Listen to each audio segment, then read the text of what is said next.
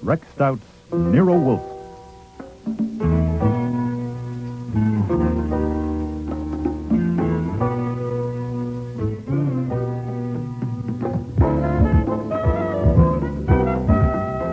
Starring Mavor Moore as Nero Wolfe and Don Franks as Archie Goodwin. Today's episode, Before I Die, with special guest stars Jane Eastwood, August Schellenberg, and Maria Loma.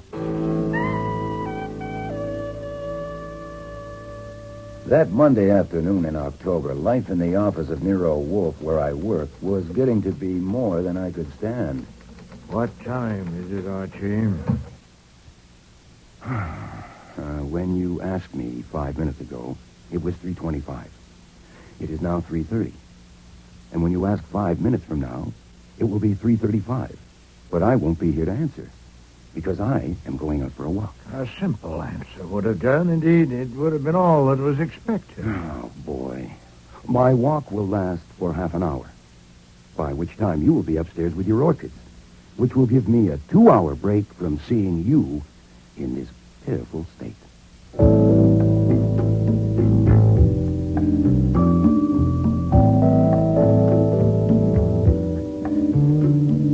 I wasn't blaming him. I was merely fed up with him.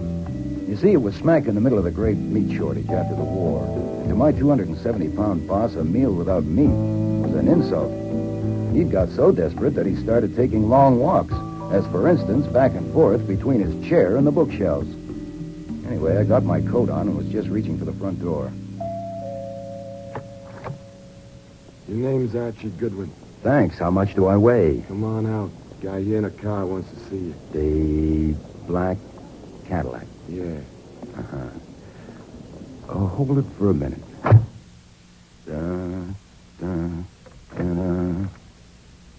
Who is at the door?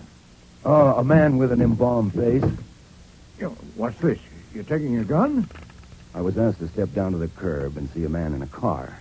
I recognize the man since he is one of our most famous citizens, Tizio Parito, also known as Daisy Parrot. His latest title is the King of the Black Market. Look, when he phoned this morning, I told you I wouldn't see him. Yeah, and I told him. I guess Daisy Parrot doesn't take no for an answer.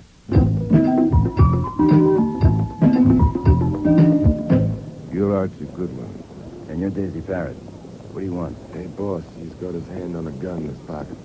And he's a damn fool to let you stand behind him. Mr. Wolfe knows you're here. Now, what do you want? I want to see Wolf. Nope. No, sir. I told you on the phone this morning that Mr. Wolfe is too busy to see you. He's got more work than he can handle now. I intend to see him. Bring him out here. Now, look. Don't think I'm laughing you off. People who laugh you off or have to show up at a funeral playing the lead, okay? But whatever you have in mind, Mr. Wolfe wants no part of it. Now, that may make you sore, which I'd like to avoid if possible. Archie! My God. Archie, what does Mr. Parrott want? Nothing. He just stopped by. He wants to see you. Then confound it, Archie. Bring him in here. What? Bring him in.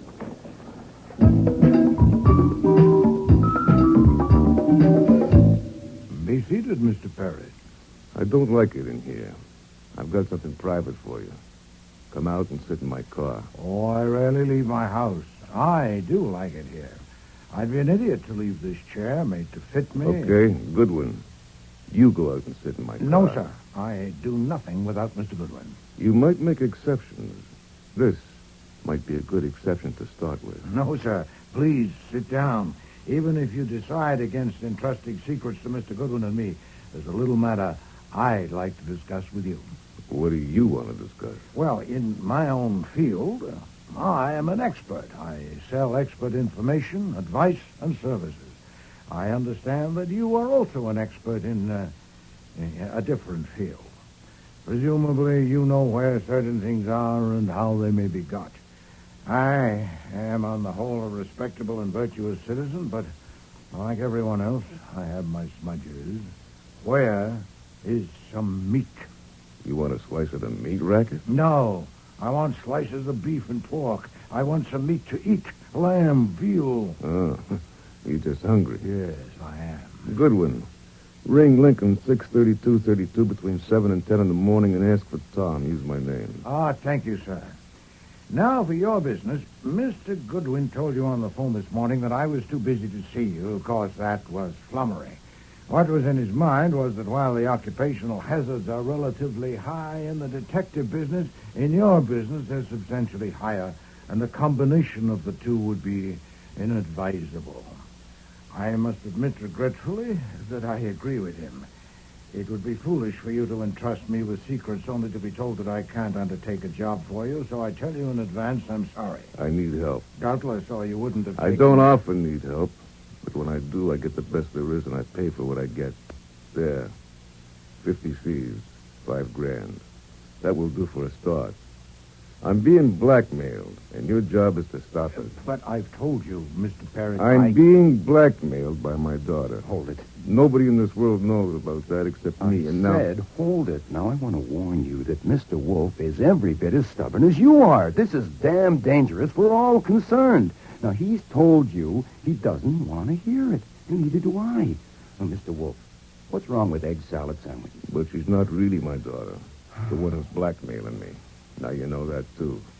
I have got a daughter, a real one. She'll be 21 next month. And where you going? You'll have to excuse me, Mr. Parrott. You walking out on me? I always spend from 4 to 6 upstairs with my plants. Always. If you insist on confiding your troubles to me, tell Mr. Goodwin about it. I'll phone you later. You know something? Who's that pot? Huh? You're crazy, both of you. What's that gun in your hand for? Crazy as bed bugs. Okay, tell me about it. When my kid was just a baby, I got sent up the river for a long spell, and while I was there, her mother died. It took me nearly 5 years before I found the kid, never mind how. And by then, I decided it wasn't safe for her to know who her father was, or for anyone to know I had a kid. So I found a way to send money to her, keep her in school and all. Uh-huh. And I got reports on her every 3 months, and everything was okay. It was working just fine till, Thumbs Meeker bitched it up. Thumbs Meeker? You heard of him? I've heard of him. And how he got his name. And Thumbs sent a punk to tell me that if there was any little favor he could do for my daughter, just let him know, capiche? It was his way of saying he'd found out and he could put the screws on you. Yeah, but he hasn't. I mean, he found out I had a daughter, but he hadn't found her yet. So I had to stop. There's only one thing in the world I'm afraid of, Goodwin. Huh? That someone will find my daughter and tell her the truth. It's ruined my life having a daughter. Where she's concerned, I can't think straight, and I can't act straight. I mean, look at my coming here and spilling this. Worse yet, look what I did a year ago April. I rented a penthouse, and I brought a girl there to act as my daughter. I knew it was dumb, but my brains wouldn't work, and I did it. Why? To draw Thumbs Meeker off. If he thought that was my daughter living in the penthouse with me, naturally he wouldn't look for her in other places, especially in colleges. Oh. I thought it would keep my secret sewed up. Everything seemed fine for a few months. Then the little bitch put the pliers on me. The phony daughter started blackmailing you? Yeah. First in small amounts. Then every month it got bigger. So far, she's into me for $25,000. I don't get it. What? Well, how do I put this? Most people would wonder, with your reputation, why she hasn't had an accident, like getting in the way of flying pieces of metal or something. Ah, that's all exaggerated. Yeah. Rumors start and everyone believes them. Uh-huh. Well, why didn't you handle her or have her handled? My daughter? My own daughter? Wait, she isn't. As far as everyone knows she is. I would have to do it myself, and even then it would have to be very risky. She's got it all figured out. What if she disappears? How would Thumbs Meeker dope? I'd be right back where I started. They'd be looking for trails again. I've looked at it from all angles, and it's no go. Then you're stuck with an expensive daughter. Like hell I am. Last night she hit me for $50,000. That settles it. I've got to have help. I picked on Nero Wolfe because from what I know of him, he's got brains, and mine won't work on this. That $5,000 is just for a start. I'll pay what it's worth, and it's worth plenty. Look, he won't touch it. Her name is my daughter, is Violet Parrott. Her real name is Angelina Murphy. She was on the jump in Salt Lake from a rolling and cleaning charge. I went out there and got her myself. See, I doped it, That I'd have her sewed up because the Salt Lake Fuzz would like to have her back if she got tricky. But it didn't take her long to realize that I couldn't unload her. Okay. You'll have to deal with her. Oh. Is it true Wolfe never leaves the house? Absolutely true. So you see... Violet will be here at 9 o'clock tonight. Mr. Wolfe will have to call you. Now, After tell him he's seen Violet, there's another job he'll have to do. With my real daughter. He'll have to be very careful. Look, that can wait. Her name's Beulah. Beulah Page.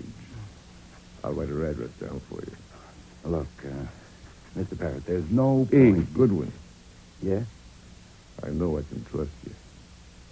I'll be in touch. Ciao. Ciao. Why are you disturbing me, Archie? I'll be down at 6 o'clock. This is urgent. A question for you to mull. Well? What color do you like in shrouds?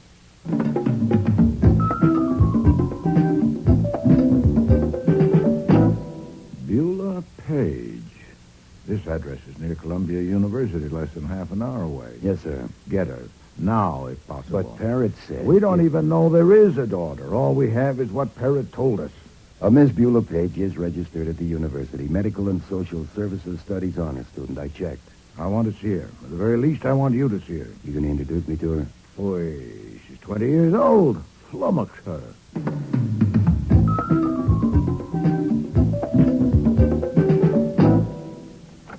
Hello. Hi there. I'm looking for Miss Beulah Page. Well, you found her. Are you a preacher? No, I'm not exactly. My name is Stevens, Harold Stevens from Dayton, Ohio. May I have a moment? Sure. Only it's too bad you're not a preacher. It certainly is, if you want one. What I want to ask, I would like very much to have a talk with you this evening because, well, I'll only be in the city a short while, and I want to tell you about the Dayton Community Health Center. How did you know I was interested in health work?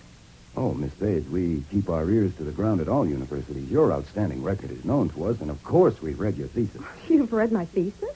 Indeed we have. It's outstanding, which is why I would like to have a talk with you. Oh, well, that's very exciting, but... Oh, come in, please. Thank you. This is Mr. Shane, Morton Shane. Mr. Stevens, is it? Harold Stevens, how do you do? Hello. Oh, well, I've got to tell him, Mort. The reason I asked you if you were a preacher. Oh, yeah. Because we're going to be married.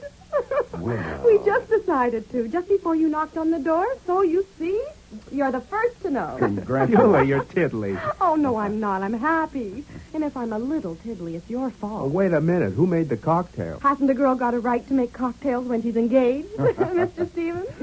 Oh, wait, there's a little left. You are good luck. You have to have one with us. Well, wait a minute. Wait, I've got a better idea. Now, I ought to be ashamed of myself for busting in on your celebration, especially right at dinner time. Why not let me help you go on celebrating? How about a betrothal dinner? Well, I don't know. Oh, that sounds just great. Morton, it's fate. Look, I'm staying with a friend in town who happens to be a very famous man, and he's also very hospitable. I'll call him up right now and tell him we're coming, all right? Well, after all, What's we're he famous for? strange. Who is Now, he? come on. He's Nero Wolfe, the detective. I've known him for years. Oh, and I'm Martin, sure- let's go have dinner with Mr. Wolfe. Oh, please. You can't refuse my first request as your bride-to-be. Beulah. Oh, let's make him go, Mr. Stevens. He has a strong sense of propriety because he's in his last year at law school. He thinks lawyers are the guardians of everything from social conventions to moral righteousness. Not righteousness. Right. There, he accepts. Let's go.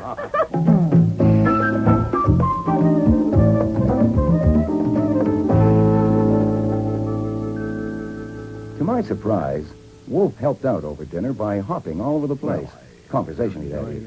It saved me from having to talk about the Dayton Health Center. He asked Beulah about her courses. He talked about cases he had handled, which fascinated Shane, which in turn fascinated Wolfe. He adores adulation. He even ended up calling him Morton, for God's sake. Morton, I hope you're prepared to face the fact that very few people like lawyers. I don't as a general rule. You know, they're inveterate hedges. They're insufferable word stretchers. I had a lawyer draw up a tort for me once. Look, just a simple conveyance, and he made it 11 pages. Oh, God. Well, 2 would have done it. Have they taught you to draft torts? Oh, naturally, sir, that's in the course, yeah. I try not to put in more words that are necessary. Well, for heaven's sake, keep it brief. A little more wine. Thank you. Oh, there's a crack in your wine glass. Fritz, replace Mr. Shane's glass, please. Yeah. Well, Miss Page, let me give you another helping of zucchini a la... It was like that right through dinner. Almost more than I could stand. And after dinner, Wolfe and Beulah sang songs. Well, at least Beulah sang. She was in very high spirits. And Wolfe was moving a finger to keep time and evidently trying to hum. For him, that was drunken revelry. I'm sure his mood could only have been brought on by a girl whose father could get him a pork chop. I had to remind Wolfe of our appointment, or he would have ended up with both daughters in the house at the same time.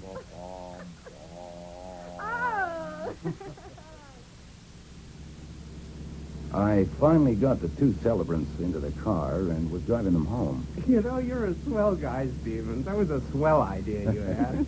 Well, what do you think of this? You drive us to Maryland and we'll get married. No! Now who's tiddly? Well, that's a good idea, isn't it? It stinks. Why? Look, I may not have any father or mother or even aunts or uncles, but I don't have to sneak off to Maryland in the dead of night to get a husband. I'm going to have flowers and white things and sunshine if I get a break. Anyway, what about that test tomorrow? You said it was important. Well, it is. Home, Stevens. Him first because he has to study. And then you can come up to my apartment and tell me about your health center. You haven't said a word about it all evening. Well, I didn't want to spoil the celebration. Brides-to-be should not discuss business on their betrothal night. I'll phone you tomorrow, okay?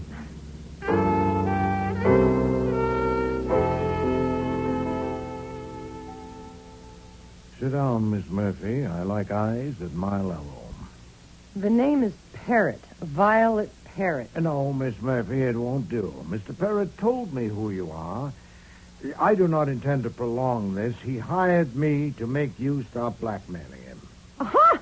My father told you that? Mr. Parrott sat there... Daisy Parrott telling anyone I'm not his daughter? Now, you think I believe that?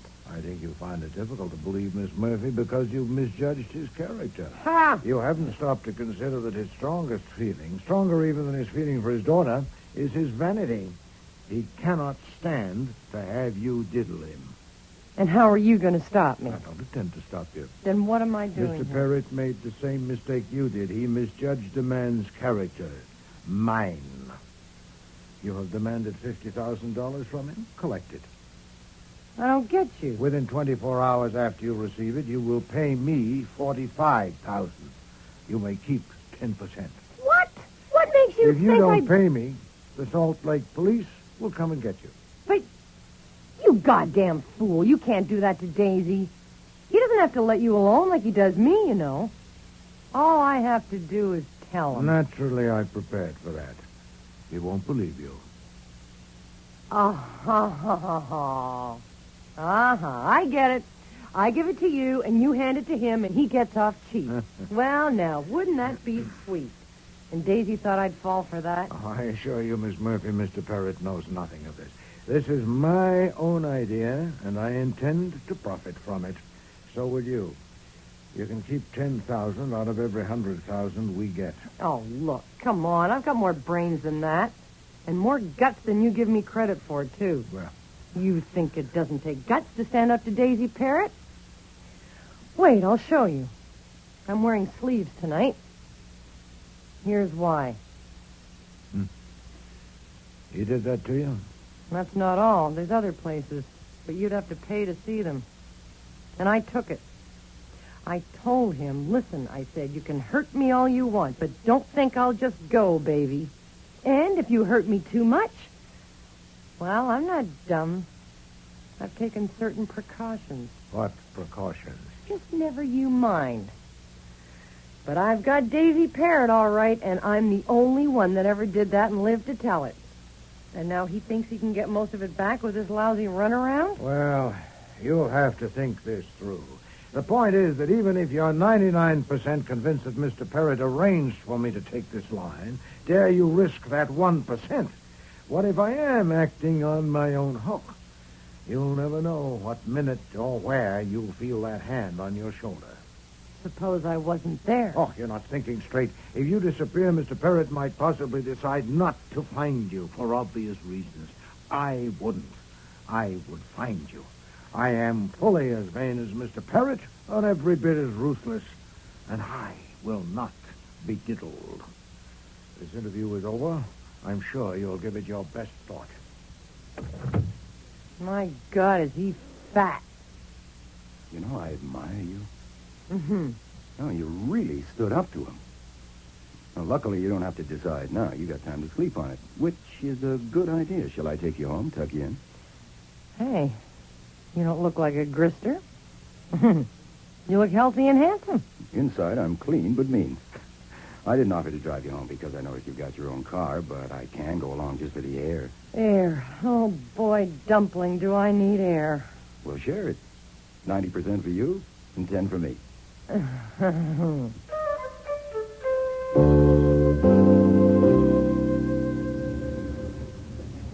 You know, Angelina, you're sunk. You can cut out the Angelina. Just call me Angel Food. Ooh, I don't like angel food.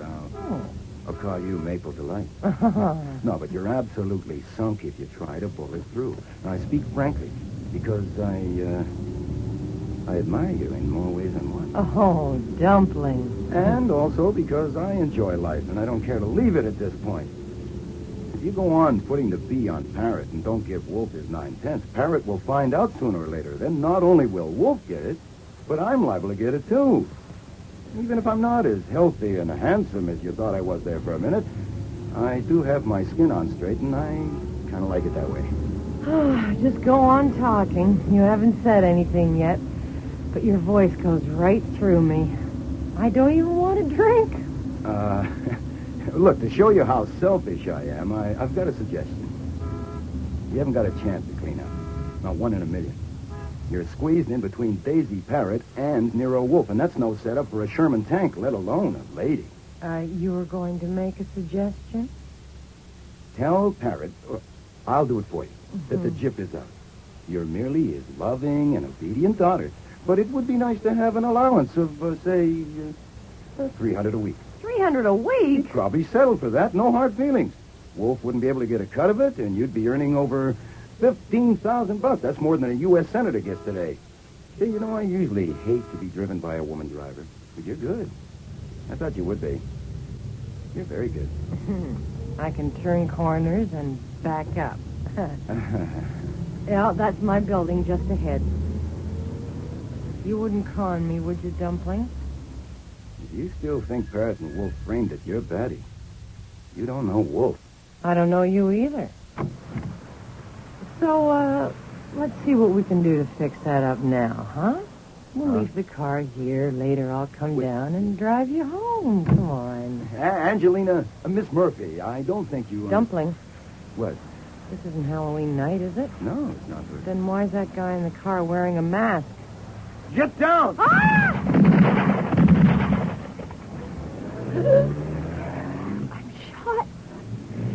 Quick. Oh, my God, I'm shot. Don't move, kid. Just try to be quiet.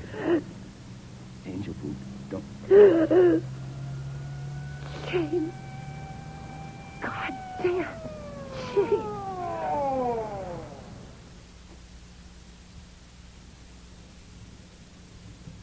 Okay, Goodwin, we lock you up. Oh, Inspector Kramer, you said that 4 times. I don't like the idea, and neither will Mr. Wolfe or his lawyer, but I prefer it to more of this. Go ahead. Oh, damn you. Look, let me summarize it for you. Daisy Parrot came to see Mr. Wolfe to consult him. If I had information for you on that, which I haven't, it would only be secondhand. Then in the evening, Parrot's daughter arrived, apparently to consult Mr. Wolfe about the same thing as her father, and I've told you you'll have to get that from Wolfe, too. And I've told you Wolf's door is bolted, and Fritz says he can't be disturbed. He's asleep. Try him after breakfast, say 11 o'clock. Of course, I won't be there to let you in if I'm in that cell. Then I escorted Miss Parrot home with her driving the car. We arrived at her apartment building Where's Daisy Parrot? You mean now? Now. I have no idea. Is he holed up in Wolf's house? Oh, good God, no. It makes my teeth chatter just to think of it. Did your teeth chatter when he was there yesterday? Now, look. It will soon be dawn. Now, I told it over and over. All I know. You know damn well the man to tell you what Parrot and his daughter wanted is Wolf. You know damn well I can't tell you. You also know if you hold me, Mr. Wolfe will resent it, and you won't be able to depend on a thing he says. Kramer, what do you want to do? Get in another jab in a private feud or solve a murder? Oh, God. I'll warn you. I'm going to take a nap. Either in a chair, or on a cot, or home. In bed. Get out of here. Go on, get. In the cab on the way home, I was trying to add it up, but I couldn't even begin. Why had Parrott decided to erase Violet? And what was the big idea of dragging Wolfe in? Not to mention me. I decided I would have to shoot Parrott. It wasn't merely a hangover from my sensation as I watched Violet die on the sidewalk. It was a realization of where Wolfe and I were sitting. To be tangled up in a gang war between Daisy Parrott and Thumbs Meeker wasn't taking a risk. It was checking out. But then as we pulled up to the house, I changed my mind. Killing Parrott was the worst thing I could do. The guy I really wanted to shoot was Wolfe. All this for a pork chop. Hold it right there, Goodwin. No funny moves, Goodwin. That's a gun in his pocket. Is it the one he used last night? Don't be too smart. I want to ask you about last night. My car's around the corner. Go ahead. We'll come behind. We can talk here. I've often talked here. What do you want to ask me? Get going. I like it here. What's that? Taxi. Hey, we shouldn't be out in the open like this. I said get going, Goodwin. I was about to say I like it here. You can relax, Parrott. Even if I had ideas, which I haven't got my gun. They took it away. Hey, that cab! Get down, boss! I didn't duck or dive. I just dropped. This time I didn't see the man in the cab at all, even to see if he was wearing a mask. I was moving too fast, rolling to get around the corner to safety. When it was safe, I stuck my head around the corner and saw two forms as flat as mine. Only they were much quieter. I crawled over to them. Parrott and Face were never going to be dangerous to anyone again. Archie, is that you? I think so, Fritz. Do you need help? Just to get in, Fritz. Take the chain off the door. Did you kill somebody? Archie! What the devil is it now? Just a couple of corpses on the sidewalk. By luck, one of them isn't me. Sorry to have disturbed your sleep.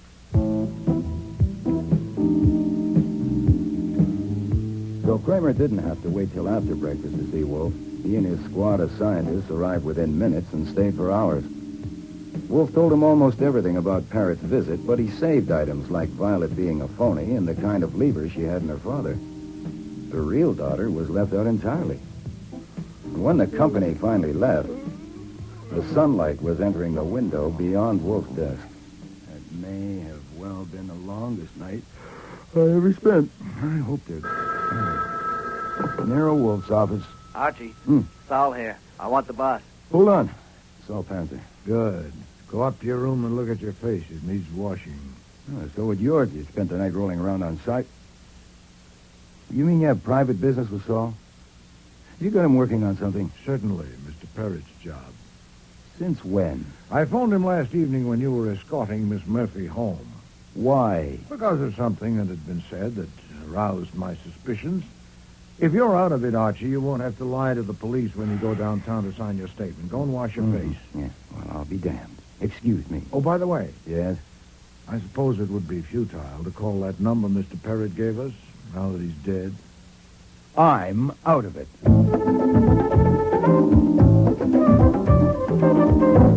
My breakfast was interrupted 4 times by phone calls, and that went on all morning. That wasn't so bad. Stalling journalists had to be routine with me over the years, but one of the calls was a sample of what might be expected from life from then on, as long as it lasted. Goodwin, That's my name. I'm a friend of Daisy Parrott's. I want to ask you a couple of questions. Be at the 7-Eleven Club this afternoon at 2 o'clock. I'm tied up at the office, but if you'll give me your name and number, I'll ring you if I find I can make it. It's too bad you wasn't tied up at the office last night. When Wolfe is upstairs with his orchids every morning from 9 till 11, he does not like to be disturbed. So I buzzed to tell him about that call. That's all? You interrupted me to tell me that? Yes, sir. Oh, and another man called. Said his name was Schwartz, and he's Daisy Parrott's lawyer. He wanted to see you immediately. I told him 11 o'clock. But if you regard him as out of it, too, I can ring him and tell him not to come. No, 11 will do.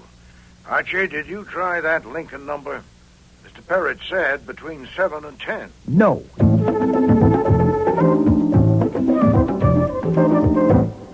Sit down, Mr. Schwartz. Thank you. Mr. Wolfe, I must apologize for being urgent about this appointment, but I felt there should be no delay. I gathered from Mr. Perrott last evening that you had not explicitly given your assent, and therefore... Assent to what?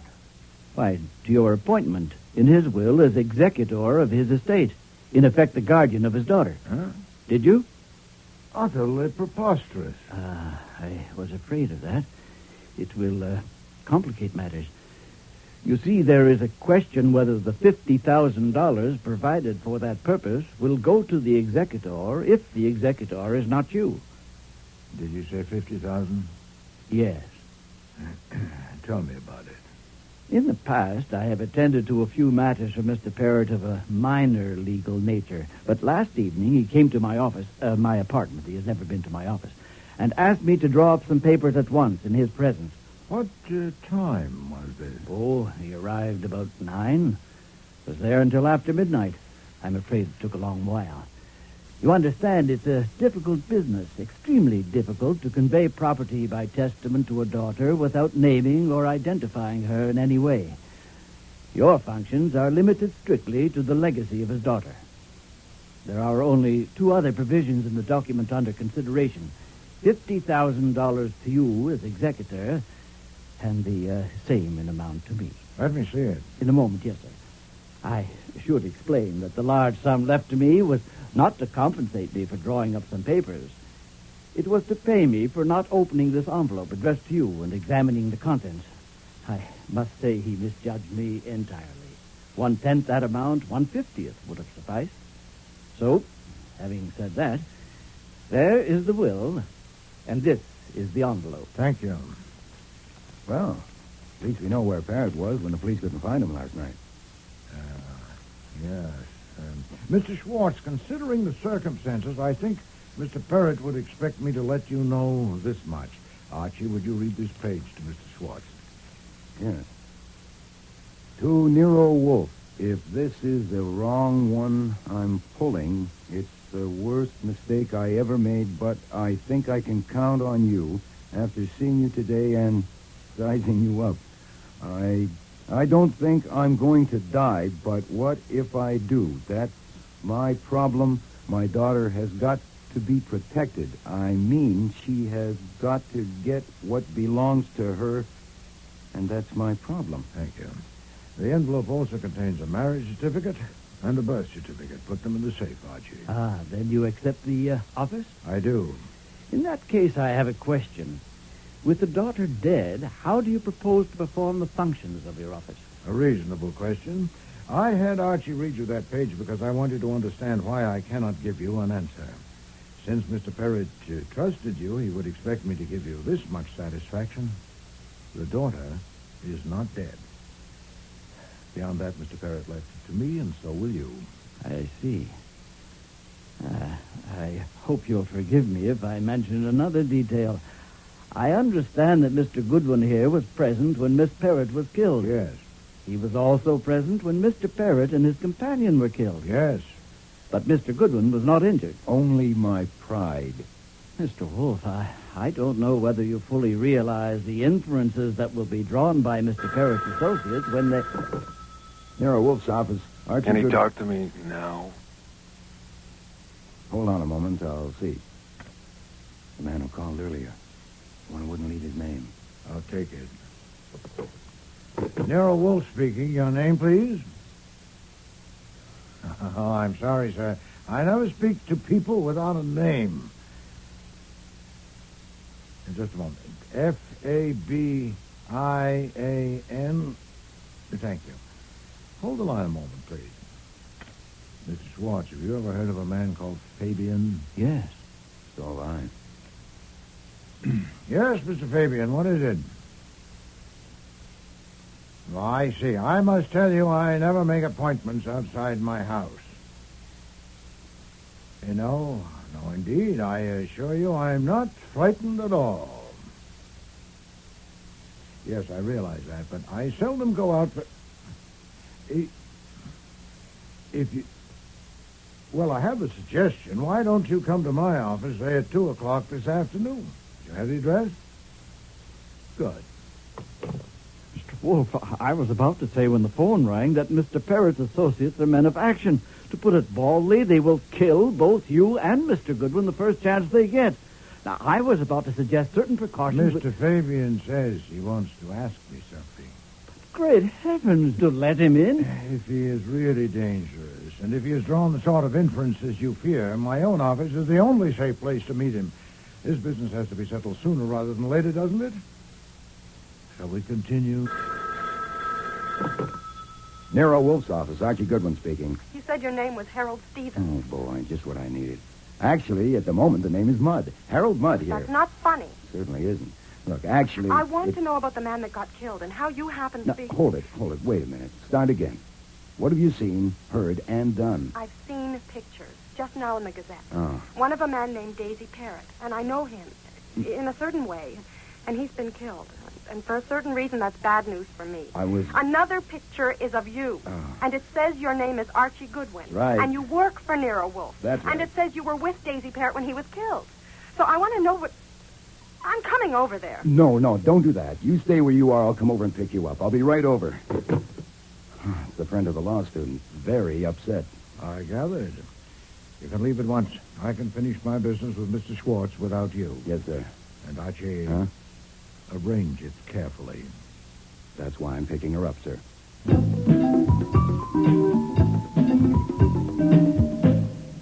How do you do, Miss Page? And, Morton, I wasn't expecting you. He wouldn't let me come alone. I certainly wouldn't. I'd like to know what this is all about. Goodwin saying his name was Stevens. And why were we sneaked in the back way like this? The sidewalk in front of our house was the scene of 2 murders, and quite conspicuous. I demand to know what is going on. Miss Page deserves an explanation, and she'll get it. Doubtless you'll get it later from her. Mr. Goodwin and I are taking Miss Page up to the plant rooms to show her my orchids and have a talk with her. Now, there are books and magazines down there. I must insist. No. Don't try. Archie, tell Fritz there'll be 2 luncheon guests at one shop. My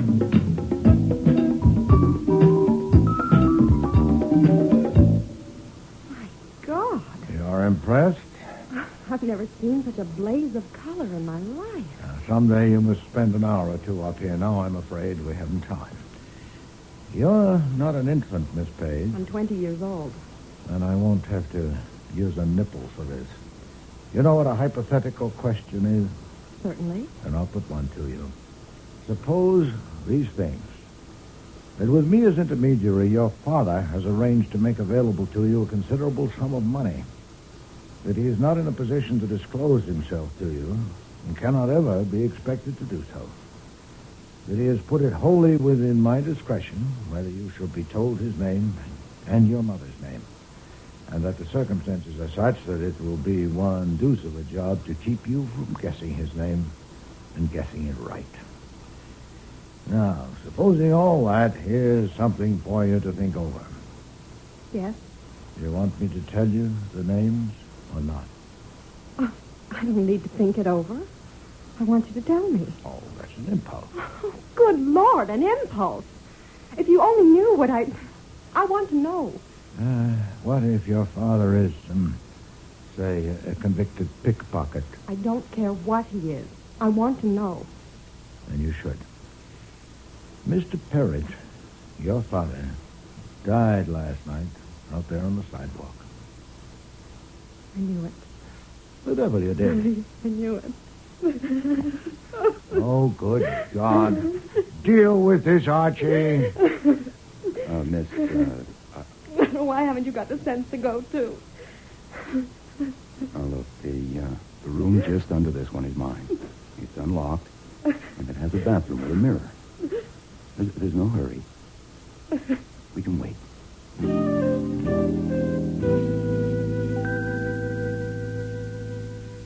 Down so soon, Archie? Is she all right? She needed a shoulder to cry on, but with her fiancé under the same roof, I didn't think it would be fitting. Morton's in the front room, pacing. Nero Wolfe's office, Archie Goodwin. Let me talk to him. It's Kramer. Mr. Kramer, how are you? I'm fine. You? The way I always am before lunch. Hungry. Enjoy it. This is just a friendly call. I wanted to let you know that you were right as usual when you decided to keep it all to yourself and tell us only one thing that was worth a damn about Parrot's daughter being wanted in Salt Lake. We got onto her through the Washington fingerprint piles, as you knew we would. I don't think she was his daughter at all. Her name was Angelina Murphy, though she used others. She had about 10 years coming. I suppose I might as well ask if you have anything to add. No. No, I think not. Nothing at all? But the job you took on for Parrot? No, nothing. Okay. I didn't expect it. Enjoy your lunch. Oh, at least I heard that before I died. What? Well, Kramer knowing you've got things he could use and merely telling you to enjoy your lunch. Do you know why? Yes. It was, in effect, an obituary. If I were a sentimentalist, Archie, I'd be touched. He thinks we haven't got long to live. Yes. What do you think? I think we should enjoy our lunch.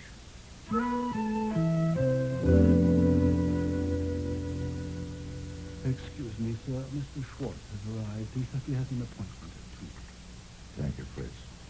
Well, I must apologize for ending the meal so abruptly, but callers are expected. Miss Page, I think it would be best for you and Morton to leave the same way you came.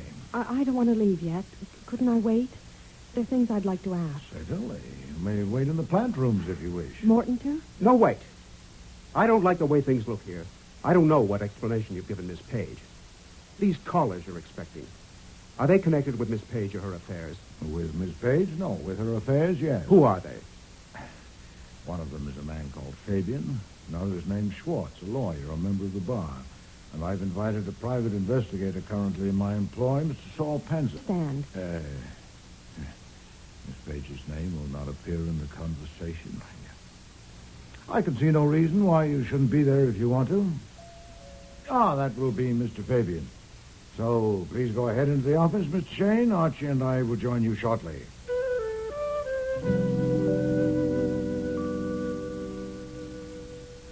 Mr. Fabian, it is part of your legend, sir, that you never go anywhere unarmed. Are you armed now? Yeah. Any objections? None at all, but I'm not calling you a liar, but I would be better satisfied if I saw proof. Where is your weapon? Easily available? It's available. Would you mind showing it to me? Comedy. Here. I could have had it out and in again 20 times. I came to get some proof from you and Goodwin here. Excuse me. We'll go into the office and sit down. This way, sir. You know, I must apologize to you, Mr. Fabian, for appropriating a few minutes of your time, but this will only take a few... Fritz has got it, sir. You're Schwartz. Yes, Mr. Fabian, you may remember. Yeah, I remember. Archie, you can't go in. Fritz, Mr. are you all right? How are you going to stop me? Fabian, what you doing here? I got you covered, Thomas. Not here and now, Fabian. Who gave you the steer? Nobody. I came on business. Lift them up. Oh, Tommy Rocky, this is preposterous. Besides you two, there are 5 people in here. What do you expect to do, shoot all of us? Nonsense. And who the devil are you, sir? What do you mean bounding into my house like this? That's Mr. Thumbs Meeker, Mr. Wolfe, sir. You heard me, Fabian. Not here and now. He's right. I came on business. You came on business? What business? Who are these guys? Well, they're here on business, too. What's yours? I want to know if it's true that you told the cops that your punk put a finger on Parrot and his daughter for me. No. They seem to have that idea. It isn't true. Oh, I'm a liar? I don't know whether you're a liar or not, but if the police have made any such statement or intimation, they are. I would have expected you to be sufficiently familiar with police methods not to come running to me with anything as silly as that. You didn't tell him that? Certainly not. You're Goodwin. Yeah. Did you? No, am I a half-wit? Mr. Meeker, now that you're here, I suggest that you stay. Please, be seated. I was about to tell these people who killed Mr. Parrott and his daughter and how and why. It will be doubly interesting because the man who did it is present. I wouldn't want to miss that. Hey, I'm present. Yes, sir, but it wasn't you. Sit down. I don't like to talk to faces on different levels. And you too, Mr. Fabian. Yeah, that's better. Now then, first about Mr. Parrott's daughter. The police know that the young woman who was killed last night was not his daughter, but they don't know that he actually has a daughter. I do, and I know who and where she is because Mr. Parrott told me about her in this room yesterday. At this very moment, Go slow. If you please. No power on earth, Mr. Fabian, not even the kind of primitive power you rely on, will keep me from telling this properly. You can shoot me, but you're not going to, so don't interrupt. Mr. Parrott's real daughter is at this moment in this house, upstairs looking at my orchids. He told me... That's a lie. She doesn't think so, Mr. Shane. And don't you interrupt me. Mr. Parrott entrusted her interests to me, and I intend to guard them. Some 18 months ago, he discovered that you, Mr. Meeker, had learned of his daughter's existence and were trying to find her. So he tried a finesse. He went to Salt Lake City and arranged with a young woman named Murphy, a fugitive from justice, to come to New York and live with him as his daughter. Go slow. Oh, don't be absurd, Mr. Fabian. The police know all that. The arrangement was made, and Miss Murphy came to New York and became Miss Violet Parrott. But before long, she began demanding sums of money, increasingly larger, with the threat that she would make a disclosure if he didn't pay, and he paid. That's crazy. Daisy Parrott would never pay blackmail. Oh, but he did, Mr. Fabian, because, you see, Miss Murphy had somehow found out who and what and where his daughter was, and that put his daughter in jeopardy. Daisy would never have put up with that. He would have handled it. Mr. Parrott couldn't handle this because Miss Murphy had taken precautions. To protect herself, she told someone else. Someone else? With Mr. Panzer's help, I have discovered the identity of that person. Who? Who was it? Miss Murphy, out west, had been attached to a man in some of her unsavory enterprises.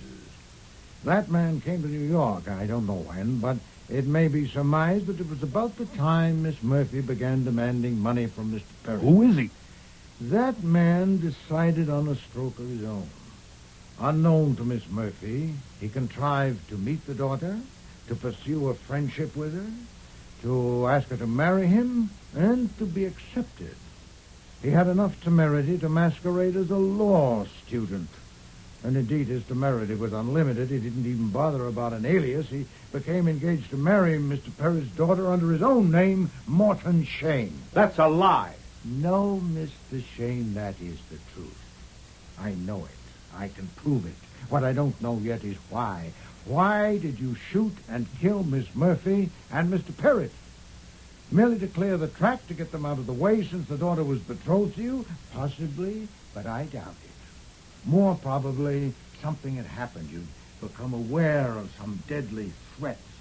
Had Miss Murphy, by any chance, discovered your association with the real daughter? You'll eat all of this, you fat, lying son of a bitch. I'm going. Stay where you are. You got anything else? Nothing but proof. Last evening, Mr. Parrott's daughter and this young man dined with us. And one or two remarks he made stirred a faint suspicion in me. Faint, but simple to test. He said he was in his last year at law school, and I asked him if he'd learned to draft torts. And he said he had. Mr. Schwartz, you're an attorney. Is that possible? No, certainly not. A tort is an act, not a document, as any law student would know. You can't draft a tort any more than you can draft a burglary. I had my chef save your wine glass, Mr. Shane, and after you had left, I got in touch with Mr. Panzer. Through the FBI, we learned of your background and your record. And I also arranged that Mr. Panzer should pick you up last evening in front of the building where Mr. Parrott's daughter lives and keep on your trail. I'll kill you, you son of a...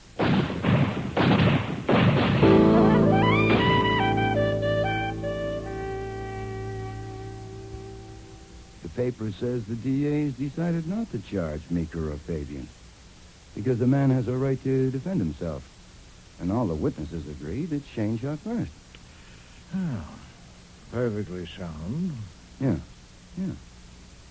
I hate to disturb your reading. Then don't. But I would like to make it clear that I don't believe Saul was on Shane's tail that night. I think you put that in to make Shane go for his gun.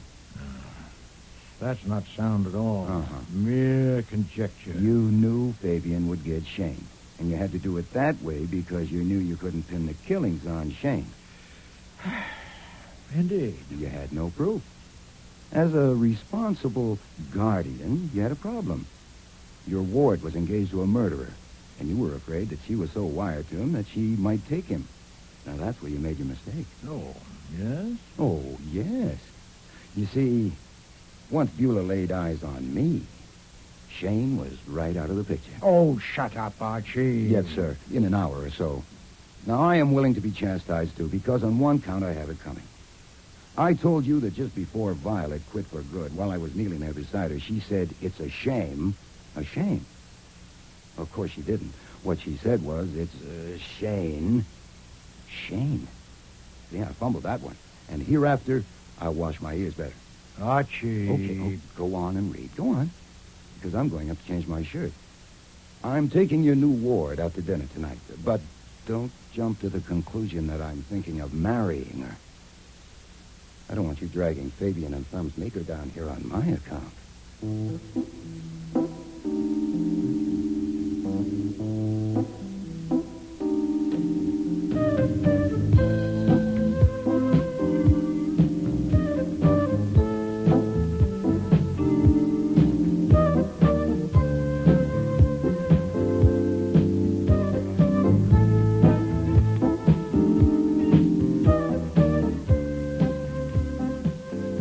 Starring in today's episode were Mavor Moore as Nero Wolfe and Don Franks as Archie Goodwin. Jane Eastwood was Angelina Murphy, August Schellenberg, Daisy Parrott, Maria Loma, Beulah Page, David Hemblin, Thumbs Meeker, David Stein, Morton Shane, Alfie Scott, Saul Panzer, Cease Linder, Inspector Kramer, John Evans, Fabian, and Frank Perry was Fritz. Music was composed and conducted by Don Gillis. Technical operations by John Jessup. Sound effects by Bill Robinson. Production assistant was Nancy McElveen, and casting consultant Ann Weldon Tate. Before I Die was written and produced in Toronto by Ron Hartman.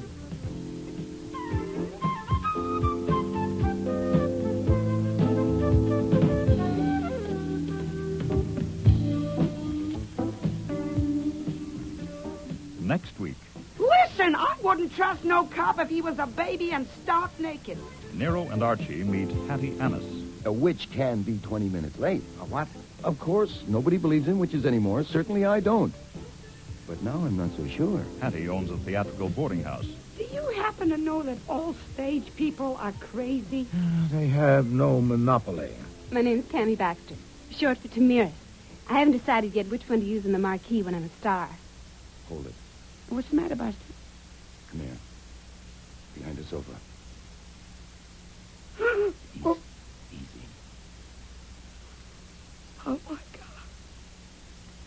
It's Tammy. Yeah. Now you'll never get your name up in lights. I'll get up when I like and I'll walk out when I like. Steady. Boot liquor. Here, let me help the you. great detective Nero Wolfe, just a flunky for the cops. Get in here quick. Thanks. Hey, you might have brought me something to eat. You're no good. Well, if I'm no good, why'd you let me in? Because I thought you had something to eat. Actually, if I wasn't any good, would I bother to come and tell you to stay away from that door because they're going to bust it in? No, they won't. Why won't they? Because they know if they do, I'll shoot. You've got a gun? No, but they don't know that. Oh, All right, Buster. I've never hired a detective before. You want me to sign something? Who are you hiring, Miss Annis? I'm hiring you. To do what? What? To show the cops. To make them wish they'd never set foot in my house. No to way. make them eat dirt. Next week, Rex Stout's Counterfeit for Murder, with guest stars Joy Coghill, Brent Carver, Gilly Fennick, Lynn Griffin, and Sandy Webster.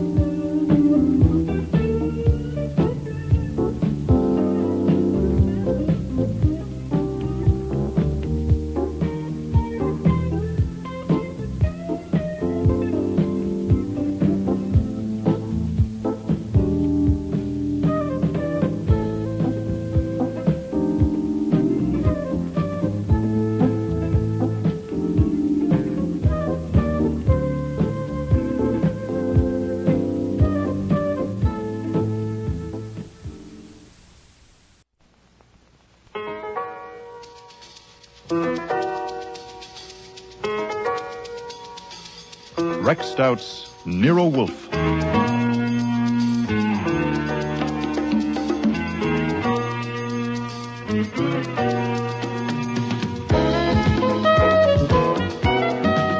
Starring Mabel Moore as Nero Wolfe and Don Franks as Archie Goodwin.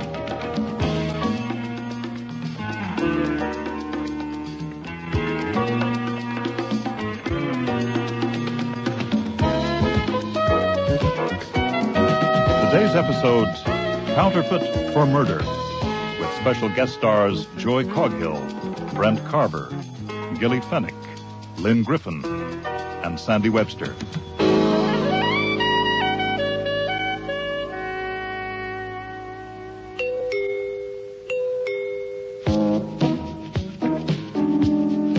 I was on my way out to deposit a check in Nero Wolfe's bank account when I saw her through the frost on the one-way glass panel of the front door. Now, my rule is never be rude to anyone unless you mean it. But when I saw her there on the stoop, her gray hair straggling all over her dirty face and her coat missing a strategic button, well, I meant it. I don't want any, thanks. You would have once, Buster. 30 years ago, I was a real treat. My, how time flies. Hey, wait! I want to see Nero Wolfe, the detective. Sorry. Do I gotta walk right through you? There are difficulties, lady. 1, I'm bigger than you are. 2, Mr. Wolfe only sees people by appointment. 3, he won't be available till 11 a.m. 4, my watch says 10. I'll come in and wait. No. I'm half froze. No go. Listen, are you nailed down?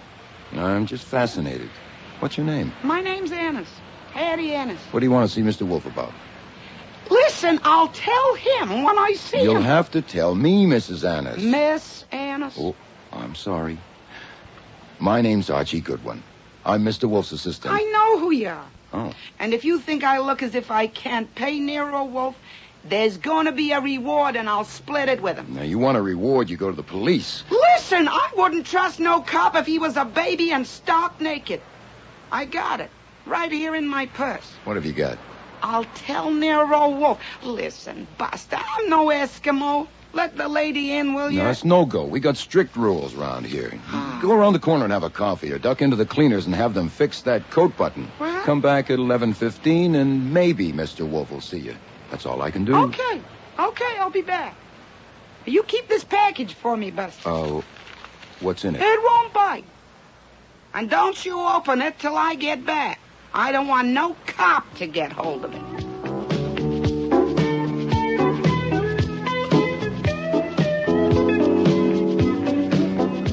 I don't know why I took it, except that she trusted me, which meant she had fine instincts and no sense at all. Could have been a bomb, but it didn't tick, so I just stashed it under the couch in the front living room and went off on my errand, thinking maybe it was the Hope Diamond and I should have put it in the office safe. I was so worried by the time I got back to the front door of the old brownstone that I almost tripped on a fur coat on the top step before I noticed somebody was sitting in it. It's a terrific idea, this outdoor waiting room. But you ought to install a magazine rack. She was the kind of girl Hattie Annis might have been 30 years ago. Right age, right face, right legs, so far as I could see. I decided to invite her inside so she could take her coat off. Welcome to the office. I'll sit here. You can sit there. A man told me through a crack in the door that Mr. Wolfe was engaged and Mr. Goodwin was out. Mr. Goodwin, I presume? You do, but it's okay by me. Your turn. My name's Tammy Baxter, short for Tamiris. I haven't decided yet which one to use in the marquee when I'm a star. Well, that would depend. If it's a musical, Tammy. Mm-hmm. But if it's Lady Macbeth, Tamiris. Hey, thanks. Don't mention it. Why don't you ask me what I want? I'm putting it off because I may not have it. Oh, that's nice. I like that. That's a good line if you knew how to read it. Okay, how's this? What do you want? Don't call us, we'll call you. I'm not an actress yet, only going to be. Oh. I don't want much, just ask about my landlady, Miss Annis. Hattie Annis. Has she been here? Here? When? This morning. I'll ask Fritz, the housekeeper. Fritz! A male housekeeper. He's also the chef. Mr. Wolfe doesn't like women around the house. Can I be of assistance, Mr. Goodwin? Oh, Fritz. Mr. Brenner. Did anyone besides this lady come in while I was out? No, sir. No one. Any phone calls? No, sir. Well, thank you very much, sir. Well, thank you, sir. No, thank you, sir. Well, apparently not, Miss Baxter. That's funny. She said she was going to take something to... I'm worried. Why should you worry? You would if you knew her. She almost never leaves the house, never goes more than a block away. She's no loony, you know, but she's not quite all there. And we all feel responsible for her. All? It's a boarding house. Oh. A dump, almost. But anybody in show business or trying to be can get a room there, even if you don't pay every week. I only hope she's... Well, if she comes, will you phone me? Oh, sure. If you'll give me your phone number. Oh, my, you read that line wrong, too. Got your little black book handy?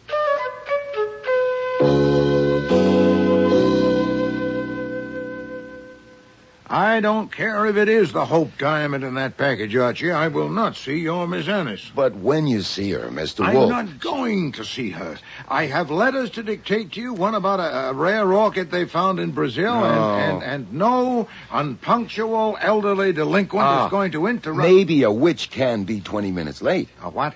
Maybe something happened to her broomstick. Now, no, of course, nobody believes in witches anymore. Certainly I don't. But now I'm not so sure. She has this strange fascination. You know, have I got a screw loose? Yes. A witch, you say? Oh, she must be. I'm bewitched. All right, I'll give her 2 minutes, but not unless she flies here within the next 5. Otherwise, I shall go and sample Fritz's chestnut soup. That'll be her now. I'll go and get it. Remember, 2 minutes.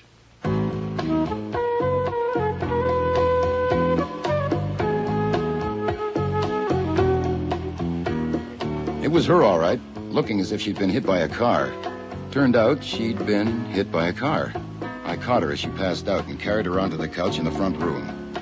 Now, there's no chair in there big enough to hold Nero Wolfe's 1/7 of a ton, but he was a good sport about it. I am perfectly capable of standing for 2 minutes, Archie. Oh, you don't look it. You do fine for Falstaff. I take it you are feeling better, Miss Annis. Yeah. You told Mr. Goodwin a car came up over the curb and hit you. Not hard enough to knock me down. The curb spoiled his aim, and I jumped. And the car went on. Yeah. I just gone home to sew that button back on my coat after your crack about my appearance, Buster. And I almost got back here when that... Did you see who was driving the car? No, he come up behind me. Or she did. So I stumbled back here and I rang the bell. And I got you before you hit bottom. And I missed out again. What? Carried in the arms of a man, and I didn't even know it. Oh, what's life up to? Madam, I told Mr. Goodwin I would give you 2 minutes. Let us make the most of them. Oh, some wonderful day. Buster here carries me over the threshold, and Falstaff gives me 2 minutes. Hey, and here's another one with coffee. Oh, thank you, Fritz. You're quite welcome, sir. For the lady. Yeah, if you please, Fritz. Yeah. Hey, I like him. Miss Annis, Mr. Goodwin tells me you have something you think is good for a reward. What is it? Do you happen to know that all stage people are crazy? They have no monopoly. Thank you, Fritz. Yes, sir. Hey, that's good coffee, Fritz. Thank you, madam. I like him. I was born in this house on 42nd Street. I always lived there. And my father owned a theater. You see, stage people are special. They always have been. And that house is only 8 minutes walk from Times Square. Hell, I only need 1 room and a kitchen, so they can live there. They pay me when they can. Well, who lives there now, Miss Annis? 5 of them. Huh? 3 men and 2 girls. And they all use the kitchen and keep their rooms decent. At least they're supposed to. I never go in. My room's on the 2nd floor front, you see. If you please, madam, to the point. I'll get there, Falstaff. Oh. That's good coffee. Yeah, it is. The ground floor is the parlor. And nobody goes in there much since my mother died 2 years ago. But once a week, I go in and I take a look around. When I went in yesterday, a mouse run out from under the piano and went in back of the bookshelves. You believe a mouse can run up a woman's leg? No. No, neither do I. No. So I got my umbrella from the hall, and I poke around behind the shelves. But he didn't come up. Oh, must we listen to a Beatrix Potter tale? So, I took some books out. And in back of them was a little package I'd never seen before. Aha. And I opened it. And that's what I brought. It's under the sofa, sir. I'll get it. We can split the reward 3 ways. You, me, and Buster here. Open it, Buster.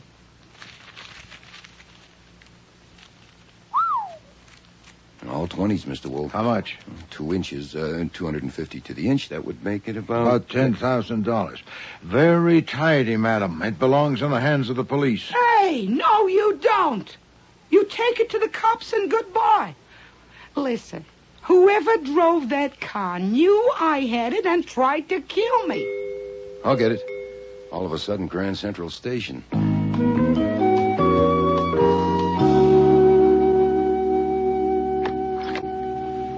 Yes, sir?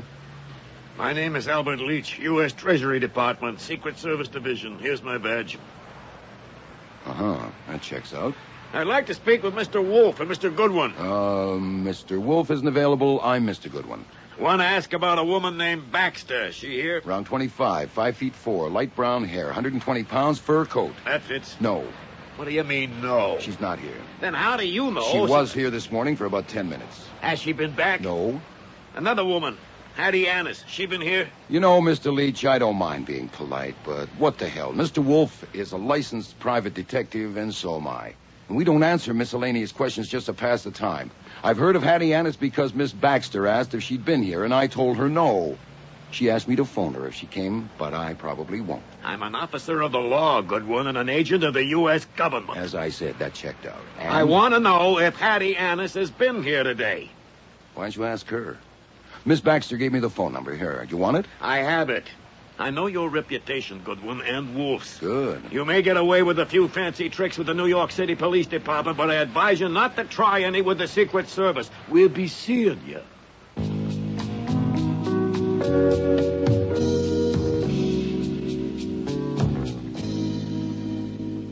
Hold everything, Mr. Wolfe. Those bills are counterfeit. Yes, we know that. You do? How'd you find out? Miss Annis just told me so. You knew they were phonies? Of course. Why would he hide real money in my parlor? And why would I bring it to Nero Wolfe? How did you find out, Archie? That was a T-man at the door. A what man? A T-man, a Secret Service agent of the U.S. Treasury. That's their job, counterfeiters. He wanted to know if a woman named Baxter was here this morning. Tammy Baxter? Tammy Baxter was here? That's right, and he wanted to know if you were here, too, and I insulted him, so he left. You insulted a T-man? Why didn't you show him in? And have her accuse me of substituting phonies for the real money she walked in here with? Hey, what did you say? Call the Secret Service at once, Archie, and tell them it's here. If Miss Annis leaves before they arrive, keep the package and give her a receipt. Good day, madam, and please don't get up. Hey, don't you madam me. You mean that? Call the cops and hand it over? Not the cops, Miss Annis, the Secret Service. I have a responsibility as a citizen. Counterfeit money is contraband. I can't let you walk out with it. I'll get up when I like, and I'll walk out when I like. Steady. Bootlicker. Here, let me help the you. Great detective Nero Wolfe, just a flunky for the cops. Hey. If full staff was here, I'd apologize. Madam, and cannot... you can't glare me down. This lady is going to talk. Now, don't you touch me, Buster. Take it easy. You know better, thinking I pull a switch on you. It may be counterfeit money, but it's not your counterfeit money, it's mine. I find that stuff in my house. I'd rather burn it than turn it over to the cops. So I think I'll get a detective to find out who put it there. So I go to Nero Wolfe, and this is what happens. You want to suck up to the cops. I spit at you.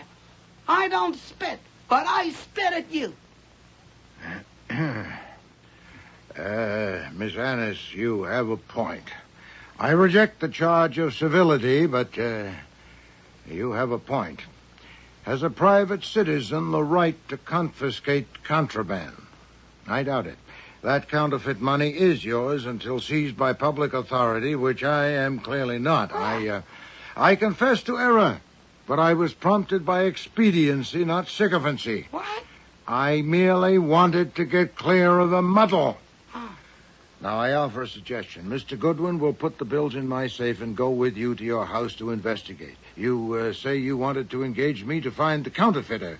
Well, he will decide if that is feasible without an expensive inquiry. If it isn't, I'll return your property to you, but I'll notify the Secret Service that I am doing so. And in either case, I shall expect no fee. We split the reward 3 ways. I have no interest in a reward. Archie, be good enough to escort Miss Annis home.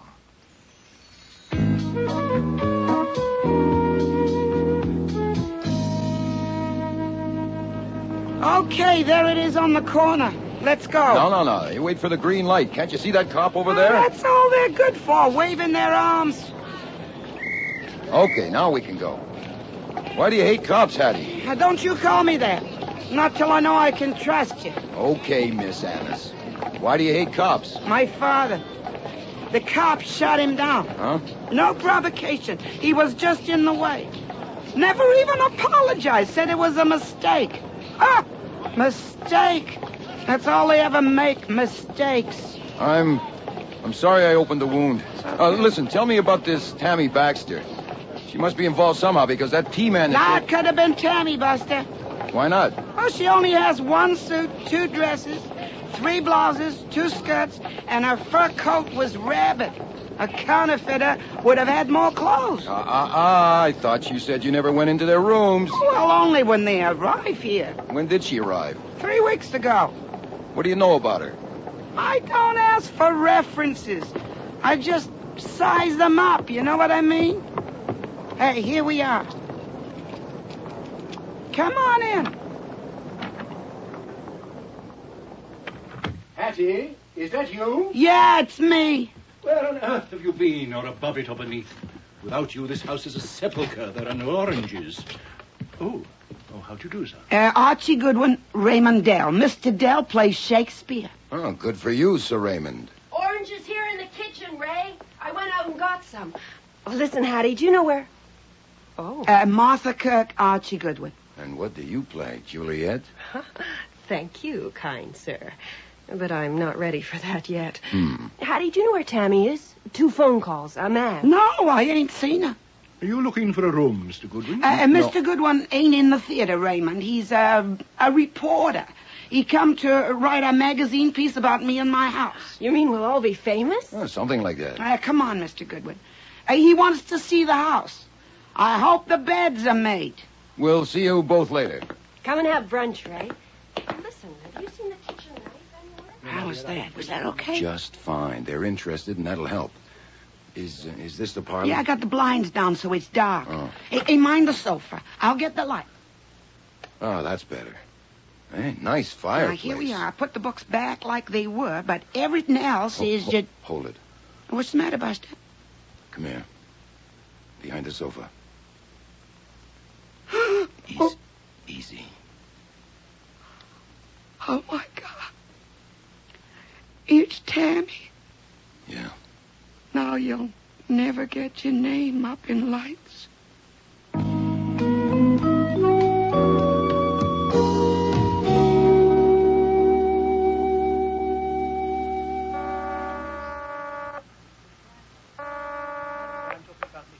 Yes? Me. Calling for Miss Annis's house to report a complication. Went into the parlor to look at the bookshelf and found Tammy Baxter on the floor with a kitchen knife in her chest. The girl who came in this morning and the T-man was interested in. I'm keeping my voice low because this phone is in the hall and there are people in the kitchen with the door open. I have my eye on it. Have you called the police? Miss Annis won't, so I'll have to. I suppose I ought to contact Leach, the T-man. Why him?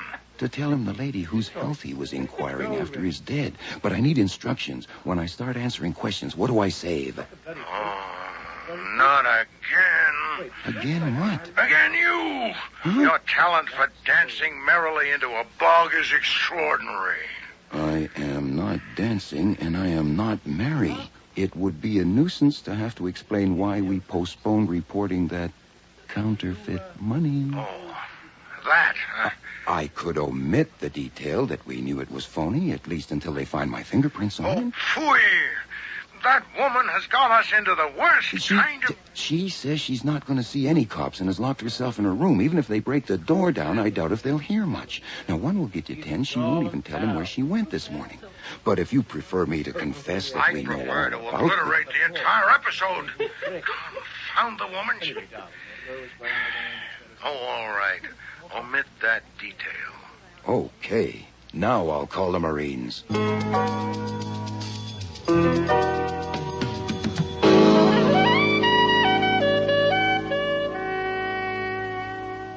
I know you, Goodwin.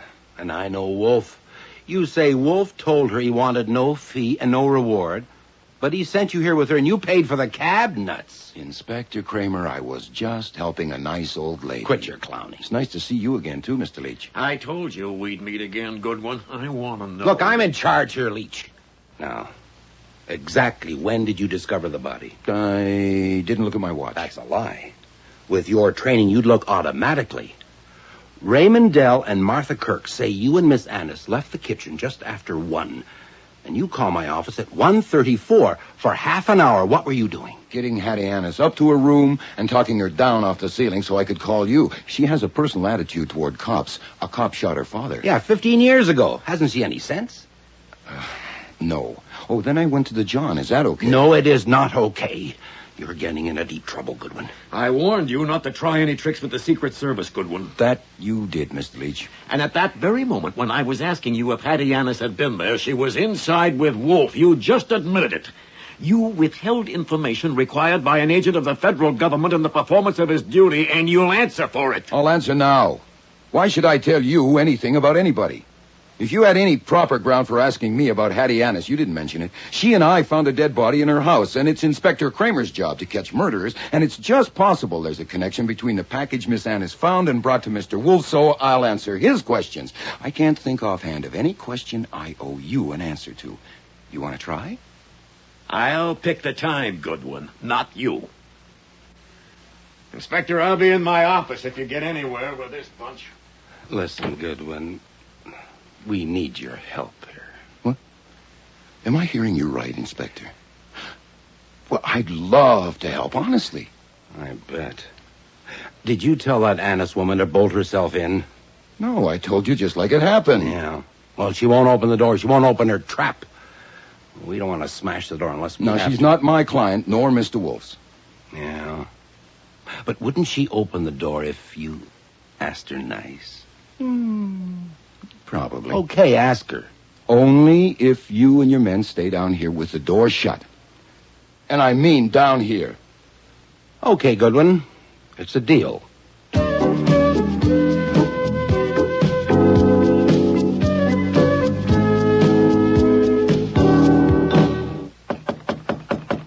Who is it? Me, Buster Goodwin. I'm alone. Let me in. I want to ask you something. Where are they? They're downstairs. Look, I'm not a flunky. Okay. Get in here quick. Thanks. Hey, you might have brought me something to eat. You're no good. Well, if I'm no good, why'd you let me in? 'Cause I thought you had something to eat. Actually, if I wasn't any good, would I bother to come and tell you to stay away from that door because they're going to bust it in? No, they won't. Why won't they? 'Cause they know if they do, I'll shoot. You've got a gun? No, but they don't know that. Oh, May I have permission to call you Hattie? No, not till I see what happens. Okay, Miss Annis. Now, here's a gen. If Inspector Kramer and his football squad have to smash that door down to get at you, it's an absolute certainty they'll take you downtown and hold you as a material witness. A witness to what? They're investigating a murder that occurred in your house, and you're a suspect, whereas if you let them in polite... Wait a minute. I'm a suspect? Sure. Now, when you came home to sew the button on your coat, you could have done it then. You suspect No, me? no, of course not. Look, even if I'm no good, I'm not a half-wit. Ay, they'll have to carry me. They will. And in handcuffs. And they'll need them. All right, Buster. I've never hired a detective before. You want me to sign something? Who are you hiring, Miss Annis? I'm hiring you. Call me Hattie. Thank you. But you can't hire me. I work for Nero Wolfe. Then him. To do what? What? To show the cops. To make them wish they'd never set foot in my house. No to way. make them eat dirt. He wouldn't take the job. If you hired him to investigate the murder, he might fill your order on the side, but I doubt if you could afford it. I'll pay him $42,000, and that ought to be enough. What will you sell besides the house, the yacht? Now, don't try to be funny, Buster. It's in tax-exempt bonds in the bank. You want me to sign something or not? That's not necessary now that I can call you Hattie. All right. You may not be available later today, so we'll leave it that you've hired Nero Wolfe to investigate the murder. Now, if he doesn't take the job... Well, why wouldn't he take the job? Because he's a genius and he's eccentric, and geniuses don't have to have reasons. Now, you leave the door unbolted, and I'll tell Kramer... I will not.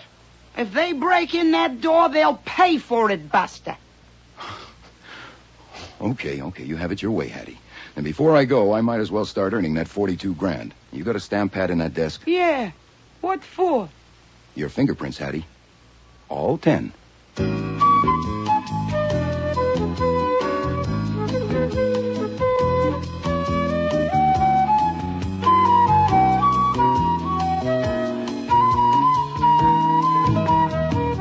One of the rules in our house is no business talk at meals, and another is no business in the orchid rooms except in emergencies. There being no emergency except deciding whether he was going to work today or not, Nero Wolfe took my report not in the plant rooms with their dazzling color, but in the potting room next door. Theodore was washing pots in the sink. Theodore, you must be very careful of this beauty. Don't plant her too deeply. Right? Now then, Archie, to your report. Thank you, sir. The main thing is I'm pretty sure Hattie Annis is on the level. You mean she's innocent of that girl's murder? I think so. On what grounds? Well, she couldn't possibly have been faking when we discovered the body. First she said to the corpse, right? Now you'll never get your name up in lights. Well, sentimental, but you're right. I doubt if she's capable of inventing it. Yeah, then she says, oh, no, that's the kitchen knife. Well, I mean, how corny can you get? Huh? Now, I'd never try to predict what the lady was going to do. But I know what she didn't do. She didn't kill Tammy Baxter. But what's the connection, then? What had the Baxter girl to do with Hattie Annis's counterfeit bills? I don't know. But there's got to be one. Because I called Kramer and Leach separately, and they both turned up at the house together. Coincidence? No, sir. They'd been talking. Planned a little campaign for handling yours truly. I must say, Kramer and Leach, neither of them asking if you knew the money was counterfeit. It's an insult to your intelligence and mine. My guess is Leach told Kramer not to mention it, because what Leach wants to find is the source. He'd rather catch an engraver than a murderer any day. And if counterfeiting was mentioned to me, I might mention it to someone else, like a reporter. God knows I wouldn't put it past you. Oh, thank you, Theodore. Splendidly potted. Oh, yes. Let me hold a little beauty. All right, on, Archie, on. Next, Tammy Baxter was a tea woman. A tea woman? Well, you have tea men, you can have tea women. Oh. When Leach was here this morning, why didn't he ask me what Tammy Baxter had told me? Because he knew. She'd already reported to him. Also, he knew the phone number of that house. Said so. And Kramer. Why wasn't he more interested in my talk with Tammy only an hour before she was murdered? Because he already knew from Leach. Then she'd been posted in that house by the secret police. What else? Someone who lived there was passing bad money. If they knew who, they'd know who killed Baxter. So I figure they don't. Oh, it's one of the 4 rumors. Is that it? They all use the kitchen knife. Raymond Dell, who's an old ham, and then there's Noel Farris. He's a young, sensitive type. Paul Hanna, a character juvenile from Central Casting, and Martha Kirk, who has 20-year-old dimples and a nice smile. They work irregularly, but that's showbiz. Nonetheless, one or more may have an alibi. Check. Oh, if Hattie Annis is your client, Go on. You probably want to phone our lawyer since you don't like leaving your clients in the coop. Oh, phooey, lawyers cost money. Those bonds of hers may not exist. She's probably an indigent. Not a chance. She's my favorite screwball, but she's not a liar. I'm in her debt. She made Kramer ask me a favor. Oh, all right, then. Call Parker. Have him get her out on bail. Fine. Now that's settled, I assume you don't intend to let go of your client's property unless a court orders you to. What property? The package. According to Kramer and Leach, we're not supposed to have guessed the bills are phony. I thought I'd try the package for fingerprints, okay? No objection. But there'll be other prints than yours. Hers, for instance. How will you know them? I got hers before I left. You took... There are 7 good prints, 12 fair ones, and 14 smudges. The only ones you can identify are mine and Hattie's. Either he wore gloves or he wiped it. Confound you, Archie! You dropped the pot. Then pick it up. Yes, No. You look after it, Theodore. Oh, confound you, Archie, I say again. Why ask permission for something you've already gone ahead and done? Because I had to know you'd taken her on as a client. Oh, phooey. Now what? Come. Excuse me, Mr. Wolfe, but there's a party below wishing to see you. What party, Fritz? Didn't you tell him I'm busy? Yes, sir. Messrs. Dell, Ferris, and Hannah, and Miss Kirk. All four of them. This is the limit. Did you invite them, Archie? No, sir. It's a surprise party.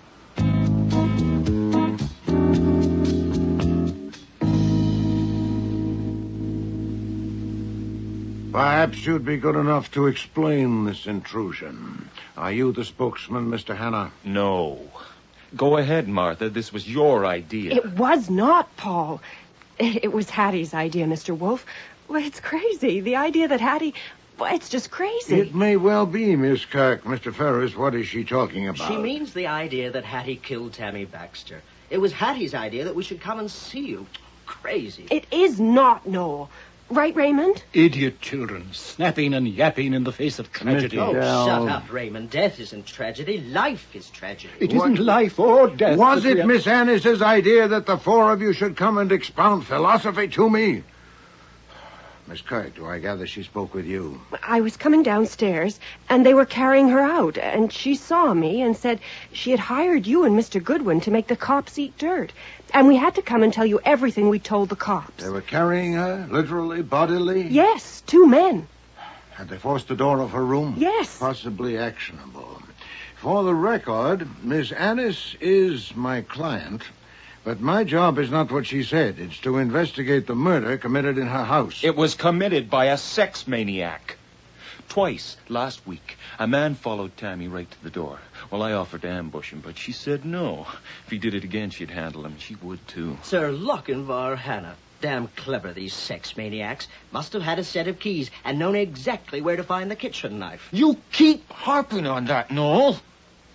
I identified it because anyone could, with that nick in it. I did. Oh, God. The thought that the knife I'd used so often to slice tomatoes. Spare us your sensitivity, Noel. We came here to serve a friend in whose debt we are, not to prattle. We know that Hattie was not herself. We cannot judge her. We can only ask, what can we do or say to help her? Hattie said we should tell Mr. Wolfe everything we told the cops. That may not be necessary. When 4 people are conversing in my presence, and I know that one of them committed murder less than 12 hours ago, I'd be a dolt to get no inkling at all. You know it was one of us? How? Not by an inkling, Mr. Ferris. There is the knife. And there is my conviction on grounds to satisfy me that Miss Annis didn't use it. 3 of you came here to help a friend. We all did. No, one of you came because you didn't dare to refuse. Nor will that one dare to refuse to answer my questions, and thus expose himself or herself. If I fail, it'll be because I haven't asked the right questions, and I don't intend to fail.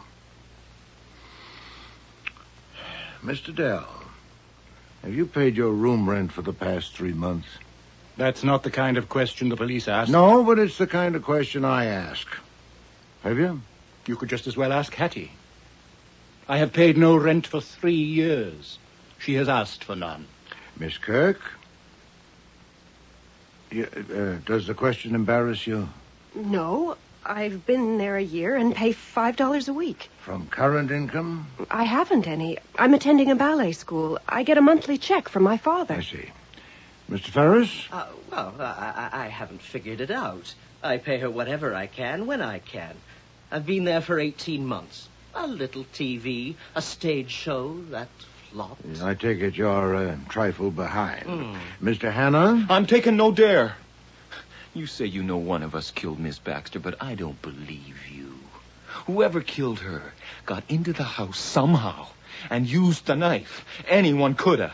I ain't taking no dare. Your spunk is impressive, Mr. Hannah, but are you here to oblige your friend or to show off your conceit? I've been there for 4 months, and I paid every week. That proves something, for God's sake. That you are not a pauper. Now, Miss Kirk, for what you have told the police, one detail only. Where were you this morning? I slept in till about 11, got up and did my exercises in my room. About 12:15 I came down, saw there were no oranges, and went out and got some. I wasn't gone more than 10 minutes. I was cooking up some breakfast when Hattie came in with Mr. Goodwin and said Yes, she... that's far enough, thank you. Did you see any of the others this morning? No, not till Ray came to have breakfast, or brunch. Mr. Dell, I know you came downstairs when Miss Annis entered the house with Mr. Goodwin, right, Archie? That's right, sir. And before that, Mr. Dell? Nothing. I was asleep. Then how did you know there were no oranges? What? Oh, well, I read late. Sophocles' Oedipus Rex, as a matter of fact. About 5 o'clock, I wanted an orange. There weren't any in the kitchen, so I went back up to my room. At night, you read. How do you spend your afternoons? What's that got to do with it? I'll be the judge. Oh. All right. I babysit. You what? I have a painter friend by name Max Ada who lives in an East Side tenement. His wife is dead. He has 2 small children. From 2 to 7 p.m., I am their reluctant keeper. Are you happier knowing my shame? What is Mr. Ada's address? Oh, this approaches lunacy. His address is 314 Mission Street. Thank you. Mr. Hanna, since I'm now only asking for what you've already told the police, I hope you won't be provoked. You do like hell. I left the house a little after 9 o'clock and spent a couple hours around the West Side docks. What were you doing around the docks? Looking. I'm playing a longshoreman in a show at the Mushroom Theater. And then I hopped a bus downtown. I got to the theater just before 12. We just started rehearsing when a guy comes up to me and flashes a badge and takes me in for questioning. Where is the Mushroom Theater? Bowie Street. Do you have a leading role in the play? No. How many lines have you? Not many. It's a small part. Hey, look. I'm just starting out, okay? Yes. And you, Mr. Ferris? You know, when the questions the cops asked me made me realize I was actually suspected of murder, and I also realized I had no alibi. It looked pretty dark, Mr. Wolfe. I thought maybe the others had solid alibis and could prove it, so I feel a lot better now. So I thank you, Mr. Wolfe. Well, actually, I left the house a little after 10 and called at 4 different agencies. 2 of them might remember I was there, but... What kind of agencies? Casting, theater, and TV. You visit them daily? About twice a week. And the other 5 days, how do you pass the time? 2 days, sometimes 3, I make horses and kangaroos and other animals. I go to a workroom and model them and make molds. I get $8 for a squirrel, 20 for a giraffe. Where is this workroom? In the rear of a shop on First Avenue. Harry's Zoo, it's called. The owner is Harry Archese. He has a 16-year-old daughter as beautiful as a Rosie Dawn Bucksy. Her name is Alonka. Now, this is not a comedy, Mr. Ferris. I engaged to act for Miss Annis only 5 hours ago, and I haven't arranged my mind. So my questions may be at random, but they are not frivolous. Now that I have seen and heard all of you, I am better prepared. I bid you good night, and leave Miss Annis to thank you, 3 of you, for coming. The 4th will begin to feel the pinch.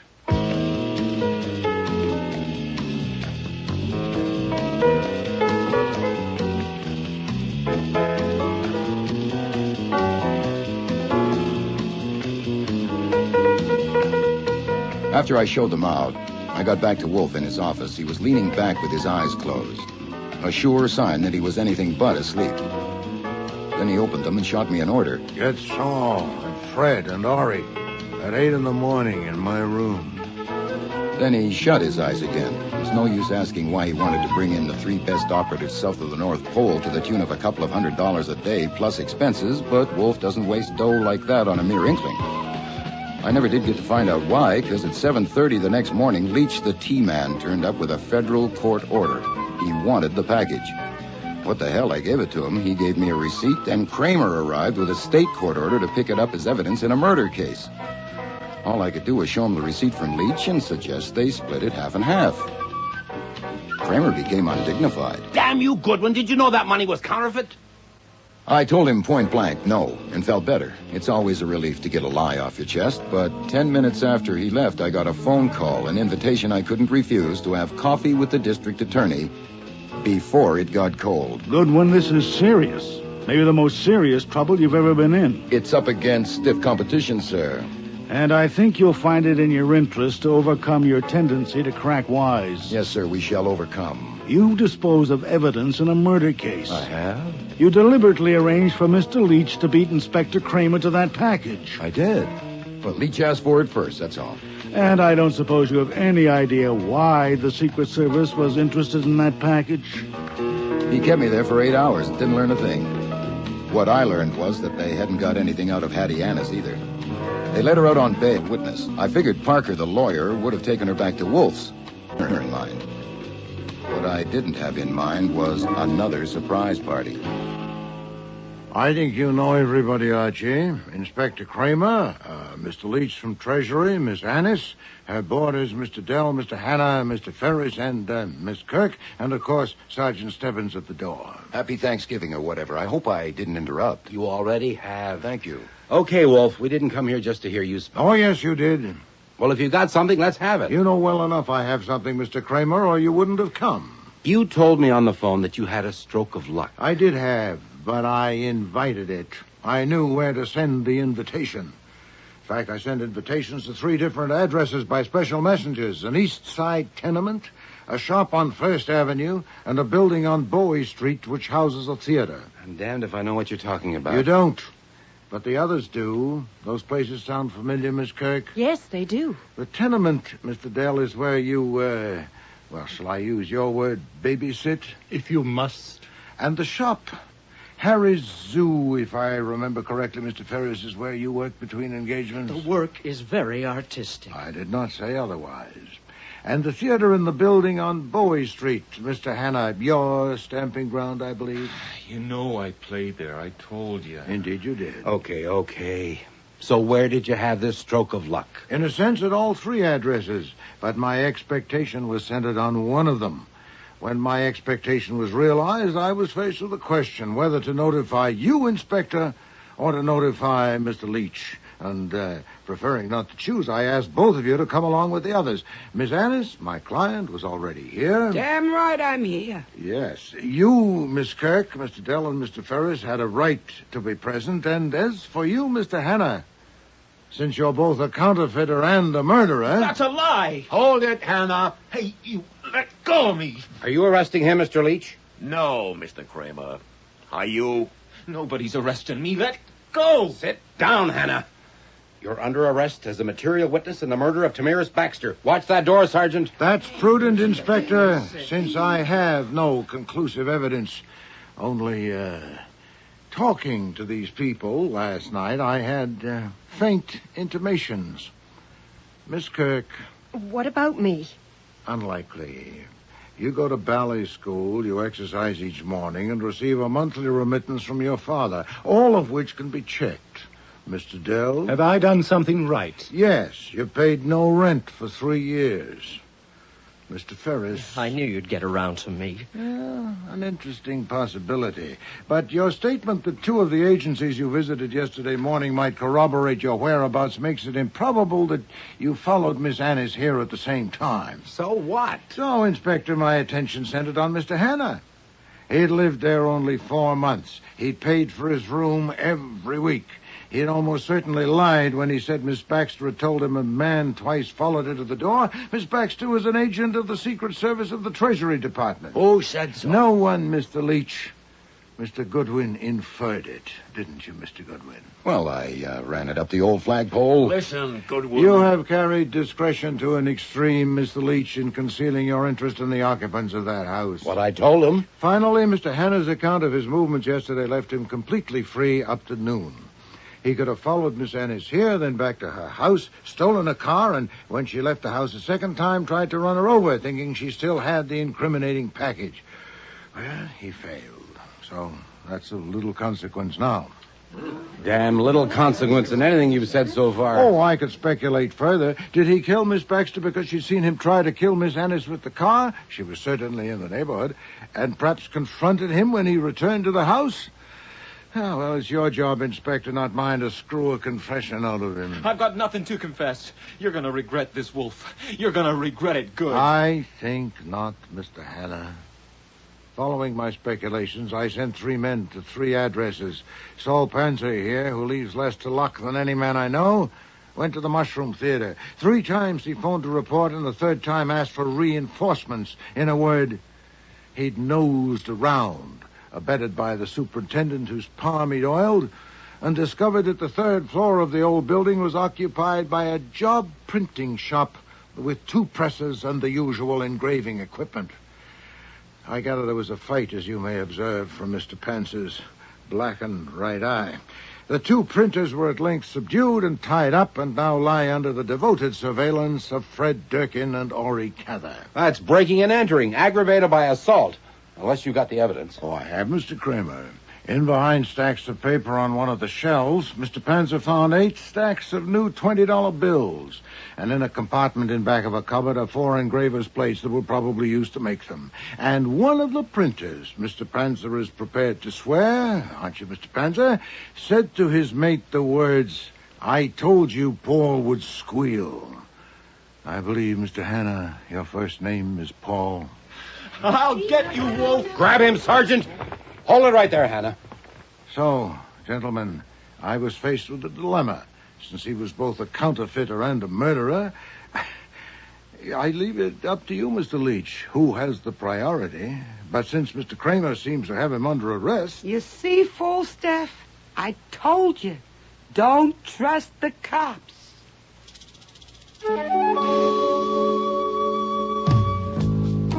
One day, 3 weeks later, Wolfe and I were in the office disagreeing about something when we had a visit from Hattie Annis. She opened her handbag and took out a little package wrapped in brown paper, and we both thought, good Lord, she's found another one. But she put it to one side and brought out an envelope.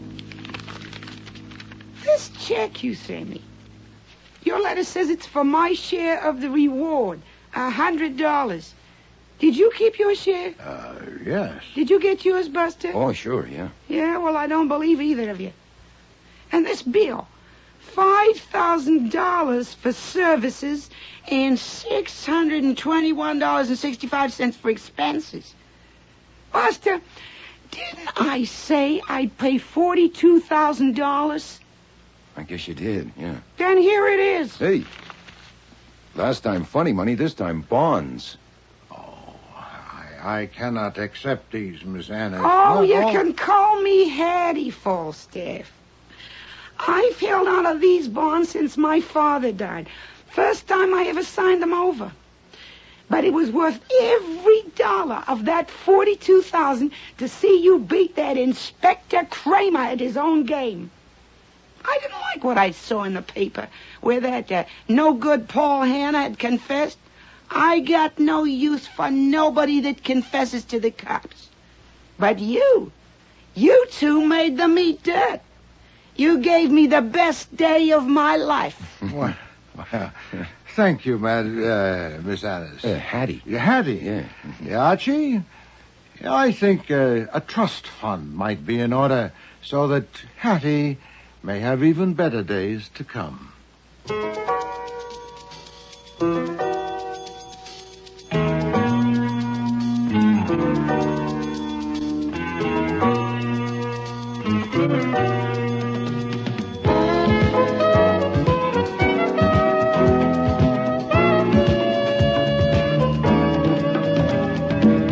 Starring in today's episode were Mavor Moore as Nero Wolfe, Don Franks as Archie Goodwin, and Cease Linder as Inspector Kramer. Joy Coghill was Hattie Annis, Brent Carver, Paul Hanna, Gilly Fennick, Raymond Dell, Lynn Griffin, Martha Kirk, Sandy Webster, Leach, Nikki Guadagni, Tammy Baxter, Peter Blay, Noel Ferris, and Frank Perry was Fritz. Music was composed and conducted by Don Gillis. Technical operations, John Jessup. Sound effects.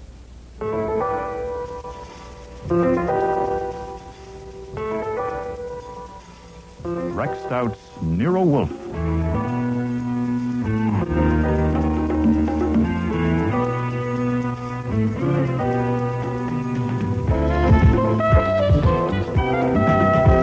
Starring Mabel Moore as Nero Wolfe and Don Franks as Archie Goodwin.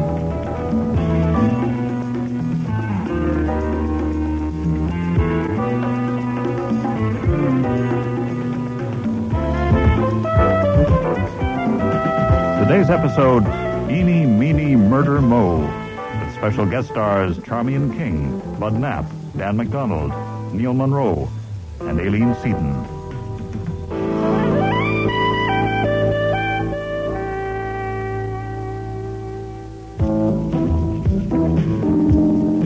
Since it would be a different story, and possibly no story at all if the necktie hadn't been there, I should explain about it. Nero Wolfe is a fastidious man. He's too fastidious to wear a brown silk four-in-hand decorated with tiny yellow curlicues and a large spot of Fritz's hollandaise sauce smack in the middle.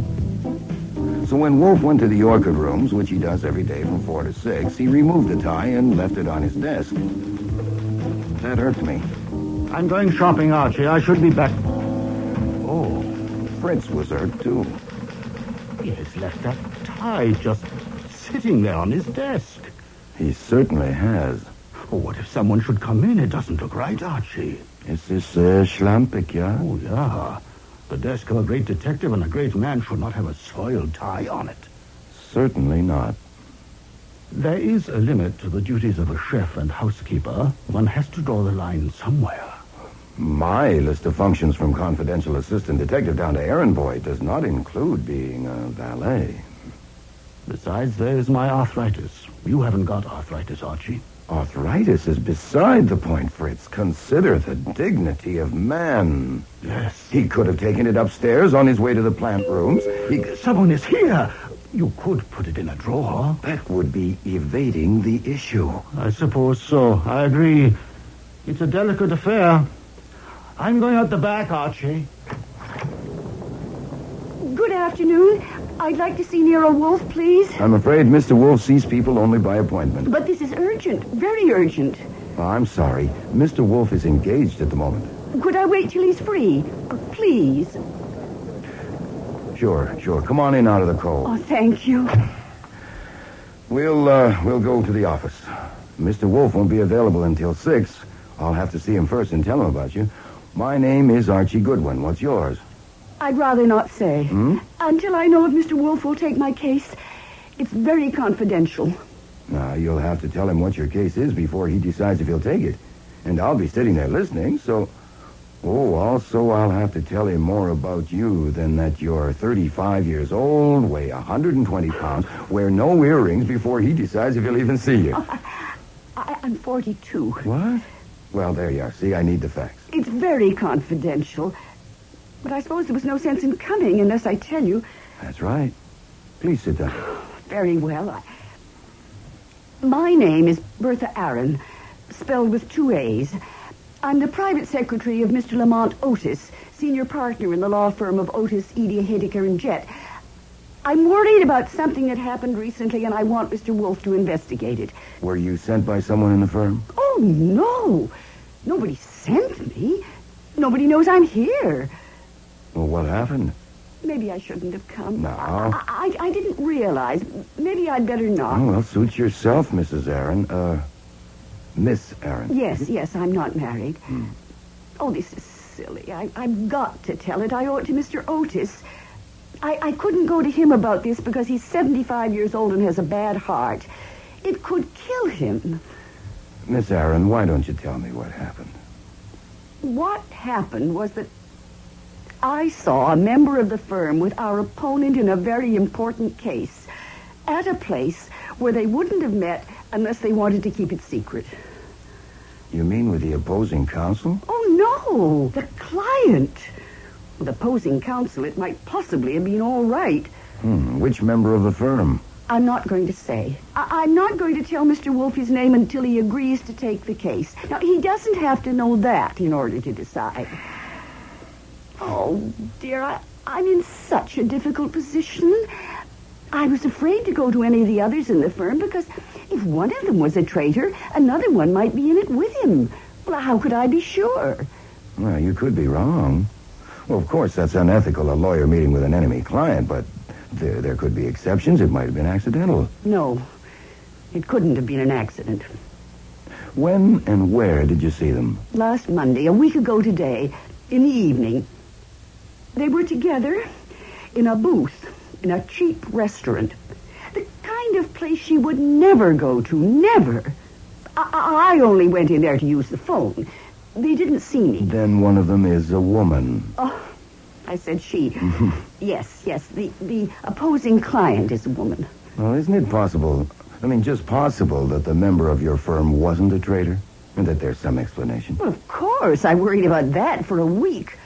And this afternoon I couldn't stand it anymore, so I faced him with it. There is no question. He's a traitor. What did he say? It wasn't so much what he said as how he looked. He said he had a satisfactory explanation, but that he couldn't tell me what it was. And that's when I thought of Nero Wolfe. So I put on my hat and coat and came. Now, it's urgent. You can see it's urgent. It could be. Look, Mr. Wolfe would have to know first what your firm's case is about. Oh, I couldn't tell you that. There are some kinds he won't touch, even indirectly. Now, come on. You can tell me. Does he have to know? Yeah, he does. Anyhow, I read the papers, and you told me the name of your firm and that it's a big, important case, and the opposing client is a woman. So is your client Morton Sorrell? Yes. And the opposing client is Rita Sorrell, his wife? Yes. It's just 5:39. Cross your fingers and sit tight. I'll go up to him.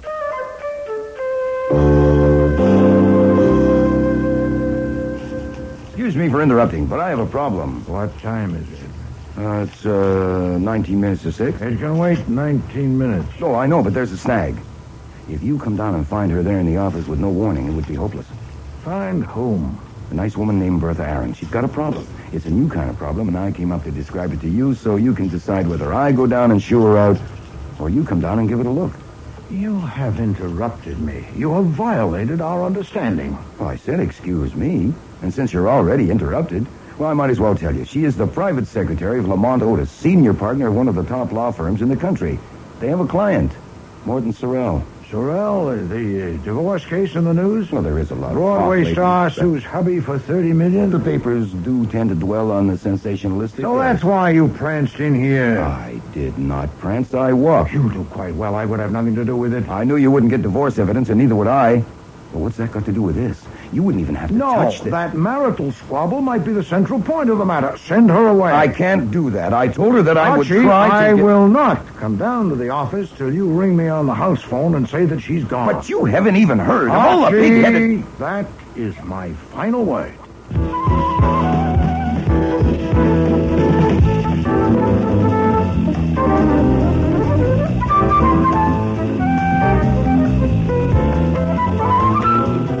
Back at the office door, I stopped for a moment and arranged my face so Bertha Aaron would know the answer as soon as she looked at me.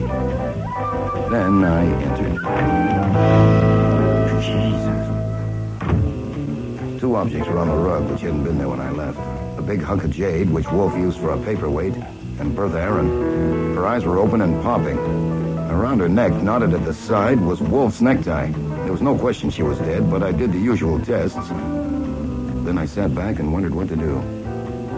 It's after 6. To hell with it.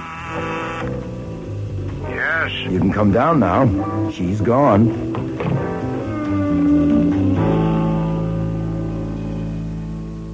These germination charts, Archie, I want you to say... You said she was gone. She is. She's dead? Very. I presume that she was alive when you left her to come up to me. Oh, yes, sir, sitting in that chair. She was alone. No one came with her. The door was locked as always. Fritz is out shopping. When I found her, she was on her side. I turned her over to test for breathing. After I cut the necktie off... What necktie? The one you left on your desk. It was around her throat. Probably she was knocked out first by that paperweight. My necktie? Yes, sir. That's what stopped her breathing, as you can see by her face. Do you dare to suggest that she was strangled with my necktie? I don't suggest it. I state it. I do dare to suggest that if it hadn't been there handy, He might have had to use something else, like maybe a handkerchief. And also that if we had come down a little sooner, instead of having some kind of a silly squabble shut up up. there... Yes, sir. This is insupportable. I will not accept it. No, sir.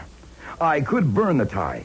And then we could tell Kramer that whatever he used, he must have waited until he was sure she was dead, then removed Shut it. up. She told you that nobody knew she came. There's not a chance of that, and you know it. We're stuck. Now, I put off calling until you came down, but it's already been 16 minutes. Would you rather call Kramer yourself?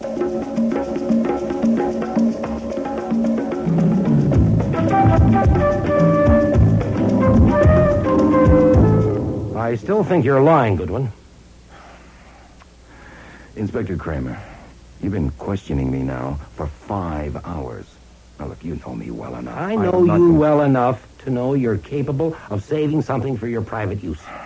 You asked me to believe that she didn't... Excuse me, I don't care a single measly damn about what you believe. If you know what she said better than I do, then that's just fine with me. I was talking. I was interrupting. You say that she gave you all those details, but she didn't name the member of the firm? I don't believe it. And I'm telling you this, Goodwin. If you or Wolfe use that name to get yourself hired to investigate this murder, say, and you use information you have withheld for me to solve the case and collect a fee, I'll get you for it if it costs me an eye. Look, apparently you don't realize the morning papers will be full of the fact that a woman who had come to consult Nero Wolfe was murdered in his office, strangled with his necktie while he was up playing with his orchids and chatting with Archie Goodwin. I can hear the horse laugh from here. If we had known which member of the firm it was, I would have got him before you even arrived. How did he know she was here? How did he get in? For the last time, I don't know. Now, I've discussed that with Rowcliffe, with you, with Pearlie Stebbins over there, and not discuss it again. Oh, what the hell. Come on, Stebbins, let's pack it up. Oh, Goodwin. Yeah. If it costs me both eyes. Okay, everybody's gone, Fritz. I've locked up. Thank you, Archie. Hey, 3 empty wine bottles. We didn't even eat dinner. I drank them, Archie. You're pie-eyed. No, Archie, I have tried, but no. Oh, boy. Go to bed. It's nearly midnight. No, he will be hungry. He may never be hungry again. Pleasant dreams, Fritz.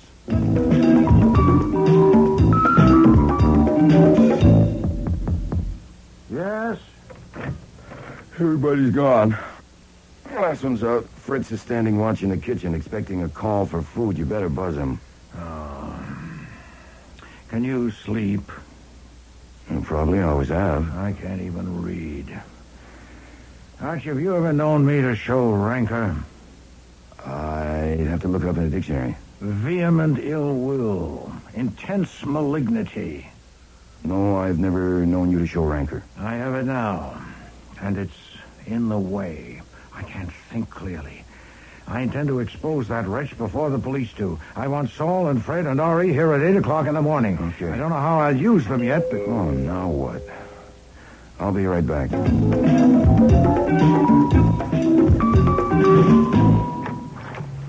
I would like to see Mr. Wolfe, please. About my secretary, Miss Bertha Aaron. You're Lamont Otis. I am. This is Miss Ann Page, my associate, a member of the bar. How do you do? My coming at this late hour is justified, I think, by the circumstances. Yes, I see what you mean. Just a minute. Hey, you over there. Across the street. Come on. Who are you, Jillian or Murphy? Come on over here a minute. What on earth is... Oh, yes, it's you. Sergeant Wiley. Come on up here. What for? May I ask what this is about? You may. An inspector named Kramer is in danger of losing an eye, and that would be a shame. Mr. Otis. Yes? I'd appreciate it if you'd answer a simple question. Were you asked to come here by either Mr. Wolfe or me? Certainly not. Was your coming entirely your own idea? Yes, No, but I don't... Excuse me, you heard him, Wiley. Include that in your report. It will save wear and tear on Kramer's nerves. Much obliged. Happy watchdogging. Come in, Mr. Otis, Miss Page. I'll tell Mr. Wolfe you're here.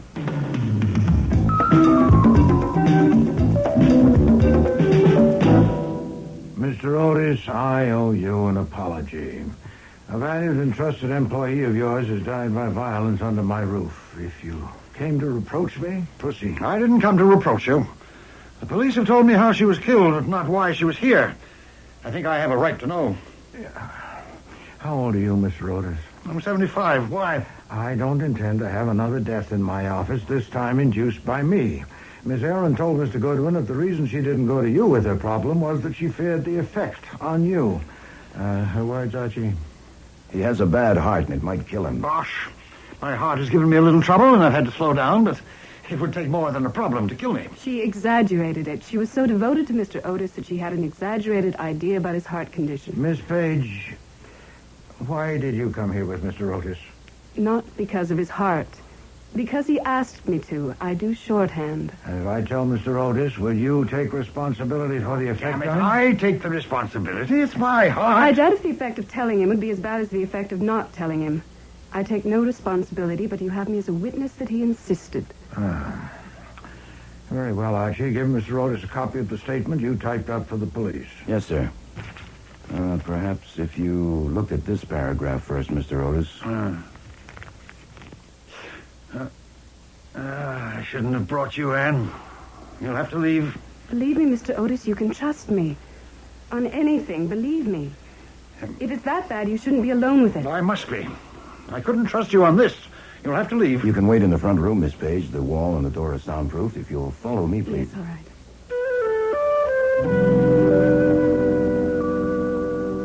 We have given you all the information we have, but I add this.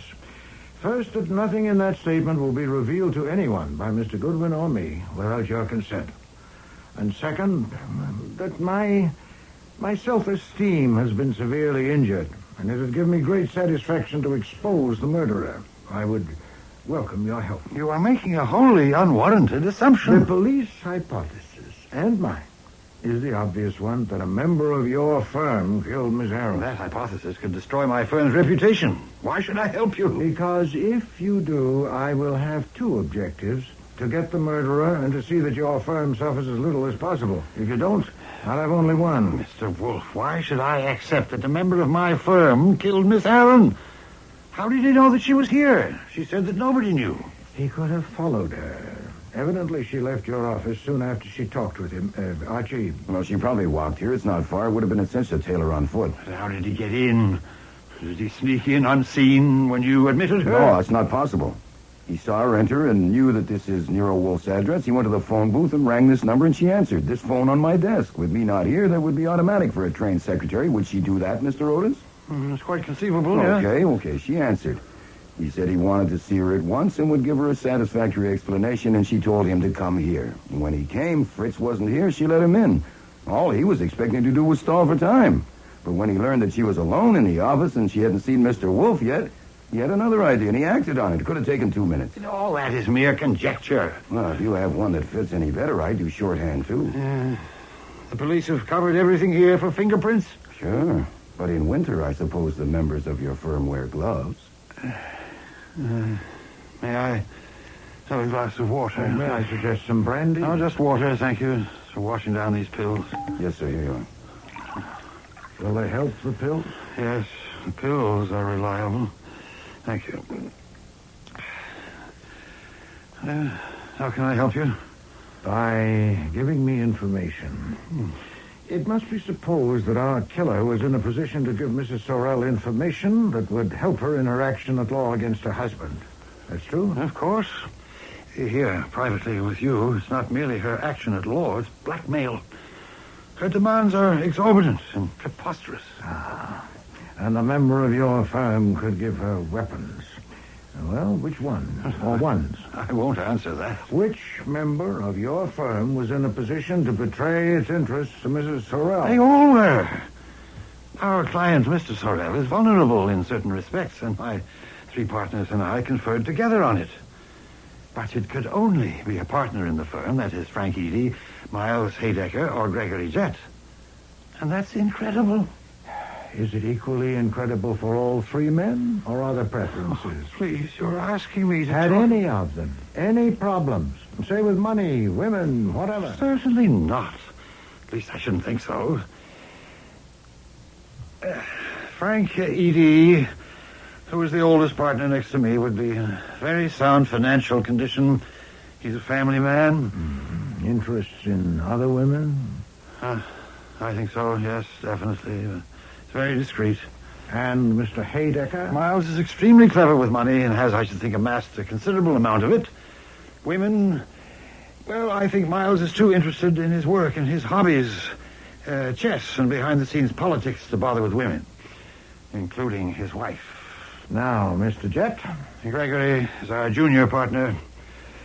We made him a member of the firm just 2 years ago after he had made a spectacular success in 2 big corporation cases. Oh, yes? His financial condition is... I am in an extremely unpleasant position, Mr. Wolfe. You are indeed, sir. You'll find it worse when you talk with the police. Gregory is in the red. In his account with the firm last year, he made a bad investment, a Broadway show. Seems a friend of his, a female, was in the cast. Have there been any other expenses connected with female friends? Not that I know of, for certain. Not recently. He seems to have settled down.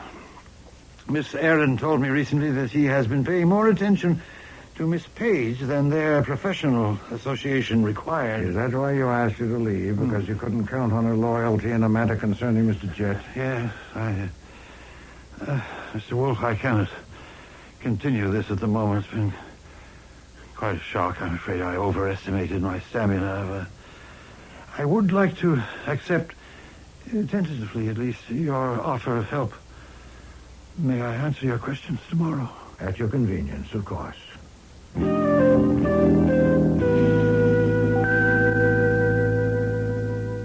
Well, that got us ahead by leaps and bounds.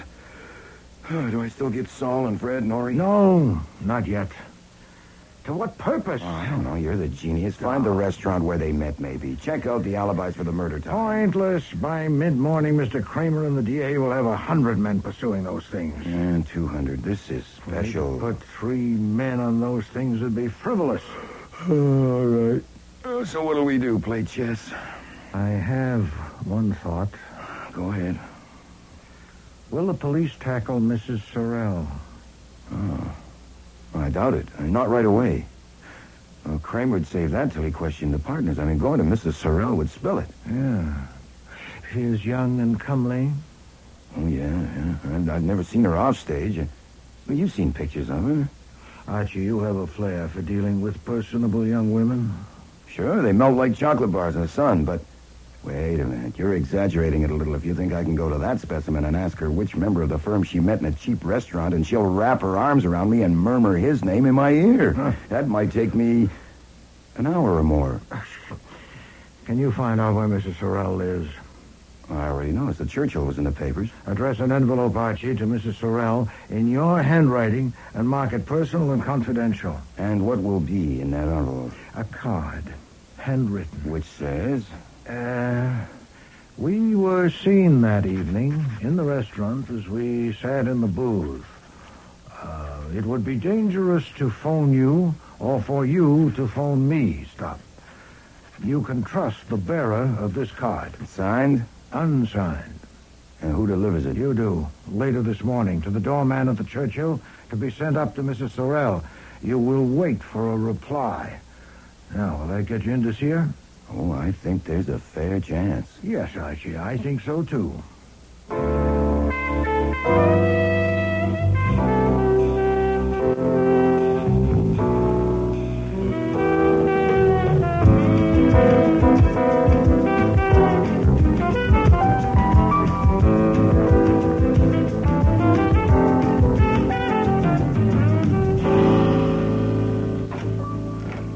You sent this? I brought it. Haven't I seen you before? What's your name? Goodwin. Archie Goodwin. You may have seen my picture in the morning paper. Oh, of course. What is this card all about? It's crazy. Where did you get it? I wrote it.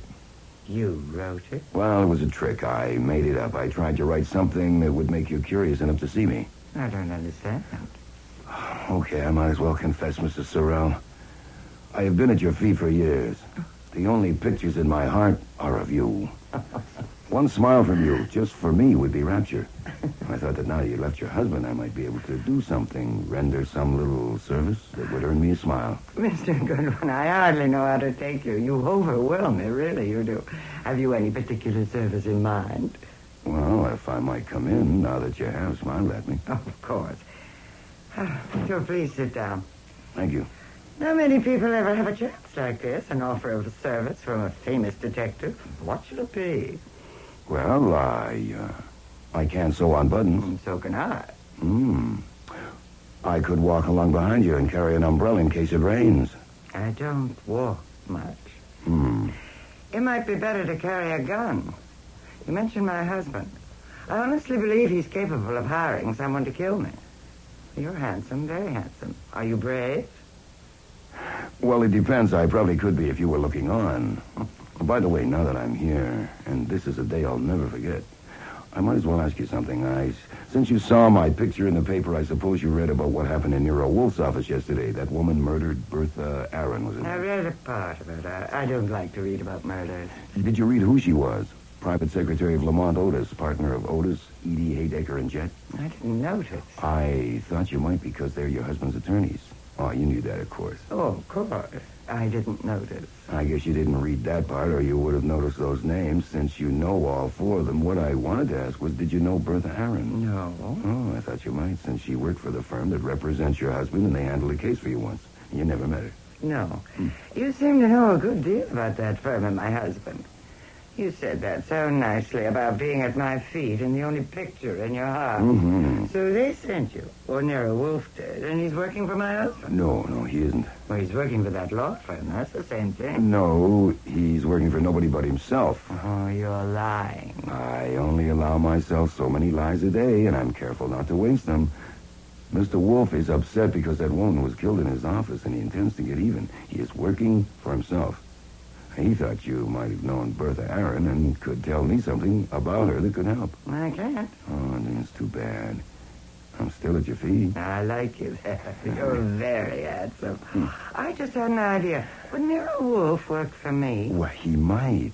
What would you want him to do? I'd rather tell him. Well, if you'd like to go now, I'd be glad to take you. He'll be free till 1 o'clock. I wonder. You wonder what? Nothing. No, I won't go now. I'll think it over. Oh, I'm sorry. I can't help. But I'd never met that woman. What was her name? Bertha Aaron. I'd never heard of her. I may ring you later today. I'll think it over.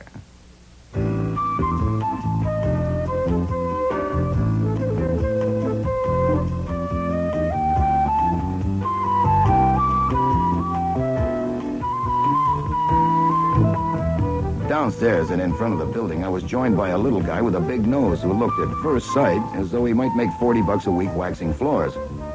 Actually, Saul Panzer was one of the highest-paid operatives in the metropolitan area. Hi, Saul. Any plainclothes around? None I know, and I think none I don't know. You saw her? Yeah, I doubted her on her. I stung her, and she may be moving. The boys are covering her. Yeah, bed at the north entrance or at the south. I hope she takes the front. Yeah, so do I. See you in court, Saul. It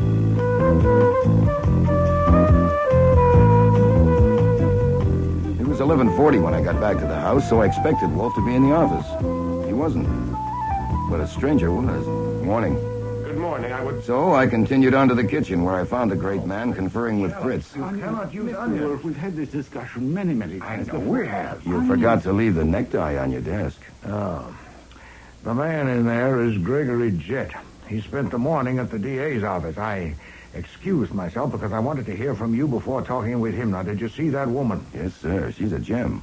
There is now no question about Bertha Aaron's basic fact, that a member of the firm was with Mrs. Sorrell in that restaurant. She admitted it. No, but she confirmed it. We talked for about 20 minutes, and she never mentioned the card after the first half a minute. She told me I was handsome twice. She smiled at me 6 times. She said she'd never heard of Bertha Aaron, and she asked if you would work for her. She may phone for an appointment. Do you want it all verbatim now? Later will do. The men are there? Yeah, Saul, Fred, and Ori are covering every entrance to that building, but it's wasted. She's not a fool, anything but. She's a very tough article, and she's after $30 million. What's biting Gregory Jett out there? I don't know. Shall we see?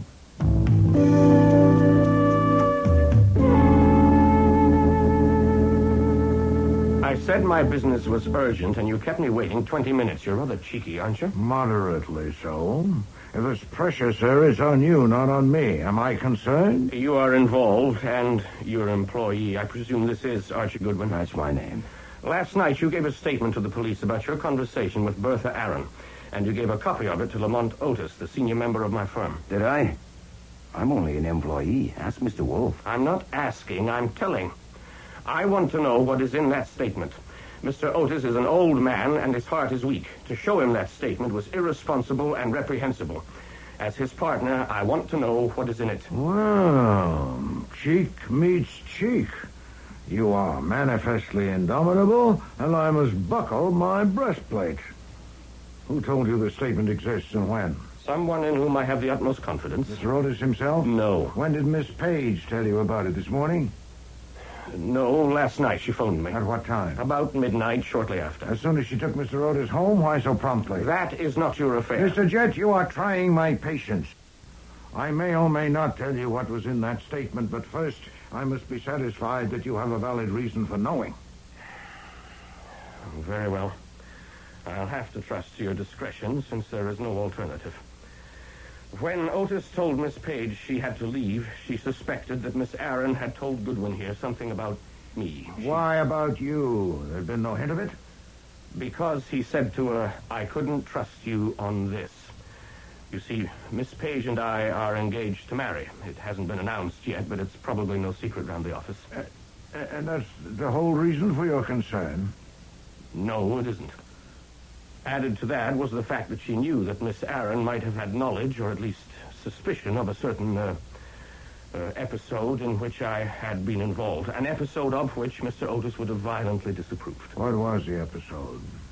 No, I wouldn't tell you that even in confidence. What was its nature? It was a personal matter. Did it bear on the interests of your firm or your partner? No, it was strictly personal. Did it touch your professional reputation or integrity? It did not. Was a woman involved? Yes. Her name? I'm not a cad, Mr. Wolfe. Was it Mrs. Morton Sorrell? So that was it. Miss Page was right. I demand to see that statement. Not yet, sir. Later, perhaps. Do you maintain that the episode involving Mrs. Sorrell had no relation to your firm's interests or your professional integrity? I do. It was purely personal, and it was brief. When did it occur? About a year ago. A year ago? When did you last see her? About a month ago at a party. I did not speak with her. When were you last with her tete-a-tete? Not for nearly a year. But you're still seriously perturbed at the chance that Mr. Otis has learned of the episode? Certainly. Mr. Sorrell is our client, and his wife is our opponent in a very important matter. Mr. Otis might suspect that the episode was not merely an episode. I want to see that statement, and I have a right to see it. Don't start barking again. I'll tell you this. There's nothing in the statement either explicit or elusive about the episode you've described. That should relieve your mind. Beyond that,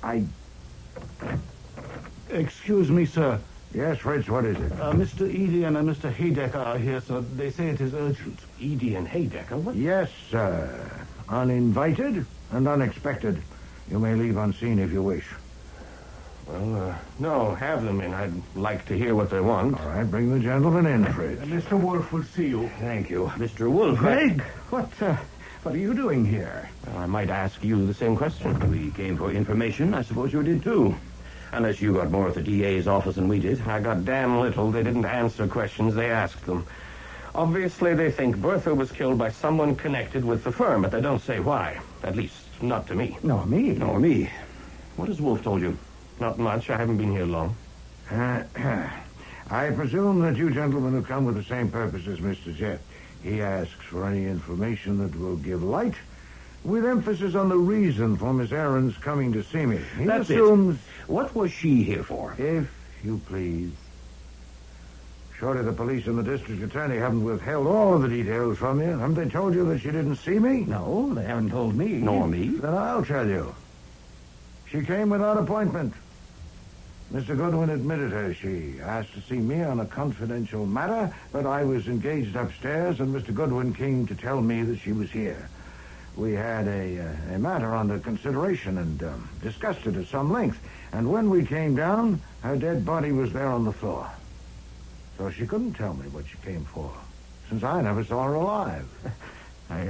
I don't get it. If the police don't know what she came to see you about, why do they think she was killed by someone in our office? Mr. Goodwin. Yes. You admitted her.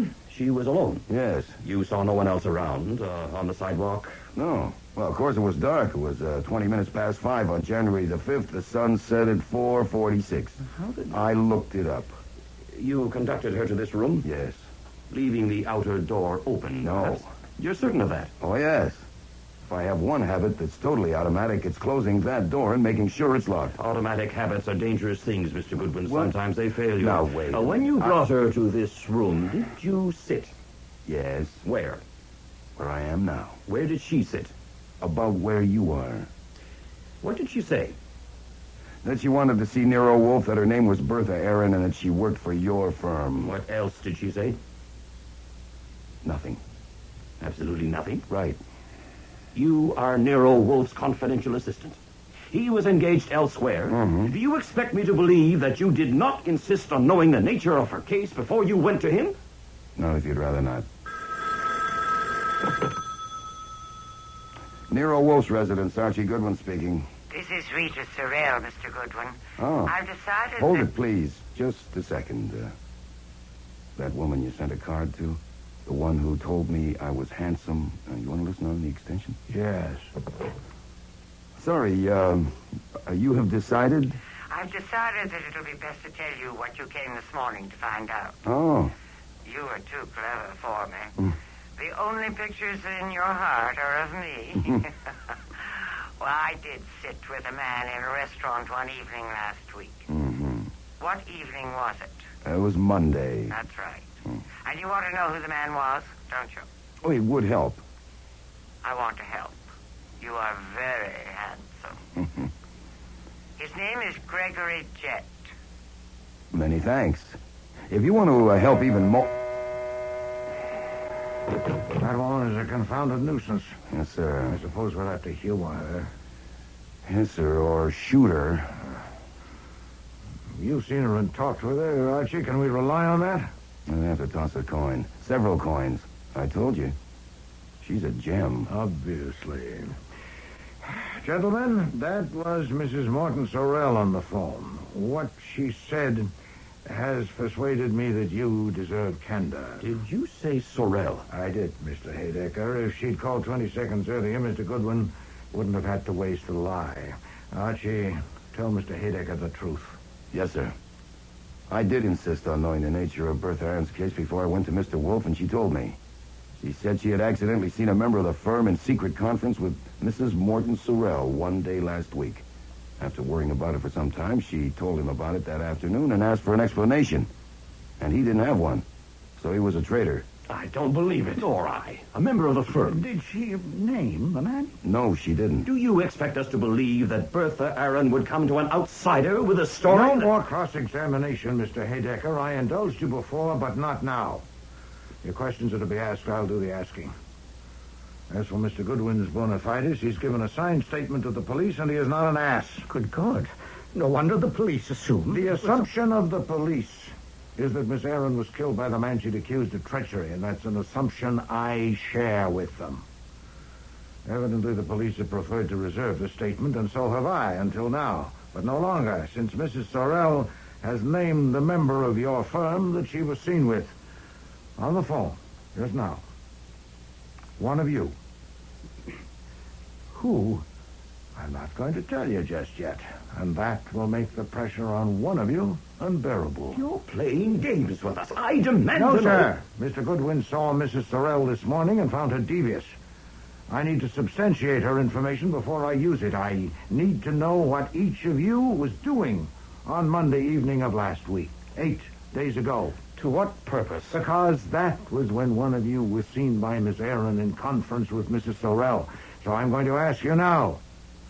Mr. Jett, how did you spend last Monday, say, from 6 o'clock to midnight? I was at a theater with a friend. The friend's name? Miss Ann Page. What theater? The Drew. The play was Practice Makes Perfect. Miss Page and I left the office together shortly before 6 and had dinner at Rusterman's. We were together continuously until after midnight. Thank you. Mr. Eady. That was the Monday before New Year's. I got home before 6 o'clock and ate dinner there and was there all evening. Alone? No. My son and his wife and 2 children spent the holiday week with us. They went to the opera with my wife and daughter, and I stayed home with the children. How old are the children? 2 and 4. And where is your home? An apartment, Park Avenue and 69th Street. Did you go out at all? No. Thank you. Mr. Haydecker. I was at the Manhattan Chess Club, watching a tournament. Bobby Fischer won his adjourned game with Weinstein in 58 moves. Larry Evans drew with Calmet, and Brashevsky drew with Mednis. Did they? Mm-hmm. And did play start at 6 o'clock? Certainly not. I was in court all day and had things to do at the office. My secretary and I had sandwiches at my desk. And what time did you leave the office? Around 8 o'clock. My secretary would know. What time did you arrive at the chess club? 15 or 20 minutes after I left the office. Damn it, this is ridiculous. You may be on the square, Wolf. I don't know. If you are, God help us. Frank, I'm going to see Otis. Are you coming? Yes, I am. I think we should say nothing more till we talk with him. You agree, Greg? Yes, I do.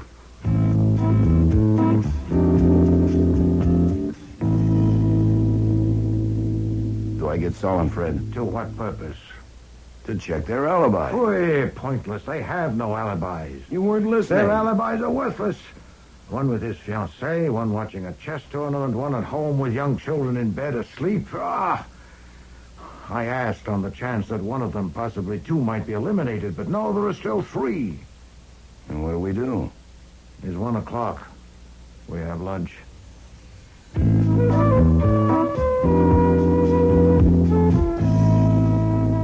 Inspector Kramer arrived right after lunch. And was he glowering? Have you an appointment? I have in my pocket a warrant for your arrest as a material witness. Boy. And one for you, too, Wolf. I warned you. Tommy Rot. I'll serve these only if I have to. Damn it! We were withholding the contents of the statement you and Goodwin gave us, and you knew it, and you revealed them. Frank Edie has admitted it. He phoned an assistant DA. Edie's a jackass. Yeah. Who's your client, Otis? I have no client. I am going to avenge an affront to my dignity and my self-esteem. I cannot escape the ignominy of having my necktie presented in a courtroom as an exhibit for the prosecution. I may even be called to the stand to identify it. But I want the satisfaction of exposing the culprit who used it. And in telling those men what I did, I served my legitimate personal interest, and I violated no law. You knew damn well we were withholding it. I am not bound to respect your tactics, either by statute or by custom. Mr. Kramer, this is pointless.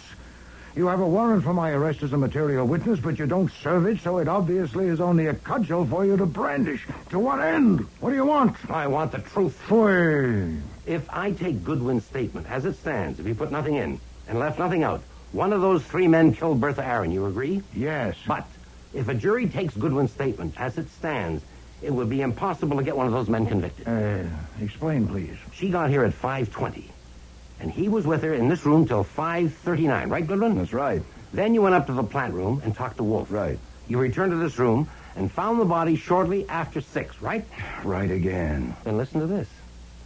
Those three men had a conference on a case in Frank Edie's office scheduled for 5:30. Edie and Jet were there ahead of time, and Haydecker joined them at 5:45. He says he had gone out on an errand which took longer than he expected. The three of them stayed there together until 6:35. Verified by Edie's secretary. Explain that. What was Haydecker's errand? He went to 3 theaters to buy tickets. We've checked. They don't remember him at the theaters. But even if you take him, what have you got? Bertha Aaron was alive at 5:39. Haydecker was at the conference at 5:45. Proved.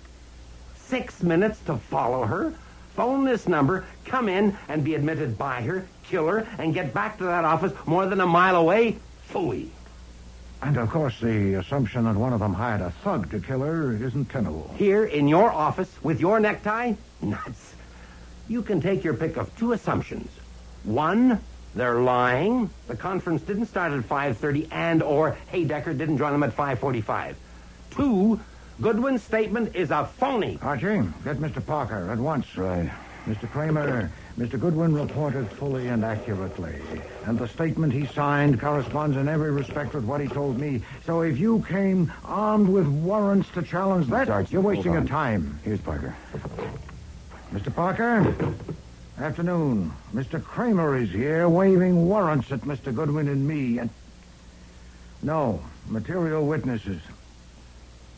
He may or may not serve them. Please have your secretary ring my number every 10 minutes. If Fritz tells you that we have gone with Mr. Kramer, you will know what to do. Yes, of course. Just a moment. It seems Mr. Kramer is leaving. He has left. Thank you, Mr. Parker. I'll call again should I need you. I shouldn't think it would be necessary. Well, I don't think we should count on any favors from Kramer for a while. Preposterous. Did he omit the third assumption deliberately? Has it occurred to him? I doubt it. He was concentrating on us, but it soon will. It has occurred to you, Well, sure. From that timetable it's obvious, but when it does occur to him, he'll probably mess it up. It's not the kind he's good at. Yes. We must forestall him. Can you get Mrs. Sorrell here? I can try. When do you want her now? No, I must have time to contrive a plan. What time is it? 10 after 3. Say 6 o'clock. We must also have the others, including Mr. Otis.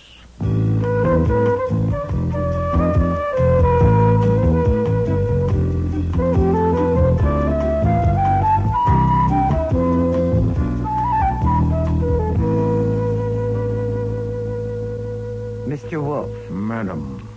I'm not in the habit of going to see men when they send for me. This is a new experience.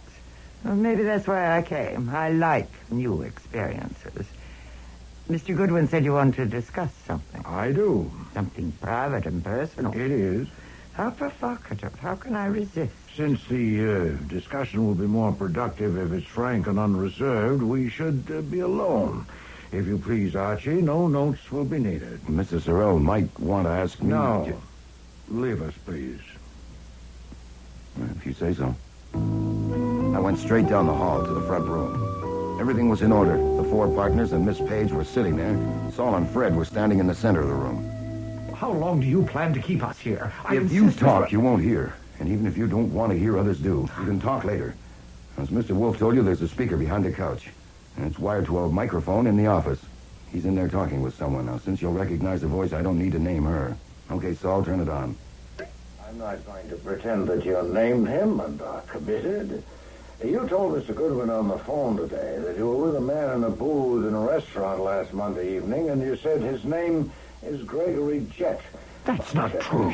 Quiet, please. You could have been merely scattering dust, and at will you can deny you made the call. What if I don't deny it? What if I repeat it?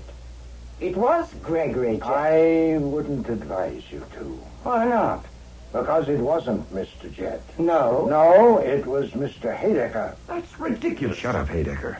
That's interesting. Really interesting. So I sat in a booth with a man and didn't know who he was? Really, Mr. Wolfe? No, madam, I assure you it won't do. I'll expound it. I assumed that one of 3 men had killed Bertha Aaron, but 3 hours ago I had to abandon that assumption when I learned that those 3 were in conference together in Mr. Eady's office at 5:45. Now, that all 3 men were lying, that they were in a joint conspiracy was most unlikely, especially since others on the premises could probably impeach them. But though none of them could have killed her, one of them could have provoked her doom. Of the 3, only Mr. Haydecker was known to have left around the same time as Miss Aaron. He said on a personal errand, but his movements couldn't be checked. Now, my new assumption, not yet a conclusion, was that he'd followed her to this address and seen her enter my house, had sought a phone and called you to warn you that your joint intrigue might soon be exposed. And then, no doubt in desperation, he'd scurried back to his office 15 minutes late for the conference.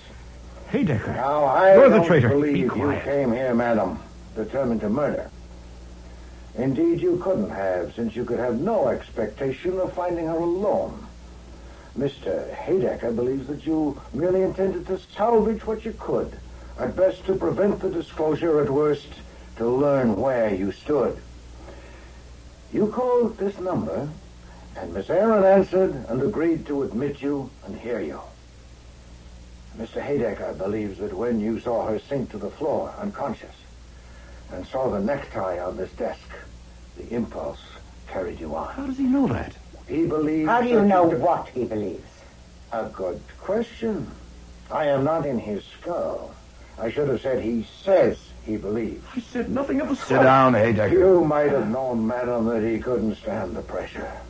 His treachery to his firm will end his career, but concealment of guilty knowledge of a murder might have ended his life. You might have... He's lying. He killed her. He's a rat and a liar. He phoned me twice yesterday. First to tell me that we had been seen in the restaurant to warn me, and again about an hour later to say that he had dealt with her, that our plan was safe. So I knew he'd killed her, but I knew he would lie. That's why I came here. What time did he phone you the second time? Between 5 and 6, about 5:30. What was the plan he had made safe? It was his plan. He came to me about a month ago and said he could give me information about my husband that I could use to get my rights. He wanted... That's a lie. She came to me. He wanted me to pay $1 million for it, and I finally said I would pay him 1/10 of what I got. That was at the restaurant. Has he given you the information? No, he wanted too much in advance. Of course, that was the difficulty. We couldn't put it in writing and sign it. No, indeed. A signed document is of little value when neither party would dare to produce it. I presume you realize, Mrs. Sorrell, that you'll have to appear on the stand at a murder trial. Are you prepared to testify under oath? I suppose I'll have to. I knew I would have to when I decided to come to see you. Then you are a dunce, madam. Oh, no, Mr. Wolfe. I am not a dunce. Oh, but you are. One detail alone would sink you. After you rang this number yesterday afternoon and Miss Aaron answered and you spoke with her, you got here quickly. Unquestionably, you took a cab. Now, I need only telephone the police and suggest that they locate a cab driver who picked you up at or near the Churchill yesterday afternoon and drove you to this address. In fact, that's what I intend to do right now. Why are you doing this? Do you want money? No, madam. Oh, I confess a weakness. I am savoring a satisfaction. I'm getting even with you. 25 hours ago, in this room, you submitted me to the severest humiliation I've suffered for many years. I will not say it gives me pleasure, but I confess that you're... I'll kill you quick! It was a sight I'd never seen before and never expect to see again. Nero Wolfe with a woman in his lap with his arms wrapped tight around her, hugging her close to him. Confound it, Archie! Don't stand there! Get her! Yes, sir. I'll kill you! I'll kill you!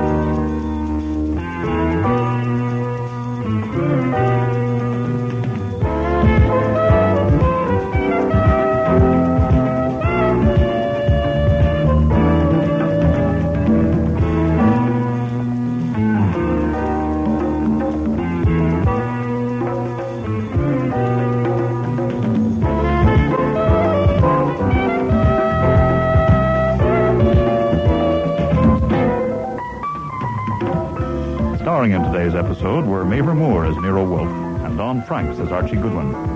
Charmian King was Rita Sorrell, Bud Knapp, Mr. Otis, Dan McDonald, Miles Haydecker, Neil Monroe, Gregory Jett, Aileen Seaton, Bertha Aaron, David Hughes, Frank Eady. Cease Linder was Inspector Kramer, Alfie Scott, Sergeant Wiley, Mickey Guadagni, Ann Page, and Frank Perry was Fritz. Music was composed and conducted by Don Gillis. Technical operations by John Jessup. Sound effects, Bill Robinson. Production assistant was Nancy McElveen, and casting consultant, Ann Weldon Tate. Eeny, Meeny, Murder Mo was written and produced in Toronto by Ron Hartman.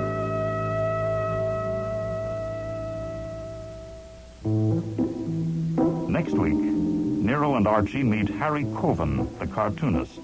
Good morning, my little dazzlers. Good morning, Harry. Mr. Goodwin, you know Harry, Yes, but how this are you? is Adrian Getz. Mr. Getz, it seems cool in here. I opened a window. With Rucolo in the room? Good heavens. So you got here, Goodwin. Don't mind the squirting his damn monkey. Loves that damn monkey. I call this the steam room. How is he, Squirt? Okay? I think so, Harry. I hope so. I hope so, too, or God help Goodwin. Anything to say, Goodwin? Sorry, Inspector, I lost my voice. You're not funny, pal. You're never as funny as you think you are. This time you're not funny at all. I got you. Even a suspended sentence, you lose your license. Take him downtown, Doyle. Next week, The Squirt and the Monkey, with guest stars Jack Creeley, Patricia Collins, Sherry Flett, Richard Monette, and Eric Peterson.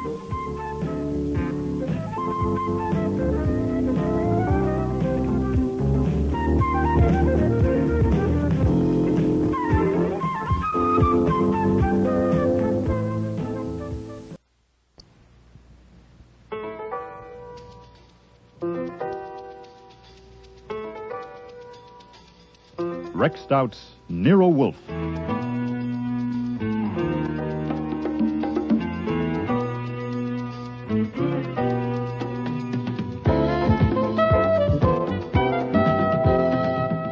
Starring Mavor Moore as Nero Wolfe and Dawn Franks as Archie Goodwin.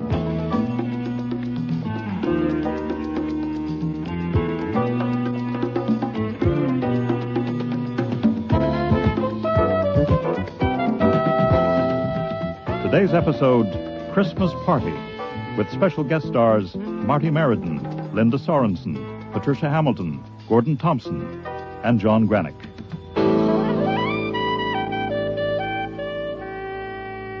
I'm sorry, Mr. Wolfe, but I told you 2 days ago that I had a date for Friday afternoon, and you said it was all right, so I'll drive you to Long Island on Saturday or Sunday. That won't do, Archie. Mr. Thompson will be at Mr. Hewitt's place only until Saturday noon. He's the best orchid hybridizer in England, and I'm grateful to be invited to spend a few hours with him. We should leave here about 12:30. I really am sorry, but I have to keep that date Friday afternoon. It's a Christmas party at the office of Kurt Botvile. Now, you remember him. We did a job for him a few months ago. Yes. You may not remember a member of his staff named Margot Dickey, but I do. I promised her that I'd come to the party. Oh, pfui. A party? I have only one opportunity. Then take it. Your idea that a car is a death trap if I'm not driving is unsound. You can take a taxi. I hope to get some useful information from Mr. Thompson, and you will take notes. Not if I'm not there. Hewitt's secretary knows orchid terms as well as I do, and so do you. Archie, how many times in the past year have I asked you to drive me somewhere? If you call it asking, maybe 18 or 20. Not excessive, surely. If my feeling that you alone are to be trusted at the wheel of a car is an aberration, then I have it. We will leave for Mr. Hewitt's place Friday at 12:30. All right. All right. I didn't intend to spring this on you till tomorrow, but I guess it will have to be now. Here, take a look at this. What's this? Well, as you see, it's a marriage license for Archie Goodwin and Margot Dickey. It cost me $2. Flummery. No, sir. No flummery. I could be mushy about it, but I won't. I will only say that I'm hooked at last. Margot intends to spread the tidings at the Christmas office party, so I have to be there. You are deranged. Sit down. I suppose it is a form of madness, but there, I've got it. It's like what Margot was reading to me the other night, some poem. I think it was Greek. Oh, love, resistless in thy might, thou mightest Shut triumph. up and even... sit down. Yes, sir. We haven't set the date yet. We don't want to rush it.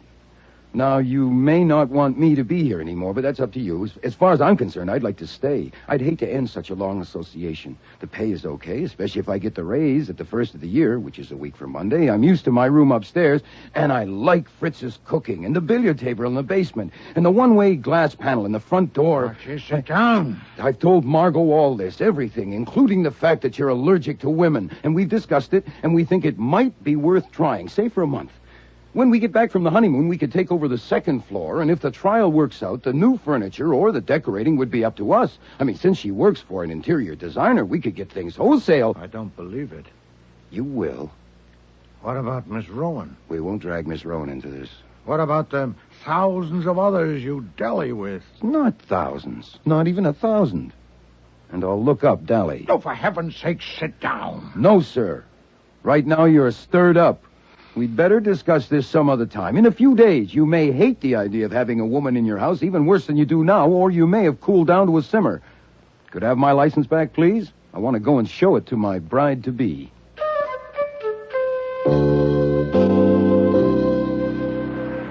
Archie, darling. Yes, my own. I've got it. Oh, Archie, I knew you could.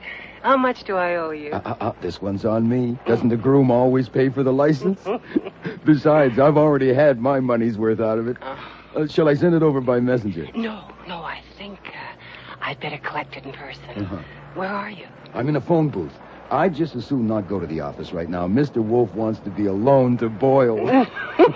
How about the Tulip Bar in 20 minutes? I feel like buying you a drink. Oh, no, lover. I feel like buying you a drink.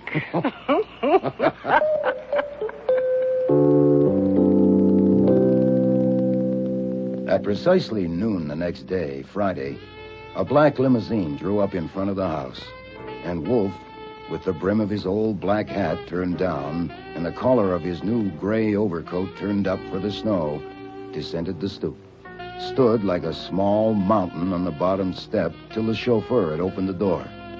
Then he crossed the sidewalk and climbed in.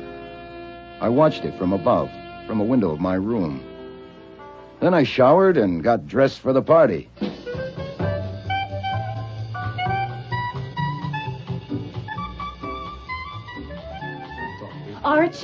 Archie, lover, you got here. Margot, my own. Come on over to the bar and help us sample. Look, if I come too early, where is everybody? It's just office staff now. Clients are invited for later. Oh. Oh, you remember Alf Kiernan, our business manager? Mr. Kiernan. Archie Goodwin. Sure, you were snooping around our office last year when we had that tapestry theft. What a pleasant surprise. I'm sure. And this lovely person under Alfie's adoring gaze is Cherry Kwan, our, I don't really know how to describe your job, dear. All-around handy person? A receptionist will do. You brought a detective, Margot. Has something been stolen? No, dear, but I may need protection. Archie, you recognize our bartender, of course, all the way from the North Pole. Oh, is that what you call a designer touch? Santa Claus tending bar? The designer touch, that's ho, ho, ho, fella. Santa, I think you're divine. And I love your sweet mask and all that lovely padding and your dear little white gloves. Now, if you want to hee-hee instead of ho-ho, that's all right by me. Oh, thank you, Miss. You're welcome. My friend Archie needs a drink, Santa. Oh, certainly, Miss. Champagne only, Goodwin. The designer touch. 3 different brands. The Kurt Bottweil touch. Yes. Shall we sample the Veuve Clicquot this time, Santa? Oh, certainly, sir. Santa, you're adorable. Stop tugging at me, Leo. Oh, here comes the angel on our Christmas tree, Mrs. Porter Jerome. This is Archie. She means that I provide the money that runs this organization. Leo, take my wrap, will you? It's stifling in here. Yes, Mama. And this is Mrs. Jerome's son, Leo Hatch, Who does all the work around here and gets none of the credit. I thought this was to be a family affair. Well, Archie's like family to me. I invited him. You're a blessing, Margot. Leo, get me a drink. Yes, Mama, as soon as I get rid of your mink, Mama. Archie and I have something to discuss, if you'll excuse us. A pleasure. Oh, Cherry, love, I don't think you have the Christmas family spirit. You have another drink and cheer up now, you hear? Come on, Archie. Bartender, don't just stand there. Pour me a drink. Well, can you hear me behind that mask? Margot, if this is a Christmas party, why do I have a feeling that it's Halloween? Well, you should work here. One big happy family. I'll bet. What do you think of Cherry? She's pretty. Pretty as me? Nothing like as pretty as you. Oh, if only that marriage license was real. I can get a real one for $2. What do you say? Huh? You wouldn't marry Miss Universe if she came on her knees with $1 billion. I dare her to try it. Did the license work? Like a charm. Absolutely perfect, Archie. Oh, good. No, that means it's all over between us. Oh, yeah. Archie, darling, look, I'll be a sister to you. I don't need a sister. Okay. I'm the rejected suitor, but I want the license back for a souvenir. Archie, that's sweet. No, it's serious. Now, I don't want it kicking around. I could be hooked for forgery. You mail it to me once, my own. Well, I can't. He tore it up. The hell he did? Where are the pieces? Gone. He threw them in his wastebasket. Now, you will come to the wedding. What wastebasket? Where is it? In his office last night after dinner. Will you come to the wedding? I will not. My heart is bleeding. Mr. Wolfe's heart will bleed, too. Look, I should be getting out of here. I'm going to be expected to sulk, and I don't think I can sulk. You won't have to. Kurt won't know I've told you yet. Look, here comes my intended now. Merry Christmas! All my blessings to my loyal staff and fellow workers. Merry. Goodwin, I didn't know you were here. Welcome. Thank you, sir. Now, before the clients and other guests arrive, I have an announcement to make and a toast to drink. Is everybody's glass filled? Everyone ready? Right. Now, there are times when love takes over. There are times... wait a minute. You don't have a glass. You have to drink, too. Oh, of course. Well, I'll just have a sip of champagne. Oh, nonsense. You should enjoy, too. I'll get your private bottle from your office. It doesn't have to be Pernod. I should drink what everyone else is drinking. Nonsense. You should enjoy it just as we do. Now, could I have a glass, please, Santa? Oh, certainly, sir. There. That makes it unanimous. Thank you, Alf. My secret public place. I'll start again. There are times when love takes over. Santa Claus, where's yours? You have to drink, too. Well, he can't drink through the mask. No, I suppose not. There are times... When love takes over. Thanks, Alf. There are times when the little demons disappear down their rat holes, and ugliness itself takes on the shape of beauty. When the darkest corner is touched by light. When the coldest heart feels the glow of warmth. When the trumpet call of goodwill and good cheer drowns out all the babel of mean little noises. This is such a time. Merry Christmas. Merry, merry, merry, merry Christmas. What a lovely toast, Kurt. Simply lovely. Well, I must write it down and have it printed. That part about the trumpet call. It was... Kurt! Oh, Kurt, what is it, Kurt? Mary is sick! Get a doctor. Stand back, everyone. Get back. Now he needs air. Do something. Somebody do something. Cyanide has a very distinctive smell, and it must have been a big dose to hit him that hard and that fast. Kiernan was loosening Botvile's collar, and Margot was squatting at her groom-to-be's feet, taking his shoes off.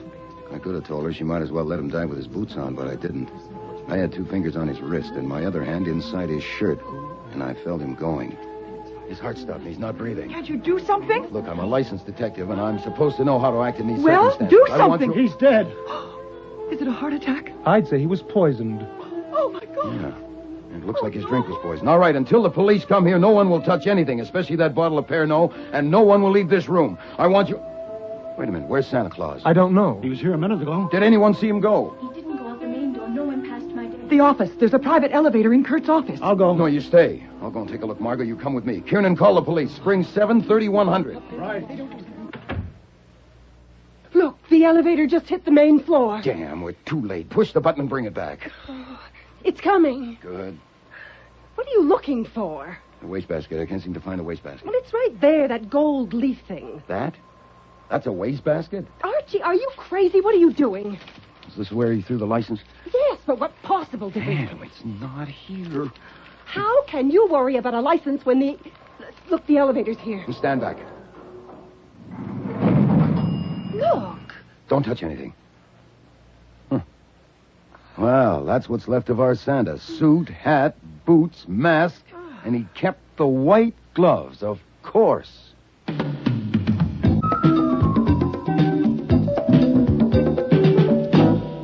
Mr. Kiernan and Mr. Hatch will be taken to the district attorney's office for further questioning. The rest of you can go for the present, but you'll keep yourselves available at the addresses you've given. Before you go, I want to ask you once again, here together, about the man who was here as Santa Claus. You've all claimed you know nothing about him. You still claim that? Inspector Kramer. Yes, Mr. Kiernan. I'm not objecting to going to the DA's office for 3 hours. I haven't objected to anything. But we've told you all we can. I know I have.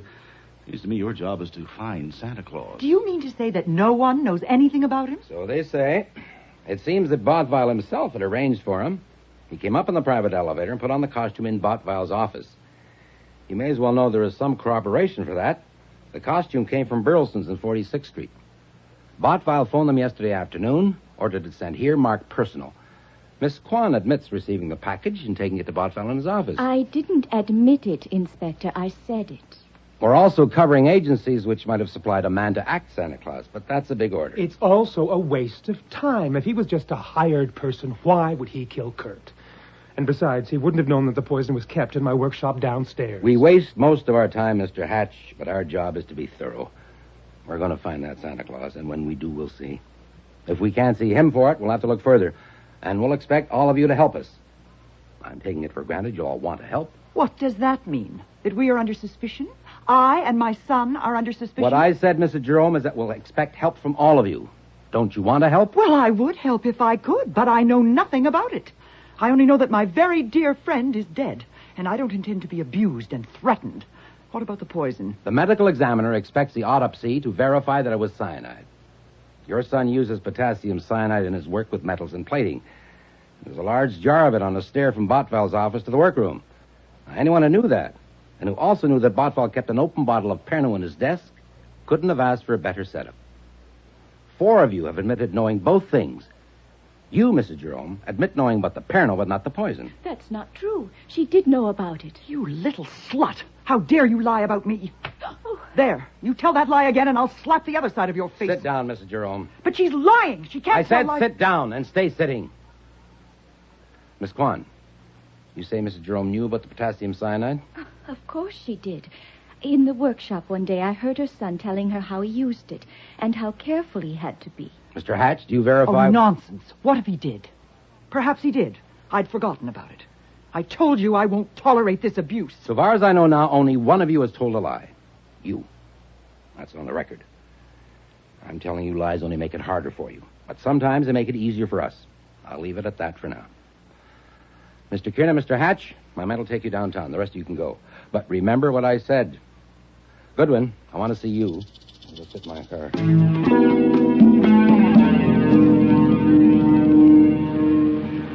Get in. Look, if you're taking me downtown, I want something to eat first. It's past my mealtime. You're not wanted downtown, not right now. Get in out of the snow. What were you doing there today? I've told you, having fun, 3 kinds of champagne. Miss Dickey invited me. I'm giving you another chance. Huh? You were the only outsider there. Why? You're nothing special to Miss Dickey. She was going to marry Bothwell. Why were you there? Ask her. We have asked her. She says there was no particular reason, that she stuttered around it. What I say, anytime I find you near a murder, I want to know. I'm giving you another chance. Oh, thanks. But I can't use it. I have nothing more to tell you. Lay off and go find your murderer. I know you, Goodwin. Yeah, you even called me Archie once. You know, I treasure that memory. I know you. Treasure it. Do you expect me to believe that guy got out of that room and away without you knowing it? Look, I was kneeling on the floor watching a man die. Huh? You're just talking to hear yourself. You don't think I was an accessory to the murder or the murderer's escape? I don't say he was the murderer. But if you knew who he was and didn't want him involved in it for some reason, like maybe earning a fee and let him get away, what about that? That would be bad. If I asked my advice, I would be against it. God damn it. Do you know who he is? No. Did you or Wolfe have anything to do with getting him there? No. All right, pile out. I'll be wanting you downtown sometime. You know where to find me.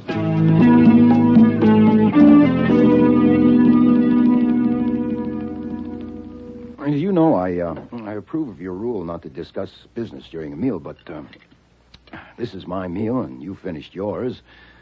I've got something on my chest, and it's not business, it's personal.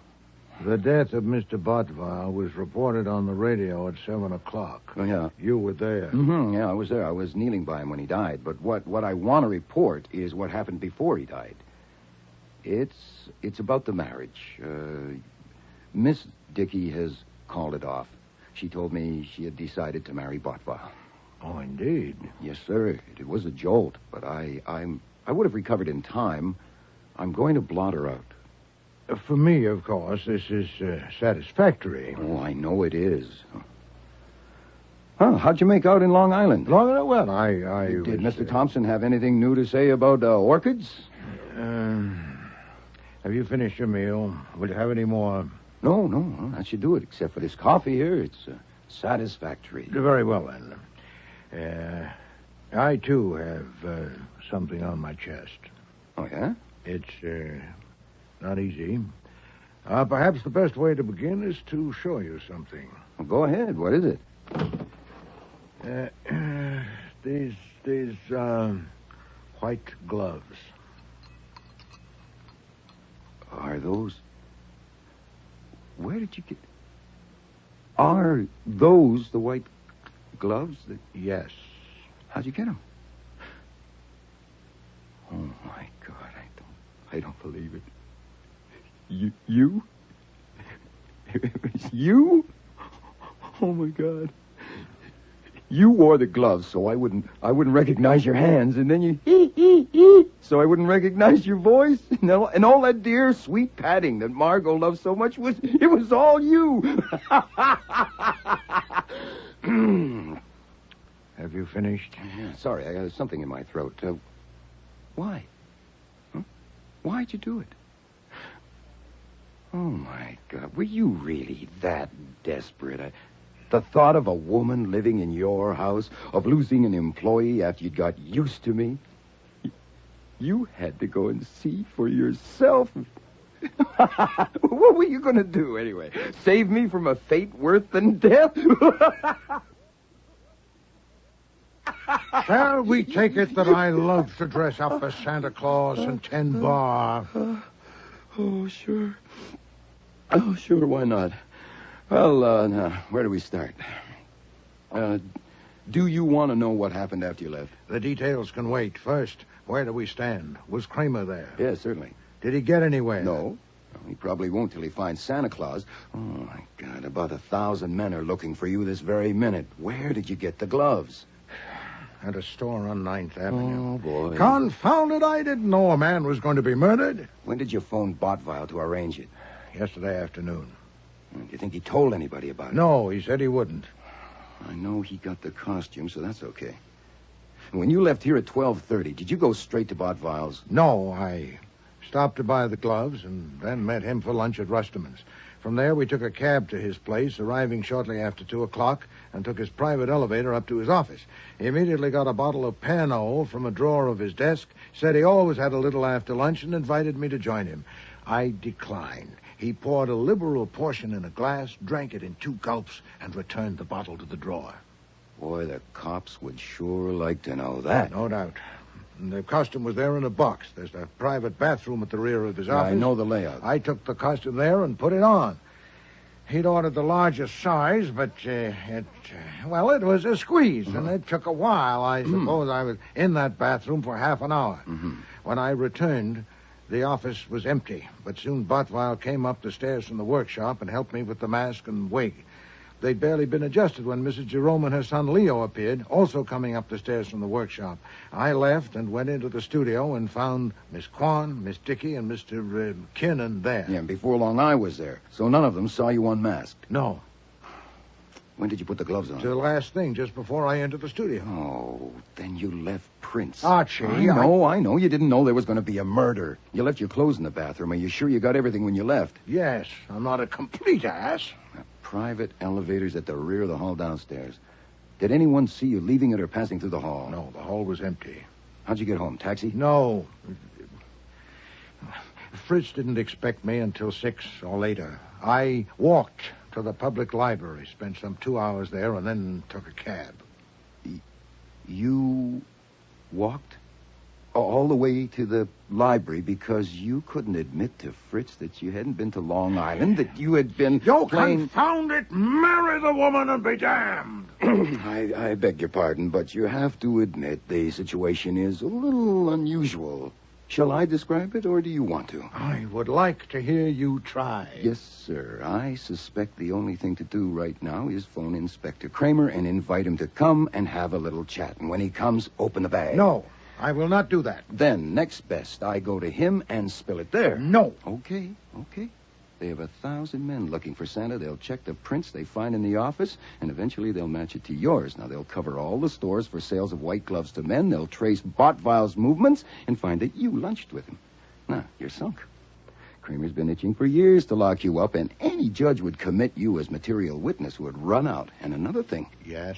If you wait till they find you, you can't tell them that Botvile took a drink from that bottle shortly after 2 o'clock, and it didn't hurt him, or they should book you for withholding evidence. Shall I call Kramer? No. I will not confess that performance to Mr. Kramer. I will not unfold the morning paper to a disclosure of that outlandish masquerade. Then you're just going to sit here and read a book till they come with a warrant. No, that would be fatuous. I am going to find the murderer and present him to Mr. Kramer. There's nothing else. Oh, that's fine.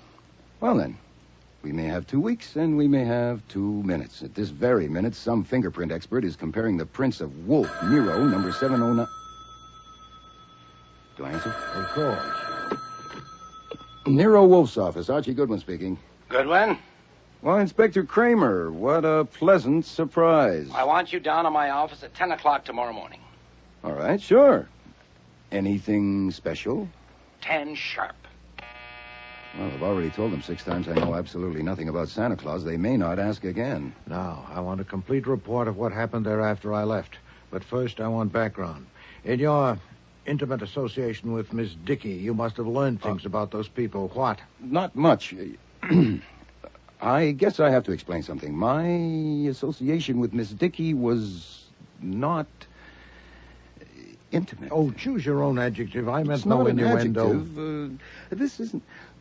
This isn't going to be easy. See, Miss Dickey's a very good dancer. She's an exceptionally good dancer, and for the past couple of months, I've been taking her here and there, and last Monday she asked me to do her a favor. Yes. She said Botvile was giving her the runaround, and he'd been going to marry her for a year, but he kept on stalling, and she wanted to do something about it. You see, Sherry Kwan was after him, too. Archie, would you get to the point? And she asked me to get a marriage license blank and fill it out for her and me. She'd show it to Botvile and then tell him it was now or never, and that way she'd force his hand. Archie. Yes, sir. Are you telling me that license was... Yes, sir. I want to make it clear that I had no intention of showing it to you. I did that on the spur of the moment because you were being so stubborn. I was being stubborn. Yes, sir. Margot said the trick worked a treat. Botvile tore up the license, threw it in his wastepaper basket, and agreed to marry her. Then you're not on intimate terms with Miss Dickey? No, sir. All right. Even so, she must have spoken of that establishment and those people. Some, yes. And one of them killed Botvile. The poison was put in the bottle between 2:10 when I saw him take a drink and 3:30 when Kennan went in and got the bottle.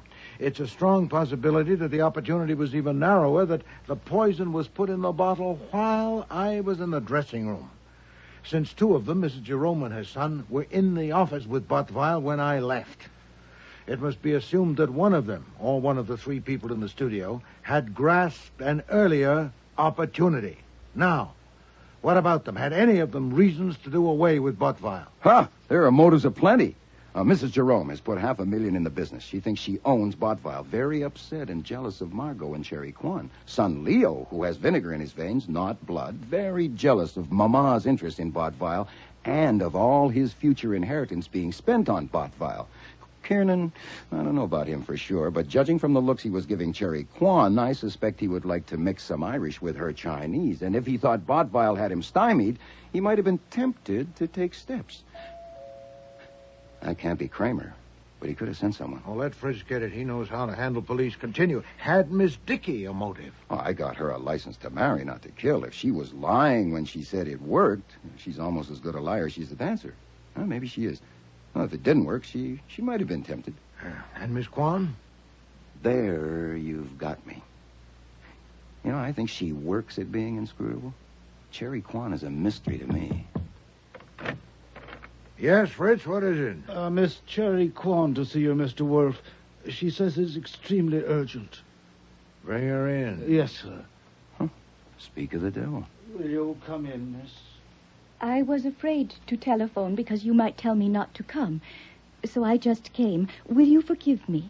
Take a chair, Miss Kwan. Oh, I must get myself together. I'm nervous because it's so exciting to be here. I've read about you so much. Oh, there's the famous globe, and the bookshelves, and the safe, and the couch. Oh, and of course, Archie Goodwin.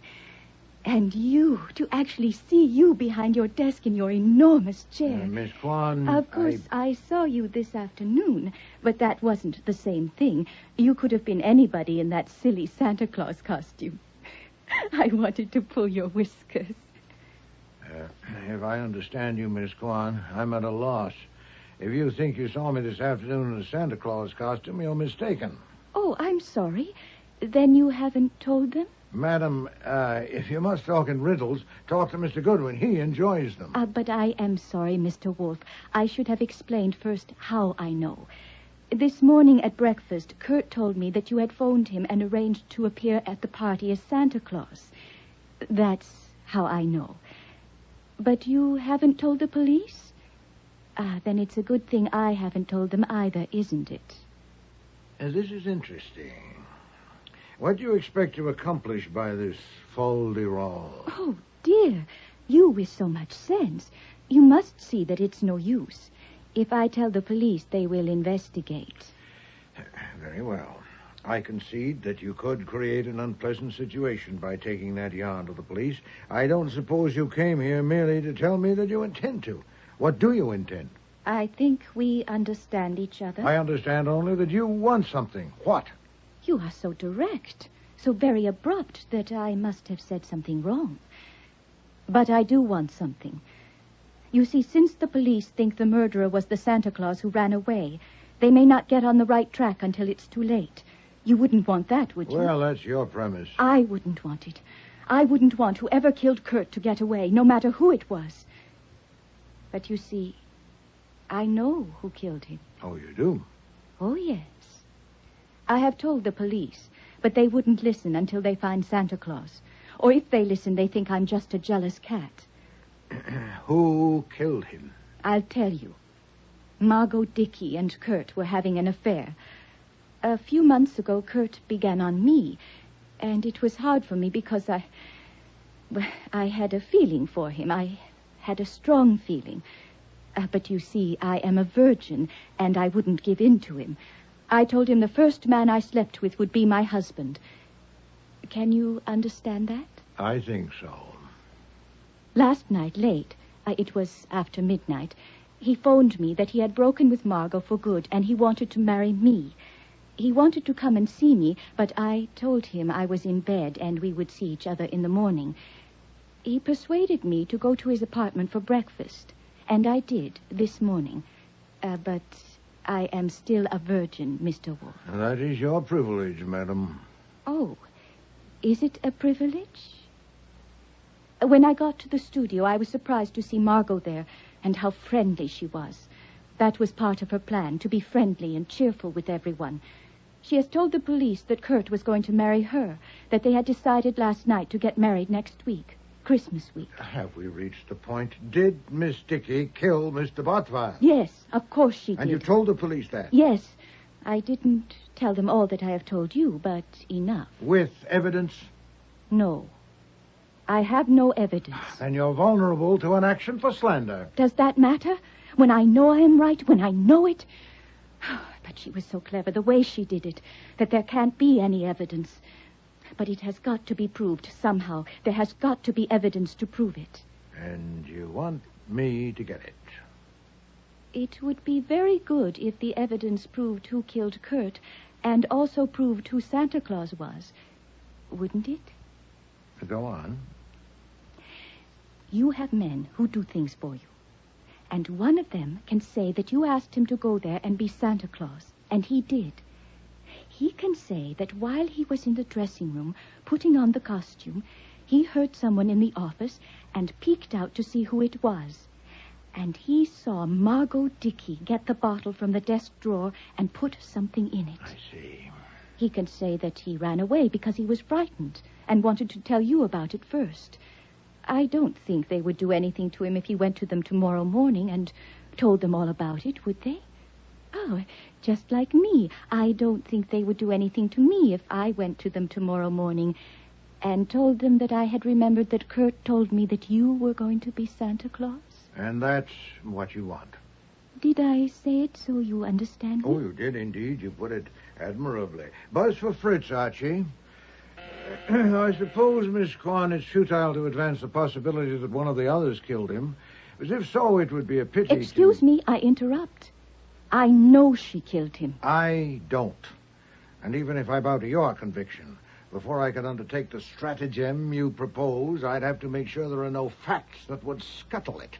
It won't take me long. You'll hear from me tomorrow. I can't wait longer than tomorrow morning to tell them what Kurt told me. Oui, you can and you will. The moment you disclose that, you no longer have a whip to dangle at me. You'll hear from me tomorrow. Yes, Mr. Wolfe. Miss Quan is leaving, Fritz. Show her out. It was very exciting to be here. I hope it will be early tomorrow. Oh. Who do you think will be best for it? Saul, Fred, Ori Cather? Sit down. You see through women? Huh? Well? Oh, no, not that one. I pass. I wouldn't bet a dime on her one way or the other. Would you? No. She's probably a liar and possibly a murderer. If you sit down, I must have everything that happened there today after I left. Every word and every gesture. You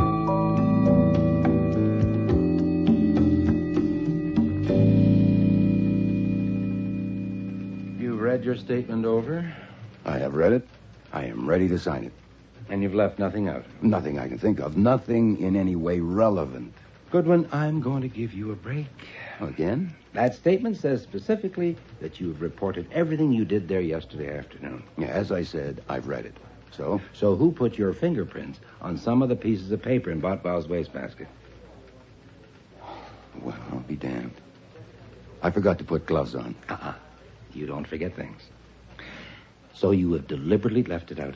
I want to know why, and I want to know what you took from that wastebasket and what you did with it. Yeah, I'm also damned because I thought I knew how thorough you are, and apparently I didn't. I wouldn't have supposed you would go so far as to dust the contents of a wastebasket when there was nothing to connect them. But I see I was wrong. Oh, boy, I hate being wrong. Well, we learn something new every day. You haven't answered my question. Now, look. Santa Claus had run. Kiernan was calling the police, and I guess I was a little rattled. And I must have looked around for something that might give me a line on Santa Claus, and my eye lit on the wastebasket, and I went through it. I haven't mentioned it because it wasn't very bright, and I like people to think I'm bright, especially cops. Now, there's your why. As for what I took, the answer is nothing. You want me to write that in? You are very bright, and you don't get rattled. Yes, I want you to write that in. And initial it. As you wish. This may take a little time. I'm a slow writer. Say, I hope I'm not holding you up.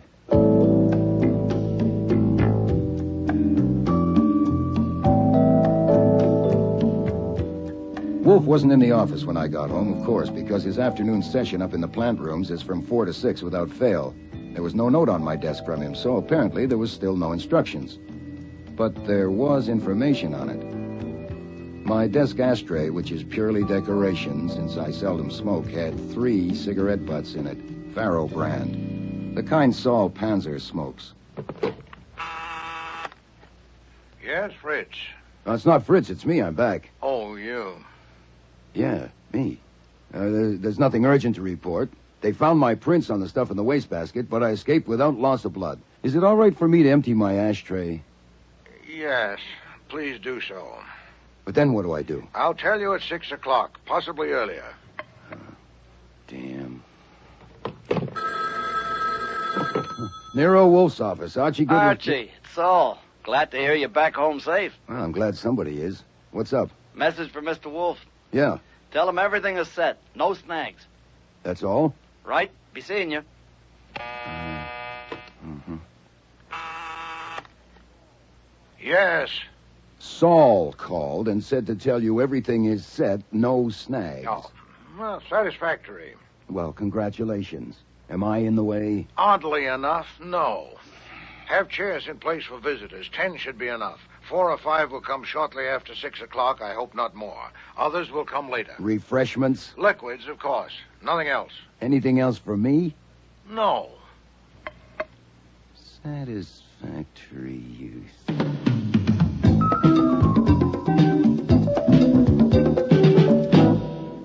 I don't thank you for coming because you came in your own interest, not mine. My mother and I came to find out what you're up to.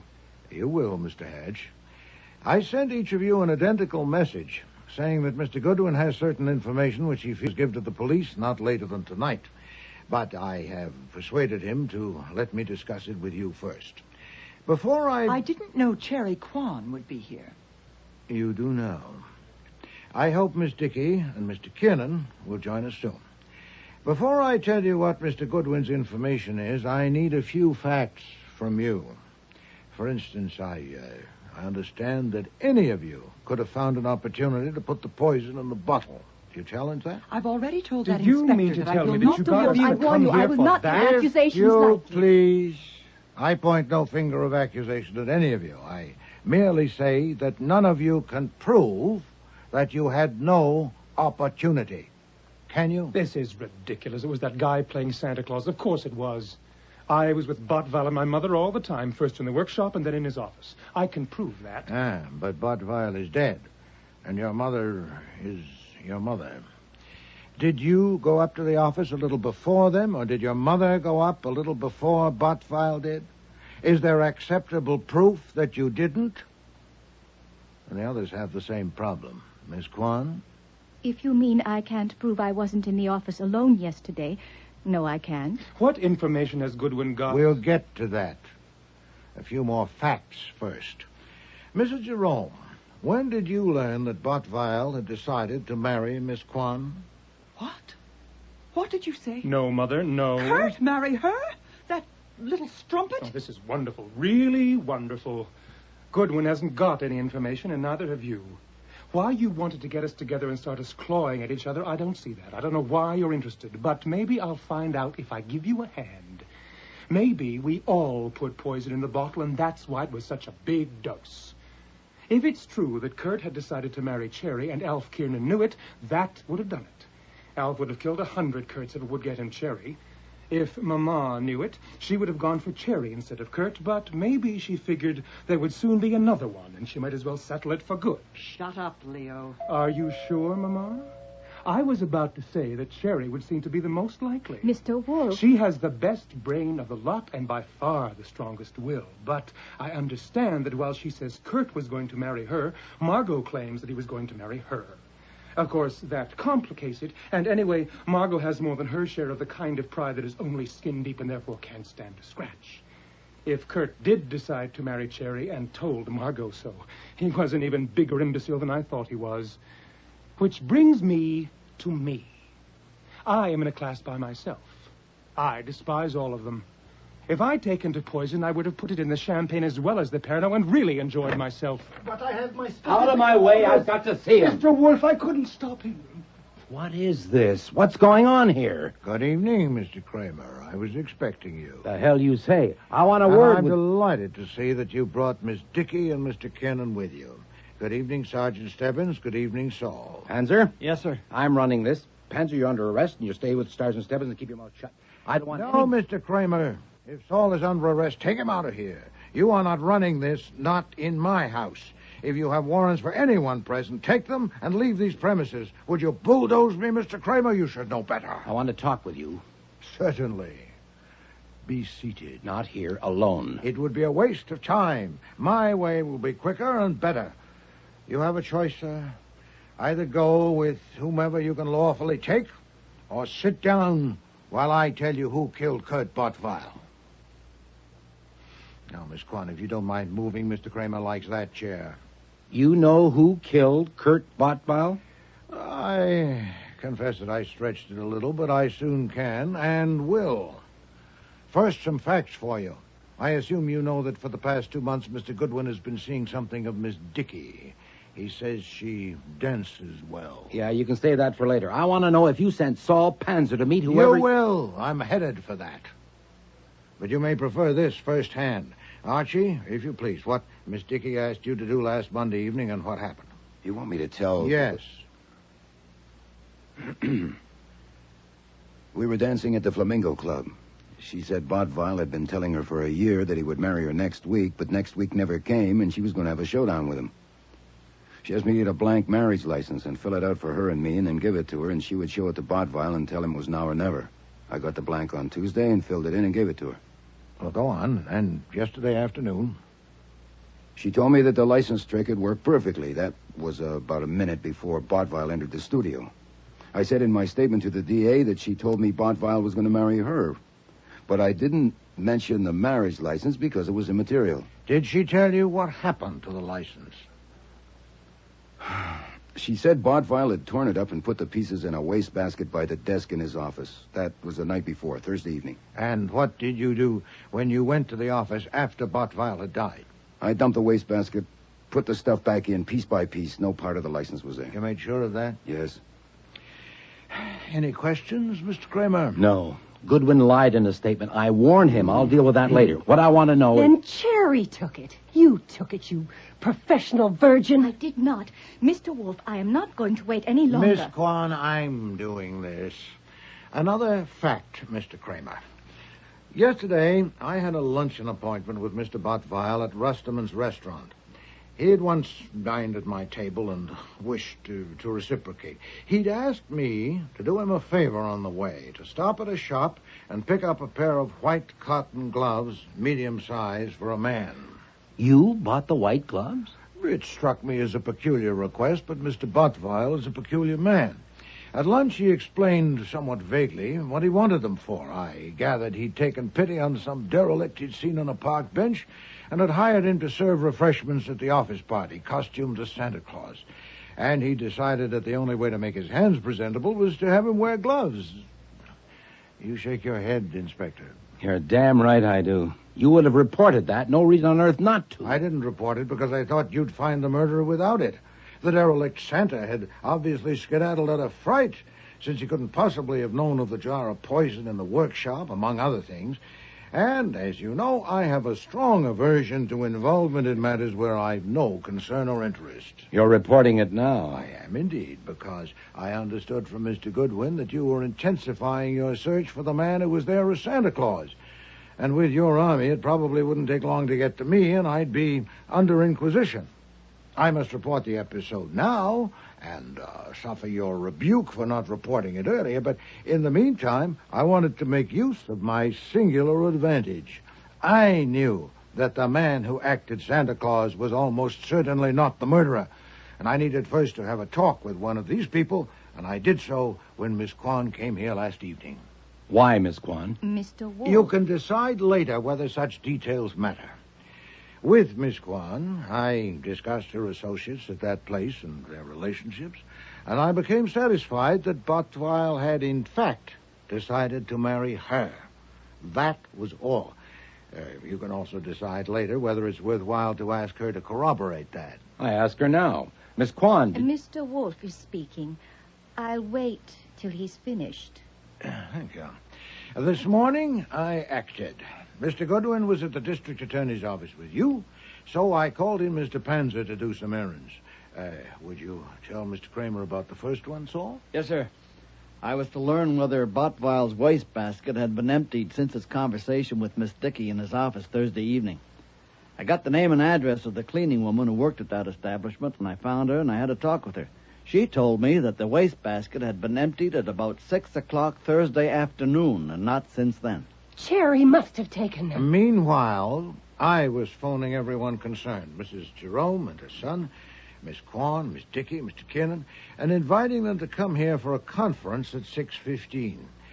I told them Mr. Goodwin had information which he intended to give to the police, which incidentally wasn't true, and that I preferred to discuss it first with them. I told you so. Mr. Panzer's second task was the delivery of some messages. He'd written them in longhand at my dictation on plain sheets of paper. They were identical and ran as follows. Saul? When I was there yesterday putting on my costume, I saw you through a crack in the door, and I saw what you did. Do you want me to tell the cops? Be at Grand Central Information Booth, upper level, at 6:30 today. I'll come up to you and say, St. Nick. By God, you admit you got Panzer to do that? I proclaim it. The messages were signed Santa Claus and put in plain envelopes, and Mr. Panzer made sure they were delivered. Now, these were not so much shots at random as they may appear. If one of those people had killed Bottweil, it was extremely likely that the poison had been put in the bottle while the derelict was donning the Santa Claus costume, so it was highly probable that the murderer would believe he'd been observed and would be irresistibly impelled to meet the writer of that message. One of the shots would reach its target. The question was, which one? Are you going to tell us now? Yeah, there was the possibility, of course, that one or more of them would go to you with the message, Inspector. Only the murderer would go to the rendezvous without first consulting you. So, you may now report. What happened in the vicinity of the information booth after you arrived? Yes, sir. I arrived at 6:20. Within 3 minutes, I had recognized 3 homicide men scattered around in different spots. I don't know if they recognized me. At 6:28, I saw Alfred Kernan walk up near the booth and stand there about 10 feet away from it. And I was just about to go and speak to him when I saw Margot Dickey coming up from the 42nd Street side. I went to her first and said St. Nick. She said, "Who are you? What do you want?" I said, "Excuse me, I'll be right back." And I went over to Alfred Kiernan and said to him, St. Nick. As soon as I said that, he raised a hand to his ear, and then here they came, the 3 homicide men who I had recognized, and Inspector Kramer and Sergeant Stebbins. I was afraid Miss Dickey would run, and she did start to, but they had seen me speak to her, and 2 of them stopped her. They took us to a room back at the parcel room and started in on me, and I followed your instructions. I told them I would say nothing whatever, except in the presence of Nero Wolfe, because I was acting under your orders. When they saw I meant it, they brought us here. Anything else? No. Satisfactory. Inspector, I assume Mr. Pence is correct in concluding that Mr. Kiernan gave your men a signal, so Mr. Kiernan had gone to you with the message. Yes. So had Mrs. Jerome and her son Leo. But Miss Dickey hadn't. No. Of course, I expected it to be Miss Dickey, since she lied about the license. The rest of what she told Mr. Goodwin was under suspicion. Why would I tell Archie that Kurt was going to marry me if it wasn't true? It would have been stupid. He'd find out. Not so stupid if you knew that Botval would soon die. Far from stupid if you'd already put the poison in the bottle. It would purge you of motive, or at least help to do so. Kurt was going to marry me. No, Miss Dickey. It's a fair surmise that on Thursday evening Botval told you that he would not marry you, that he had decided to marry Miss Kwan, and you decided to kill him and proceeded to do so. And it must be admitted that you would probably never have been exposed, but for the complications injected by Santa Claus and my resulting intervention. Have you any comment, Miss Dickey? Don't answer. I'm running this now. You may. Inspector, Cherry took those pieces from the wastebasket. She did it. She killed him. No, Miss Dickey. She didn't go there to meet a blackmailer, and you did. Take her, Stebbins.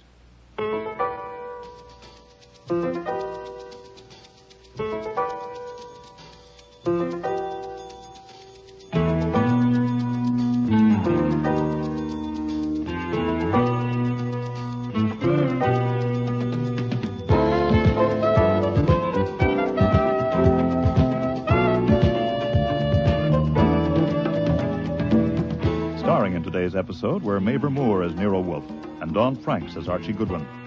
Marty Meriden was Cherry Kwan, Linda Sorensen, Margot Dickey, Patricia Hamilton, Mrs. Jerome, Gordon Thompson, Leo Hatch, John Granick, Kurt Bottweil. Cease Linder was Inspector Kramer, Alfie Scoff was Saul Panzer, and Frank Perry was Fritz. Music was composed and conducted by Don Gillis. Technical operations by John Jessup. Sound effects, Bill Robinson. Production assistant was Nancy McElveen, and casting consultant was Ann Weldon Tate. Christmas Party was written and produced in Toronto by Ron Hartman.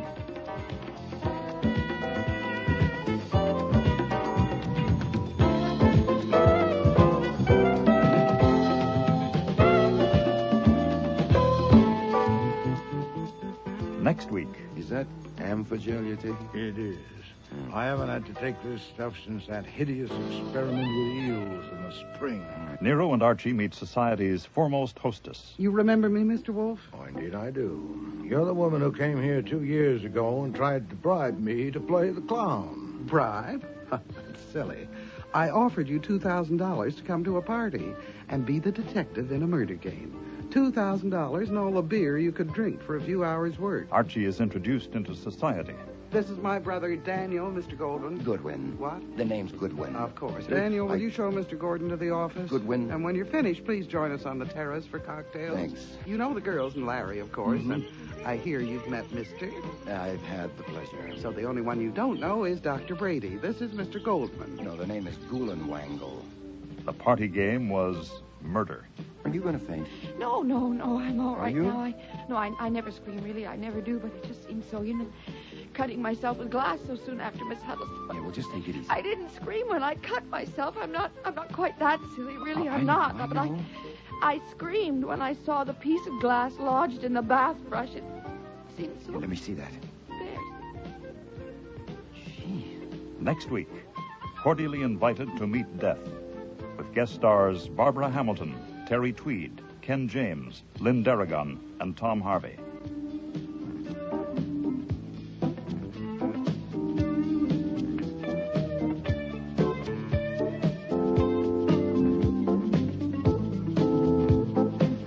Stay tuned for Nero Wolfe.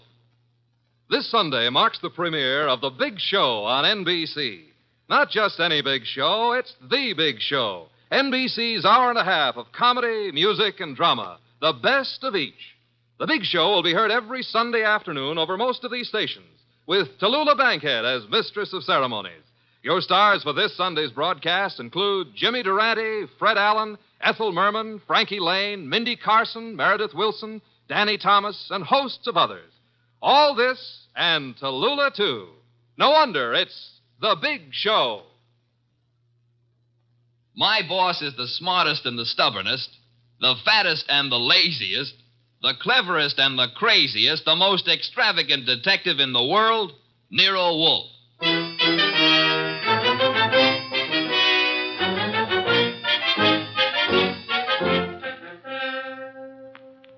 It's the adventure of The Case of the Dear Dead Lady, with that brilliant, eccentric private detective, orchid fancier, and gargantuan gourmet, Nero Wolfe.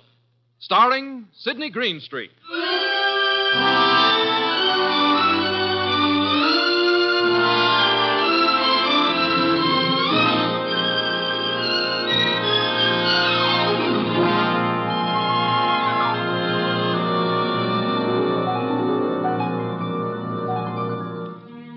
Nero Wolfe had just come downstairs, having tended to his precious orchids. He was, as usual, seated in the library, which served as the office. He had just dialed a phone number, and, with his eyes closed, was leaning back in his specially built chair, which was big enough for two, but not two of him.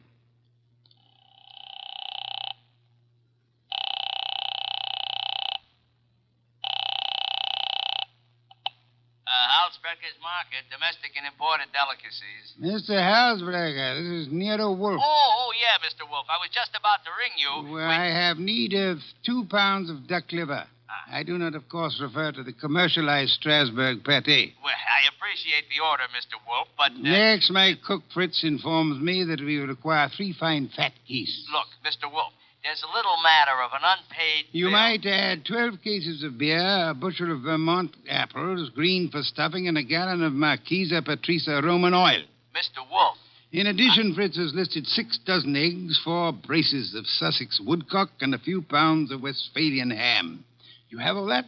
Well, I can get it, Mr. Wolfe, but my bookkeeper... Thanks very much, Mr. Halsbrecher. That will be all.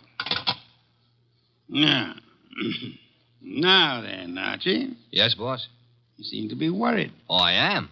This means naturally that I'm supposed to handle Halsbrecher's delivery boy when and if he shows.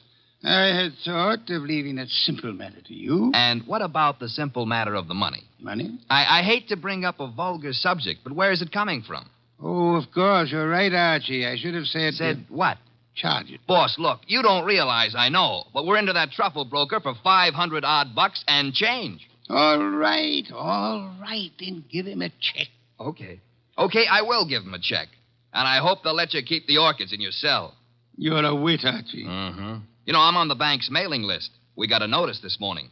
Don't mean... Oh, but I do. Again? Yeah, you just can't take money out of an account, boss. Sometimes you got to put some in.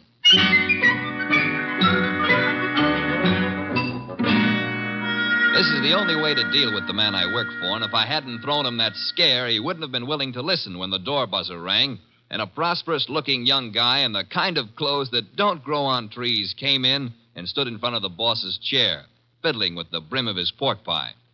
My name is Oliphant, Mr. Wolfe. Oliphant? Yes, sir, Oliphant. I am the spiritual leader and guiding head of a small religious group known as the Seekers of the Inner Power. I see. Also a man addicted to marrying neither wisely nor well, but often. You read the papers? I do. Mr. Wolfe, I am as aware of my sin-ridden past as anyone else is. The point is that I'm no longer that kind of man. Even a person such as I can see the light in time. Good. Might I ask why you've come to see me, Mr. Oliphant? I need your help, Mr. Wolfe. Concerning? A certain young lady with whom I'm deeply in love. Oh, I beg you not to confuse the present emotion with any of my earlier escapades. What I feel for Miss Dana is the pure and righteous glow of an upright seeker of the inner power. I promise to look on you as thoroughly redeemed, Mr. Oliphant. Proceed. Oh, by the way, do I recognize the name of your young lady as a Park Avenue socialite, an amateur swimming champion? Yes. But she's sweet, wonderful, beautiful. I've asked her to marry me, and she's given me some hope. In time, I fully expect to make her my wife. Well, then where's the problem? The problem is the presence of another man in her life. I'm sorry, sir. I'm a detective, not a matchmaker. This isn't a question of making a match, Mr. Wolfe. I have much too much respect for your talents to think of offering you such an assignment. Exactly. What do you want me to do? I want you to save Ilse Dana's life. Her life? Mr. Wolfe, this other man I spoke of is insanely jealous. Not only of Ilse's present, but of her past as well. He has threatened to kill her. I don't doubt your earnestness in this matter, Mr. Oliphant, but how would you know? I was listening on an extension in Miss Dana's apartment a few days ago when Hunter called. Hunter? Yes, sir, Jack Hunter. Known as Jack the Babe Hunter. Wait a minute. I know that canvasback. Huh? Sure, he's a coffee and cake prelim waltzer. Oh, he's not. He's a boxer. Archie is being fancy. Overlook it, Mr. Oliphant. Is Hunter in love with this lady of yours? I doubt it. He's a man of complete moral and spiritual corruption, I believe. Naturally you would. But what are the facts? In my opinion, he's after her for her money. She has money? To burn. And you, Mr. Oliphant? Me? Can you also afford to burn? How much do you want? The answer to that would be astronomical. However, if you leave a check for, say, $7,000, I shall look into your matter the very moment I have completed a little research into the nutrition of the Polynesian orchid.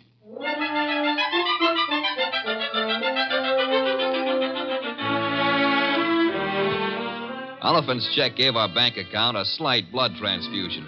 I think it was the boss's plan to spend a week or two in the plant rooms before he got busy on the case.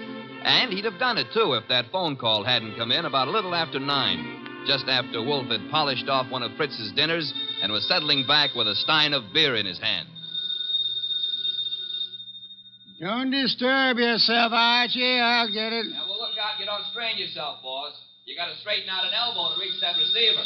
You have an unfortunate flair for mixing humor with impertinence, my friend. Hello, Nero Wolfe speaking. This is Ilse Dana, Mr. Wolfe. How do you do, Miss Dana? We were discussing you only this morning. So I've heard. Through whom? Ted Oliphant. I see. The young man seemed to be quite worried about you. The young man should tend to his own affairs. Said you were in some danger. I know what he said, and not one word of it was true. Oh? I'd like to talk to you, Mr. Wolfe. I'm sure it'll be an immense pleasure. Where do you live? I have an apartment at 22 Blanton Street. Could you be here soon? I could be there in a quarter of an hour, Miss Dana. By proxy, of course.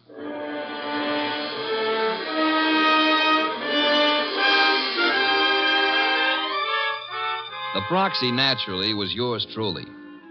10 minutes later, at 20 past 9, I walked up to Ilse Dana's door with a nosy elevator boy giving me the 00. The reason for his interest was that her door was open and the room inside was empty except for a little twisted pile of pale pink satin, which at close range turned out to be a woman.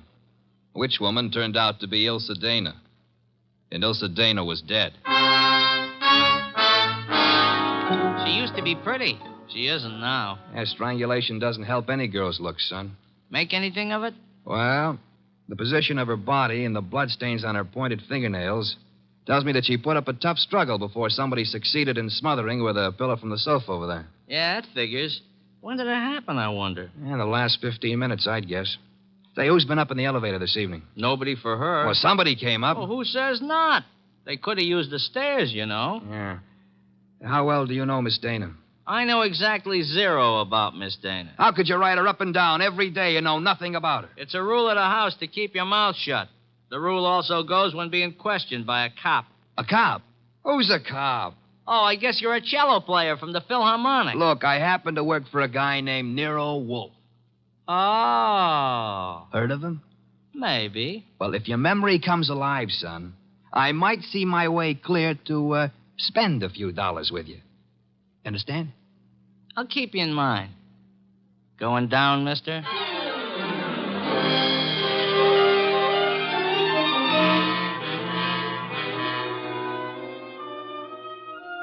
I spent time trying to get sense out of the superintendent and a set of chambermaids, but they were as quiet as a ballpark on Christmas Eve. Then I called the cops and told them about Oliphant and Hunter. By the time I got home, the house was dark and Nero Wolfe was sleeping. Next morning, I gave him the details while he drank 3 bottles of beer. When I finished, he sat for a long time and then started another bottle. The prize fighter. What about the prize fighter, Archie? Hunter? Well, I phoned the hotel he lives in before you got up. And? They told me he wasn't in. You know, I begin to think that Mr. Oliphant brought us a more absorbing case than he suspected. You know, I'm glad you like it. I don't like it. I don't like work of any variety. But this thing has its points. Well, what do we do next? Next, we investigate my client. What? Merely because the reformed playboy employs a detective doesn't exempt him from suspicion, Archie. Oh, now who's that? I'm afraid we have no choice but to open the door and see. My name is Young. Barstow Young. It's nice meeting you, Mr. Young. What do you want? I want to see Nero Wolfe. About? About a certain young lady with whom I am deeply in love. What? Will you repeat that? I want to see Mr. Wolfe about a certain young lady with whom I am deeply in love. Her name, please? Ilsa Dana. Is it possible that you entertain plans of making her your wife? Why, yes, but there's a problem involved. Another man? Yes. Well, do come in. Do come in. I think we've been waiting for you. Oh, Mr. Wolfe. Here's another one. Ah, Mr. Wolfe. You've come to me about Miss Ilsa Dana, sir? I have come to you, more specifically, about a man who has threatened her life. How unusual. He's the treacherous kind. Mild-mannered, you know. As we say in my profession, he underplays it. Your profession, then, is the stage. It is, sir. Go on, you interest me deeply. I was present recently when he told her that he would certainly kill her unless she mended her sinful ways. Sinful? No one denies that Ilsa has had, shall we say, a checkered career. But the man's attitude is totally fanatical. What's his particular brand of fanaticism, Mr. Young? Theodore Oliphant is a religious maniac. Well, what do you know? He's come to give Theodore a bad report card. I don't understand. I've come to ask Mr. Wolfe to prevent his murdering Miss Dana. Am I allowed a direct question, sir? Why, of course. Where were you between 9 and 9:20 p.m. last night? 9 and 9:20. Why do you ask? You said I was permitted a direct question. Oh, well, I was walking in the park, as I remember. Do you make a habit of walking in the park? I have lately. I'm preparing for an important role in a forthcoming production. What's so important about last night? From your point of view, a great deal, sir. Well, what do you mean? Last night, Miss Ilsa Dana was murdered. What? Mr. Goodwin here discovered the body. No. I'm afraid I must insist, Mr. Young. Why are you looking at me like that? Are you accusing me of... I have accused you of nothing, my dear sir. Well, now, look, you're making a mistake. Oliphant killed her. You may be sure of that. I have your word. I know him. He was trying to reform her, wanted to make her a devout follower of his cult, the Seekers of Power. I heard him tell her to her face that if she refused redemption, he would see to it that she didn't live on in her wickedness. You could produce other witnesses? Do you know, in your own smug way, you're as detestable a character as I have ever had. All right. Let's everybody take 5. Yeah? Nero Wolfe? He's busy. This is Archie Goodwin. You'll do, Goodwin. This is Jack the Babe Hunter. Oh? How are you? Great. Except the cops seem to want to talk to me about some murder fandango because, as I get it, you named my name. You got it wrong. I doubt it, and I'm coming over there to set you straight.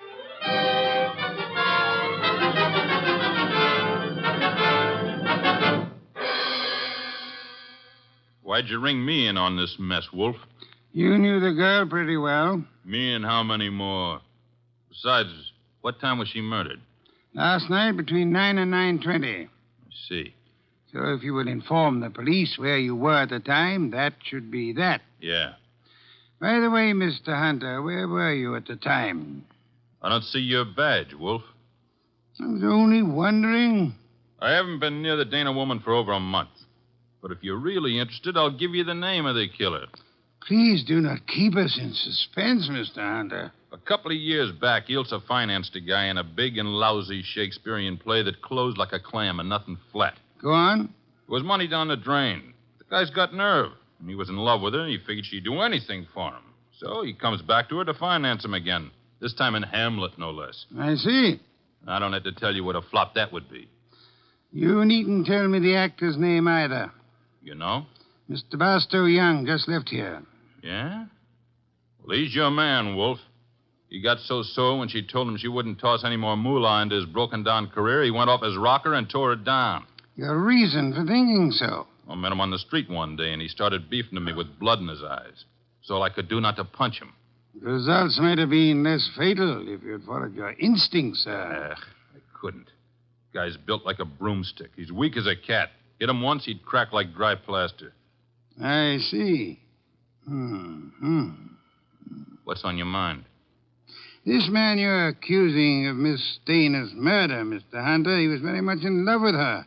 She was thinking about marrying him, he said. He said? Yes, he did. I heard him, too. He was talking through his skull cap. Ilsa wasn't going to marry anybody. No? No, she couldn't. Why couldn't she? Well, but she just couldn't, that's all. So long.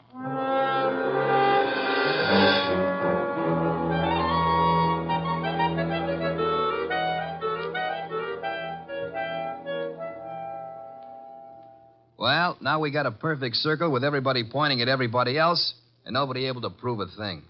What Hunter says isn't impossible, Archie. You think Young did it? I don't think at all yet. But if there's anything more dangerous than a woman scorned, it's an actor scorned. We have another visitor. Yeah, who are you expecting? At this point, anybody. Hi. Oh, you. Yeah, I told you might hear from me. Come on in. Who's this? Fellow runs the elevator at 22 Blanton Street. What do you got for me, kid? Postcard? Postcard? Yeah, the cops missed it, but I spotted the edge stuck under a rug. Nice of you to have delivered it. Or maybe he was just being curious. Curious? It's not every elevator boy who has a chance to see Nero Wolfe in the flesh. Oh, him? Come off it, High Pockets. I'm here because you mentioned something about spending a few bucks. Oh. I wouldn't cross the street to see the best gumshoe that ever breathed. Look, gumshoes don't breathe, and how would you like a sock? Archie, pay him and let him go. Yeah, pay me and let me go. Sure, Mr. Wolfe. Here you are. Thanks. Don't mention it. Anytime, pal. Anytime. How do you like that fresh little punk? Archie, the lad has done us nobly. Yeah? A typewritten card addressed to Miss Ilsa Dana. Well, what's it say? Rather peculiar message. Have you prayed tonight? It's signed with a single letter O. Have you prayed tonight? Yes. Signed O? Exactly. Weird, isn't it? Well, what's weird about it? What could be plainer? Have you prayed tonight? Now, I ask you, who is the man in this deal who's interested in praying? All of us, I hope, are God-fearing. All right. But I ask you again, what does O stand for? It could stand for O'Brien, Obituary, Omaha. What about Oliphant? Oliphant, too. Look, what's with this indifference? The case is cracking and you slough it off. You remember what Young said? Oliphant threatened to kill her because she wouldn't join that cockeyed movement of his. Don't exhaust yourself, Archie. We have a hard night ahead. Yes, but I don't understand. But I don't mean to stifle your imagination, my friend. But if you'd reserve your deductions for a little while, you could lend me some much-needed assistance. What do you want? I want you to become a burglar. A burglar? I want you to hurry over to the dead woman's apartment on Blanton Street and ransack it. For what? How do I know? We need help. Anything may help us. Go through the place with a fine-tooth comb.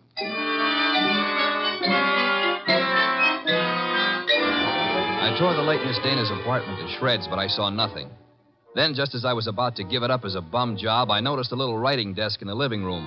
Pried loose the lock and spotted something among a pile of papers that belonged to no well-to-do flat. It was a pawn ticket, lot 8N046, and the address was a pawn shop around the corner on 6th Avenue.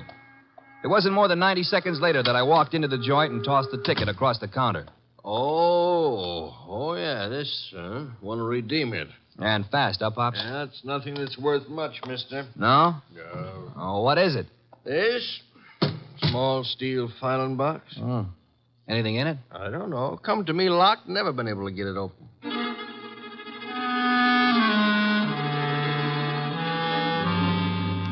We got it open, Wolfe and I. Smashed the front end with a poker. There were some odds and ends inside, old earrings, some thumbtacks, a cigarette lighter, just trash. Then the boss stuck his fingers in and pulled out a plum. This is it. What do you mean, this is it? You fail to recognize this classic document? Huh? A marriage license, Archie. A marriage license. Yeah, well, whose marriage license? The wording is self-explanatory. Listen. This is to certify, etc., etc., thus licensing on this 3rd day of May, 1946, the marriage of Miss Ilse Dana to Mr. Johann Jaeger. Johann Jaeger? Exactly. Well, who in the world is Johann Jaeger? We'll soon see. I don't get it. I can understand. It's a befuddling little puzzle. It'll be very easy for one to make a fatal mistake here. But, of course, you won't. I won't. 3 hours later, I'd herded all the suspects into the office, and he sat in his chair and glared at them. Oliphant, Young, and Hunter. It was tense and tight, and the boss let it stay that way, saying not a word to anybody while he calmly sipped his beer. It was Oliphant who cracked first. I didn't kill Ilsa. I couldn't have. Jealousy is a very compelling motive, Mr. Oliphant. And you came to me, remember, complaining that there was another man in Ilse Dana's life? Whatever I complained about, and jealous as I was, I didn't kill her as the sacred power is my holy judge. Being unacquainted with your sacred power, I'd have to ask you for a better authority. Sacred power. Oh, it simply wouldn't have been possible for me to have done it. Why not? Yeah, why not? Because I was at Mickey's Night Owl Club last night from 7 until 4 a.m. Contemplating the sacred power, no doubt. That can be proved, Mr. Oliphant? Let me call now. Let the head waiter tell you. Well, you take your embarrassment as an indication that you're telling the truth. Hey, wait a minute. You can't let him off like that. Don't be bothersome, Archie. Yeah, but we got that card he wrote, the one about have you prayed tonight, signed with his initial. He didn't write that card, Archie. Now, look. And the O is not his initial, is it, Mr. Barstow Young? I'm afraid I don't understand. On the contrary, I am afraid you do. But for the record, I'll explain. Oh, Archie. Yes, boss? Hand Mr. Young that large red volume off the shelf behind Mr. Hunter's head. This one? That one, thank you. Now then, Mr. Young, you will favor me by opening the volume to page 1133. But why? Open it, sir. Good. You will now count 6 lines down from the top and read what you see. Have you prayed tonight? Thank you, Mr. Young. What the devil is going on? Mr. Young has just given us a reading from a tragedy. The line, have you prayed tonight, is spoken by the hero to the heroine just before he murders her. The name of the heroine is Desdemona. And the hero, as I'm sure you all know, is Othello. Othello? Yeah, the O was not Oliphant, Archie. Othello, I think, was a Shakespearean play which Miss Dana financed for our Mr. Young. And knowing she would recognize the quotation as well as the threat behind it, he sent it to her to warn her that he meant to murder her. You won't have the unmitigated gall to deny that, will you, Mr. Young? No. No, I don't deny it. Do I call the police? But I didn't kill her. The fact that I sent the card doesn't mean I killed her. Well, it'll do for my money. But not for mine, Archie. What? Mr. Young couldn't have killed Miss Dana. Why not? Because he lacks the strength to strangle such a healthy young woman, a champion athlete. Wide awake and full of fight. He's rather a frail person, as we know, and smothering Miss Dana with that pillow was no easy task. She struggled. Therefore, she clawed the wrists of the murderer. I'm sure that if you examine Mr. Young's wrists, you will find no scratches or scars. Here, let me see that. Go ahead. Well, Archie? Yeah, you're right. Nothing. I was sure there wouldn't be. The person who actually killed Miss Dana was a powerful physical specimen. Yeah? Yes, Mr. Hunter. In all probability, a professional athlete. A muscular man in good condition. You pointing at me? Seems quite likely, doesn't it? You're out of your head. Am I? Yeah. Ilse Dana war Ehefrau. Nicht wahr? Jawohl. I mean... You said yeah, Mr. Hunter. And you meant yeah, yes. I asked you in German if Ilse Dana was your wife, and you, in the heat of emotion, answered me yes in your mother tongue. Look, what's going on here? Allow me to present Mr. Johann Jaeger, Archie. Him? I've known it since we first saw that marriage license. You see, Jack Hunter is the English translation of our friend's real name back in Germany, where he comes from, Mr. Johann Jaeger. Oh, what do you know? So you proved nothing. Yeah, I was married to Ilse. That's why I said she couldn't marry anybody else. But I didn't kill her. She was my wife. I loved her. Olivan told us you were insanely jealous of her. What if he did? You know better. Do we? Sure you do. Ilse told you herself over the phone that every word Oliphant said was a lie. Interesting. What is? How you could possibly know what Ilse Dana told me over the phone. I haven't mentioned it to you or anybody else. Oh, well, you see... I see most clearly, Mr. Jaeger, that you must have been in the apartment with her listening on the extension phone, or you couldn't possibly have that information. And it was only a few minutes after that telephone call that Ilse Dana was smothered to death. And I see it's about time I said good night. Wait a minute, Jaeger. Wait a minute. Good work, Archie. I advise you to sit still, Mr. Johann Jaeger Hunter. I was right. I told you he threatened to kill her. But why? I've only guessed at the story, reconstructed it, so to say. But I think you and Mr. Young ought to be congratulated. On what, sir? On not having won your fair lady. You've always thought of her as a sweet, demure society girl. But actually, she was a vicious person, as bad as the man who killed her, if not worse. She tortured him cruelly for 4 long years. How can you say that about her? How can you doubt it, Mr. Oliphant? There must have been a great many men in her life. We know at least 2 definitely, you and Mr. Young. But she was in love with me. She was in love with me. I'm sorry to shatter your illusions, but she was not in love with either of you. She was using you for her purpose. What was her purpose? Tormenting the man she married. That was her preoccupation day and night. She delighted in tyrannizing over him, as one might in breaking a bull or taming a wild mustang. Do I come near the truth, Hunter? Yes. Until I couldn't stand it any longer. May I ask then why you married her? Why? Because I couldn't help myself. I crawled for her. I married her on the terms that nobody should ever know I was her husband. She was too good for me, she told me that to my face over and over. That we belonged to different worlds. But I was crazy about her, so I took it. What I've taken you wouldn't believe. Oh, I'm sure I would, Mr. Hunt. I'm a very understanding man. The question is, will a jury believe you? And that we must begin to learn immediately. Archie. Yes, sir? Phone for Inspector Kramer.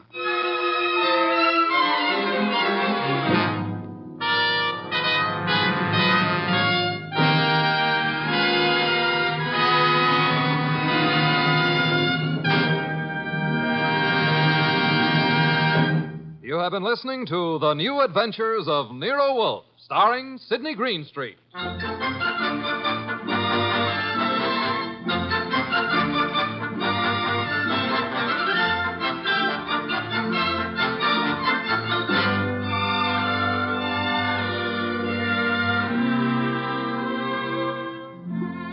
Tonight's transcribed story by Peter Berry was based on the famous characters created by Rex Stout. This is an Edwin Fadiman program produced and directed by J. Donald Wilson. In the cast were Herb Ellis as Archie Goodwin and Lee Millar, Marna Keneally, Larry Dobkin, Barney Phillips, and Jerry Hausner. Next week at this same time, Nero Wolfe and Archie will bring you The Case of the Headless Hunter. Don Stanley speaking.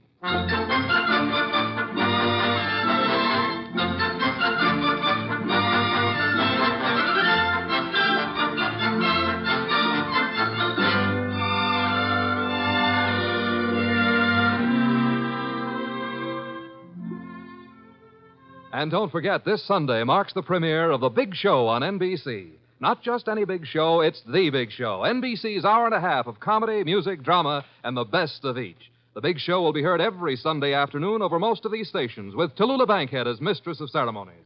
Your stars for this Sunday's broadcast include Jimmy Durante, Fred Allen, Ethel Merman, Frankie Lane, Mindy Carson, Meredith Wilson, Danny Thomas, and hosts of others. No wonder it's The Big Show.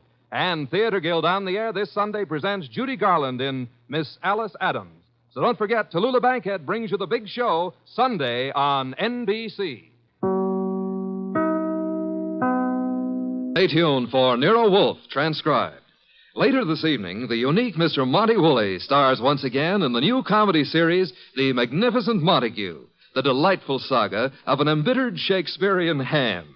After many triumphant years on the stage, the Magnificent Montague now portrays Uncle Goodhart, the hero of a radio serial. And his trials and tribulations are 30 minutes of delightful listening over most of these NBC stations.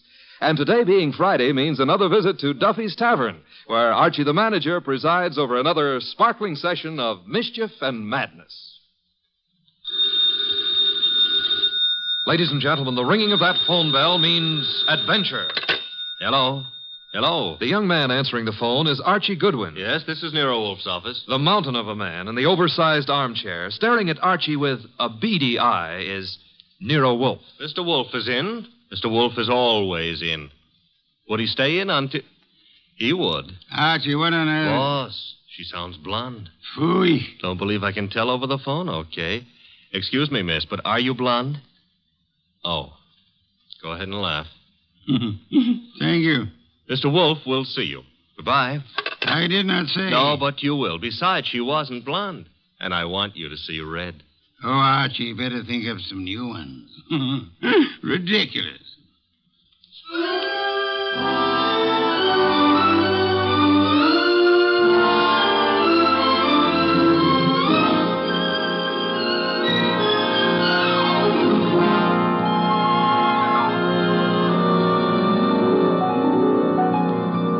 Ladies and gentlemen, it's the bulkiest, balkiest, smartest, and most unpredictable detective in the world.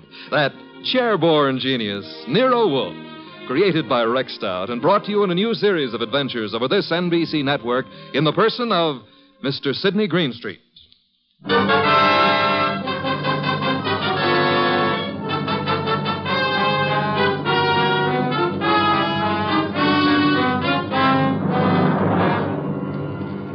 Tonight, it's the case of the girl who cried wolf.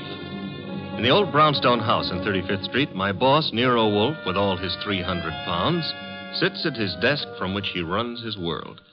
We have been patiently waiting for the lady client. Then there's a knock at the door, and I admit her. A beautiful, frightened, and red-headed girl. Mr. Wolfe? Mr. Nero Wolfe? Not by 160 pounds. I'm Archie Goodwin. Oh, yes. I spoke to you on the phone. I'm Mary Dunning, Mr. Goodwin. I was wondering if... He's in. He's always in. Come on. We'll try getting him to admit it.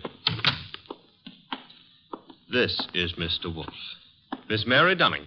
How do you do, Miss Dunning? Here, take this red leather chair. It's a nice match for your hair. You know, as old Dr. Titmouse has said to me, beware of a red-headed woman. But I never could believe Thank him. you, Mr. Goodwin. Your business, Miss Dunning? Do you mean what I do or why I've come to you? Both, if you please. Well, I'm Mr. Stevens' secretary at the Tolliver Ecological Foundation. Our offices are down on East 12th Street. Ecological? Field research as to factors operating on plant and animal development and survival, Archie. Animal development, huh? Miss Dunning, the foundation has several agricultural research projects throughout the country, hasn't it? That's right, Mr. Wolfe. And Donald Stevens is executive director. Or was until... Was? He's disappeared. It's been 3 days now. He's not been near the office nor his apartment. No message or... Apartment? Stevens been living alone? He's a bachelor. He's engaged to Laura Tolliver. She's a cousin of the original Tollivers. But she doesn't know where he is either. Have you come to me on Laura Tolliver's account or on behalf of the foundation? Well, neither, Mr. Wolfe. I'm just worried, and I'd heard of you as one of the finest private detectives in New York. You've heard of me, Miss Dunning. We see that you're here. I still fail to understand why. But I've told you. Mr. Stevens has dropped out of sight. And there's another thing. The last time I saw him, he had a caller with him in his office. Caller? Male? Female? I don't know. We're in a converted old brownstone house, and, well, the way the offices are laid out, I don't see all the people who come in unless they make a point of coming to my desk. I see. All I know is that Mr. Stevens stepped out for a moment, looking either scared or angry, I couldn't be sure which, and asked me to see if there was a policeman at the corner. Which corner? Archie, continue, Miss Dunning. Well, I started to go, and there were low voices arguing from the inner office. And then Mr. Stevens called me not to bother. Then what? He said I could go ahead and take my lunch hour then. So I did. And when I came back, he was gone. Leaving no message? Leaving no message. And you've neither seen or heard of him since? I've tried all over. By phone, going out myself. Miss Dunning, has Mr. Stevens been in the habit of making extended business trips? Well, once in a while to our research stations in Pennsylvania, or New Jersey, or up in Vermont, but not without letting me know. I have to make out his travel vouchers. Has there been any recent trouble at the foundation? Trouble? Financial trouble? Personal trouble? No, there's been no trouble. Miss Dunning, you're wasting my time and yours. This is a problem for the police, if there is a problem. Oh no, Mr. Wolfe. I'd have gone to the police, except, well, if there should be an innocent explanation, it didn't seem fair to the Foundation to risk the unpleasant publicity I said for the police. Wait a minute, Mr. Wolfe. It's your say-so, but when a girl walks in here and asks... The young lady can depart by the use of the same rather trim legs that carried her here, Archie. Oh, now, look, boss, just because I Miss look at... Dunning, I can think of a dozen reasons that might take your bachelor director out of town for a few days without the formality of explaining his actions. Then you won't look into this? Despite Mr. Goodwin's frowns, no. Should Mr. Stevens not turn up tomorrow or so, I suggest you advise the police or whatever attorney acts for the Foundation. There is such a person, of course. Yes. Jonas Dowd is counsel. He's also a cult trustee. Consult him, then, by all means. But you don't seem to understand. If you'll excuse me, I'm overdue for an important conference with my cook.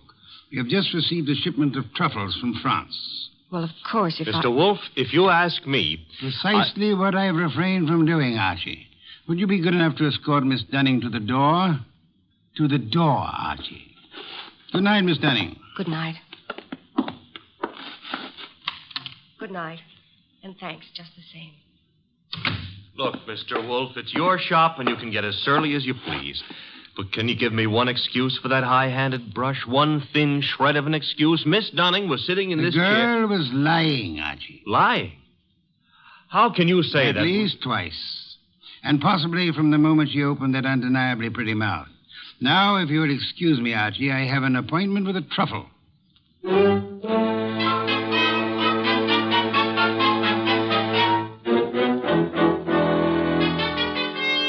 You say you have a surprise for me, Archie. Enough to yank you 3 inches out of that chair. Remember the girl who was here last night, Mary Dunning? You seem unwilling to let me forget her. Well, I took off on my own this morning to check up on that foundation setup. Good, Archie. I ventured a small bet with Fritz that you would. All right. See if your bet included this.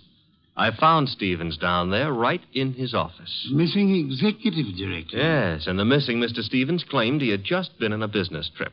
Delayed getting back because his car had been smacked by a hit-and-run driver in New Jersey. Now, here's the payoff. He even tried to make out that he'd been thinking of calling you in a problem. Hit-and-run accident? No, something about the foundation.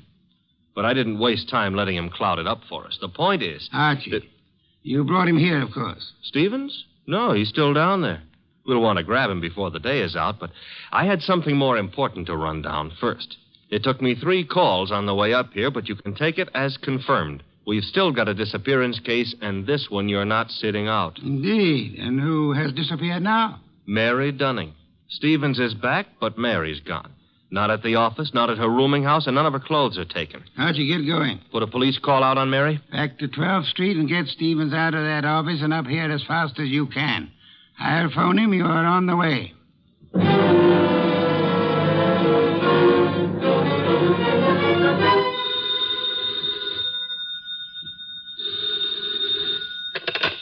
Hello?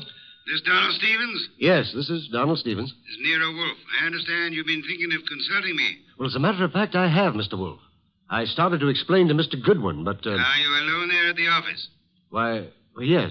As it happens... Be careful. I don't think your car smash-up was an accident. I've just sent Mr. Goodwin to ask you to come here. Meanwhile, I'd suggest... Oh, excuse me, Mr. Wolfe. There seems to be someone coming in now. Wait, Mr. Stevens. There hasn't been time for Archie to get there yet. Excuse me, Mr. Wolfe. Don't. Just hold the wire a moment. Wait, Mr. Stevens. Come on in. I haven't had a chance yet. Oh, what? No! No!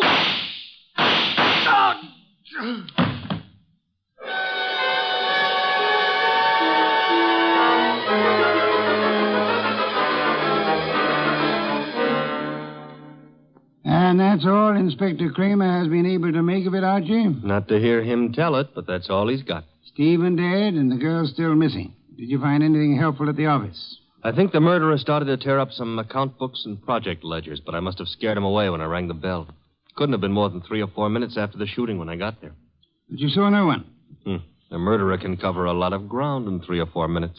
You were naturally by accident, since it is mildly illegal. You had a good look at the dead man? A very good look. Not to mention his pockets. Anything particular? Well, there was a half-eaten package of lifesavers in the left-hand trouser pocket. What's particular about that? The flavor was lime. I hate lime. Phooey. Archie, I called Jonas Dowd last night. The foundation lawyer?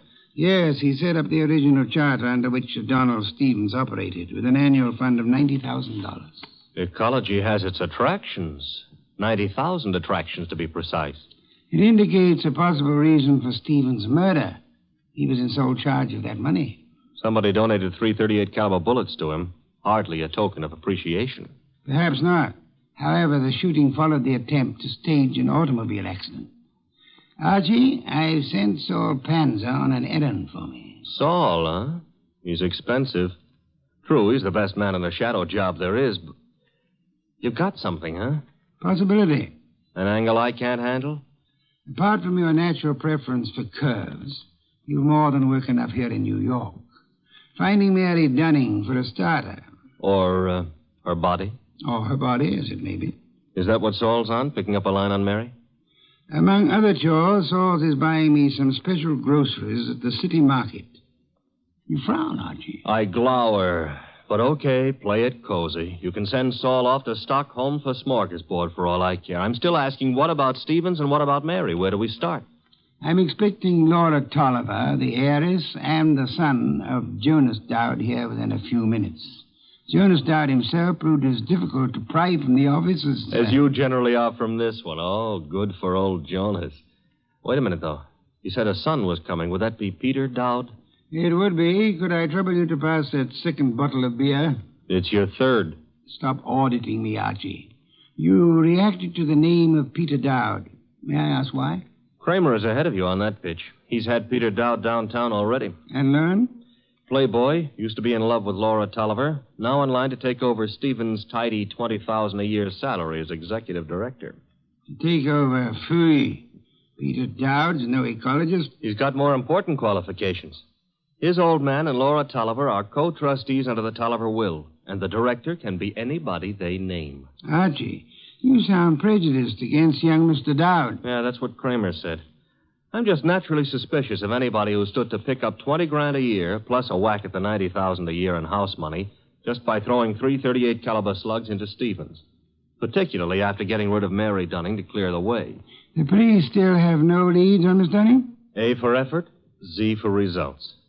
Now, the way I see it, boss... Leg work now, Archie. Guess it's later. You might try Miss Dunning's landlady again for one, and try Peter Dowd's apartment. Now? Yes. I'd say go along and keep after the missing girl. Instead of sifting through the names in Stevens' appointment book you were asking about? It's two legs of the same animal. The names may help on the girl. Now, Archie, on your way.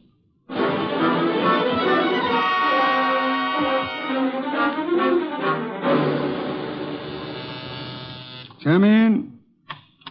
Mr. Wolfe? Yes, come in, Miss Tolliver, Mr. Dowd. Sit down. It's good of you both to come. Miss Tolliver, I'm profoundly sorry of your loss. You were to marry Mr. Stevens, as I understand it. Yes, 3 weeks from today. I was trying to warn poor Stevens just as the murderer came in. But he evidently knew his caller well enough to feel no alarm. The police told us that, Mr. Wolfe. We've just come from Inspector Kramer's office. I know, Mr. Dowd. Did you gather the inspector meant to see you again? Why should he? How could anyone think that Peter could have anything to do with this horrible business? I see that you have no doubts about Mr. Dowd here, Miss Tolliver. Easy, Laura. Yes, Mr. Wolfe, I gathered that Kramer was interested in me. He's got a man outside here watching us now. You're alert, Mr. Dowd, or... Oh, what? Or aware that Inspector Kramer may have grounds for keeping you under surveillance.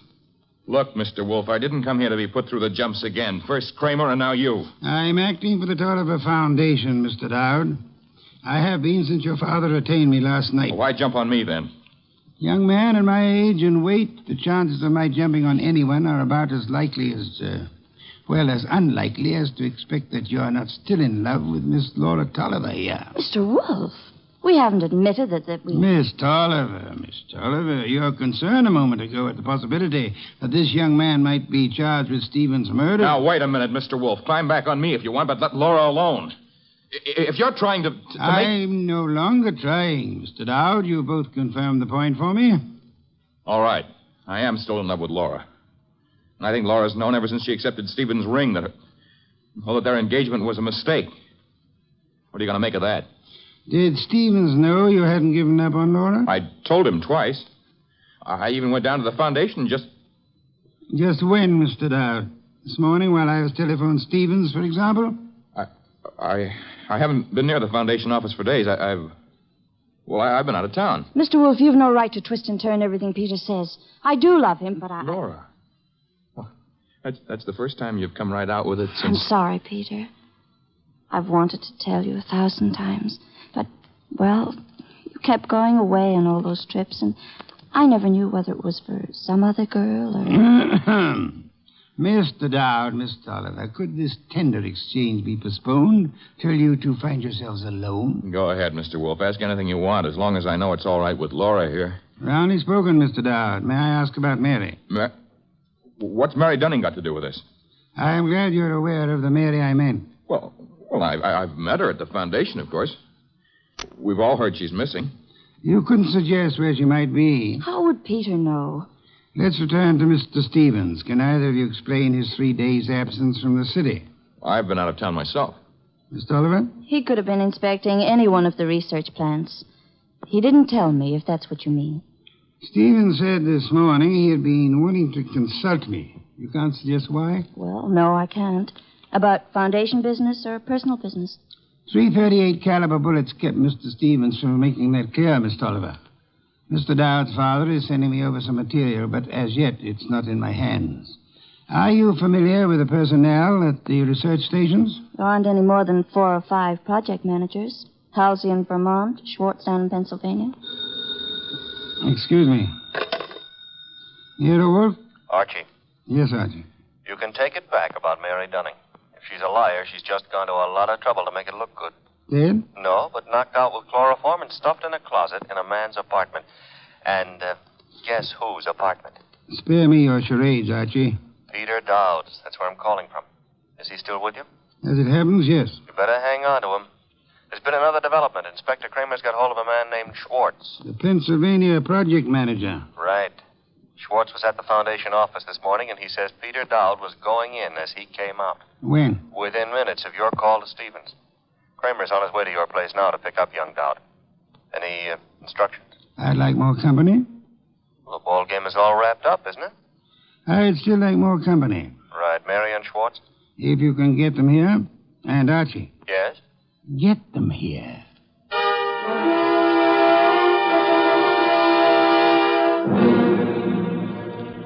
I'll have that 5th bottle of beer, Archie. 7th and quarter for the night. And when do you get around to calling in Mary and our friend Schwartz? In a moment, Archie, in a moment. After all that scramble to get him here. I've been studying these project reports that Jonas Dowd sent over. Fascinating field ecology. I know. The factors playing on the development and survival of living organisms. Too bad poor Stevens didn't figure on a factor named Peter Dowd. Archie, I'm ready for Mr. Schwartz now. No Mary? I'll risk you in the next room with Miss Dunning for the time being. Okay. One Schwartz coming up. Oh, come in, Mr. Schwartz. Mr. Wolfe? How do you do, Mr. Schwartz? My apologies for this long wait you've had. And I'll try to make our business brief. Yes, sir. Mr. Schwartz, you managed the Tolliver Agricultural Research Station in Pennsylvania for some time. 2 years. I am not sure I didn't once enjoy a shipment of mushrooms that came from your place. You've experimented with Maya arenaria. Maya arenaria? Yes, of course. Yes, we've done some work with mushrooms. They were excellent. By the way, I understand you saw Mr. Stevens just before he was shot down. If I'd stayed 10 minutes longer, he might still be alive. May I ask the purpose of your call? I was delivering the monthly reports. No espresso trouble you came to discuss? No, sir. You met Peter Dowd coming in at the foundation as you were going out. How did he look? In a hurry. How so? He just pushed past with his face turned away.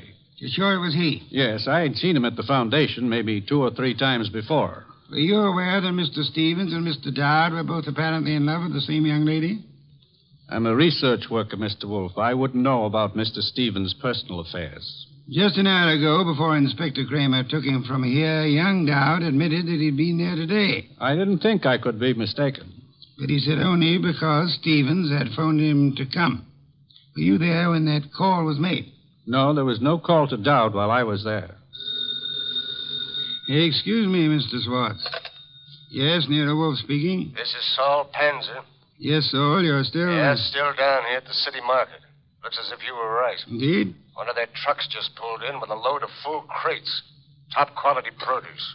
I'll try not to wince when you send in the expense sheets. Any other confirmation? Internal Revenue records show no taxes paid on income by the Tolliver Foundation. Thank you, Saul. Phone any information as you get it. You'll forgive me again, Mr. Swartz. Archie, Yes, boss? would you ask Miss Dunning to step in now? Coming up. Come in now, Miss Dunning. Good evening, Miss Dunning. You've quite recovered from the chloroform? Mr. Goodwin's been helping me. He's been rubbing my forehead, and I'm beginning Spare to... me any further details. Miss Dunnings, would you mind telling me again how it was you came to find yourself in Mr. Dowd's apartment? Well, it was the phone call that got me to go over. It was a man whispering.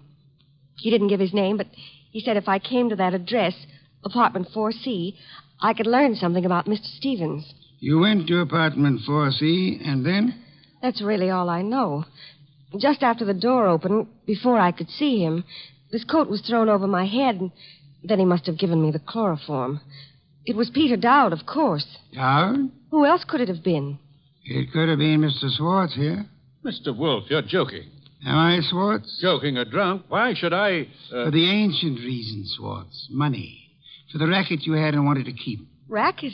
Mr. Schwartz was in... Swartz is no more of an ecologist than Mr. Goodwin here. A moment ago, he accepted Myra arenaria as a mushroom. It happens to be a common clam, common on nearly any beach, rare in inland Pennsylvania. Stevens knew I didn't go in for all that Latin stuff. I could understand that you might be useful without it, Swartz. But to get away from your station operations, you faked the scientific knowledge you never had. All right. Suppose I am more of a farmer than a fancy scientist. Our job at the research station is to raise vegetable crops, isn't it? As you worked it, Swartz, of course. You turned the agricultural research project into a commercial farm. All expenses met from tax-free funds, and not a cent of return shown for the produce sold. So that's why Saul Panzer drew the rutabagus run. Stephen had the innocence of a specialist interested in his own field only. But even Stevens finally began to get onto those doctored reports of yours, Swartz. And when was it the Internal Revenue men began asking questions? Look, Goodwin, is this fat guy out of his mind? You had to get rid of Stevens after the last inspection trip. Were you even counting on taking over his job after Peter Dowd was put away for Stevens' murder? Mary, if you'll just explain to this lunatic... Watch it, Archie, watch it. I've got his gun. Adroitly done, Archie. Wait a minute. This is a 32, and it was a 38 that did the murder. Mr. Wolfe, that's my bag. You can't... Take this pistol from it, I have, my dear. This extraordinary effort you put me to of actually leaving my chair to secure this weapon, we'll add that to the score against you. Mr. Wolfe, if you aren't too tuckered to answer, that gun from Mary's bag. It's a 38. It may be the one used on Stevens. But Mary couldn't. She didn't. If ballistics tells us that this is the weapon, then Swartz must have passed it to her for safekeeping, till it could be planted in young Dowd's apartment or car or whatever. I didn't have anything to do with it. Miss Dunning, you had to do with more than you know. Do you realize that if Mr. Goodwin hadn't found you at the Dowd apartment when he did, that you might not be alive at this moment? You were the one person who knew Swartz's crime. Mary, don't listen to him. She's listening, Swartz. Miss Dunning, you thought the chloroform scheme was directed solely against Peter Dowd, and so you let Swartz talk you into it. Mr. Goodwin tells me the door of that closet was sealed with Scotch tape. I didn't know that. Schwartz actually tried... Your chloroform sleep was meant to turn into a permanent one, Miss Dunning. And I was trying to cover for him. All right, here it is. Schwartz planned it all. He did try the hit and run, and he did shoot Stevens. He's a liar. Mary, you've been juggling those books since... Say the details for Inspector Kramer, Schwartz. There's guilt enough to be divided between you and guilt enough to burn you both.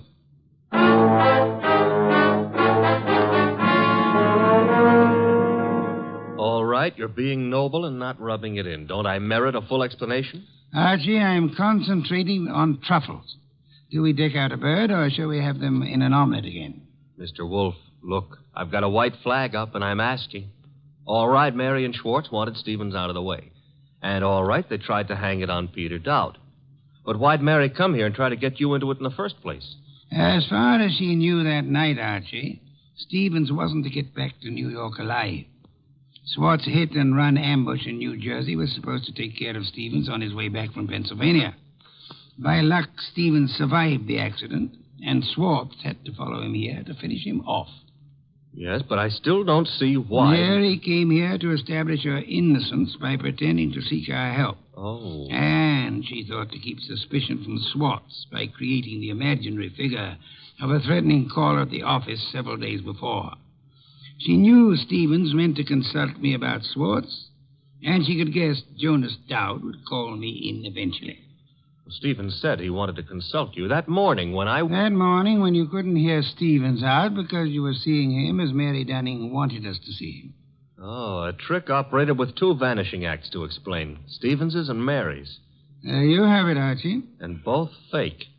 A straight business trip branded a run out or a snatch only by Mary's account, and then the chloroform act at Dowd's apartment. You have it in full. Mm-hmm. Except how you knew she was lying to start with. Point one, the girl offered no fee, no prospect of a fee. Mm-hmm. Stay at that. Could anyone claim knowledge of my reputation, Archie, and still seriously expect that I would take an arduous labor for the love of it? I'm ashamed of myself. Point two, she told us of a caller coming to see Stevens. Of Stevens asking her to fetch a policeman, then changing his mind. When asked to call a policeman, what woman's curiosity would be satisfied by being told not to bother? How utterly brilliant you are. Yes. Archie, a bottle of beer. All right. And now back to a serious problem, you know. I think I see a compromise on these truffles. Between bird and omelet? Archie, why not both? Ah.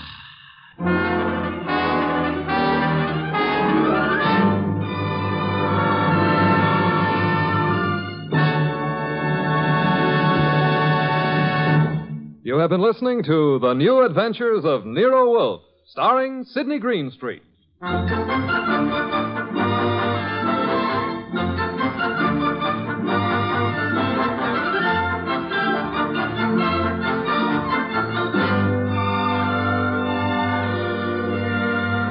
Tonight's transcribed story by Charles O'Neill was based on the characters created by Rex Stout. This is an Edwin Fadiman program, produced and directed by J. Donald Wilson. In the cast were Larry Dobkin as Archie Goodwin, and Charlotte Lawrence, Howard McNear, Monica Neely, Lamont Johnson, and Herb Butterfield. Next week at this same time, Nero Wolfe and Archie will bring you The Case of the Slaughtered Santa Clauses. Don Stanley speaking. 3 chimes mean good times on NBC. There's no cover charge at Duffy's Tavern. Just keep your dial tuned to NBC later as Archie the manager and his delightful friends cook up another mad and merry session at that remarkable restaurant, Duffy's Tavern.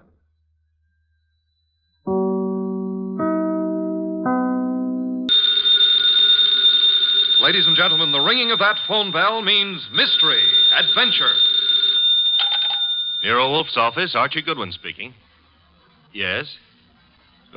Yes, I know that in 48 hours it's going to be Christmas, but who is this? Who? Look, I'm a big boy now, so... Okay. Tonight at 8. Goodbye. What the devil was that? This may come as a shock to you, Mr. Wolfe, but that was Santa Claus. You've been drinking? Uh-huh, the usual, milk. He's coming to see you at 8. He's got a problem. Indeed. It seems that some low, not to mention murderous character is going around slaughtering Santa Clauses.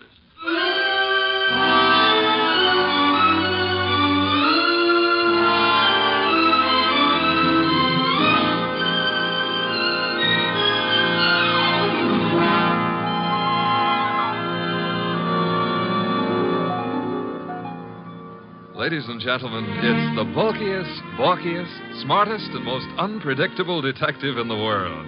That chair-born genius, Nero Wolfe.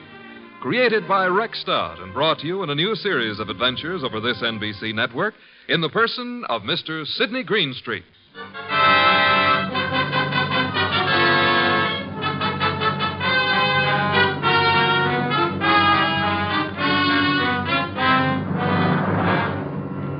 Began earlier than 8, however, the case of the slaughtered Santas.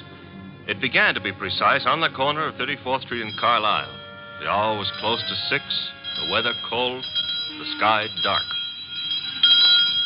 How you doing, Santa? I'm freezing to death, officer. It's a cold day. You packing up? Yeah, I guess so. Not many people around anymore. Oh, heading for home and dinner. How was the collection? Well, I don't need no armored car, but a few dozen kids are going to have something for their Christmas stockings. Your competition, the guy in the opposite corner, is already screaming. Probably got low blood pressure. Yeah, give me a hand to get the collection pot off the chains, eh? Sure, there you go. Yeah, thanks. Yeah, I'll just walk you down the block. Got a phone in. Okay, fine. One Santa's still left. Wonder what he's waiting for. Santa Claus. Well, watch yourself going down those chimneys tonight, eh? Sure. Well, I'll cut across the avenue here. Be seeing you. Hey, that car coming down the street. Got its lights out. Look out!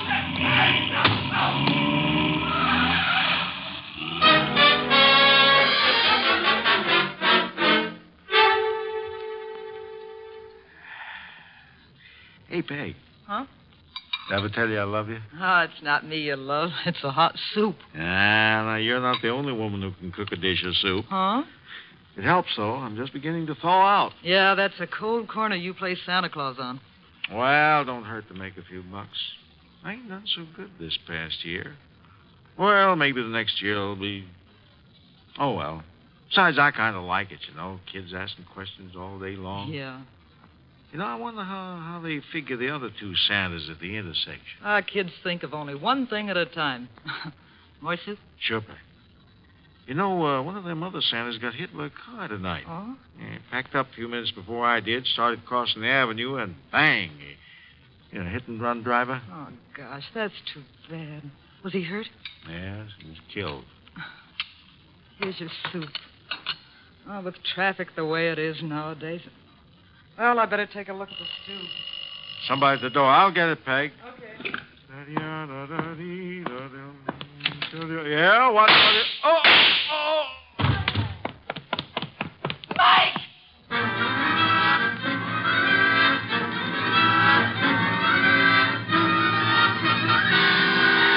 Mr. Wolfe? Yes, Archie? I've been thinking. Good heavens. Oh, I admit it won't bring about a national emergency.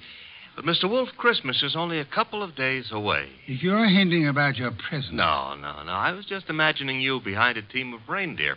Your imagination is morbid. You'd make a wonderful Santa Claus. Phooey. You got the perfect build for it. Of course, as for character... Archie. Yeah? Can you picture me scrambling down a chimney? Well, they might have to build bigger chimneys, but... Bah. There's that, too. However... That is the front door. True. I was thinking... You might see who it is. Well, if nobody's been lying to me on the phone, that'll be Santa Claus. Let him in. But I haven't decided what I want for Christmas yet, Mr. Wolfe. For example, should she be blonde or brunette, tall or short? Archie. On my way.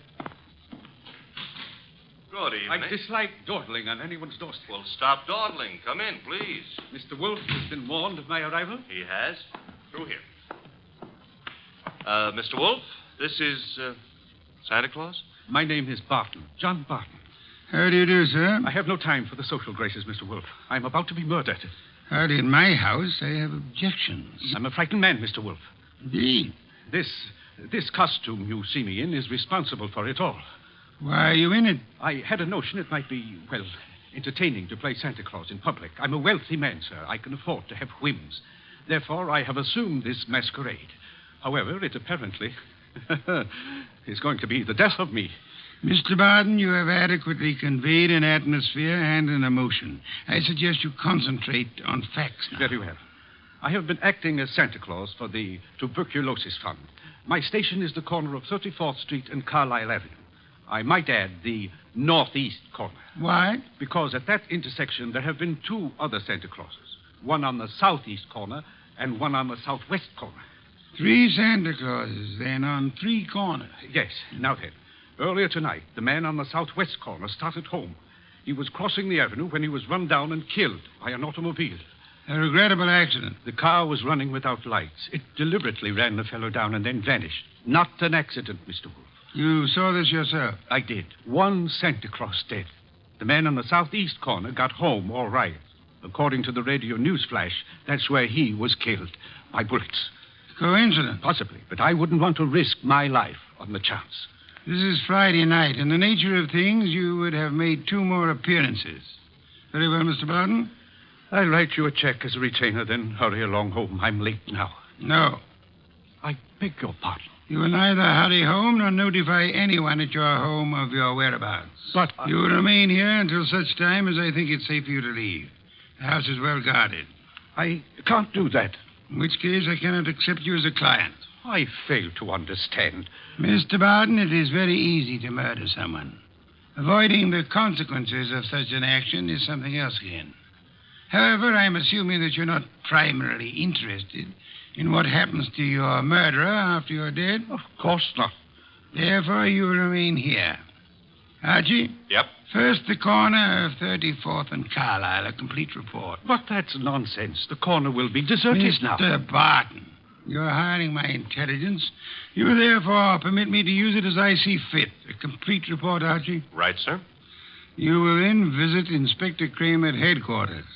You will, in whatever manner you find effective, collect all the police information about the 2 already murdered Santas. Fine. The manner, I think, will be applying a blowtorch to the inspector's toes. Your levity is ill-timed. The inspector is likely to throw me out of my ear. Your problem. My ear? And on your way home, you might stop in at Mr. Barton's place. I don't see any purpose in that. Mr. Barton, there is a basic problem to which we must find an answer. Whether those 2 men were murdered because they were Santa Clauses or because their deaths were merely preliminaries to yours. Archie, I suggest haste. Yes, sir. And avoid blondes.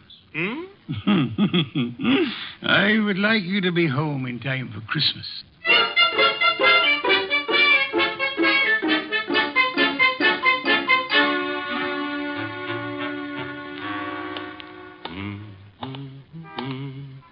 Hey, Bud.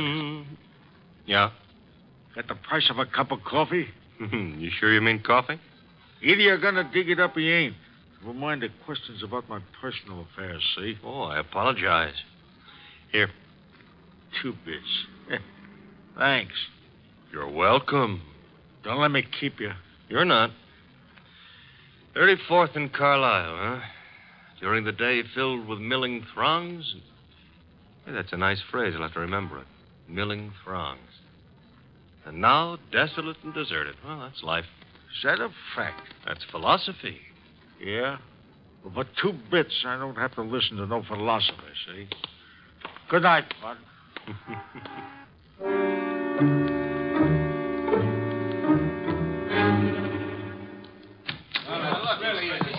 Uh-oh. The inspector's got company. If all you reporters will shut up and ask your questions one by one, I'll answer. Inspector Kramer, it's true a couple of Santa Clauses have been knocked off tonight? It's true that 2 men who have been employed as Santa Claus by charitable organizations have been murdered, yes. Any connection between those 2 guys, or does somebody just hate Santa Claus? Well, so far as we know, there is no connection. That means it could be maybe some kind of maniac who decided he doesn't like Christmas or Santa Claus. Is that right? The department is investigating along those lines. Like how? Well, we're checking all the local asylums for possible escaped lunatics. Yeah, but, Inspector, suppose this nut has never been in an asylum. That'll be all, boys. Oh, but listen, I said that'll be all now. Anything new comes in, you'll get it, understand? Goodwin. Hello, Inspector. I spotted you coming in. What happened? You decided to reform and got a job on a paper? Nope. I'm a public-spirited citizen, that's all. Yeah, I could add a few things to that description with practically no strain at all. Mr. Wolfe and I are very sentimental about Christmas. We object to Santa Claus's being killed. Nuts. Oh, Inspector, aren't you in favor of Christmas? I'm in favor of Christmas. I'm in favor of motherhood. Leave motherhood out of this. Neither of us are mothers. Our chances of becoming mothers aren't too good either. And furthermore, Okay, you're not giving, so get out of here. Thank you, Inspector. But Goodwin, Yeah? in case Wolfe decides to send me something for Christmas, you know what I wish he'd send me? What? Your head.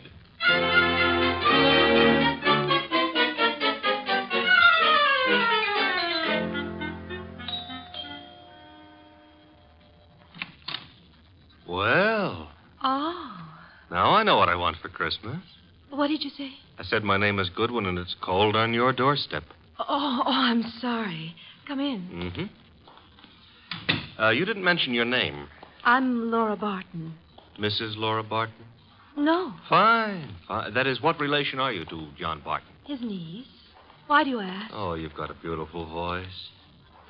All this marble and no butler? I don't know where Pleasant is. He should be here. Have him shot at sunrise. Oh, Laura. Wayne, this is Mr. Goodwin. I never heard of him. What does he want? Well, I don't know. Wayne what? Stevens? Uh-huh. Friend of Mr. Barton? Half-brother, but we seem to be doing all the answering. How about your answering some questions, Goodwin? I'll try. Come into the library.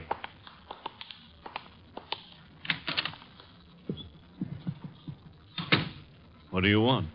For Christmas? Erase that. I would like to see Mr. Barton. He's not home. Where is he? Don't you know? I wouldn't have come here asking for him if I did, would I? I suppose that's true. What did you want with him? Conversation. About? Anything. You see, I like to talk to rich men. Are you rich? I can't play the piano either. You could always learn. But being rich is harder, I found it. Mr. Goodwin, you must have some reason for coming here, some reason concerning Uncle. Laura, you're being imaginative. Well, Uncle is late. He's probably still on that street corner playing Santa Claus. He enjoys it. Why bother about I what... don't know, except... He's never been as late as this? Well, no. Not since he started that masquerade of his. Would you happen to know where the butler is? Out getting drunk, I suspect. He was in the kitchen a little while ago. Disappeared. Pleasant likes to look on the wine when it's red. Or even when it's rye. No, I take that back. Oh, you do? He prefers Irish whiskey. We don't stock it. Therefore... Oh, too bad. I better run along. Good night, Mr. Stevens. Miss Barton. Good night. I'll see you out.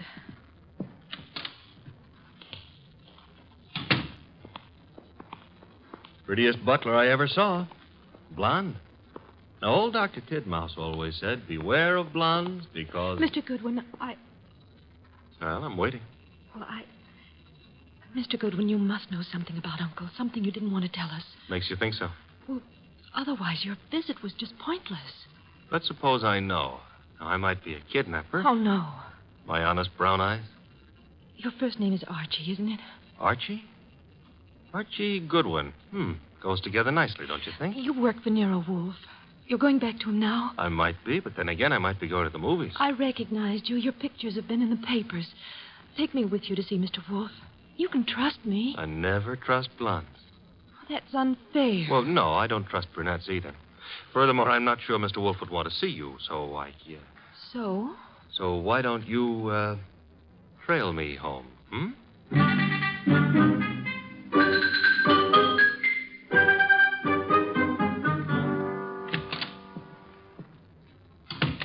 That you, Archie? Archie? Where's Santa Claus? Guest room. He was tired. What, I've been trailed home. Indeed? By a blonde. Phooey. All right, I admit I didn't make any strenuous effort to shake her off, but she trailed... Where is she? Outside. Good. Your report. Oh, but she might freeze to death out there. That's her problem. Your report, Archie. It's short and simple. It would be simple. I haven't got time to resent that. A blonde is dying.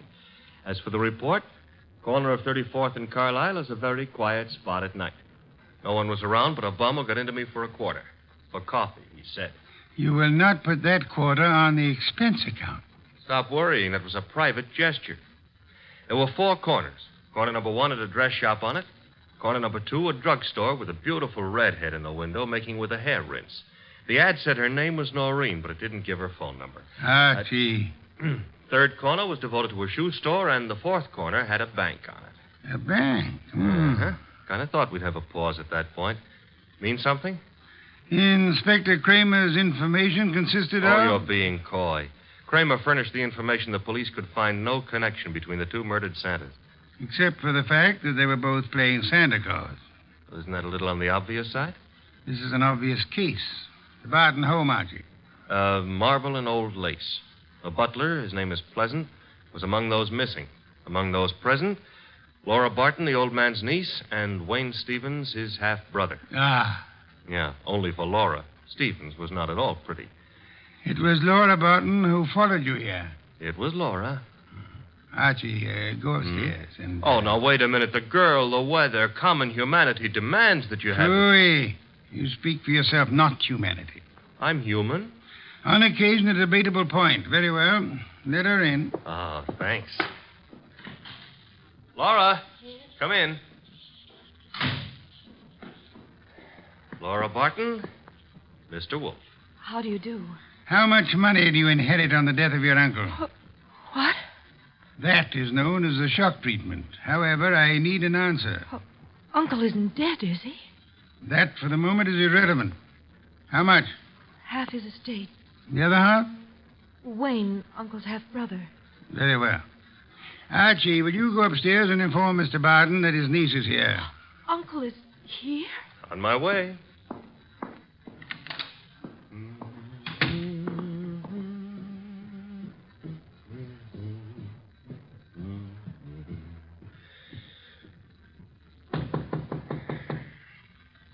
Yes? Archie, Mr. Barton. Come in. Mr. Wolfe would like you to come downstairs. I suppose he has a reason. Mm-hmm. A blonde reason, your niece. My niece? That's right. Hey, where'd you get that? A man of my wealth finds it safer to carry a revolver. But it's not safe to point it at people, especially for the people. Turn around, Goodwin. But, Mr. Barton, we're protecting you. By letting that girl into the house?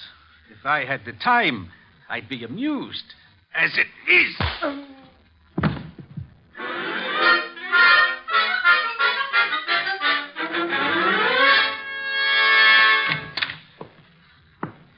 Archie, you been gone?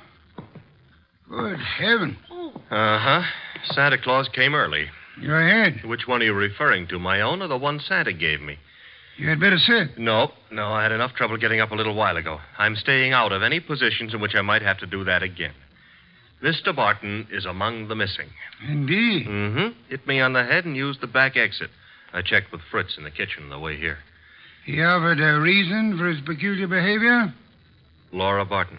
So? I don't understand. Uncle wouldn't do... Uncle apparently has. He also, would appear, fancies himself in costume. Well, he used to be very much interested in the stage. He acted for a while a long time ago till the family objected. Archie? Got it. Nero Wolfe's office, Archie Goodwin speaking. You recite very nicely, Goodwin. This is Kramer. Let me have Wolfe, huh? Mr. Wolfe? Inspector Kramer.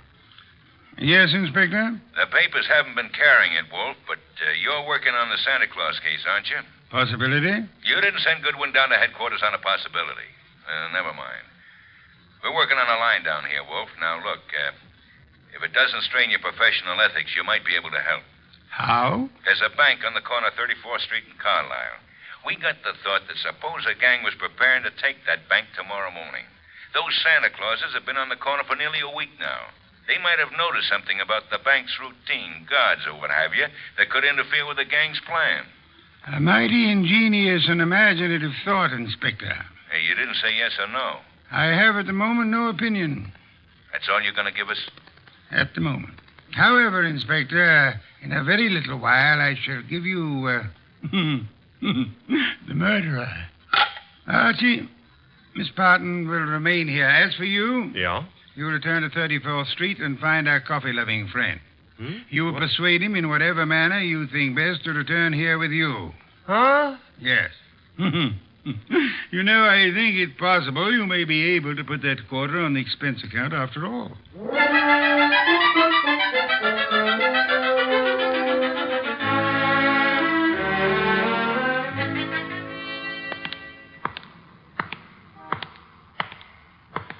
You. What? Oh. Why? I've seen you before. Yeah, I've learned to love the neighborhood. That's why it's going to break my heart. What is? Leaving it with you. With... It's sensitive about having guns pulled on me tonight. Let go of me, will you? Not until I... tell you that, McGill. Yeah. Will you? Gun looks in a lot better shape than you do. You're coming with me. Oh, where? Mr. Wolfe would like to see you. Nero Wolfe? Yeah. Well, why? He's trying to salvage a quarter.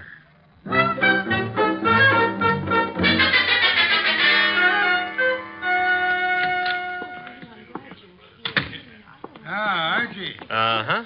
Complete with, he wouldn't give his name. He did have a gun to it, though. This one. Yes. Archie, you know Miss Barton, of course? Aye. And Mr. Stevens? He joined us a moment ago. Miss Barton thought she'd be happy if he were here. Hello, Stevens. That's not the only reason I came. My brother is still missing. I'm concerned. Yes. You, sir, will you sit down? Watching people stand makes me uncomfortable. I don't have to. You do. Archie is stronger than you are. All right. That's better. If you don't mind, Mr. Wolfe, I've never been here before, never met you. But you look as though you could handle things. I think my brother's been kidnapped. Possibility we shall have to consider. Miss Barton, perhaps you have a theory, too? Well, I don't know. Uncle's been behaving strangely for weeks now. What way? Well, I'm not sure. Wayne... Well, of course, John's always been a little peculiar, but I'm afraid I saw nothing especially strange. Outside of this Santa Claus stunt, of course. I see. Miss Barton, your uncle played Santa Claus all week on one of the corners of 34th Street in Carlisle. I know. On two other corners, two other men indulged in the same activity. Those two other men are now dead. Oh, no. Well, wait. Mr. Wolfe, you mean they were killed by mistake? Fort Barton? It is true that one man made up as Santa Claus looks very much like any other man similarly costumed. But the answer is no. One of the two men was shot in his home after he had removed his costume. Well, then, what connection? Miss Barton, in the event that you wanted to hide a tree, where would you hide it? Hide a tree? Why, I wouldn't even begin to know. If you were very clever, you would hide it in a forest. If you wanted to hide a murder and were very clever, you would adopt the same principle. Wait. You mean that if someone wanted to kill Uncle and didn't want to be suspected, he'd... Go about murdering several people with an ostensible, if lunatic, reason. He would, let us say, go about killing Santa Clauses. I get it. Then people would think the man he really wanted dead for a special and private reason had been killed for something that didn't point to him. True. That was why two Santa Clauses were murdered tonight. The third Santa Claus, however, the real object of the murderer's attention, was luckier or suspicious. He fled. Do I have to hang around here and listen to all this? You do, my unwashed friend. Mr. Barton fled, and the murderer was in a quandary. He had, so to speak, invested in two murders merely to make the third one confusing.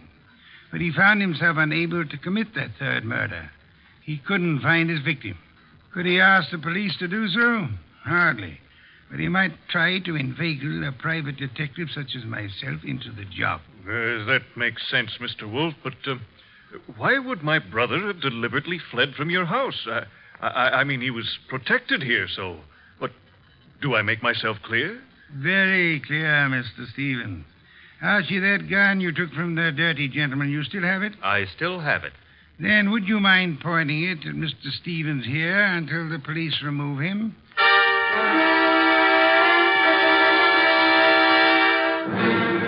All right, come along, Stevens. Well, that's the end of Mr. Stevens. Inspector Kramer will take good care of him from now on. But now, Mr. Wolfe, Laura and me and the refugee from a washcloth over here would still like to know how and why and who was involved. I knew two people had a motive for John Barton's death. Laura Barton and Wayne Stevens.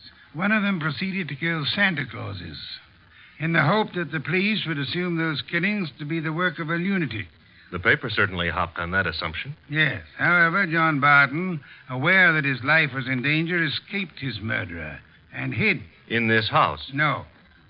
A man in Santa Claus costume came here and said he was Barton. However, he was an obvious imposter. He proved that by his flight when his niece came here. You mean he could fool you, but he knew he wouldn't be able to fool me, so... Precisely, therefore, was not Barton. Who was it? Who else had disappeared at the propitious moment? The butler, Pleasant. True. I distrust coincidence. Stevens needed an accomplice, hence he sent Pleasant here. And Pleasant would give you a song and dance about Barton's danger and then scram. You'd start investigating, discover Barton was missing, try to find him, and lead Stevens to his victim, huh? I frustrated that part of the plan by insisting on Pleasant's remaining here, which he did until... That part of it's fine. But how did you choose between Laura and Stevens? It was Stevens who knew, without being told, that Barton had been in this house and had fled from it. Yeah. You yourself mentioned that Stevens had only been here a moment, so you hadn't told him. Obviously, the butler phoned him as soon as he had hit you over the head and escaped. Furthermore, the butler masquerading as Barton had attempted to throw suspicion on Miss Barton. That convinced me of her innocence. Well, you've done it again, Mr. Wolfe, except for one minor detail. You're not very successful at irony, Archie. What minor detail? Where is Barton? In this house. Huh? When did that happen? You arrived home with a gentleman sitting near you. The bum? Wait a minute. This I ought to be able to figure out myself. Laura said Barton used to be an actor. That's item one, huh? Yes, Archie. Also, why is a supposed tramp hanging around a deserted intersection for handouts? The answer is he wasn't. He was keeping an eye out for trouble he knew was after him. Oh, so it turns out I gave a quarter to a millionaire. Uncle, your uncle. Well, that is... I know, my dear. Yes, I'm Uncle. I did a rather decent job, didn't I? No one recognized me. Except, of course, you, Mr. Wolfe. Not recognition, Mr. Barton. Logic. Archie, open some beer for us. Yes, sir. Logic, eh? Well, whatever it was, Mr. Wolfe, I owe you a good deal. How can I ever repay you? Oddly enough, the answer is simplicity itself. Make out a check.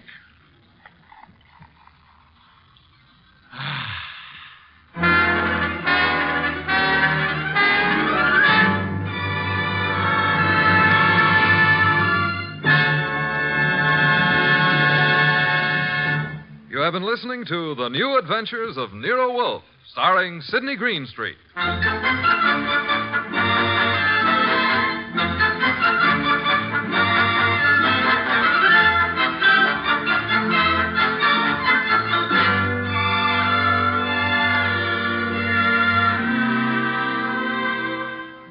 Tonight's transcribed story was based on the characters created by Rex Stout. This is an Edwin Fadiman program produced and directed by J. Donald Wilson. In the cast were Larry Dobkin as Archie Goodwin, and Howard McNear, Grace Lennard, Vic Rodman, Herbert Butterfield, Bill Johnstone, Gene Bates, and Bob Bruce. Next week at this same time, Nero Wolfe and Archie will bring you The Case of the Bashful Body. Don Stanley speaking. 3 chimes mean good times on NBC.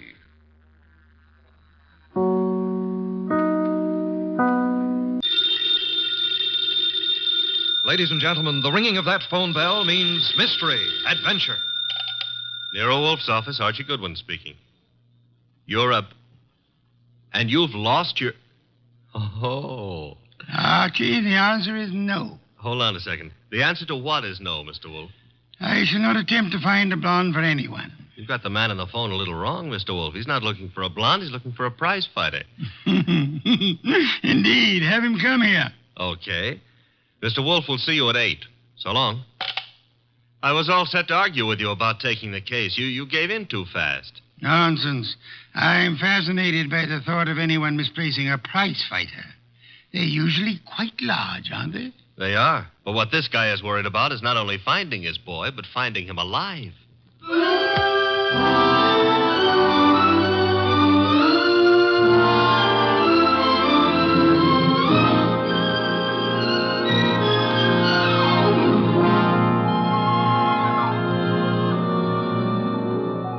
Ladies and and gentlemen, it's the bulkiest, balkiest, smartest, and most unpredictable detective in the world. That chair-born genius, Nero Wolfe, created by Rex Stout and brought to you in a new series of adventures over this NBC network in the person of Mr. Sidney Greenstreet.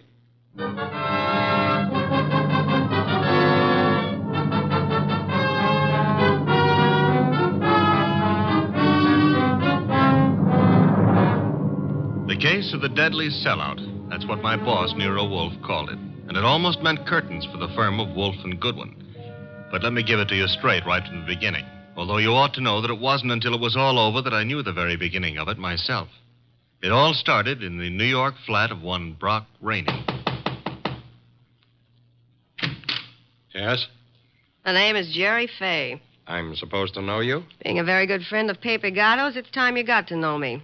May I come in? Sure. You've got a problem, Miss Fay? Pepe took a fall at the garden last night against a coffee and bum named Eubanks, right? As far as I know, Sister, Gatto met his match. Please, Mr. Rainey, do me a favor. Skip the sausage meat. It happens I saw the $1,200 you counted out to him to take a quick dive in the first. You did? How else would I know? Okay, then here's my wrist. Slap it, Miss Fay. I'm a bad bull. Now, look, who's kidding who? I don't care if Pepe makes himself a few deals on the side. I should worry whether he gives those meat eaters on the benches a run for their ducats. What's it to me? If you're not worried, Sugar Plum, then neither am I. Also, I'm a very busy man. Not too busy to pay off, I hope. Pay off? To who? To me. For what? For keeping it to myself that you collected $5,000 from the Eubanks crowd for getting Pepe to take that dive. Certain people might not like to hear it. Miss Fay. Yeah? Drop dead. I don't think we understand each other. Which is just as well. Now get out of here. There's something Blow, else. bimbo. Okay, Mr. Rainey. Have it your way. I'll go find someone with a more sympathetic ear. Someone like Lawson. Arnold F. Lawson. So long. Wait. Where does Lawson come into this? You asking is stalling.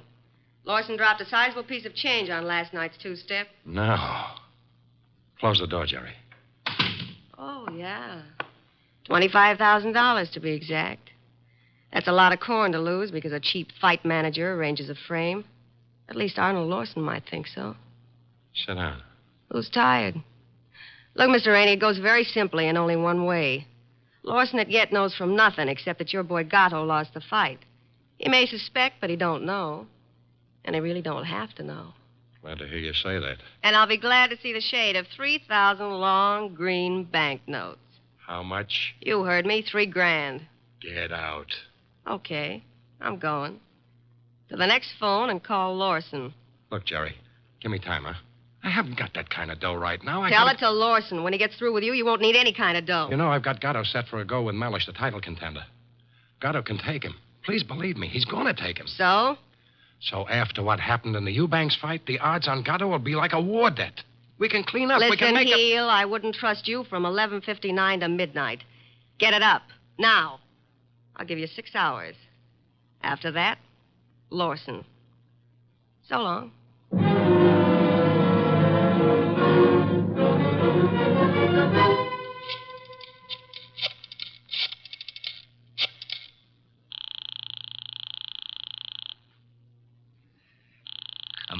Come on. Hello? Hello, Rainey, this is Gatto. Hiya, Pepe. Look, the boys dropped in on me at the office at Mindy's. Lawson wants to see me. What?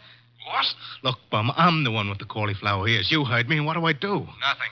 But... Don't go near him. Stay home. Let me take care of it. How? What will you do? I don't know yet, Pepe, but I'll find a way. How did he find out? Your girlfriend. What? She wouldn't do that. She hates the guy. Hate him or love him, she told him. I can't believe it. I suggest you call our little doll Jerry and give her your regards for the double cross. Meanwhile, stay put in your apartment. Don't move. But, Rainey... Hello. Hello.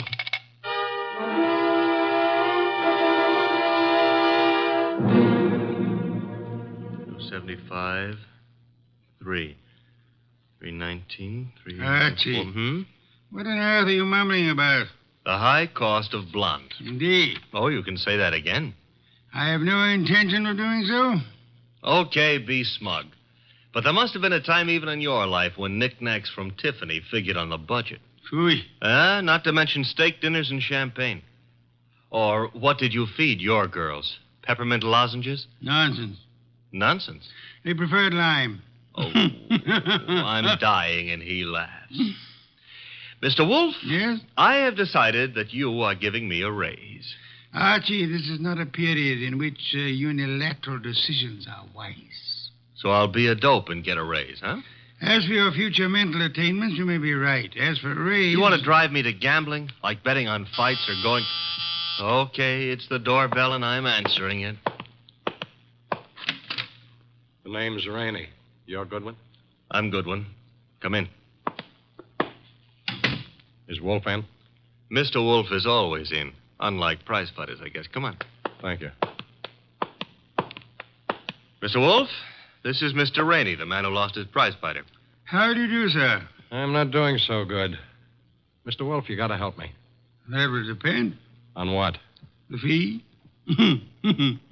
I digress. Your problem is what, Mr. Rainey? Mr. Wolfe, I manage a fighter named Gatto. Maybe you've heard of him. I have not. However, that is of little significance.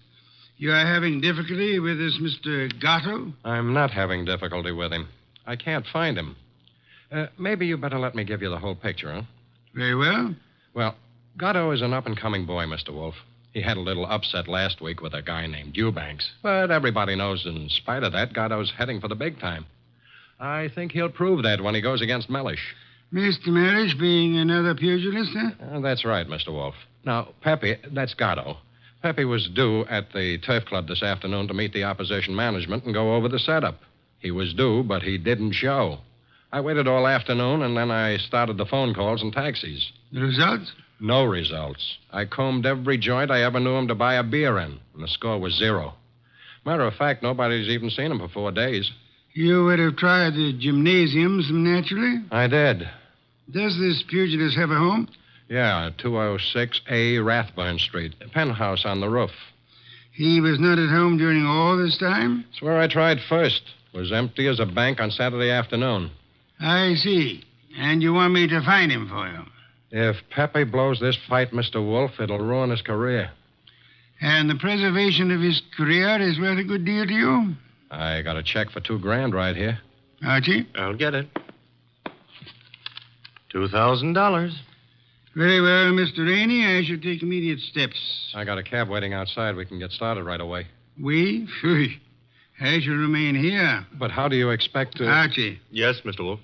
You will leave with Mr. Rainey. I need information. You might try the Rathburn Street penthouse to start with. But I've already been there. With all due apologies, Mr. Rainey, suppose you restrict your activities to pugilists. Archie is a trained observer. You are not. Archie, you will pick up whatever you can at Gatto's apartment. I especially suggest a careful check on his wardrobe. Wardrobe?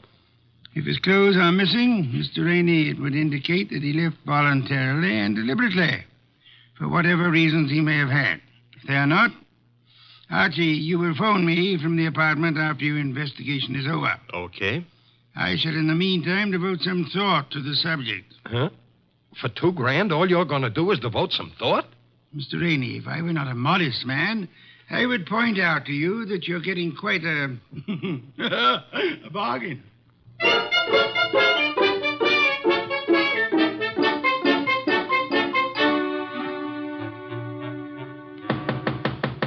Gatto?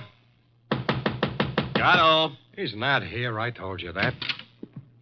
I was up here before. He left the door unlocked? I had a key. Guess I forgot to lock up after I left. Now, let's look around. Bathroom? Yeah. Empty. It's a nice penthouse. That a closet? Yeah. What do you think? He's playing hide and seek? Try it. Okay. Anything in there? Nothing I'm looking for. What's that you found? A hat. Well, let's see. A lady's hat. Yeah, smart and expensive. Label reads a Madam Yetta original. That bunch of lace and feathers cost somebody a fast $50. Yeah, probably one of his girls left it behind. And maybe she'll call for it. Come on, we'll take a gander out on the roof. I took a gander out there. It's bare as a bone. What What have we got over there with the chimney? Where? Over there. Just an old awning. Got blown down in the storm last month. Be right with you. What are you doing? Looking under it. Oh, brother. You found him. Yeah, we found him, chum. A little late. 2 holes in his dorsal development and dead as a clay pigeon. Yeah. Well, what have you got to say? Well, now at least the bookies will cancel all bets. We both save our dough. Yeah. I got a phone, Mr. Wolfe.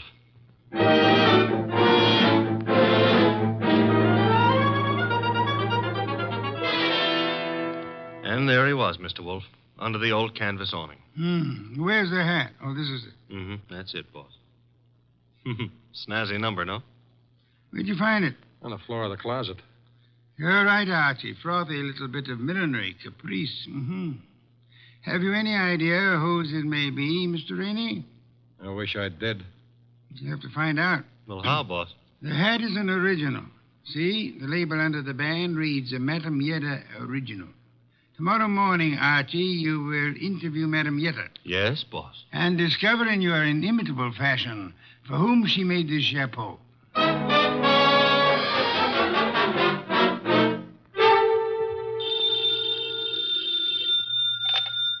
Hello? Archie again, Mr. Wolfe. Per your instructions, I have just talked to Madame Yetta. What did you learn? Madame Yetta tells me she made that hat for a Mrs. Lawson, Who is Mrs. Lawson? wife of an ex-beer hustler who's in the chips and puts on airs. Lives in a penthouse of the Bradford Arms. I was just about to hop a cab and go up there, boss.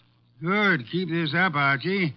And through sheer practice, you may yet develop a full-blown intelligence. Well, I'm trying, Mr. Wolfe. And after the Lawsons, I do what? Return here immediately and hurry.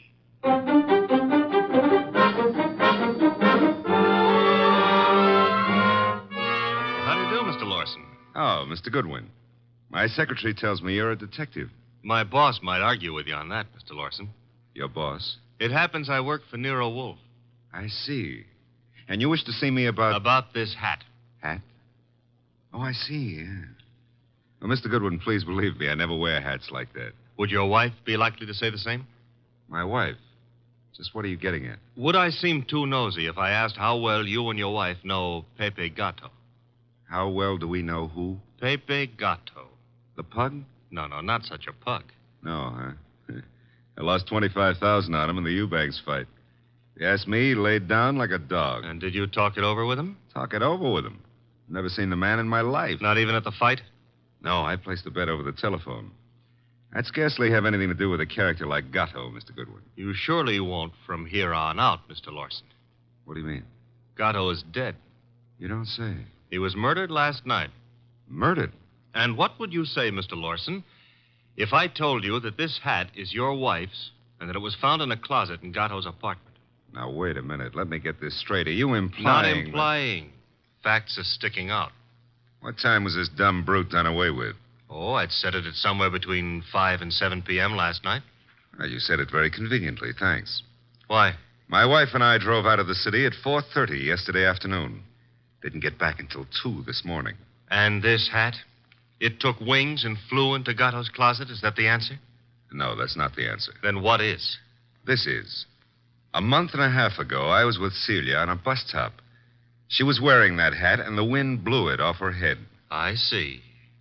And from there, we figure that somebody picked it up, and it finally wound up at Gatto. You can figure anything you please. Personally, I don't feel in any way obligated to figure anything. Darling, I was just on my way out, and... Oh, I'm sorry. I didn't realize you were busy. Yes, I am busy, Celia. Wait a minute. He's not all that Run along busy. now, dear. You'll be late. But I want to talk Run to you. along, Celia. Yes, darling. Sorry. I'll see you later. Beautiful. Really beautiful. I've always thought so, Goodwin. You, didn't give me much of a chance to talk to her, did you, Lawson? If I didn't, it's for your own good. My good? I don't get it. Celia's a sensitive person, and I won't have her bothered.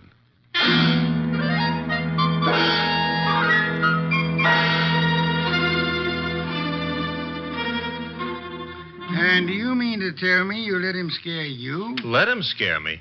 Say, will you stop being so fearless with my life? The guy said don't bother my wife, so I didn't bother his wife. It was that simple.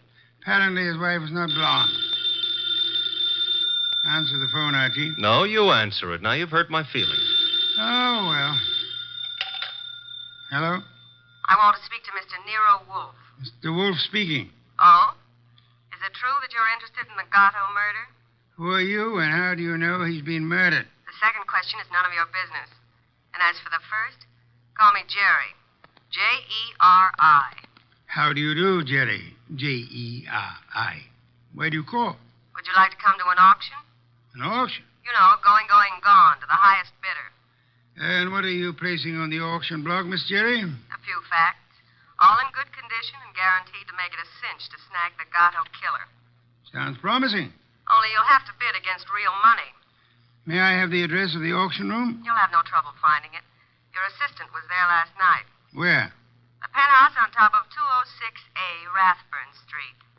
The big item goes on at 4 bells.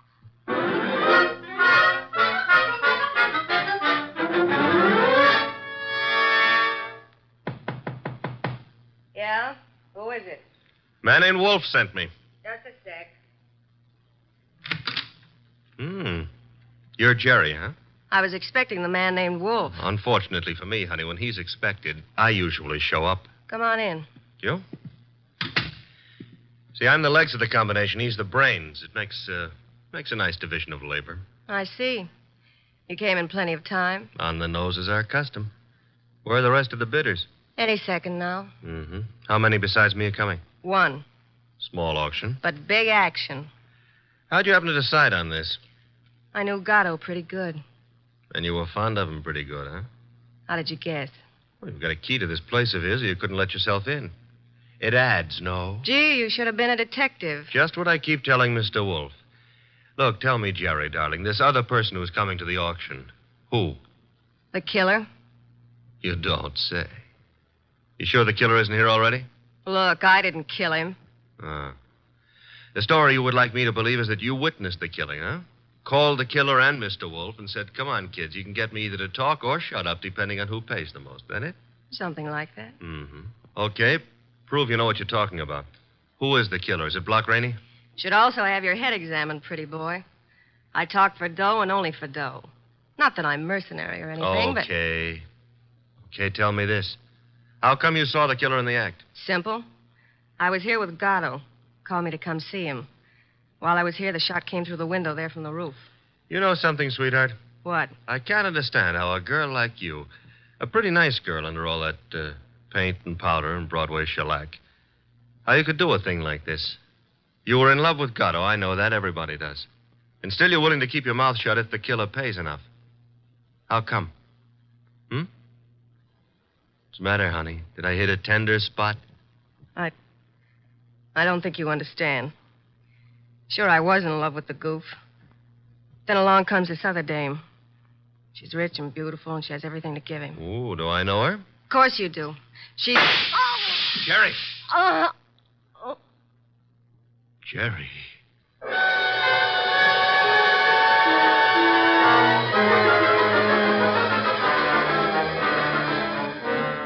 She was just about to tell me, and then the shot came through the window from the roof, boss. It's a flat roof outside. You didn't, I suppose, see the murderer? No.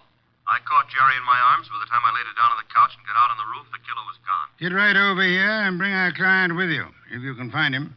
Rainey? That's right. He has a right to be in on the kill. Okay, boss. But keep away from that beer till I get there. Don't be impertinent. I shall be busy phoning Mr. and Mrs. Lawson. Meanwhile, I want them here, too. Besides, one bottle won't do any harm.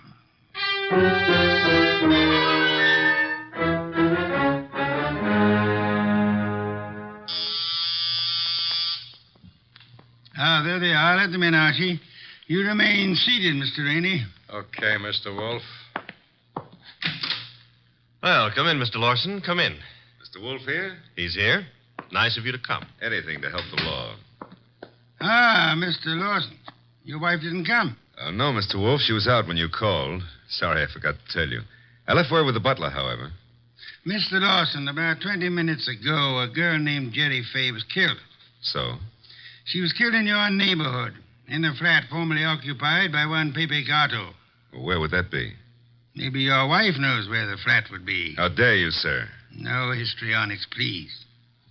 Where was your wife when the girl was killed? I'm advising you that if there is an alibi, now's the time to state it. I wouldn't humiliate Celia by alibying for her. Then the police will pick her up. But she didn't kill this girl, Mr. Wolfe. You have reasons for that opinion? The best of reasons. I'd be grateful if you'd state them and let me be the judge of their excellence. One should do. This one. Celia's out in the country visiting her mother. Oh? Does that settle it? Possibly. What's her mother's telephone number? Why, Merely a routine check. Well, can't you take my word? I'll take her mother's number. Well, Mr. Lawson?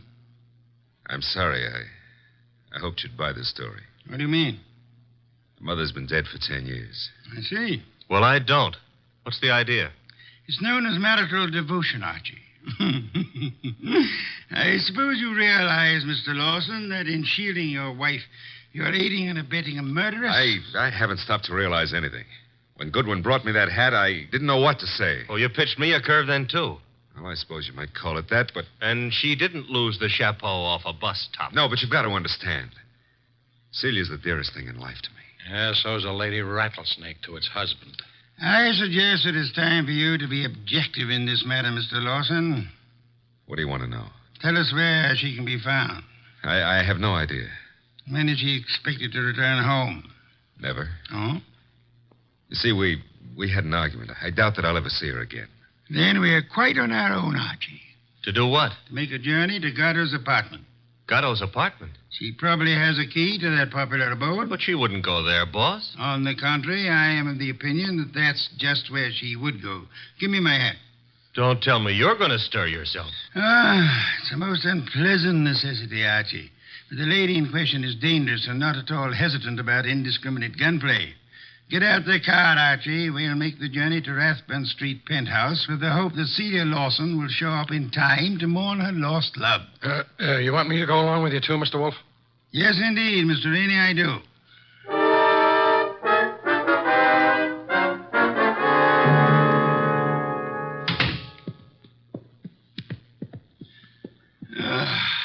I trust this chair will hold me. Should. Biggest chair in the house. Mr. Wolfe. Yes, Mr. Rainey? Mr. Wolfe, am I to understand that the way you have it figured is that Mrs. Lawson killed Gatto, and then to keep the girl from pinning the crime on her, she killed her, too? What's the matter, Mr. Rainey? Don't you think the theory holds water? Well, yes. I mean, of course it does. Thank you. On the other hand, there is room for doubt. I'm glad to hear you say that, Mr. Wolfe. Would you mind explaining? I'll explain, Mr. Lawson. Mr. Goodwin was in this room when Jerry Fay was killed. Right, Archie? Right, boss. He ran as quickly as he could out onto the roof, but your wife was nowhere in evidence. What difference does that make? A good deal, I'd say. Wouldn't you, Archie? Yes, a detail like that would give a jury room for doubt. Oh, don't be a fool. How so, Rainey? Well, I was about to agree with Rainey. I mean on sheer logic. I'm afraid I miss your point, Mr. Lawson. Well, what if Goodwin didn't see her? That proves nothing. She fired the shots, and then she ran down the fire escape. What fire escape? The one a few feet beyond the chimney. Mr. Lawson. Yes? Who told you there was a fire escape there? Why, Yeah, who did? You can't see it from here, Lawson. Well, I just imagined there might be. Sensationally accurate imagination, Mr. Lawson. Allow me to congratulate you. I don't know what you have in mind. You have in mind to see your wife convicted of the murder of Pepe Gatto, and so punish them both for having dared to fall in love. I love Celia. I worship her. Yes, that's what you expected me to believe, hoping, meanwhile, that a hat would convict her.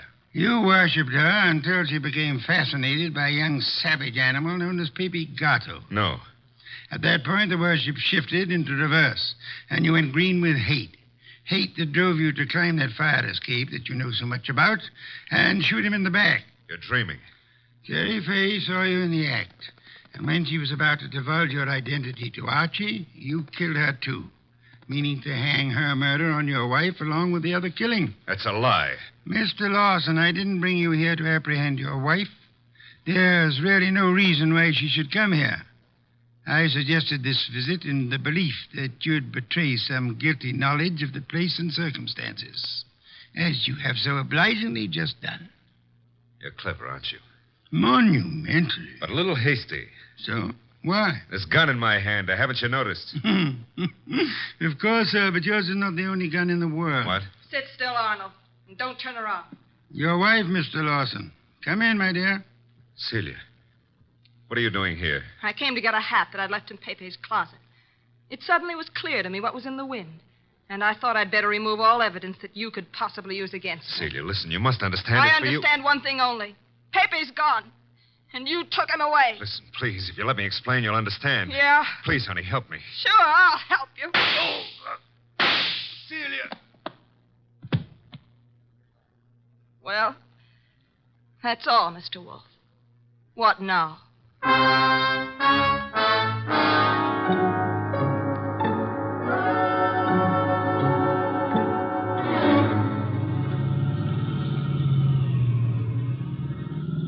Archie, why is it when you drive it always gets so crowded outside? Will it go tough on her, boss? Why not? She killed a man in cold blood. Though she actually saved our lives while doing so. I hope that helps her at the trial. I hope so, Archie.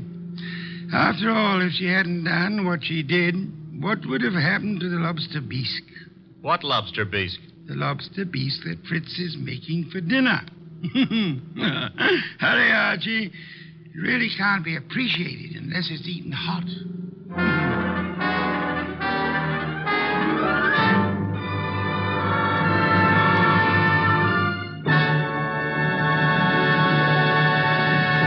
You have been listening to The New Adventures of Nero Wolfe, starring Sidney Greenstreet.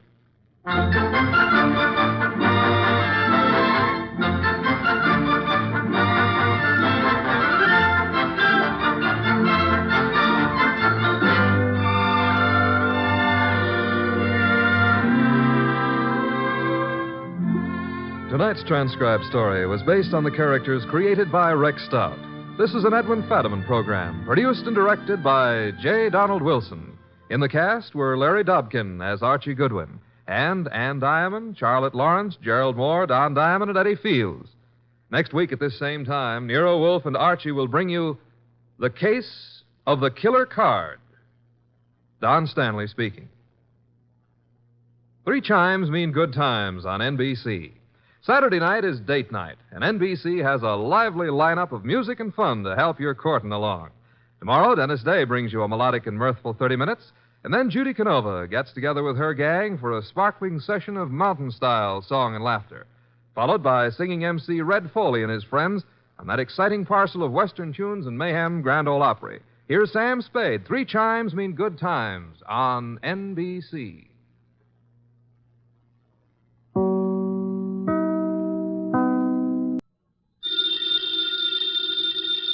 Ladies and gentlemen, the ringing of that phone bell means mystery, adventure.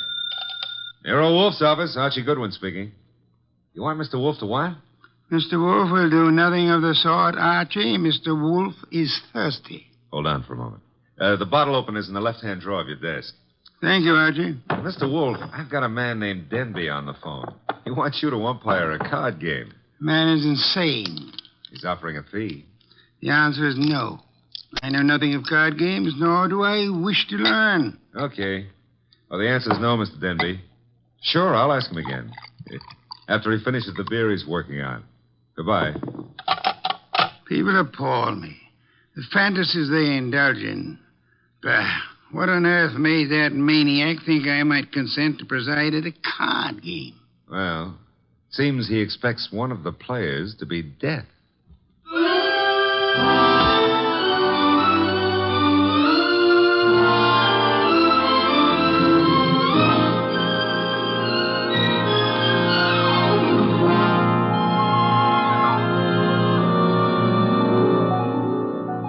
Ladies and gentlemen, it's the bulkiest, balkiest, smartest, and most unpredictable detective in the world. That chair-born genius, Nero Wolfe. Created by Rex Stout and brought to you in a new series of adventures over this NBC network in the person of Mr. Sidney Greenstreet.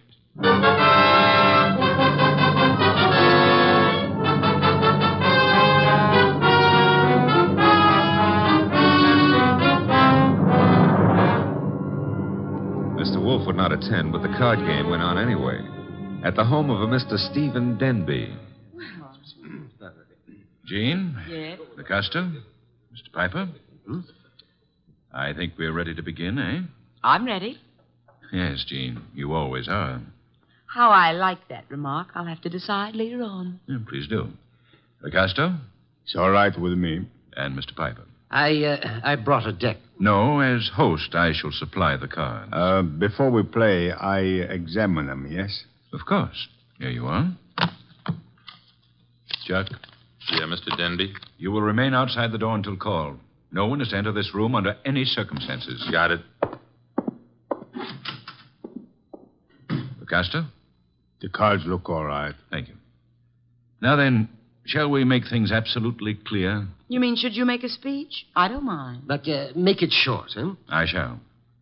The four of us seated at this table are joint owners of the Candy Club, a rather successful institution devoted to the sale of food, liquor, entertainment, and the gambling. And games of chance. For some time now, we have all resented sharing the profits. Some of us have attempted to buy out the others. Denby, you needn't babble on. No one wants to sell. We know that. True, Mr. Piper. Which is the reason for this little game of cards. One hand shall be dealt to each of us, a hand at poker. Whoever wins gets the club. The others retire as gracefully as they can. Agreed? That's why yes, we... agreed. Very well. The cards are shuffled. I'll place them in the center of the table. Picasso, would you like to... I cut. Good. If nobody minds, I'll cut them, too. After Mr. Picasso. Nobody minds? Happy now, Mr. Piper? Let's get going, huh? Very well. Unless Jean would care to... Oh, thanks. We're all crooks here, which sort of cancels out any funny business with a card. Very well. We shall all draw a card in turn until 5 cards are drawn by each player. Shall we start, Jean? Sure. Picasso? Okay. Mr. Piper? Yes, of course. And myself. We just keep going in rotation. This is fun. Fun? No. There's too much money which rides on these cards. That's what makes it fun. Would you mind keeping quiet? I'm nervous. We all are, one way or another. I think we all have our 5 cards now. We all got them. Very well, then. In the same order that the cards were dealt. Jean? A pair of 3s. Picasso? Nothing.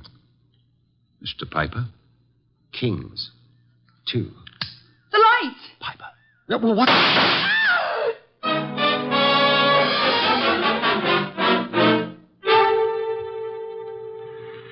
Da-da-da-da-da-da. Da-da-da. Hey. Hey, I don't like to seem stuffy, mister, but will you take your elbow out of my back? I'd be delighted to, Mr. Goodwin, but it's not my elbow. I don't care if it's your tibia maximus. Just take it away. Chuck wouldn't like that. Well, we have company. Mind if I look around? Keep right on walking, pal. That would be Chuck behind me, huh? And you are... My name is Denby. You may remember it. Oh, yeah. You phoned a couple of hours ago about a card game. Now, look, just what is your boy poking in my back? I think it's a 38. You're not sure? It might be a 45. Chuck, is it loaded? Make a funny move, pal, and you'll find out the hard way. Yo, wait a minute. It's just a passing curiosity. Where are we going? My car. Get in. If you insist. I guess you do. Okay. I'll drive, Chuck.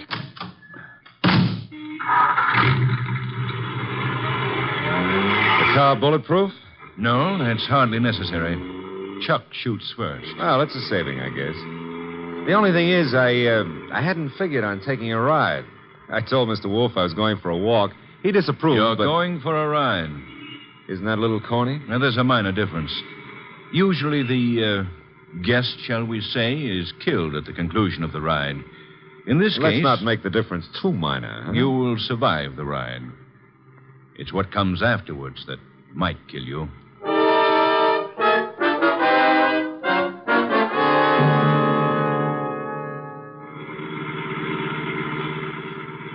You see, Mr. Goodwin, my friends and I have a little mystery to solve. You want me to solve it? No. We want Mr. Wolfe to solve it. In order to do so, he must leave his house and come to mine. He has to in order to find the solution quickly. Why? Neither my friends nor myself have any desire to improve our acquaintance with the police. Therefore, we want the mystery solved before the police are even called in. Hence our need for Mr. Wolfe. Hence our detaining you. Detaining is a pretty word in the circumstances. Now, this is my home, Mr. Goodwin. Oh, well, I don't like the architecture. I think I'll stay out. Get going, pal. On second thought, Mr. Denby, what makes you think Mr. Wolfe is going to leave his house and come here? You. Unless he does so, he will lose you. Forever. The door, Chuck. Okay.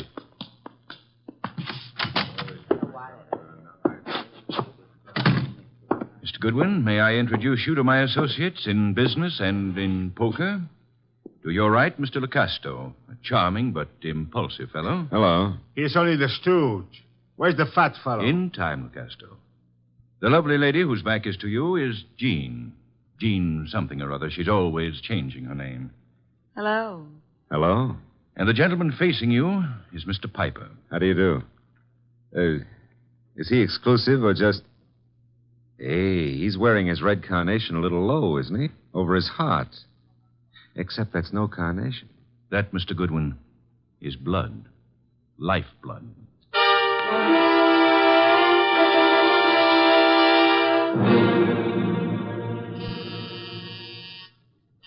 Archie. Oh, Pa, he's always taking walks. Come in. The door's unlocked. Are you... Yeah, you're Wolfe. Having made a magnificent discovery, suppose you remove your hat? Come on. I beg your pardon? Mr. Denby wants to see you. Mr. Danby can see me here. Here ain't where he wants to see you. Here, at the risk of minor monotony, is where he'll have to see me. Don't you want your boy Goodwin to keep on living? No one has ever been able to discourage him. Mr. Denby will. Archie's in custody? No, in Mr. Denby's house under a gun. I don't have to believe that. Take a look at this. A wallet. Archie's wallet. I shall accompany you. And permit me to warn you that if Mr. Goodwin has been harmed, nothing short of murder will satisfy me.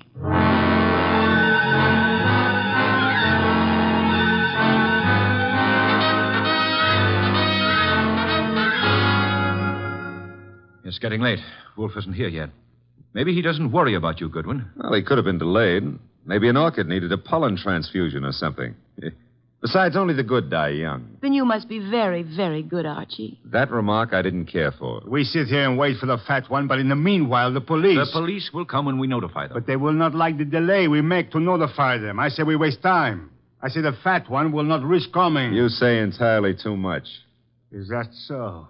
Maybe I kill you myself. Picasso, put that gun away. Yes, darling Archie should have a chance to live.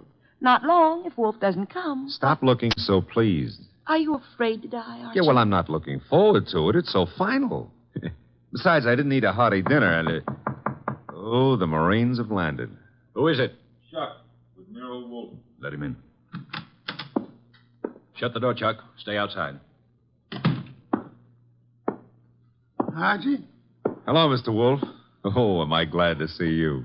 I regret I cannot say the same thing. Blast you, why couldn't you stay at home instead of taking those confounded walks? I warned you it'd be dangerous. Yeah, but Mr. Wolfe, it wasn't the fresh air that got me. It was Denby. Mr. Wolfe, I knew you wouldn't come here without some sort of pressure. I thought the method I used would be most effective. Would you really have killed Archie if I hadn't come? I would have had no choice. I would have been stuck with a witness to an unsolved murder. Suppose I cannot solve it. I should be forced to apply the same logic to two witnesses. Mr. Wolfe, you really came here to save my life, huh? Nonsense. I came here for a fee, Mr. Denby. I have a check for $1,000 already made out. Clear it up. You forget. I left my home. I traveled unprotected through the streets of this city, exposed to motor accidents, to fresh air, too. You offer me $1,000. Will $2,500 do? Barely. Archie, will you take the check? Now, I presume you want me to find who killed the gentleman at the table, the one facing me, huh? His name is Mr. Piper. The name is no importance. Will you all sit at the table in the same position you were at the time of the shooting? Of course. Jean? Picasto? Good. Now for a look at the wound. The lights, I should imagine, went out for a while when the shooting occurred. They went out? Yes. Of the three of you at the table, which one had the best motive for the murder? We all have the same motive. The club. Helpful. There was no one else in the room at the time? No one. The door? Locked, with Chuck on guard outside of it. So much for that. The windows, I notice, are closed. They were closed when the murder took place? They were closed. The window panes are all unbroken, which eliminates the possibility of the shot being fired from outside of them, unless one of them was raised and lowered. That wouldn't have been possible. The windows are secured by catches. Archie, will you check that? Okay, Mr. Wolfe. I shall for the moment assume that the windows are neither lying nor untrustworthy. Does anyone remember anything unusual occurring at the time of the shooting? Well, someone whispered Piper just before the shot. Indeed. You all heard that whisper? We heard it. Man's voice or woman? Well, I can't say. A whisper doesn't reveal much of anything. The windows weren't open, Mr. Wolfe. Which leads to... The fact that it had to be one of us in this room. But which one, Mr. Wolfe? The murder weapon. Ah, yes. Has it been moved? Nobody touched it. It's laying on the floor where it was dropped. Interesting. If you look closely, you would observe two oil spots staining the rug between the revolver and the lady's chair, indicating... who sat at the right of Mr. Piper? I did. Why? Mr. Danby. Yes? If I were you, I would turn Mr. Lecasto over to the police. You are a liar. I warned you about that gun, Lecasto. Was it necessary to shoot Mr. Lecasto? In the arm, yes. He was reaching for a gun. He'll live, however, till the police take him away. What do I tell them? You could point out the angle of the wound. As you notice, Mr. Denby, the bullet entered Mr. Piper's heart from the right. Yes, so it did. Therefore, whoever sat to his right, well, that was Lecasto. Archie, you have the check? I have it. We may as well leave. Mr. Wolfe, you're sure Lecasto shot Piper? I have indicated the evidence. The rest will be up to the jury. Come, Archie. Jean, Yes, Archie? now that my life expectancy has increased, what are you doing tomorrow night? Archie? I got to scram. Lancaster 7583. I'll be ringing your bell. Oh, Mr. Denby, you better do something about Lucasto's arm or he won't live to be executed. You see, the executioner likes them warm before he chills them.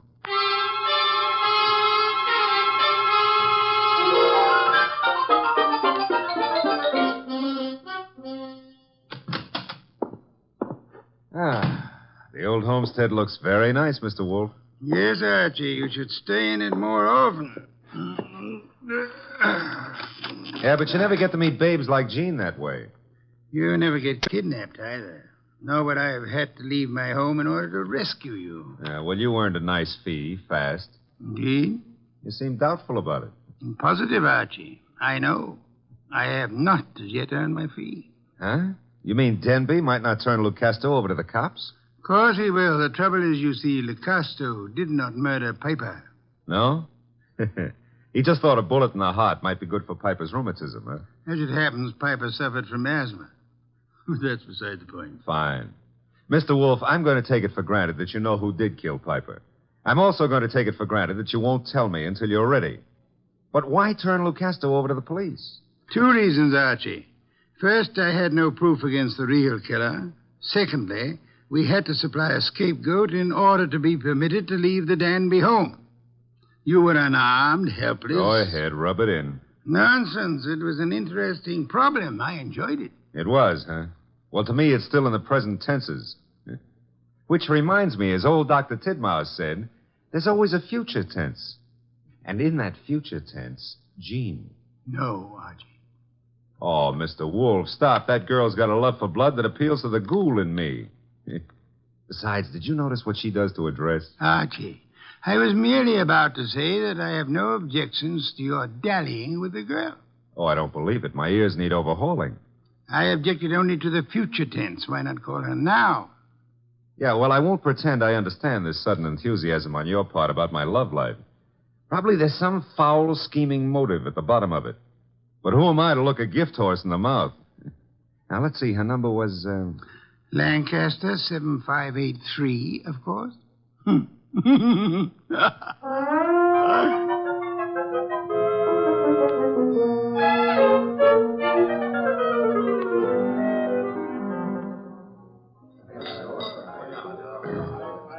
This is the most beautiful bar and grill I've ever seen, Archie. Drank, you mean? What? Never mind. All right. Archie, did anybody tell you you were beautiful, too? Well, a girl here and there has mentioned it. Oh, were they liars?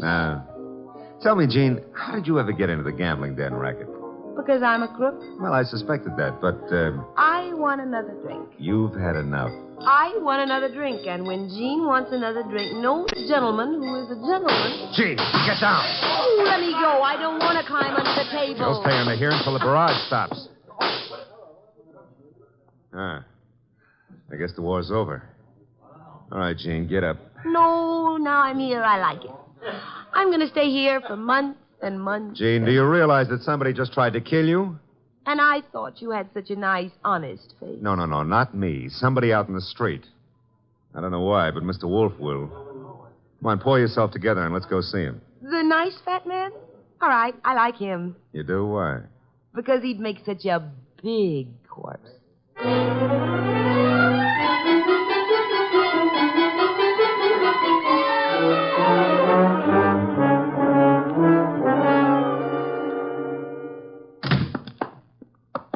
Is that you, Archie? Plus Jean. What made you think I wanted her here? Oh, she's one of your fans. She thinks you'd make a lovely corpse. What was the reason for bringing her here? She was shot at. Did you expect her to be? I expected her to be killed. That's why I sent you to her. Didn't occur to you I might be killed, too? It did. I was willing to take the chance. You were willing? Oh, Mr. Wolfe, Jean's a little under the weather. Splendid. In vino veritas. Watch your language. I mean that people in their cups often tell the truth. A proverb of some antiquity. Who shot at you tonight, Jean? Oh, I don't know. I didn't see. Has it occurred to you that you might just as easily have murdered Piper as not? But Lucasto killed Piper. You said so yourself. I lied. Furthermore, why the attack on you if Lucasto was the murderer? Well, I don't know. Did you also not know that Lucasto escaped from jail earlier this evening? You're making that up. Why should I? Mr. Denby turned him over to the police, but Lucasto managed to get away before being jailed. That's not cricket. Incidentally, Mr. Denby will be joining us at any moment. I expected you to bring Jean, Archie. Therefore, with the exception of Mr. Piper, who is resting in the morgue, and Mr. Lucasto, who is at large, we shall have all the participants in the card game. With them, perhaps we can deal a new hand, Archie? Okay. Maybe it's the morgue to tell us Piper escaped. Oh, wrong again. Come in, Mr. Denby. Mr. Wolfe, I'm upset. I heard over the radio about Lucasto's escape. He'll try to kill us all. Why? Well, because we can testify that he murdered Piper. Truly. I beg your pardon. Lucasto did not kill Piper. But you said that he did. The only evidence against Lucasto was the angle of the entrance of the bullet that lodged in his heart. May I remind you of the whisper you all heard in the darkness preceding Piper's death? The whisper that said Piper? Precisely. We must assume, then, that Piper turned his body in the direction of the whisper. Therefore, the angle of the wound would be wrong for Lucasto, but the correct one for... Whoever sat opposite Piper. I sat opposite him. But that doesn't mean I killed him. Wait, you must have. Once he turned, the bullet must have come from opposite him. Only possible way. That means you, Jean. No. No, it's a frame. May I interrupt for a moment? Mr. Denby, if our present analysis is correct, it must have been you who whispered to Piper. Did you? I hadn't thought about it before, but... Denby, you're lying. No, he's not lying. Continue, Mr. Denby. Well, when the lights went out, I wanted to tell Piper something. He turned to me, and that's when he was shot. Archie, you've taken all this down. In my prettiest shorthand, Mr. Wolfe. Good. I don't know why you're doing this, Denby. Maybe you think if I take the rap, you'll get the club. But remember, Locasto's still free. He's gunning for all of us. But it'll be you. Especially you he'll want. Maybe you can talk a jury into sending me up for something I didn't do, but you won't live to gloat about it. Go, shut up, Jean. You killed Piper and... Who's that? This is, of course, the murderer of Mr. Piper. No comments? Archie, the door, if you please. But you said I was the one who... What kind of idiocy is this? Archie, I said the door. Okay, but shall I ask him in or sock him? You will act as the situation demands. Yes, sir. But for once, I'd like to know what the situation is. Raise him, Goodwin, and keep him that way. Now back up into the living room. I don't back up good. My gears... You want it here? Never mind. I'll strip a gear. Archie, what are you doing? Just what the situation demands, backing up. In case your knowledge of armaments has failed you, our little friend Chuck here is pointing a .38 revolver at me. Won't save him from the chair. Maybe not. But it could give me quite a pain in the stomach. Chuck, what do you think you're doing? You double-crossing louse. Gentlemen, if you So please. you thought you'd run to the fat dick and pin it all on me, huh, Denby? You don't know what you're talking about. We haven't even mentioned you. You sure of that, huh? Then why did Wolf phone me and tell me you were about to sing? Wolf phoned you? Yeah. Said you were getting ready to feed me to the electrician up the river. Oh, he was making a stab in the dark, Chuck, trying to start something. That's so, Wolf? Archie, will you read Chuck your notes about Mr. Denby's statement regarding the whisper? Well, that doesn't mean it could be misunderstood. Read me the notes, Goodwin. Here it is, I quote. When the lights went out, I wanted to tell Piper something. He turned to me That's and... all I need to hear. Chuck. You were selling me out after hiring me to knock off Piper. You dumb gunman. Now you've given Wolf what he wants, a confession. I was trying to pin it on Jean. That's what you say now. It's kind of late, though. Too late for you. No. Goodbye, Mr. Denby. Nice shooting, Chuck. Stay put, Goodwin. The rest of you, I'm leaving. Police wouldn't approve. But let me have your gun. Huh? Wise guy. You know something? I've been thinking. Can you think? If I was to knock off you and Goodwin, me and Jean could split the club between us and nobody'd ever know who killed Piper. Very whimsical, Chuck, but if you don't mind... Archie, don't be an idiot. Well, if I have to get shot, I prefer it to happen when I'm moving forward. Archie. Okay, come and get it, Goodwin. March right up nice and easy and take it. I'm coming. Would somebody mind telling me why I don't fall down? Phooey. I've been shot. Well, that's not the way to talk to a man who's just been... Hey, Chuck is lying down. Is he dead? Well, there's been a mistake. I didn't shoot him. He shot me. Archie, stop blabbering. Neither of you shot the other. As a matter of fact... I shot the Chuck. Lucasto. Lucasto, Archie? Well, I thought he escaped. No, I'm not crazy. I do not escape. The fat one, he phones the police to tell them how I'm innocent. Yes, I had the police announce the escape, however, for reasons of, shall I say, strategy? Well, on account of there are no bullet holes in me, you can say whatever you like, Mr. Wolfe. Thank you, Archie. That announcement helped heighten the tension our murderers were under. And then they explode. The fat one, he says to me, Locasto, wait in the next room. Watch careful. Maybe there's trouble. I watch. And now? Now there's no more trouble.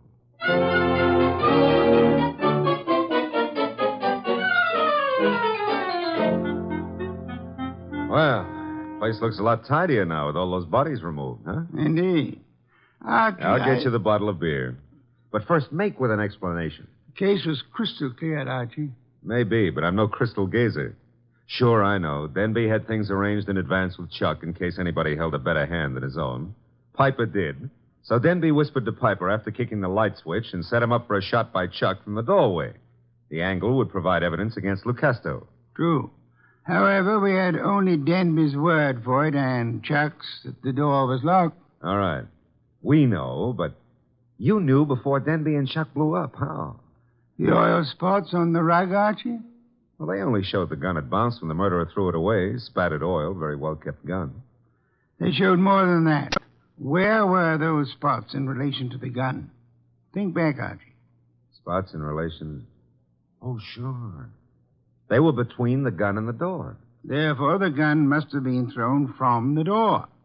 Bounced twice, staining the rug before reaching its final destination. Ah, I get it now. That told you who'd fired the gun.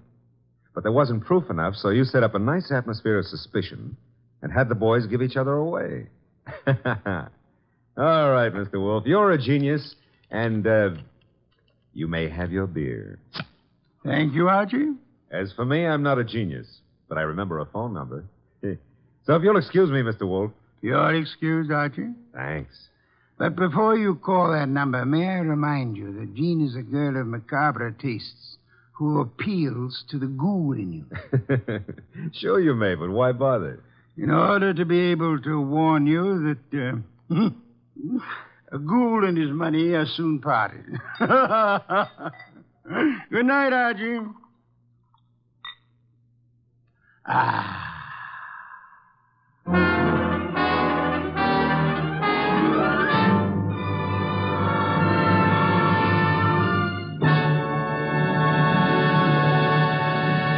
You have been listening to The New Adventures of Nero Wolfe, starring Sidney Greenstreet.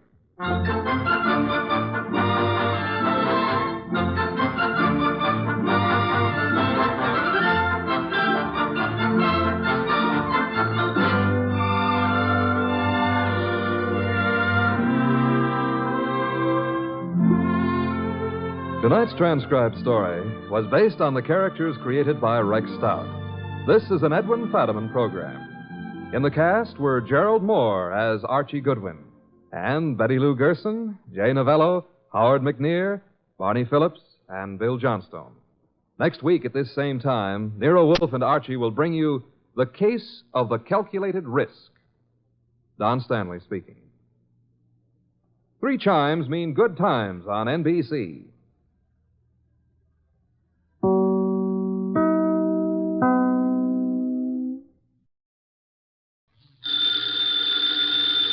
Ladies and gentlemen, the ringing of that phone bell means mystery, adventure.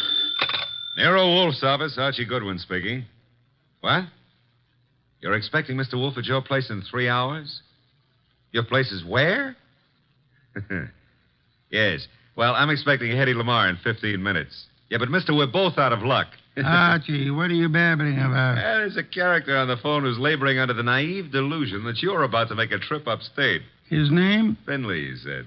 In that case, he's quite correct. Yeah, he's quite the, yes, Mr. Finley. Mr. Wolfe will be there. Yeah, goodbye. I shall need some beer, Archie. The bottle opener's in the right-hand drawer. Thank you. What one of us needs is a psychiatrist.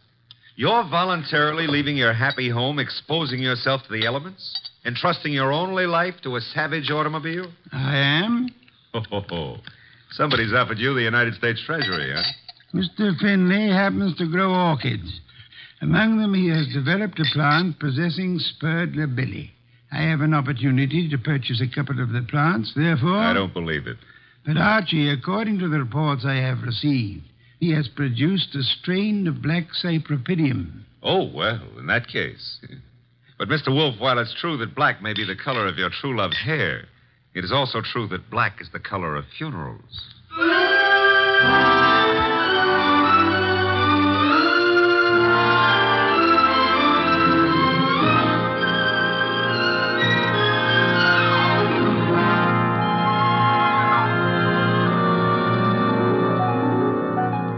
Ladies and gentlemen, it's the detective genius who rates the knife and fork the greatest tools ever invented by man. The ponderous, brilliant, and unpredictable Nero Wolfe. Created by Rex Stout and brought to you in the person of Mr. Sidney Greenstreet.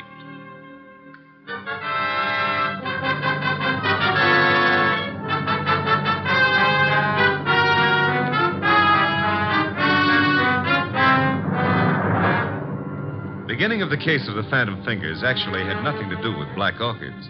The first act was played in an old house at the end of an old dirt road. It was short and simple. As short as life. And as simple as murder. Joe, I didn't believe the letters I got.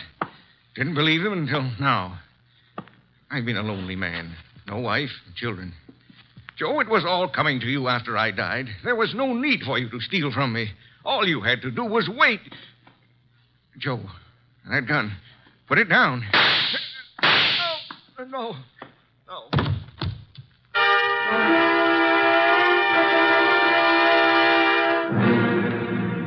Archie.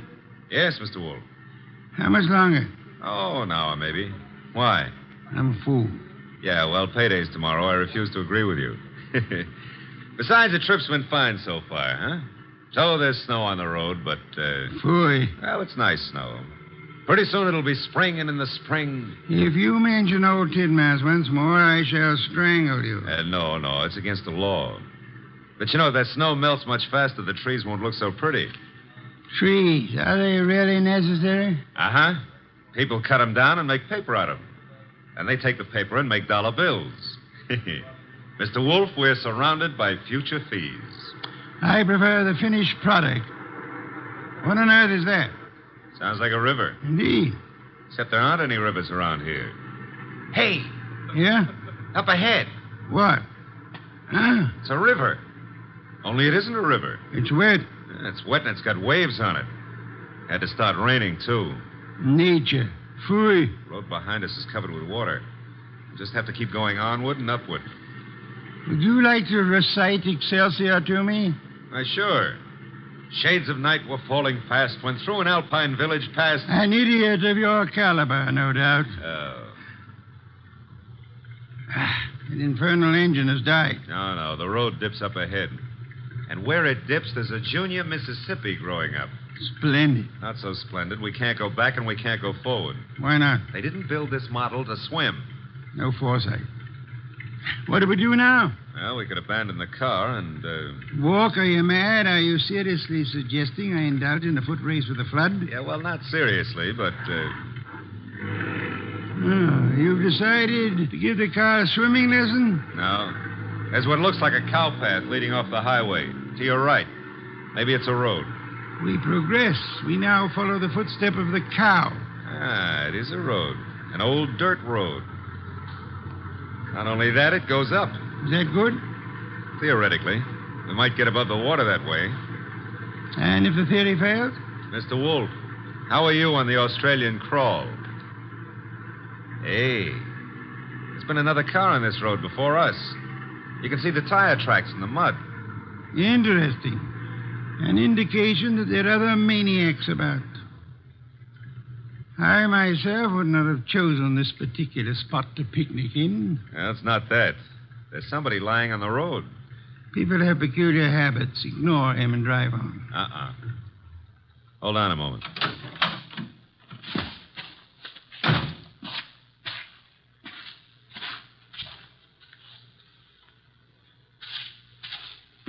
Mr. Wolfe, you better come out here. My madness has its limits. The answer is no. Serious, Archie? Very serious. Oh, very well.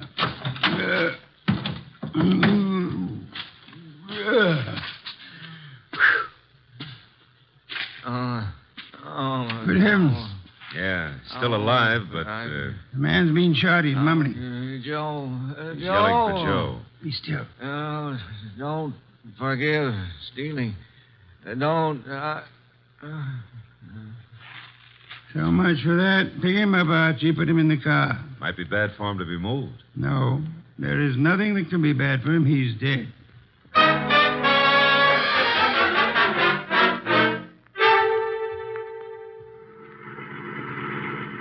Is this blasted road leading anywhere, Archie? Well, seems to be a clearing up ahead. Maybe... Hey, it's a house. Splendid. I'm not so sure. It's perched up on top of a cliff, surrounded on three sides by nothing. On the side facing us, there's a deep ravine and a small wooden bridge. An island in the air. Yeah. High enough to keep above water, maybe, but... Now, that bridge doesn't look too good. Rain may have weakened it. I have no choice, Archie. I have no intention of being drowned in these barbaric surroundings. The bridge, Archie. Okay, hold on. No, the thing's collapsing under us. How momentum, sir? Well, if it doesn't, 37 blondes are going to be wearing black. Correction, 38. I forgot the one in Gimbel's bargain basement. Hey, we made it. The bridge will never be the same, though. There's a car ahead of us in front of the house. The car from which our dead friend, was thrown. Only one set of car tracks in the mud along the road, and here... And all we have to do is walk in, ask for the owner of the house, and, Possibly, and possibly not. Archie, go through the corpse's pockets. Oh, that's not cricket. Yeah, all right. I'm going through. There's not much on him. Handkerchief, silver, driver's license. The name was James Miller. Address Garner Lane, Walden. Now, I've got an idea this is Garner Lane, Mr. Wolfe. In which case, someone named Joe was looking after the house for him, committed theft, and murdered Miller. Miller's body was then dumped on the road in the hopes that the floods would wash the body away. No one at the house seems to have noticed our arrival. Nope. Well, let's go in and ask for Joe, huh?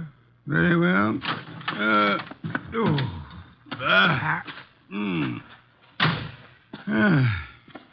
Hard. With the bridge down, there's absolutely no way of getting on or off this place. Except for a mountain goat. I don't know any mountain goats. I used to know a plain goat once, though. Indeed. He ran at the 5th at Jamaica. Stop maundering. I never maundered. Also, I never win bets on horse races. That's why I continue to work for you. That is also why you had better ring the doorbell. Okay. Nobody's going to break a leg rushing to open the door. I suppose you try it. I have had more than enough of the weather. Is that polite? Besides, the killer may have some more bullets in that gun. Are you afraid? Sure. Fooey, the door, Archie. But old Dr. Tidmouse would say... Well, never mind. Hey, somebody was careless leaving the door open like that. On the other hand, has a spider ever shut its web? The answer is no. Are we flies? Yes. Out of my way, Archie. There are lights up ahead. Must be the living room. Excuse me. Sure. You're excused. Do you live here, sir? Do we... No, don't you? Of course not. This is very strange. I came out to see the people who live here, or the person. I found the door open and no one about. I've been sitting in this corner now for a long time. Well, it's a pity no one offered you a plum pie. Then you could have stuck in your thumb. You saw no one enter, sir? No one at all. I didn't want to go any further. It would have seemed like prying. Perhaps you had better come along with us. Well, all right. You know, this place, it has an evil atmosphere. Certainly has. What it needs is fresh air. Fooey. This would be the living room door. Ajar bit. It is. Looks as pretty as a picture. Oh. Hello. Well, just think of it. 5 minutes ago, you know, I didn't know you existed. And you didn't know I existed. And now... Archie, your existence would have a sudden end unless you keep quiet. Excuse us for intruding, Miss... Intruding? Oh, but I really should ask you to excuse me. You do not live here? I wish I did, but... You see, I've been out walking. I live maybe a mile from here, and then when the flood began, I thought I'd come in here and stay for a while. And you found? An empty house. That's not what I found. As old Dr. Tidmouse has often said... Go through the rest of the house, Archie. Go through the rest... Yeah, well, never mind. I'll, That sound? Somebody's walking. Coming downstairs. Hey, you! Come on into the living room. Meet your guests in one or several pieces, as you prefer. What? Oh. Hiya, folks. A host at last. That's very funny. I think I'll laugh. May I ask why? Because this here ain't my dump. I was just casing the joint. I was just taking a stroll. Through the house? I'm eccentric. Oh, clever. However, I think you'd better stay. Why? Because you may turn out to be the owner of this house after all. I rather think introductions are in order. Well, I'm Peg Shirley. My name is Wagner. Joseph Wagner? Lewis. How about you, Stroller? Cregan. Sam Cregan. Peg, Louis, Sam. Mr. Cregan, while you were strolling upstairs, did you notice anyone else about? No. There was no one outside when Archie and I entered. The bridge is down, effectively cutting us off from further visitors. We may assume, therefore, that we are the only people in or about this house. Yeah, it's cozy, ain't it? Which further means that one of you three is a murderer. What did you say? The murderer is the person who owns or lives in this house. All three of you denied being that person. Conclusion, one of you is a liar. I hardly expected a full immediate confession. However, we are absolutely isolated here. No one is going to come or leave until we have our killer. You know, you can't really keep us here. The flood can and will. Remember, the bridge is no longer. So you see, just the five of us alone. No one else inside the house, no one outside. Therefore... Correction, Mr. Wolfe. Maybe it's a branch or something tapping against the door. Unlikely. Archie. Okay, I'll go see who or what it is. Hey. Who in the world is that? I got him. Somebody shut the door. Yeah, all right, I get it. A disreputable and unwashed gentleman. Head badly hurt. Is he conscious, Archie? I don't know. He's mumbling something. Legs pushed off. Fell from the ledge. He's passed out. I guess he was trying to say that somebody pushed him out on a ledge. On the side of the cliff, maybe. He must have regained consciousness and crawled to the house. Where'll I put him, Mr. Wolfe? Bedroom, I suppose. We'll need first aid. We can't get a doctor. Cregan, where are the bedrooms? Yeah, one right up at the head of the stairs. And don't ask me how I happen to know. We shan't. Archie. Okay. I'll need somebody to help me carry him up without shaking him too badly. Cregan? Okay. Let's go. As for the rest of you, Mr. Wagner, Miss Shirley, I suggest we return to the living room. But I don't see any reason why we should take orders from you. One of you is a murderer. I include Mr. Cregan, of course. But that poor man wasn't dead. Not for lack of trying. However, I was not referring to him. You mean someone else has been killed? Precisely. That is why I hope we shall not hear another knocking at the door. It could only be a corpse.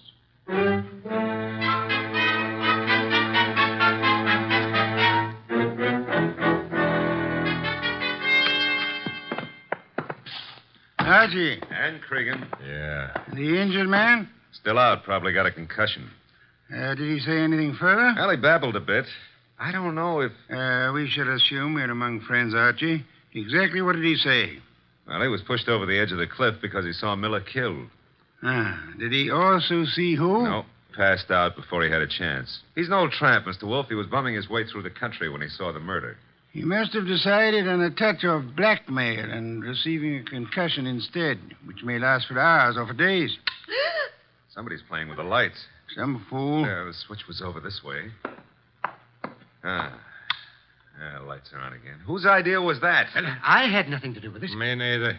Miss Shirley, why did you scream? Well, someone brushed against me in the darkness. You were standing? Near the table, this table. Archie? No, nothing on the table except a bunch of keys on a ring. Something screwy. Why should a guy put the lights out just to deposit a bunch of keys on a table? Obvious.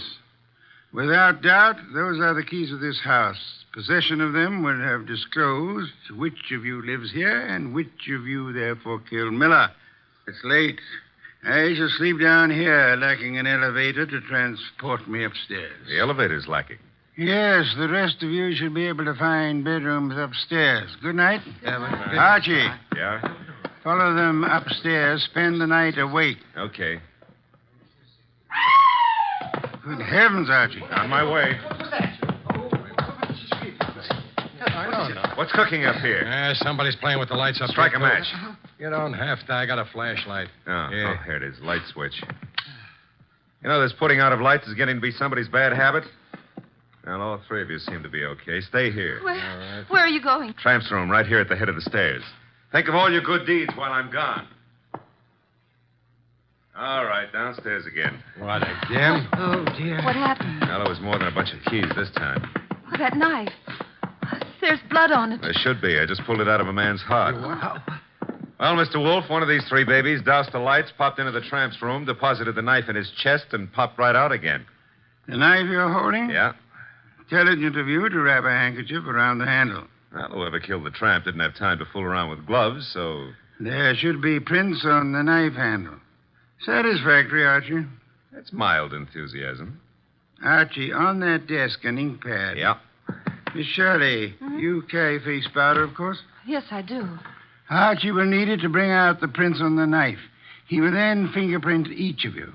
Compare your prints with those on the knife And we shall have a murderer to hand over to the police. Archie, will you begin, please?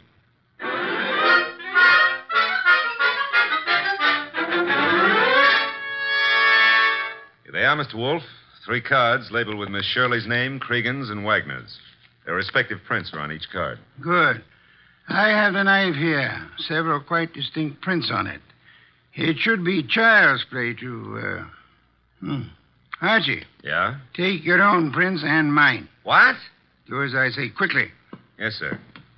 All right, give me your thumb. Thank you. That's it. Now mine. Thank me. That's it. There's something wrong.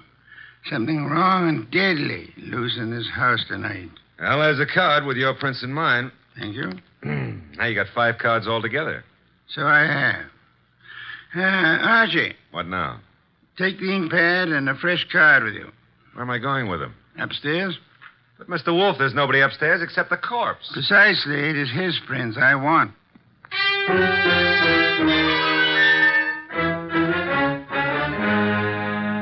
This is so Oh, ridiculous. I guess it's over with. Tired of Tiresome. Archie? Yeah, I got the dead man's prints. Will all of you please sit? All right, but Good heavens, young woman. Be careful. We want no accidents. sorry, I caught my high heels in the rug. Archie, the card with the corpse's prints on it. Here you are, sir. Thank you. You know, I've had quite enough of this nonsense. Have you, Mr. Wagner? Yeah, and so have I, Mr. Wolfe. Also, I don't think you know what you're doing. Perhaps not. However, I have something rather interesting to tell all of you. There is no one in this house besides yourselves, except, of course, for the dead man upstairs. There is no one on the rock on which this house stands, except for another dead man in our car. Look, we already know all that. Bear with me. We may rule out secret passages, unusual hiding places, or anything of that esoteric and childish nature. We may also rest assured that no one has come to or left this house or rock within the last few hours. Well, that means we're kind of hermetically sealed here, huh? Meaning also that whoever was here when the tramp was killed is still here. Still here in this room. Correct, Archie. Now then, I have checked the dead tramp's prints against those on the knife. Theoretically, suicide was possible. However, the prints do not match. That guy was in no condition to kill himself anyway. True. Then I checked Archie's prints and mine against those on the knife. No similarity. Oh, but no one suspected either of you. Thank you, but I had to be thorough. That left only the 3 of you. I compared your cards and the prints on them with the prints on the handle of the knife. And? I want you to remember one thing very clearly. We are the only living people in this house or on this rock of land. No tricks are possible and may be ruled out. All right, so what? This. The prints on the handle of the knife that pierced the heart of the man upstairs do not match his prints or the prints of anyone in this room. Yeah, I knew mine wouldn't match. Would you mind saying that again? He doesn't have to. And those cards, Mr. Wolfe, has the prints of everybody here. And yet none of them match the prints on the knife handle. But, well, in that case, who or what killed him? Why, there must be someone else in the house. I give you my word, there is not. Hey, you thinking about ghosts or something? Ghosts never leave fingerprints. I've got to get away. I can't stand this. Me too. Come on, lady. But I'll come along with you if you don't mind. Mr. Wolfe. Let them go. The bridge is down. They can't get far. Okay. But I don't get it. Get what? Well, the fingerprint business. And who killed Miller plus the tramp? The identity of the killer, Archie, is quite obvious. It is? To who? To whom? Who's whom? That's a joke. Yeah, I'm stalling for self-respect. You know? Of course I do. I have no conclusive proof, however. I had hoped the fingerprints would be of assistance there, but they proved to be phantoms. I'm still smarting about the other thing. You know, it's at times like this that I almost agree with you about my intelligence. Lack of intelligence? Yeah, well, don't rub it in. Don't rub it in. Just go ahead. Yeah, well, maybe you better rub it in. From now on, you may refer to my brain in the negative. In the negative? Bless you, Archie. What I've just done, I don't know, but can I have a raise? No. I'll take it back. You can't. Get the others in at once. Mr. Wolfe, you now have the appearance of Mr. Wolfe being surrounded by several dozen bottles of beer. What have I done? You've explained the fingerprints, Archie. Hurry. I don't want to keep the killer in suspense. I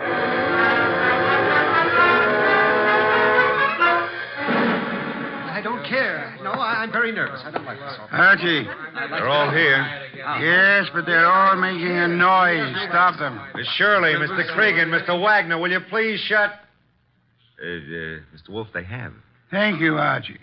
Now then, I have known for some little time which of you killed the tramp and Miller. I lack proof, however. And you have it now? I will admit for a while I was flummoxed by the negative evidence of the fingerprints. They seem to indicate that the tramp was murdered by a phantom. However, the word negative itself has solved the minor problem. Minor to who? To whom? Never mind. Shh. Archie, what is the salient feature of a film negative? Well, I suppose it's the fact that the darks are light and the lights are dark. Huh? Precisely. A reversal, then, of the actual appearances. Now, are there any similarities between filmed images and fingerprints? Oh, in a way. You could call the whorls and hollows that determine the individual characteristics of a fingerprint the lights and darks, huh? You could. I shall. Miss Shirley, would you help in an experiment? Well, of course. Thank you. Archie, I want you to take Miss Shirley's fingerprints once again. Okay. Pad and card. Here you are, Miss Shirley. All right. Archie, quick. Huh? Grab her arm. I got it. Well, usually I don't have to be coached, but... Let go of me. What are you trying to do? Miss Shirley, you already had pressed your fingers on the ink pad once. Why were you about to do it a second time? Well, I just wanted to make a better impression. Phooey. Archie, wipe some of the ink off her fingers. Oh, but then it won't be any good. It'll be very good, Archie. I've done it. And take the print. No, let go of me. Maybe. I never hurt women if I can help it, but right now I won't be able to help it. Mr. Wolfe wants your prints all over again, so down on the nice white card. No. There, thanks. Will you let me have that card now, Archie? Sure. In the meanwhile, hold on to Miss Shirley. A pleasure. Indeed? Would you continue to think so, Archie, if I told you that Miss Shirley's first name is not Peg, but happens to be Josephine, for which the diminutive is Joe?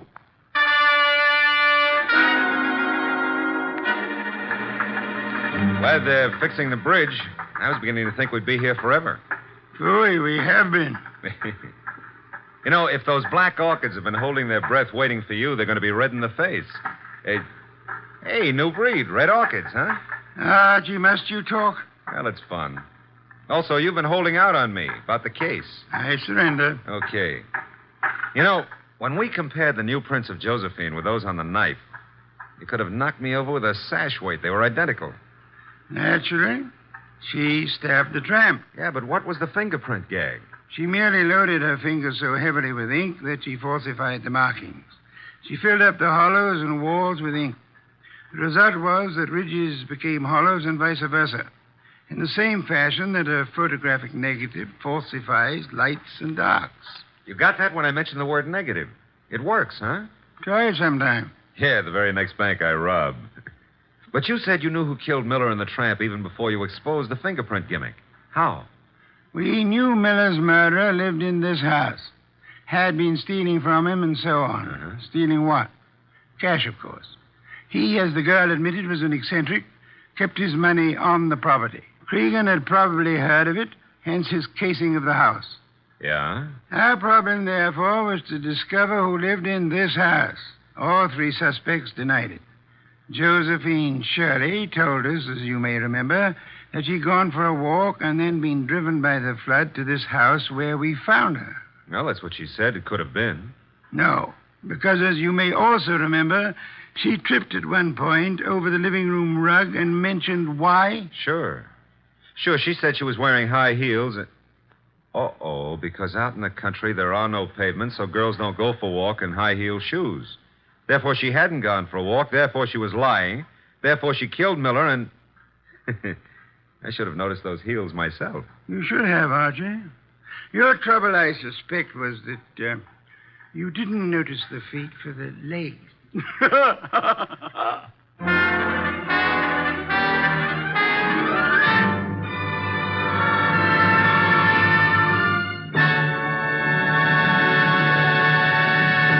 You have been listening to The New Adventures of Nero Wolfe, starring Sidney Greenstreet. Tonight's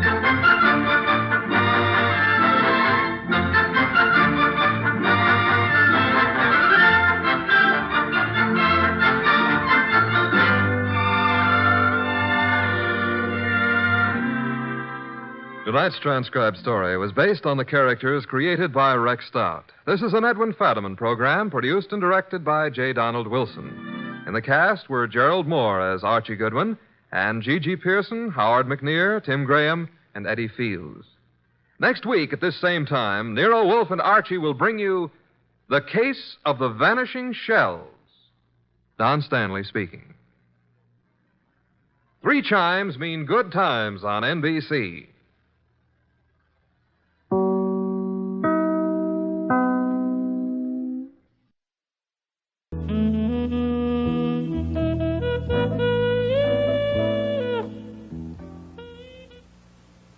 This is CBC Stereo.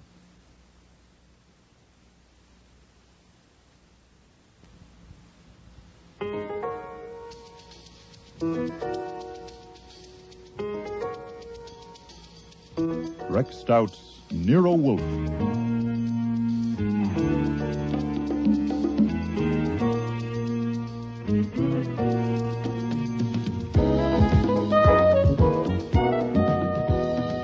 Starring Mabel Moore as Nero Wolfe and Don Franks as Archie Goodwin.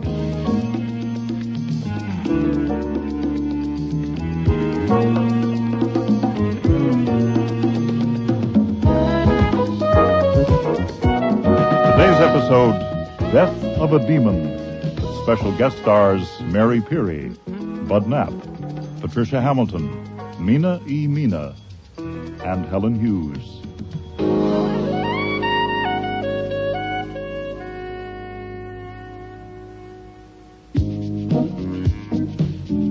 When Mrs. Hazen arrived for her appointment with Nero Wolfe, she gave me a smile. Thank you for getting him to see me, Mr. Goodwin. It isn't often that a man gets a natural, friendly, straightforward smile from a young woman who has never seen him before, with no come-on, no catch, and no dare. So I was surprised and disappointed when she took a gun from her purse and walked to Wolfe's desk. That's the gun I'm not going to shoot my husband with. Mrs. Hazen, I am not impressed by histrionic. Oh, I'm not trying to impress you. I'm only telling you. That's what I came for, just to tell you. I thought it would be more definite, I guess, if I brought the gun and showed it to you. Just that? You wanted half an hour. Because I thought it would be better if I told you something about why. If you will regard it as confidential. With the reservation that if you tell me about a crime, I can't engage not to disclose it. I'm not a lawyer or a priest. That's all right. There hasn't been any crime, and there won't be. You know who my husband is, Barry Hazen, Public Relations? Mr. Goodwin has informed me. We were married 2 years ago, just after my father died. My father was an inventor, and Barry used to do some public relations work for him. That's how I met him. I thought I really was in love with him. I've tried to decide what was the real reason I married him. You don't need to know all that. You don't even need to know why I want to kill him. It's your half hour, madam. I don't hate him, but I think I despise him. I know I do. And he won't let me get a divorce. I tried to leave him. Well, I did leave him, but he made such a... There I go again. I don't need to tell you all that. As you please. It's not as I please, Mr. Wolfe. It's as I must. As you must, then. You know how there can be something in your mind, but you don't know it's there until all of a sudden there it is? Certainly. The subconscious is not a grave, it's a cistern. But we don't know what's in it. I didn't. One day a month ago, I went to his bedroom and saw that gun in his drawer, and all of a sudden, I was thinking how easy it would be to shoot him while he was in bed asleep. I said to myself, you idiot. You absolute idiot. And I didn't go near that drawer again, but the thought came back. It kept coming back. Mostly when I was trying to go to sleep. And it got worse. It got so that I was planning how to do it so I wouldn't get caught. I knew it was idiotic, but I couldn't stop. I could not. And then, just 2 nights ago, I got out of bed trembling all over and went to the shower and turned on the cold water and stood under it. I had found a plan that would work. I don't have to tell you what the plan was. As you please. As you must. It doesn't matter. I went back to bed, but I didn't sleep. I was afraid of what my mind might do. I'd found out I couldn't manage my mind. So yesterday afternoon, I decided I would fix it so my mind would have to quit. I would tell somebody all about it, and then the plan couldn't work. Telling a friend wouldn't do, and of course I couldn't tell the police. Then I thought of you. And here I am. That's all except this. I want you to promise that if my husband is shot and killed, you will tell the police about my coming here and what I said. I see. There. That's it. If you promise to tell the police, I can't possibly do it. Will you promise? No, I advise you not to insist on a promise. I must know. Very well. You promise? Yes. Oh. Well then, is a check all right? Certainly. Some time of your half hour is left, Mrs. Hazen, if you've any use for it. No, thank you. That's really all I came for. Oh, Yes? I would love to see the orchids. I've read so much about them. Would it be possible, do you think? Just a quick look. Perhaps Mr. Goodwin could show me if you're too busy. It would be a pleasure. Mr. Goodwin doesn't owe you the time. I do. Come with me. You won't need your coat.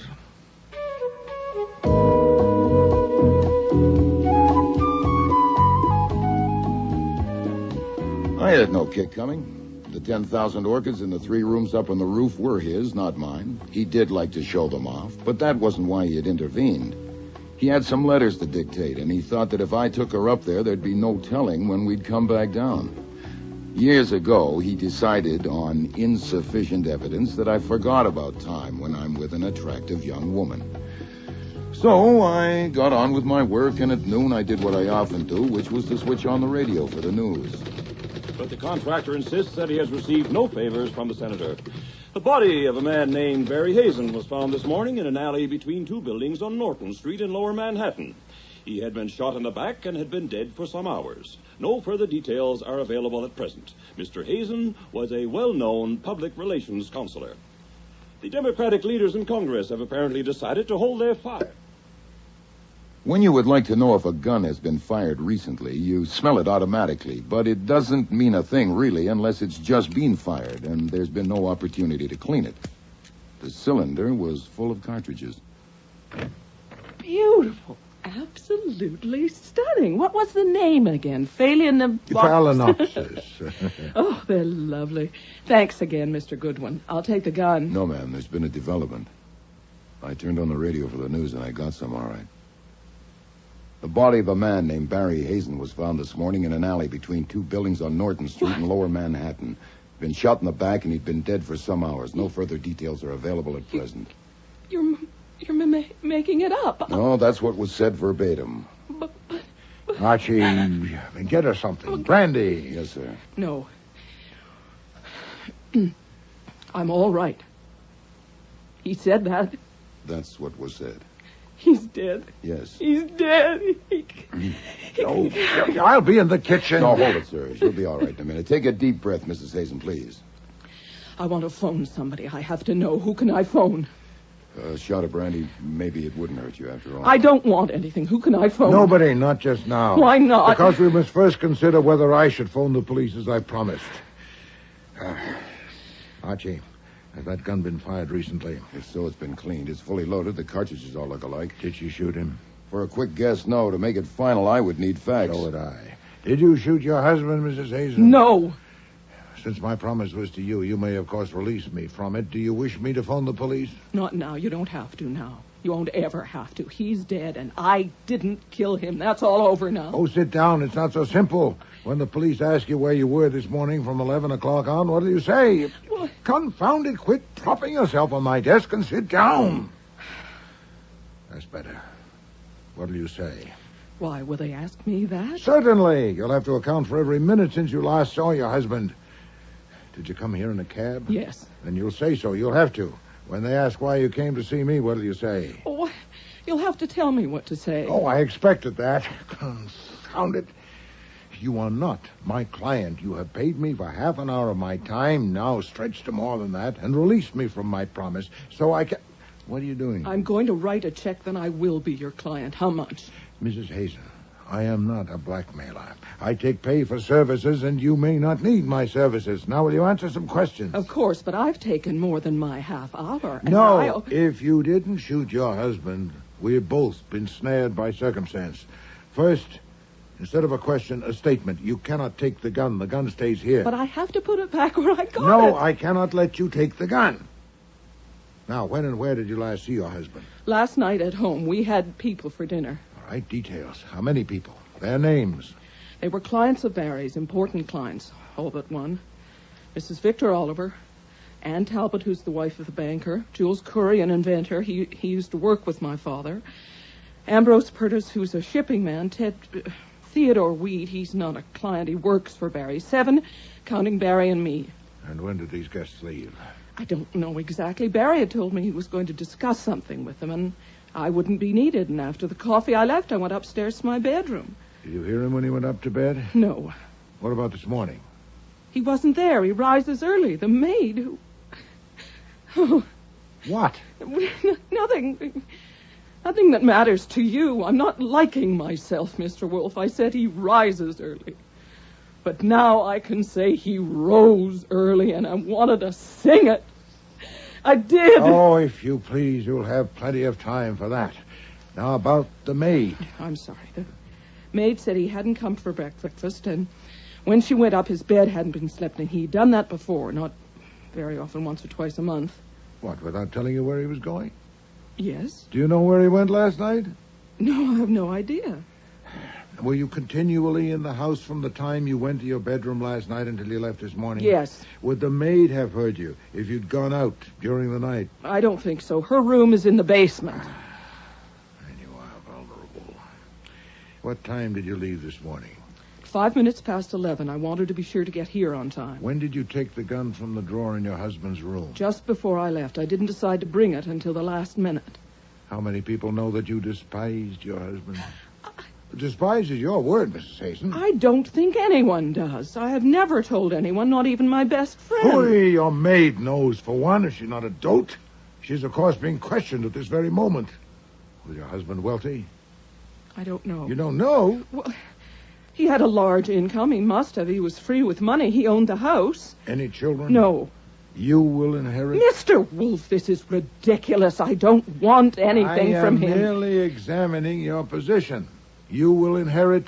Yes, he told me I would. Didn't he know you despised him? He was incapable of believing that anyone could despise him.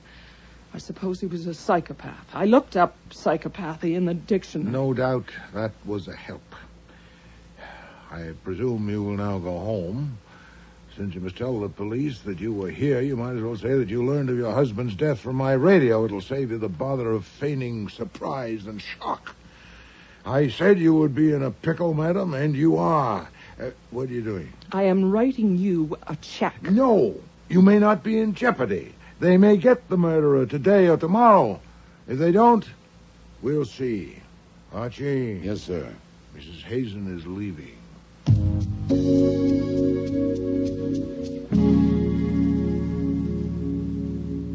Archie, I do not intend to serve the convenience of a murderer.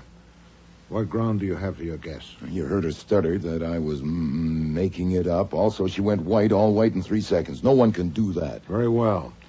Call your friend Mr. Cohen at the Gazette and get details. He may not have any yet. Anything in particular? Whatever he has. But in particular, I want to know if the weapon has been found or a bullet.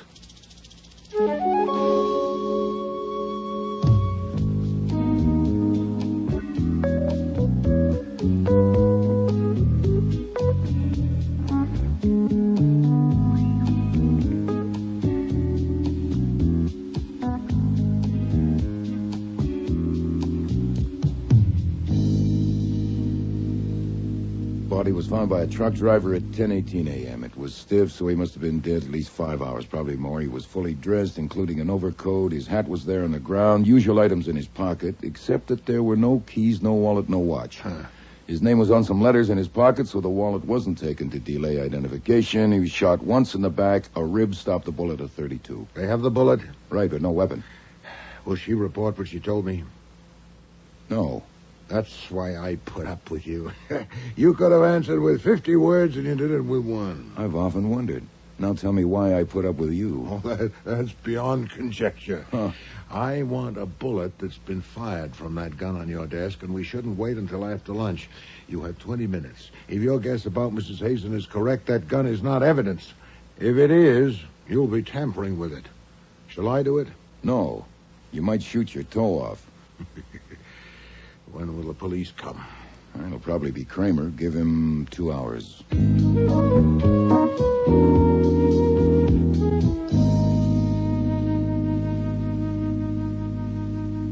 What time did Mrs. Hazen get here this morning? Is that snow on your hat, Mr. Kramer? I asked you a question. Perhaps you'd be more comfortable if you removed it. The hat, I mean. What time did she get here? 11:30. When did she leave? Shortly before 1 o'clock. What'd she have to say? Mr. Kramer, I know that Mrs. Hazen's husband has been shot and killed. She was with me when the news came on my radio.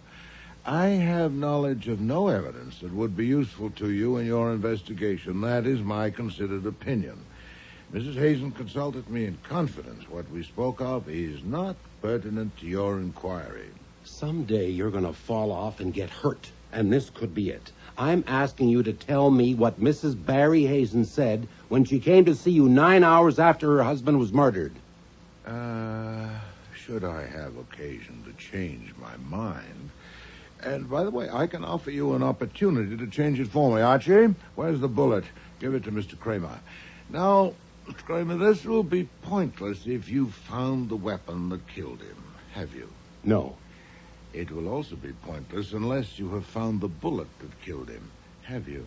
Yes. Then I suggest that you have your lab compare this bullet with that one. If you find that they were shot by the same gun, let me know at once, and I'll have some information for you. I would, of course, want to see the lab report certified. Where did you get this bullet? I'll tell you, or I won't, when I get your report.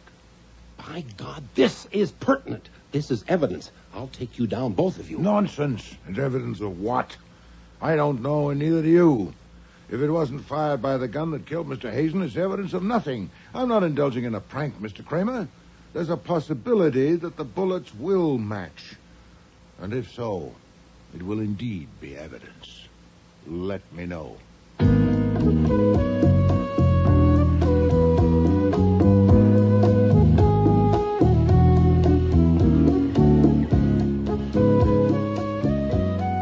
Kramer left at 3:20.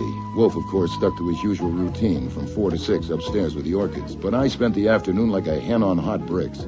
It's a simple matter to do a bullet comparison. I expected to hear from Kramer by 4:30 or 5. I didn't. And it wasn't until after 6 o'clock that the doorbell rang. But to my surprise, it wasn't Kramer.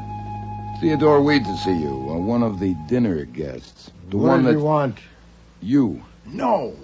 I've been pestered enough on a matter in which I have no interest. Tell him so, and don't I'm not going to pester you. I'm going to hire you.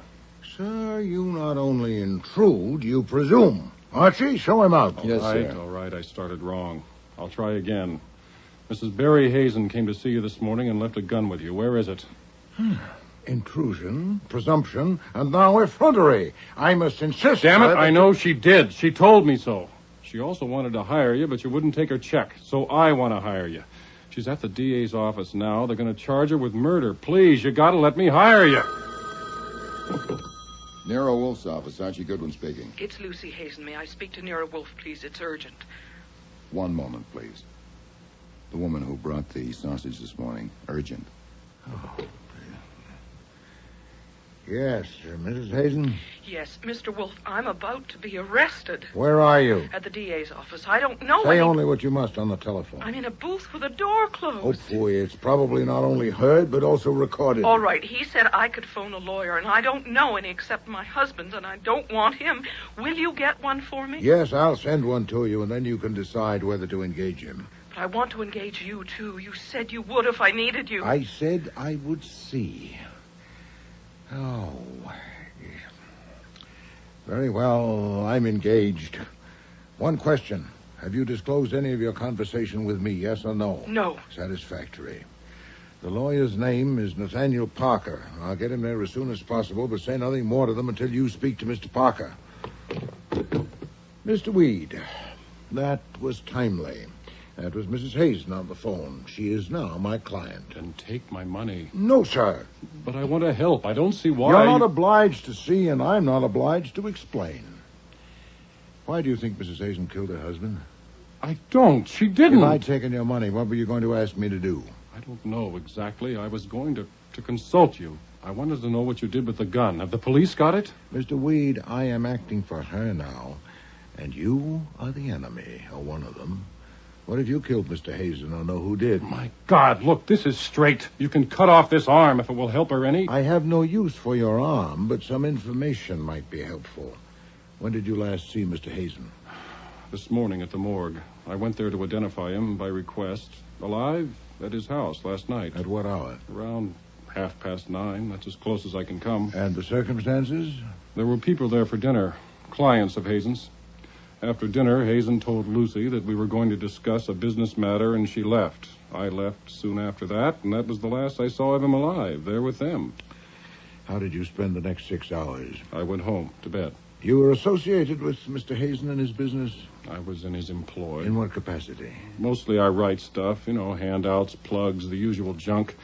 Also, I was supposed to use my contacts. I was a newspaper man when Hazen hired me a little more than a year ago. Well, if they were going to discuss a business matter, why did you leave? Well, I wasn't needed or wanted. And why were you there at all?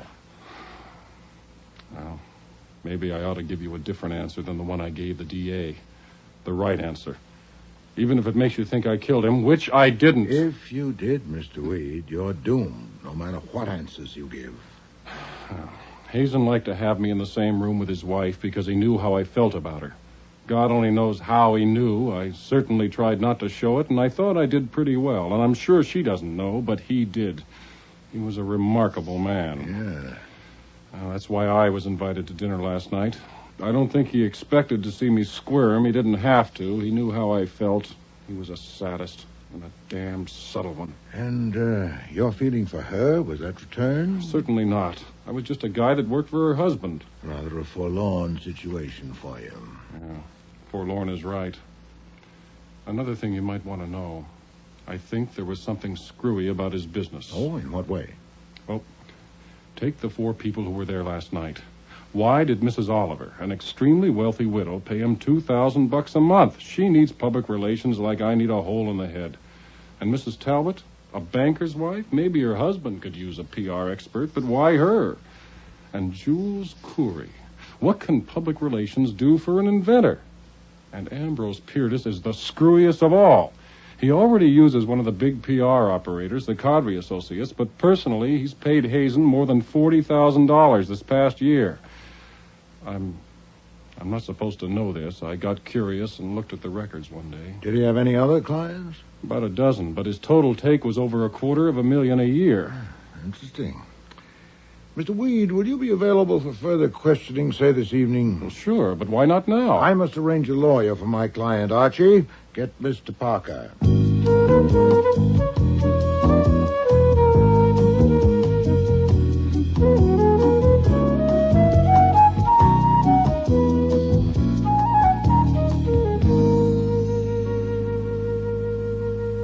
Sit down, Mr. Parker. You've spoken to my client? I've just come from there. She's our client now. Ah. I stopped in instead of phoning because I have to deliver this at her request.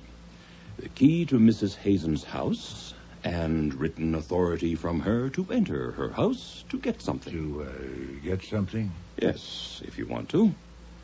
An iron box and a chest of drawers in Hazen's bedroom. You remove the bottom drawer, pry up the board it slides on, and the box is underneath. She doesn't know what's in it. About a year ago, Hazen lifted the board and showed her the box. He told her if he died, she was to have it opened by a locksmith and burn the contents without looking at them. You'll be acting legally on her instructions through her attorney. I'll use my discretion. I'm sure you will. I'd like to be present when it's open, but I have an appointment. Shall I go there now? Will the police be there? I wouldn't think so. He wasn't shot there. Do I wear gloves? No, you have authority. Oh, I'm off then. Archie. Yes? Take your gun.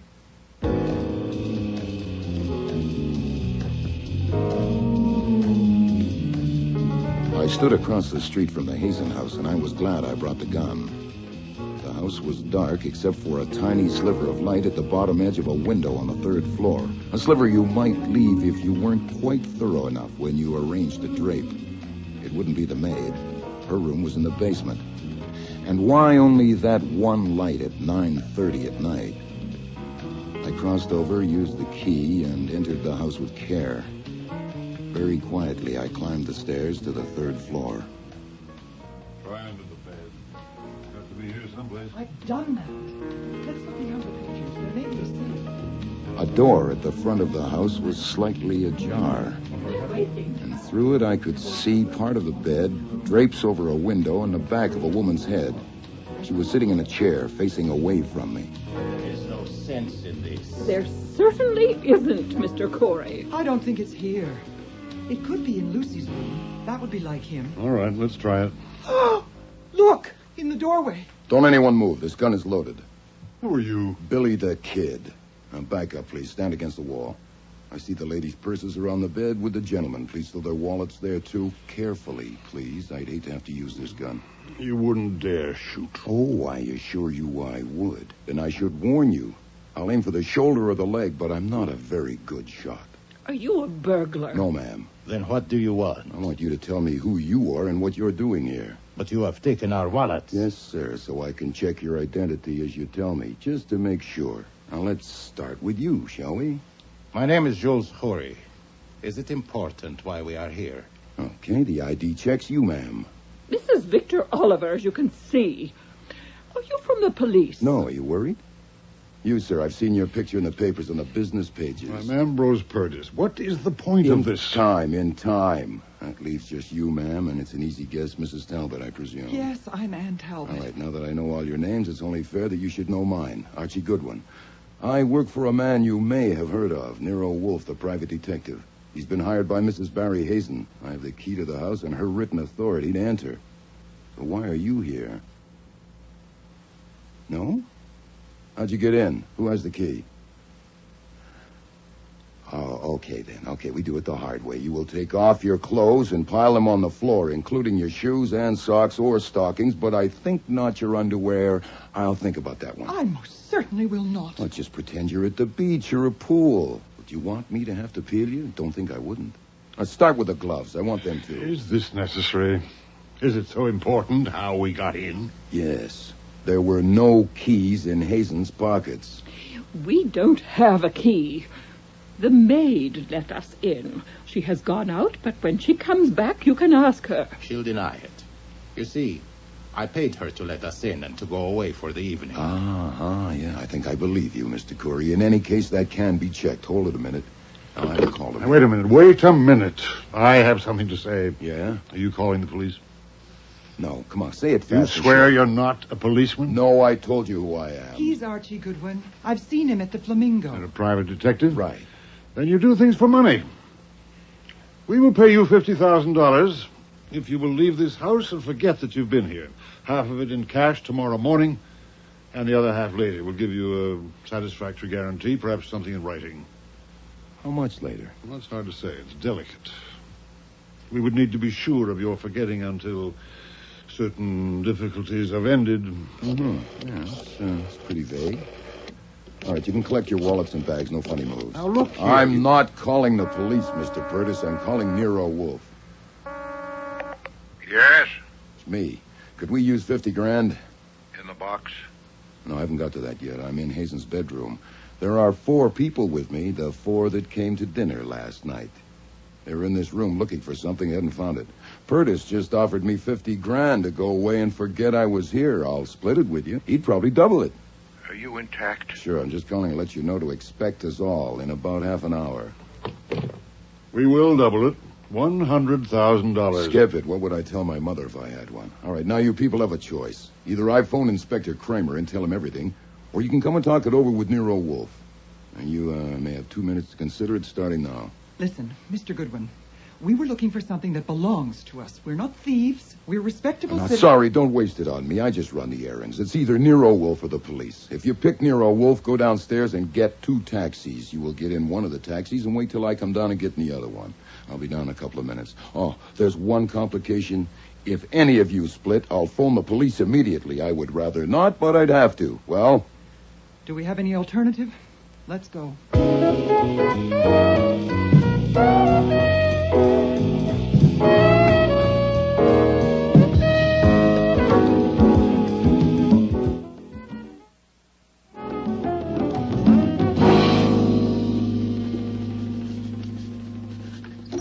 There's your box. Ah.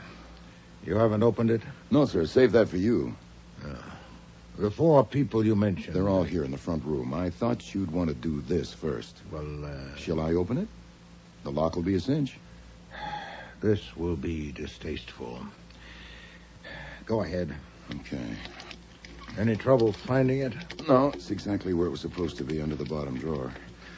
I got there just in time. Another hour or 2, they probably would have found it. Ah, there we are. Well, it sure is distasteful. Empty. Just as well. Huh? It would probably have presented us with a problem. I presume he decided it was a mistake to tell his wife of it and removed the contents. Elsewhere in the house? I doubt that. So do I. Lock it up and leave it on your desk. Have a gun in your hand when you admit them and go to your desk. Proceed.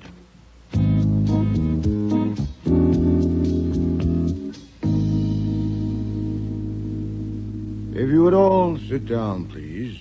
I like eyes at my level. Thank you. This shouldn't take long. First, the situation. I shall not resort to euphemism. You were being blackmailed by Mr. Hazen, either collectively... That's not true. Please don't interrupt. If there was any doubt, it was removed when Mr. Goodwin found you in that house surreptitiously looking for something, and you offered him a large sum of money. So much, in I fact... didn't. Mr. Purdes did. Oh, phooey. You were there. Did you object? I am acting for my client, Mrs. Hazen. She's being held under suspicion of killing her husband and has given me certain information. This is one item. One day, about a year ago, her husband showed her a metal box he'd hidden in his bedroom. He told her that if he died, she should have the box opened by a locksmith and burn the contents without looking at them. And it was to get that box Mr. Goodwin went there this evening with Mrs. Hazen's key and authority, as it on the desk. So it was there. Oh, God. I have a proposal to make, but first a question or two. My objective, of course, is to demonstrate that Mrs. Hazen did not kill her husband. Now, yesterday evening, all of you dined at her table. I want to know about your conversation with Mr. Hazen after his wife and Mr. Weed left. What was said? Nothing. Nonsense. Mr. Hazen had told his wife he was going to discuss something with you. Now, what? Nothing of any importance. He opened the champagne. We discussed the stock market. He asked Mrs. Talbot what plays she had seen. He got Purdes talking about the ships. He talked about poison. He talked about his wife's father. He said his wife's father was a great inventor, a genius. Oh, please. If he discussed some aspect of his peculiar relations with you, naturally you didn't tell the police about it, but I know of those relations and the police don't. I intend to know what was said. You don't understand. You couldn't understand unless you knew him. He didn't want to discuss anything. He just wanted to have us there together, and we had to go. It was his special kind of torture. He wanted each of us to know about the others, and to know that the others knew about us. He liked to see us trying to act as if it was just a dinner party. You didn't know him. He was a demon. Yeah, I'm beginning to see that. Did he reveal to any of you the nature of his hold on the others last evening or at any other time? Any hint at all? Reveal? No, not his style. I think he hinted. For instance, poison. I thought he hinted. But no particular? No. You said you had a proposal. I do. It's likely he kept in that box whatever support he had for his demands on you. The box will be placed in my safe. I don't desire or intend to inspect its contents, but Mrs. Hazen is my client, and I am committed to protect both her person and her property. I will surrender the contents of the box to you, the four of you, for $1 million. Oh, God. You don't mean it. I shall expect $250,000 from each of you, either in currency or certified checks, within 24 hours. There's no question of extortion by Mrs. Hazen or me. We haven't seen the contents of the box. I only say, as her agent, you may have them at that price if you want them. You haven't opened the box? No, I haven't. What if it's empty? You get nothing and you pay nothing. The box will be opened here tomorrow at midnight with all of you present, or earlier if and when you meet the terms. If it's empty, well, so much for that. It's a short time to raise so much money. I dare not give you longer. The police would no doubt regard the contents of that box as evidential in their investigation of a murder. I cannot undertake to withhold my knowledge of it longer than 24 hours. So I shall await your pleasure.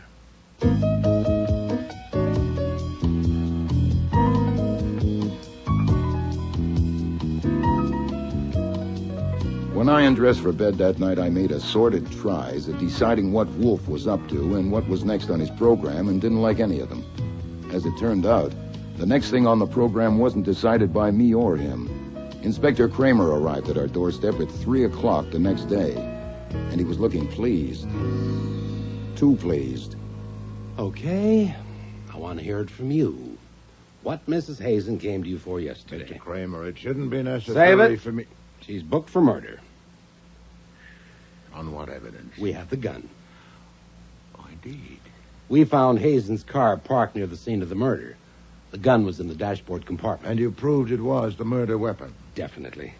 And we have traced the gun. It was bought by Hazen 6 years ago, and he had a permit for it. He kept it in a drawer in his bedroom. But you hadn't connected Mrs. Hazen to the gun. Oh, haven't we? How about this? Hazen was killed about midnight. At 8 o'clock the next morning, the maid went up to call him for breakfast. The drawer was open, and she saw the gun. You still haven't connected... Shortly after 11, the maid was tidying. The drawer was still open, but the gun was gone. Mrs. Hazen, the only other person in the house during that time, had just left the house, presumably to keep an 11:30 appointment with you. So maybe you know why she put the gun in the car. Let's hear you. What kind of gun was it? It's your turn to talk. I don't like this. I'm sure you don't. Oh, you're not squeezing it out of me, though you think you are. I would tell you nothing and risk the consequences if it weren't for one thing. Mm-hmm. And what's that? I need some information that I can only get from you. I have to know where the gun came from that Mrs. Hazen left with me yesterday. Now, if you'll agree... She left a gun with you? Yes. Yeah, I'll tell you about it and give it to you if you'll give me its history at the earliest possible moment. I want your word. You won't get it. Mrs. Hazen is charged with murder. If she left a gun with you, it's evidence in a murder investigation. No, it's evidence in my investigation, but not in yours. You have your gun, the one the murderer used. How can it embarrass you to tell me about this one? You're going to tell me what she said about it? I am. Okay, go ahead. I have your word? Yes. Get the gun, Archie. Right. Oh, by the way, there's a question that wasn't answered. What make is your gun? I mean, the one that killed him. Drexel 32. Huh. So is this. Oh, of course, there are millions of Drexel 32. It was fired yesterday by Mr. Goodwin to get a bullet. The bullet I gave you. That could have been evidence. No, we know it isn't, Mr. Kramer. All right. Let's hear it. First from you, and then Goodwin comes down to the station for a detailed statement. Very well. I don't get it. I have never known you to take a murderer for a client.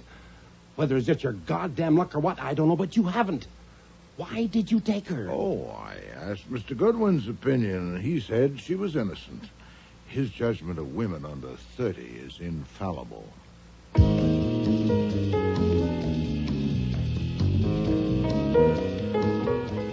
This is Nero Wolfe.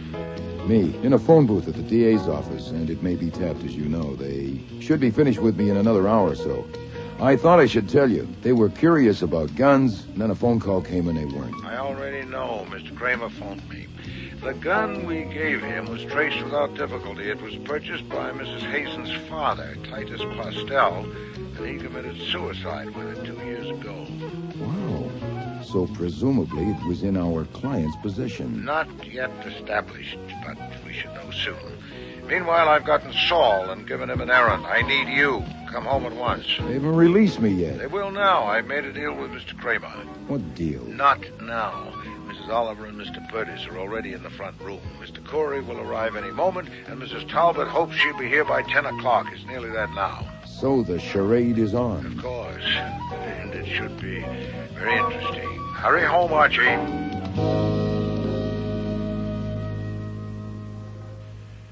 Please sit down, Mrs. Talbot. Well, since all four of you are here, I assume that you're prepared to act on my proposal. Mrs. Oliver? This is a cashier's check for $250,000 made out to me. I'll endorse it, or I won't. Yes, that will, of course, depend on what's in the box. Mrs. Talbot? I have a certified check for $65,000 and $40,000 in cash. I'll pay the rest as soon as I can. I tried. I did the best I could. Right. Mr. Purtis? I have a certified check for my share. Full amount? Yes. Mr. Corey? I have nothing. Oh, indeed. And why are you here? I want to know what's in the box. If there's anything worth $250,000 to me, I'll buy it. The deadline is midnight. You'd have 90 minutes. I don't think so. I don't know what you are doing, but whatever it is, I want to know what's in the box. Well, yes, this situation wasn't covered by the terms of my proposal. Two of you are prepared to comply with the terms and shouldn't suffer for Mr. Corey's dissent. As for you, Mrs. Talbot, I'm willing to accept your declaration of good faith that you've done your best. You'll, of course, commit yourself in writing to pay the balance. But as for you, Mr. Corey, if you're willful, so am I. Whatever the box contains that relates to you will be turned over to the police at midnight. Open the box, Archie.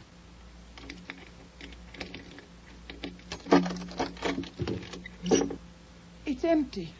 Empty? Damn you. You've got it. You had a key. Use your head, Perdis. He didn't know it was empty. Now, why would Well, he? you're wrong. I did know it was empty. I knew it last night when I made my proposal. You knew? I made the proposal not out of caprice to plague you, but for a purpose. And that purpose has been served. Who are you calling? I'm calling my man in the kitchen. Fritz, Inspector Kramer's there. He's arrived. The police. Let me speak to him. You've called the police? You have the gun, Archie. Stand at the door. No one is to leave. Mr. Kramer, the situation has developed as I expected. You may bring Mrs. Hazen in now. No, I will not. As I told you before, her presence is essential. Yes, I am prepared to name a substitute, yes. Damn you. You told the police this was all a game. No, are you a dunce? Would I contrive such a hocus-pocus just to pass the time? Confound it, sit down. I'm going. No one is going. Mr. Goodwin wouldn't shoot you, but he wouldn't have to, would he? Sit down. I asked you if you'd opened the box. And I said no, I had not. That was necessary. In fact, it was Mr. Goodwin who had opened the box, and it was empty. I don't believe that. It's a trick. I did concoct a trick, but it's a fact that the box was empty. That's what you have a right to know. Well, 3 of you. I don't believe the box was empty. I think you're lying. I don't. Why would he? There's $605,000 here, ready for him. Why did you do this, Mr. Wolfe? Believe me, Mrs. Talbot, it was necessary to expose a murderer, which I am now prepared to do. Come in, Mr. Kramer. Oh, Archie, find a chair for Mrs. Hazen. I have to say something to these people first, Wolfe. Well, if it's brief, Mr. Kramer. Now, I'm here because Wolfe told me that you 4 people would be here, and I wanted to know what he had to say to you. I brought Mrs. Hazen because I was convinced by something Wolfe said that it would be in the interest of justice for her to be here. I want to make it plain that as an officer of the law, I don't rely on any private detective to do my job for me. And what's more, no private detective is going to interfere. Thank you, Mr. Kramer. Sergeant Stebbins, Mrs. Hazen is your prisoner, and of course it's your duty to guard her, but I doubt if she intends any outbreak. If you wish to stand by the murderer of Mr. Hazen, I suggest you move to Mr. Corey. That's my name. Indeed it is.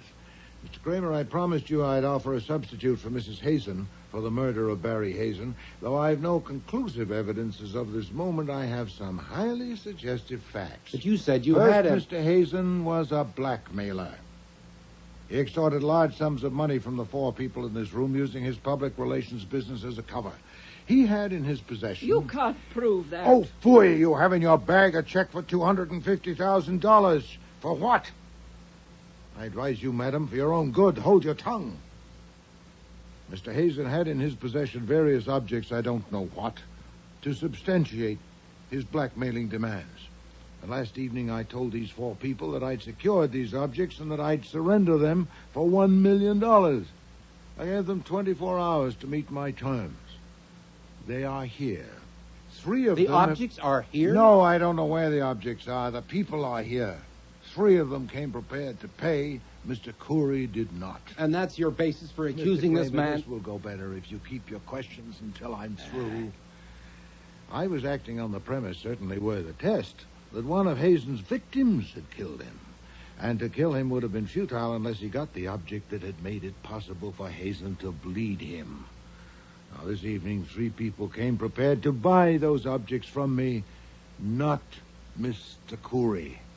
He knew I'd nothing to support my threat. Even when I told him that the objects pertaining to him would be given to the police in 90 minutes, he was unmoved.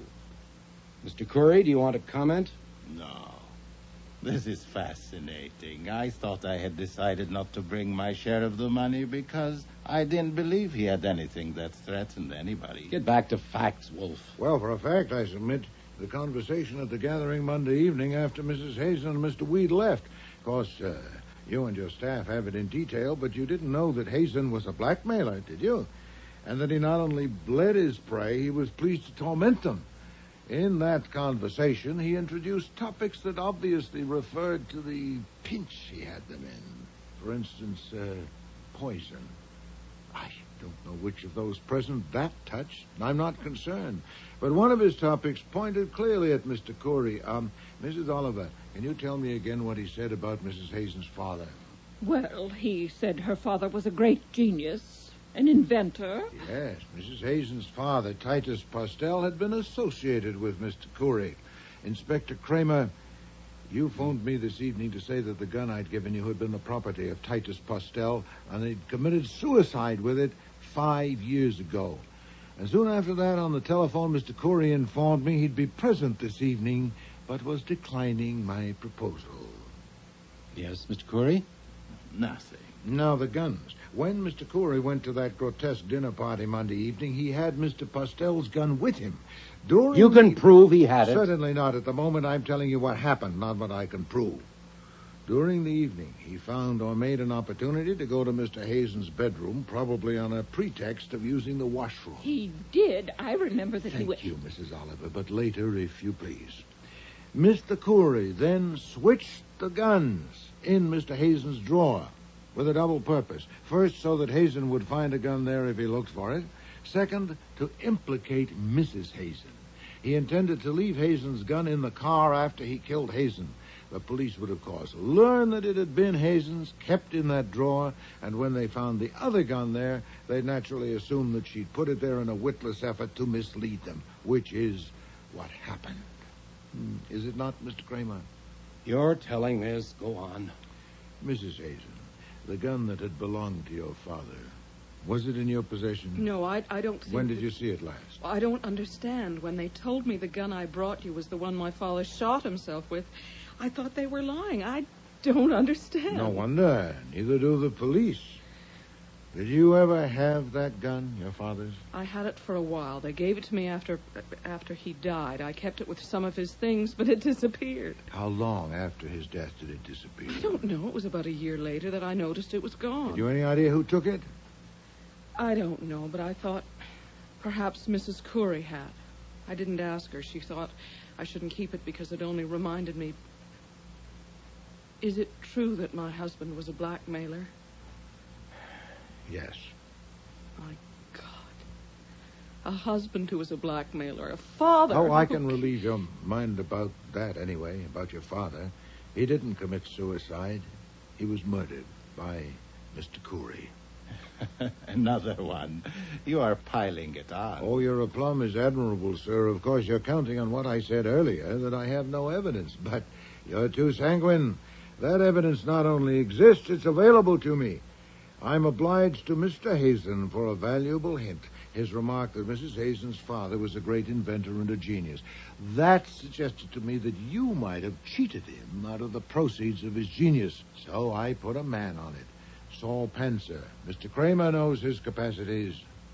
What did he report? Oh, no, sir. You'll have to hear that from Mr. Kramer when he lays his charge. But I can assure you that Mr. Pencer is at your office at this moment guarding evidence that will definitely connect you with Mr. Postel's death. Really? There's a limit. I've had enough of this, so if you will excuse Stop me... him, Sergeant.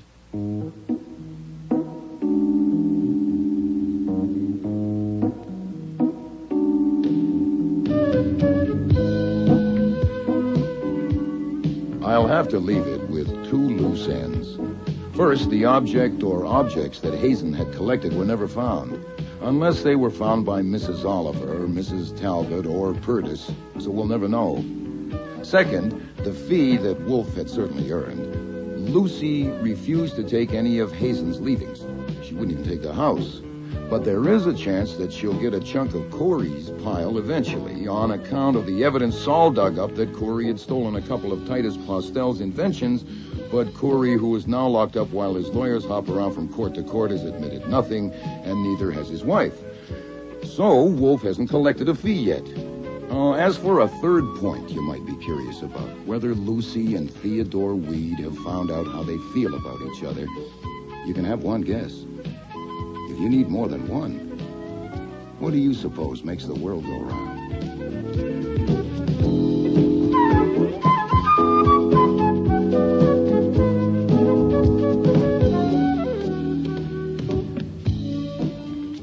Starring in today's episode were Mavor Moore as Nero Wolfe and Don Franks as Archie Goodwin. Mary Peary was Lucy Hazen. Bud Knapp, Ambrose Purtis. Patricia Hamilton, Ann Talbot. Mina E. Mina, Jules Curry. Helen Hughes, Mrs. Oliver.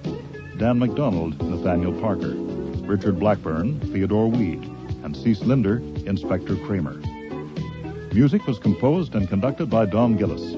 Technical operations, John Jessup. Sound effects, Bill Robinson. Production assistant was Nancy McElveen, and casting consultant, Ann Weldon Tate. Death of a Demon was written and produced in Toronto by Ron Hartman.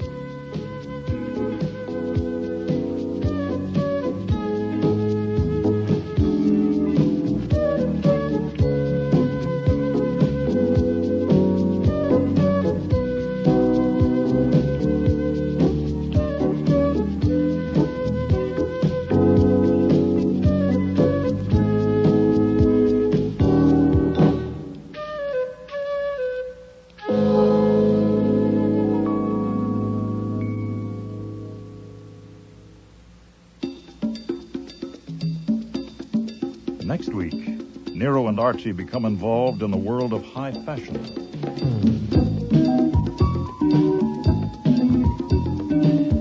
You are not much interested in fashion. Not particularly, but go on. Oh, but of course you are not married and you have no mistress. And feeling the way you do about women, how could We I... were to discuss your problem, I thought.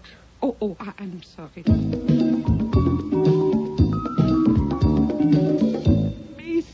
Bianca-Wurst, hold the line, please.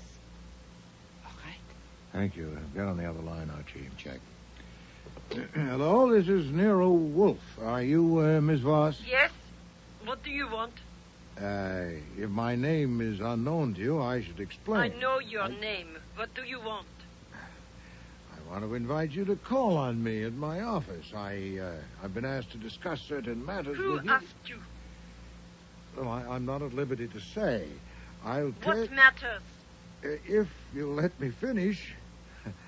The matters are personal and confidential. That's all I can say on the telephone. I'm sure you understand. I know your name, yes. You are scum in your stinking sewer. A slimy little ego in your big gob of fat. Oh. And you dare... Oh. Hello? Hello, Miss Voss. Are you all right? Miss Voss. There's nothing.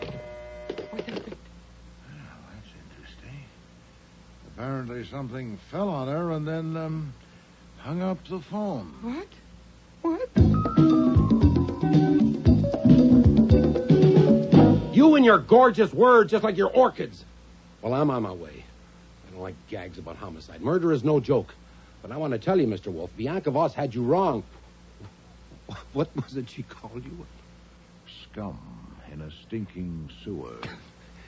Yeah. Well, obviously she doesn't know you. Orchids don't smell. You know, Archie, I'm beginning to think this joke may be on me. Next week, Murder is No Joke, with guest stars Joy Coghill, Vivian Reese, Nani Griffin, Richard Monette, and Murray Westgate.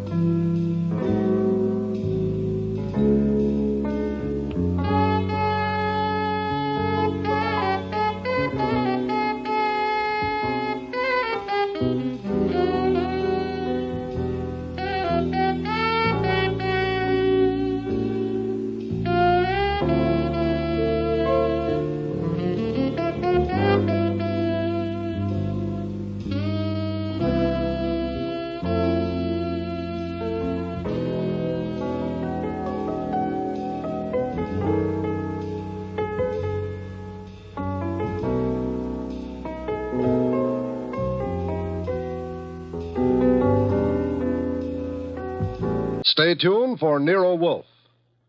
If the chimes shudder a little on Sunday afternoon, well, they know there's mystery in store Sunday with men of action like Mike Waring, better known as the Falcon, who brings his fearless and romantic touch to the solution of another mystery. After the Falcon, it's high adventure. Then the big guy steps in. The new private eye Charlie Weil concludes with a few casual homicides. The chimes mean mystery and action this Sunday afternoon on NBC. Transcribed. My boss is the smartest and the stubbornest, the fattest and the laziest, the cleverest and the craziest, the most extravagant detective in the world, Nero Wolfe.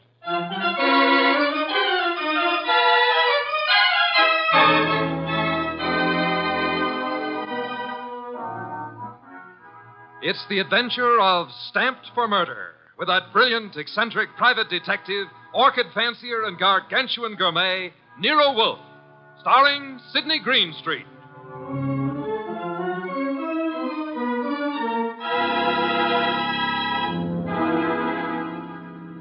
Instructions for this morning, Archie. Your notebook, please. First, Mr. Salinsbeck. Inform him that the Long Island peafowl he sent were most unsatisfactory. Peafowl's breast flesh is not sweet and tender unless it is well protected from all alarms, especially from the air, to prevent nervousness. Long Island is full of airplanes. Look, Mr. Wolfe, I shall want a dozen chickens that have been raised on bluebirds. and a fresh killed lamb for tomorrow. Mr. Wolfe, please listen. There's. Mr. Goodwin, be quiet, and then dinner on the following day becomes a problem. Mr. Wolfe, dinner any day is going to be a problem if we don't pay Sausenbach's bill. Then pay it. With what? The bank account's empty. Ridiculous. There were $4,000 yesterday. But you bought that shipment of orchid bulbs from Winold Gluckner. Mr. Wolfe, we need money. You've got to stop eating and drinking beer long enough to earn some. Phew, you're an alarmist. Will you, for the love of heaven, stop turning down clients and turn an honest dollar? I've got a couple of prospects right outside the door. Send them away. No, sir. Send them away. Tell them I've gone to Egypt. Nothing doing, sir. Confound you, Archie. Obey orders. Send them away. Miss Kent, Mr. Rodman, come in, please. Thank you. Confound you, Archie. You're mutinous. Yes, sir, and you're stuck with it. This is Miss Gloria Kent and Mr. Rodman. They arrived as advertised with a pressing problem. Good morning. You people are here by sufferance only. I shall speak to Mr. Goodwin about it later. Yes, indeed. I don't like pressing problems, Miss Kent. What are yours? My father. Indeed, I'm not a court of domestic relations, Miss Kent. What did your father do? Beat you? Withhold your earnings? Discourage your suitors? Mr. Goodwin should have informed you this office does not undertake cases involving marital or family problems. But that's not... If Mr. Goodwin had not been beguiled by your pretty face, he might have warned you and avoided this embarrassment to you and annoyance to me. Now, take it easy, take it easy. How many times have I told you don't know how to handle women? Then suppose you let Miss Kent handle me. Well, it's simply this, Mr. Wolfe. I had some money my mother left me. My father's just spent it without my permission. I want it back without a scandal. Thanks, Miss Kent. How much? How spent? $10,000. Father bought a treasure map. Indeed, from whom? A pair of swindlers named Cross and Halleck. They've driven him crazy, talking about fortunes salvaged from the SS this and the SS that. He's got a map and old letters he studies. He's childish. Many fortunes have been recovered. Many more await on the sea bottom. How do you know your father has been duped? Well, I know. You do, Mr. Rodman. Yes. Cross and Halleck bought some old letters from me, written by my grandfather from Hawaii. They used them to manufacture the map and evidence. And that's what they sold to Kent. Father thought he was being so clever. He had the paper analyzed. Of course, the document research laboratory said the letters were genuine. They were. But something new had been added. I'd have never known if Mr. Rodman hadn't told me. You're a party to the swindle, Mr. Rodman? I was not. I never knew what they were up to. Mr. Wolfe, you've got to help me. I can't do anything with Father. I can't convince him. Even Mr. Rodman can't. No, Miss Kent, I'm sorry. This is not for me. Oh, but you must. You must. Not in my office, madam. No tears. Please, Archie, stop her. Okay. Archie, when Miss Kent has finished her disgraceful exhibition, show them out. How dare he walk out on us like we were... Easy. I know him. You don't.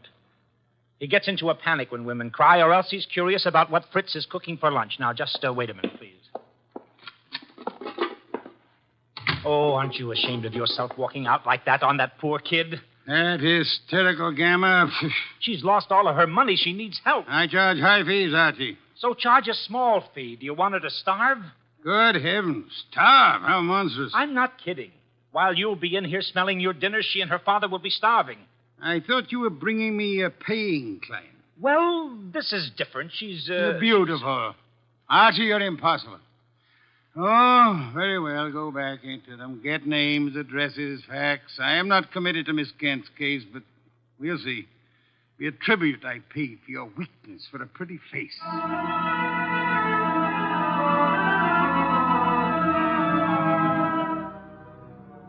Rodman and Gloria Kent were gone, however. So all I had were the few facts they'd given me before they met Wolfe.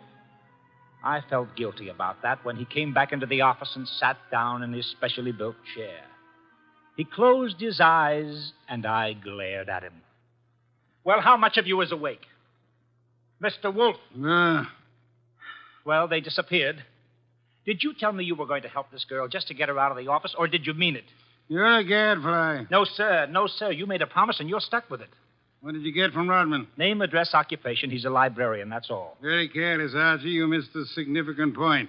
Such as, How did Rodman discover the letters he sold were being altered by forgery and used for swindle? How did he locate the dupe, Mr. Kent? I guess you're right. I'll ask him next time. But what about now? Are you going to get Gloria's money back? I assume you call Miss Kent Gloria solely in order to annoy me. It does. Stop it. Get Cross and Halleck. On my way. You'll find them at the Hotel Bogart. Wrong, sir. According to my notes, their address is... Never mind their address. The Hotel Bogart is the headquarters for successful confidence tricksters. They celebrate their victories there while the money lasts. You will possibly find Cross and Halleck drinking whiskey or lunching, probably both.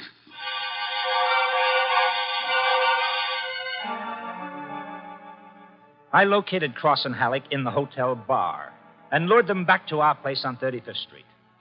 Wolfe was sitting behind his desk with his hands crossed on his impressive middle, at peace with his lunch and the world when I ushered them in. He sat bolt upright and scorched me with a look. Good afternoon, Mr. Wolfe. The tall one's name is Cross, the short one is Halleck. They want to help me invest my money. Gentlemen, Mr. Nero Wolfe.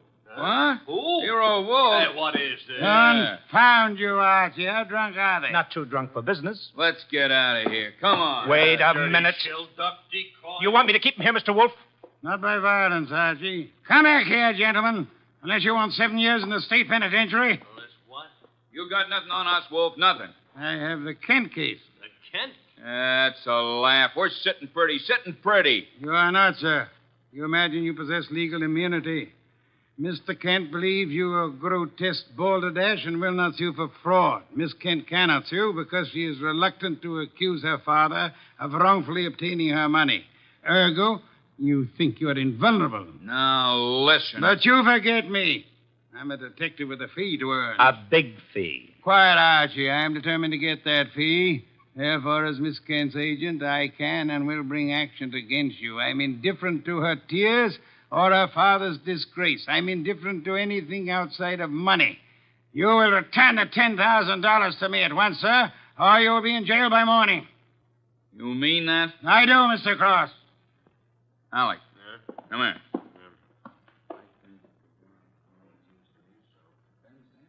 Come on, hurry.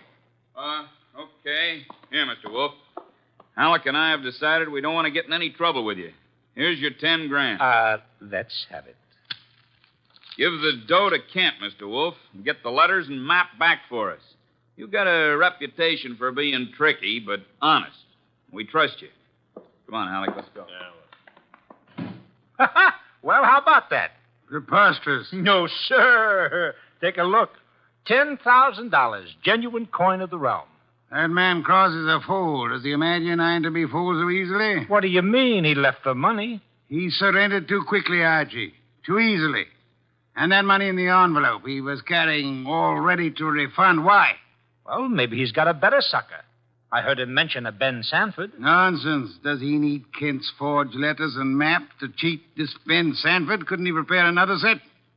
I guess you're right. Something's fishy. In any event, it's no concern of mine, thank heaven. Why not? I'm not committed to Miss Kent in any way.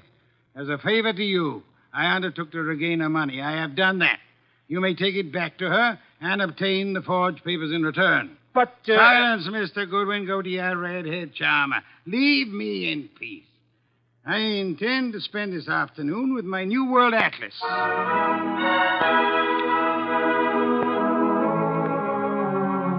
I left him 3,000 miles up the Amazon with his magnifying glass and drove up to East 69th Street.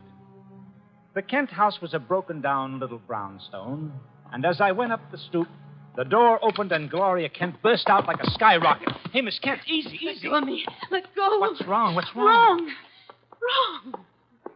Nothing is wrong. Nothing at all. Well, how about seeing your father? You want to see my father? Come inside. Oh, for the love of heaven. Come inside, Mr. Goodwin. I'll introduce you. He's in a back room. Come right through the living room. What else came through this living room? A hurricane? No, Mr. Goodwin. Something else. There's my father, Mr. Goodwin. What in the devil? He's dead.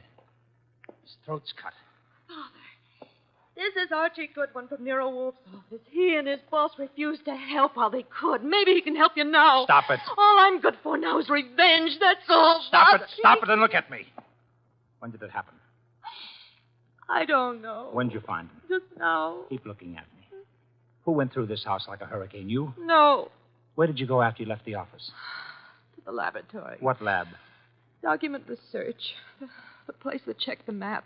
How long were you there? Until an hour ago. I was with Mr. Rodman. Keep looking at me. And then? I had lunch. With Rodman? Alone. And then I came home. All right. All right, now listen to me. I want you to go to Mr. Wolfe's house right now. Have you got cab fare? Yes. All right, take a cab. I've got to stay here, but I'll call Mr. Wolfe and tell him you're on the way. Now, get.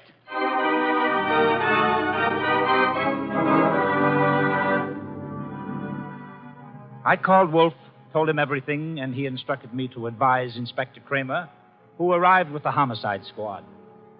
I gave the inspector everything while the squad photographed and measured, print dusted and detected. At 3:30, Kramer took me back to the house on 35th Street for a fight with Wolfe. It's a great story, Wolf. Great. Kent buys a phony treasure map. Everybody knows it's phony except Kent. But Cross and Halleck try to buy it back, and Kent gets himself murdered. Did you find the map and letters in the house, Inspector? No, I didn't. The killer was after the map. The phony map? Certainly. Why? Well, if we knew that, we would know why Cross and Halleck so willingly paid back the money and why Kent was murdered. Maybe it's not phony. I'd better see the girl now. Oh, you fancy her for the murder? Well, I'll know after I ask a few questions. Tonight. She's had a shock, Mr. Kramer. She needs rest. Look, Wolf, I want her. Why bother with her when there's so much to be done? Yes, such as? Cross and Halleck, find them. And the mystery man they spoke of, Ben Sanford. These are the men you want now, not this poor, overwrought girl. Yeah. All right. The girl will be here for questioning tonight, though, huh? Tonight, Mr. Kramer. Okay. You'll hear from me later on. Well, you buffaloed him out of that, okay. Say, why don't you want her questioned? Is she guilty? I don't know. Well, what did she say when she got here? She said nothing. She never arrived. She never what? She never arrived. Well, then why did you tell Kramer she was resting? Would he have believed the truth? She must be found. More important, we must learn why forged letters and forged map produces turmoil. Find the killer and you find the map. You said so. I said the reverse, which is an altogether different statement. Archie, I want a photograph of that map. Get it. Oh, sure. Any particular camera you want me to use? You'll find a photograph of 200 Vanderbilt Street. Are you kidding? The lab cannot check the authenticity of old papers without photographing them in ultraviolet light, infrared light, and so on. If this document research lab has examined those papers, they will have photographs. Get them.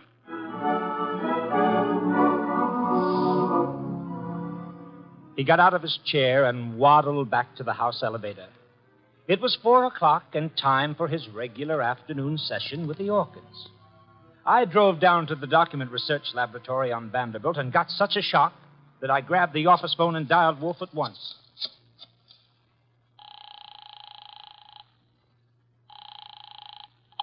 This is Nero Wolfe. Mr. Wolfe, Archie here. What's the matter? You lost? No, sir, but I found something. Photographs? No, Mr. Wolfe, I don't think you'll ever see any photographs of the Kent map. I don't think any were taken. Indeed. But guess who runs the document research laboratory? No, don't guess. You probably know. A man named Ben Sanford, and he's sitting right here looking at me. Bring him home with you. Home? But it's 4 p.m. This is the sacred hour when you pray over your orchids. And Mr. Sanford can join the ceremony.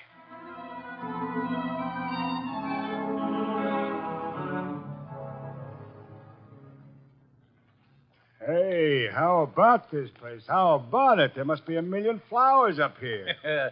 No, not flowers. Orchids only. Mr. Wolfe has 10,000 plants.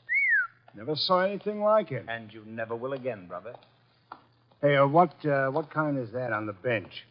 Oh, that's our pride and joy. Odontoglossum harryanum. Above them, the Van Petersirana, and the pink ones are the Coelogiani panduratas. Now, the large object, mulching flower pots, is Nero Wolfe. Mr. Wolfe, Ben Sanford. Good afternoon, sir. Hi. I came along to be obliging. I've got nothing to say about anything. How much have you offered Cross and Halleck for their treasure map? No comment. Mr. Sanford, I'm going to make some assumptions. I assume that you are not, in fact, a document expert, but an accessory to the fraud of Halleck and Cross. No comment. That you actually prepare fraudulent maps for those swindlers, and then, in the guise of an expert, guarantee their authenticity. No comment. But this you must answer. You did guarantee the authenticity of the map and letters Kent bought. It's on record. All right, I did. Then will you admit they were forged? What are you, a comic? No. You guarantee the value of the Kent map? Yes. As an expert? Yes. Then you've convicted yourself of murder. Murder? What is this? Mr. Kent was murdered, sir. Evidently for the map and letters he bought. But of all persons involved, you alone believe in the value of the map. No one else does. Therefore, you alone would have murdered Kent for the map. For the love of... Now, wait a minute. Chew it over, brother. Chew it over. Either way, he's got you. Okay, you want me to level? Here it is. Level, Archie. Okay, boss. Thief-type talk. It means tell the truth. It's like you say. The letters were bought from Rodman. I forged the map and evidence onto them. I guaranteed them to Kent. It was a swindle. The letters are without value? Oh, sure, they're old, that's all. From 1851. Just tired family gossip and stuff. Indeed. There we have the problem again, Archie. Mr. Kent is swindled with a map and letters that are known to be worthless. He alone believes the fantasy of the treasure. There isn't any treasure. Never was. Yet Cross and Halleck refunded the swindle money so eagerly. It is obvious they want those worthless documents back badly. Someone else wants them so bad he murders Mr. Kent. Why? I don't know. Archie, we must find the girl. There's a chance she turned to Mr. Rodman for refuge. I'm sorry you'll have to go there at once. If the girl isn't there, bring Rodman.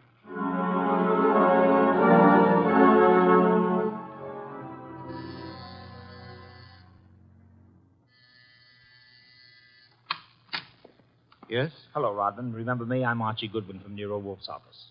Oh, yes, of course. I came to get Gloria Kent. There's been a change in plans. Tell her to come out, please. Gloria? Well, she's not here. Why should she be? Haven't you heard? Heard what? Well, I guess you'd better come down and see Wolfe. Mr. Goodwin, I'm afraid I can't. I'm rather busy. Look, Rodman, maybe you ought to know. Old man Kent was murdered. What? Yes, just after you and Gloria left us. Kent murdered? Well, this is awful, Mr. Goodwin. You want to see Mr. Wolfe now? Get your hat. Murder? Well, believe me, I never wanted this. I'm going to tell Nero Wolfe the whole mess. Every word of it. Okay, then. Come on, let's go. Yes, of course. Just a minute. I'll get my hat in the bedroom. Murdered? Kent? I never dreamed. Oh. Come on, Rodman. Come on, Rodman. Come on. What? I didn't hear you. Oh, Rodman. What the... Oh! Rodman.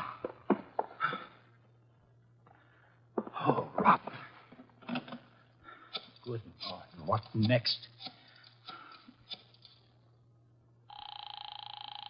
Come on.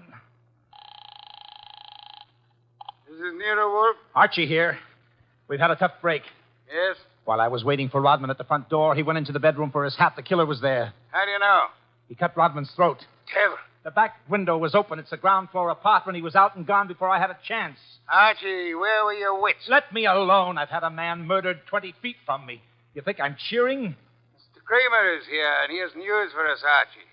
He could not locate Cross and Halleck in their apartment. They had not been home all day. The maid informed him that she was waiting for her weekly salary. Well, so what? She was most angry and peppery, Mr. Kramer informs me. Red pepper? Exactly. Okay, maybe I know what you mean. I'll try to deliver the goods this time. Goodbye.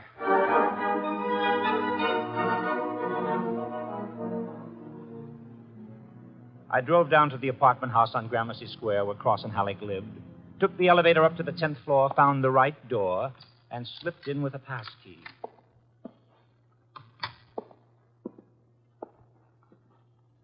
Come on out. Come out wherever you are. I know you're in here. You fooled Kramer pretending to be the maid, but you didn't fool Wolfe. You'd better... Gloria! Cut it out, you idiot. Lay off. Archie, you dope. Archie Goodwin from Nero Wolfe's office. Remember me? Go. Give me the gun, Gloria. Give it to me. That's right. Who did you think I was? Halleck. Oh, brilliant.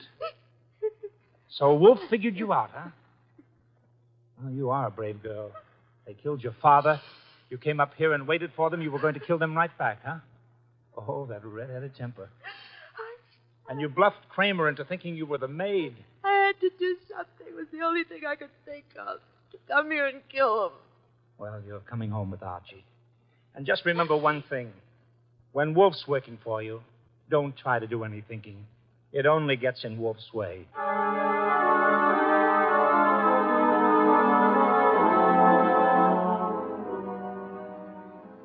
I got Gloria Kent back to the house at 7 o'clock. I parked the car, brought her into the office, and got the shock of my life. There was a convention on. Wolf was there, with Inspector Kramer representing the cops. Cross, Halleck, and Sanford were there representing the crooks. When Kramer saw Gloria, he scowled first at her and then at Wolf. So it was a slick one after all, Wolf. You didn't have the girl. You had no intention of producing her. Please, Mr. Kramer, that can wait. There are other matters more important. I dine at 8. That leaves me 1 hour to solve your murders. Murders? More than one? Yes, 2. Elmer Rodman. By heaven, Goodwin, if you... Please, Mr. Kramer, not now. First, Miss Kent. Good evening, Miss Kent. I presume you have met these gentlemen, Cross, Halleck, and Sanford? Yeah, I'll take your purse, please. Why? Don't think me as naive as Mr. Goodwin, miss. When you left your home after the murder of your father, you took the map and letters with you. They are in your purse Well, now. that's not true. Archie, the purse. Thank you. We have here an interesting situation. There exist some old letters and map, forged and fraudulent. They're worth $10,000 and more to Cross and Halleck, and worth 2 murders to a killer. Why? There must be something of great value in the letters. Yes, such as? Something which Mr. Sanford could not see, although he worked on the document closely. Yet something which could be made manifest. What is the answer, Miss Kent? You know it? I swear I don't.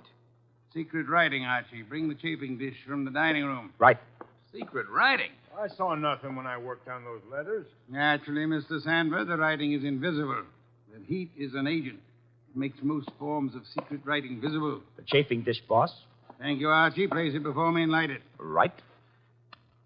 Now I open Miss Kent's purse. From it, you see, I withdraw these ancient letters which he took from her house after her father's murder. That's not true. Archie. That's enough, Gloria. That's enough. From now on, you just listen. We remove the letters from the envelope and toast them gently.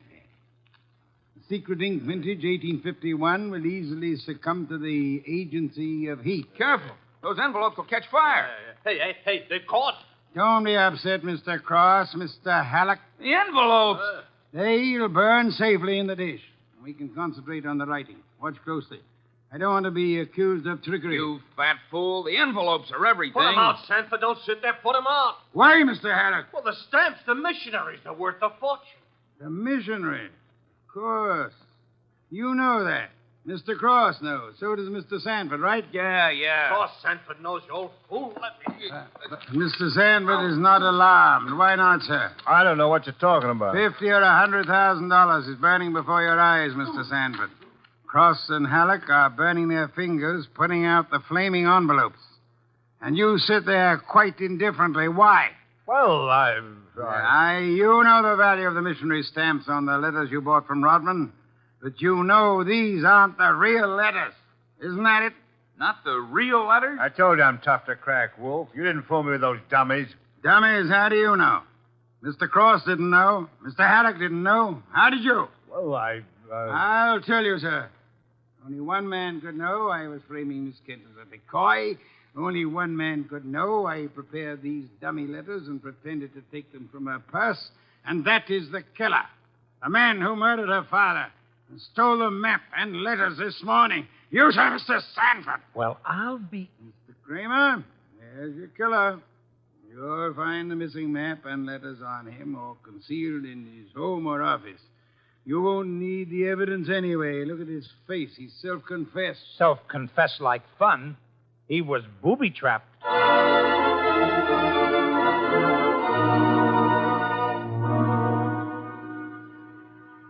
No, Mr. Kramer.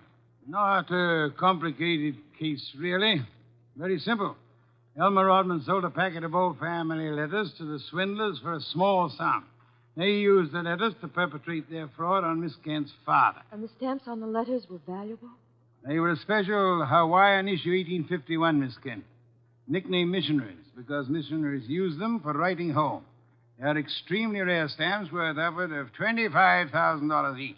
Hey, no wonder they were worth 2 murders. We found 5 of them on Sanford. Excellent. Some way or other, Rodman discovered the value of the stamps after he sold the letters. In his effort to get them back, he communicated his discovery to the swindlers, Cross, Halleck, and Sanford. So that's why they refunded the money so fast. Precisely, in an effort to have the sale rescinded. Rodman sought out Kent and tried to convince him of the fraud. Alas, he would not listen to the truth, Mr. Kramer.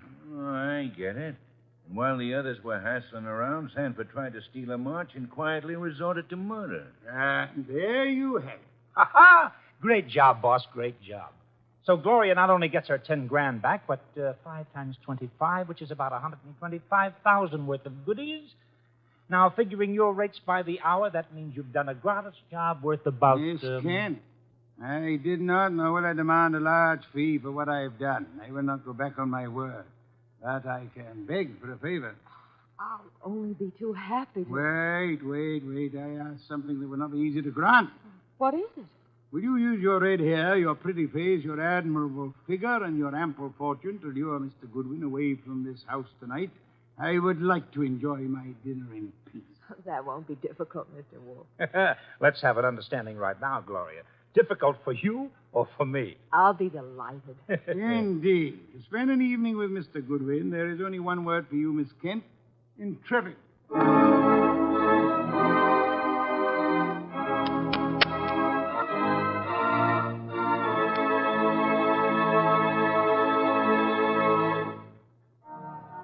You have been listening to The New Adventures of Nero Wolfe, starring Sidney Greenstreet. Tonight's story by Alfred Bester was based on the famous characters created by Rex Stout, produced by Edwin Fadiman, and directed by J. Donald Wilson. In the cast were Wally Mayer as Archie Goodwin, and Gene Bates, Howard McNair, Jay Novello, Larry Dobkin, Bill Johnstone, and Herb Vigran. Music by Joseph Enos. Next week at this same time, Nero Wolfe and Archie will bring you The Case of the Careworn Cup. Don Stanley speaking.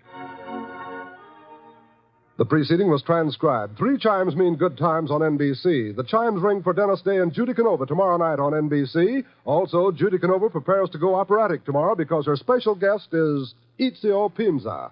This is Chester William Bendix Riley. The Man Called X follows on NBC.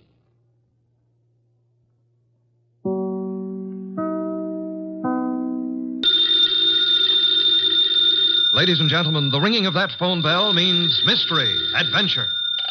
Nero Wolfe's office, Archie Goodwin speaking. Mr. Wolfe? No, he isn't. Huh? Oh, well. For you, maybe he is. I'm not here. Oh, yes. He's always here. I've gone out. No. He seldom ever goes out. I won't start on anything tonight. Oh, sure, he'd love to start on a case tonight. What's your name? Oh, that's a beautiful name. Address? Archie, it's another woman hang-up. No, honest. I'm not Mr. Wolfe, but I'm his agent. Yeah, I'll be right over, miss. Goodbye. What's her trouble? Where are you going? Well, she said she's received some threatening notes and she's afraid to leave her hotel. So long, boss.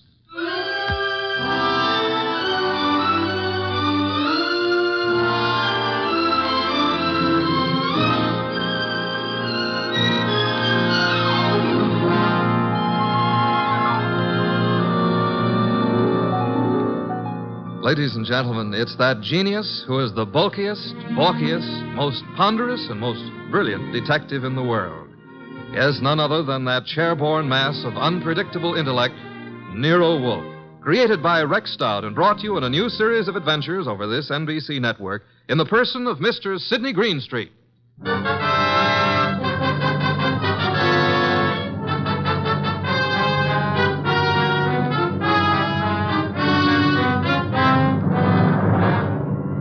We prefer to call tonight's story The Case of the Vanishing Shells. It didn't seem to be difficult at first, but, well, I'm not a stupid individual, but so often Oh, so often I allow myself to become mesmerized by beautiful women. Heaven bless him. Doris Murray was such a woman. She phoned us first late one afternoon about 5 o'clock, then again at 5:30. Very well, Mr. Goodwin, but I would prefer to see Mr. Wolfe. Well, I said I'd be there at 6, Miss Murray. I don't want to talk any longer on the phone. Please hurry.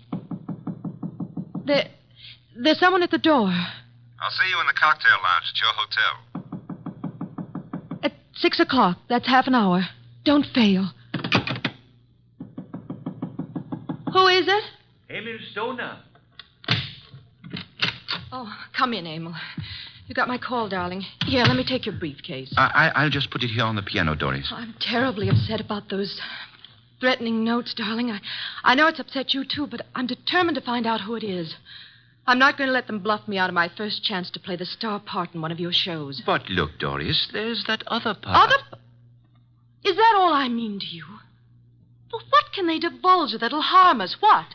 Several things. And I can't afford... I mean at this time... You're frightened, Emil. Doris, I'm going to give the star part to Paula. Paula! You've been divorced for 4 years. Why? Because I feel she can play it better. Is that what you're going to say? Well, I can act rings around her. Now, look, Doris. I know it's a big disappointment to you, but that's the way it is. Get out. Get out. Go on across the hall to Paula. Give her the part. Louse up your show. She and that playwright of hers. Get out, Emil. But, Doris... You frightened little... Get out!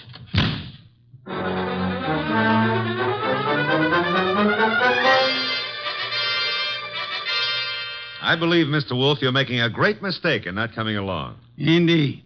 I'm sure that what attracts you could not possibly be of interest to me. A gal needs help. Money is money.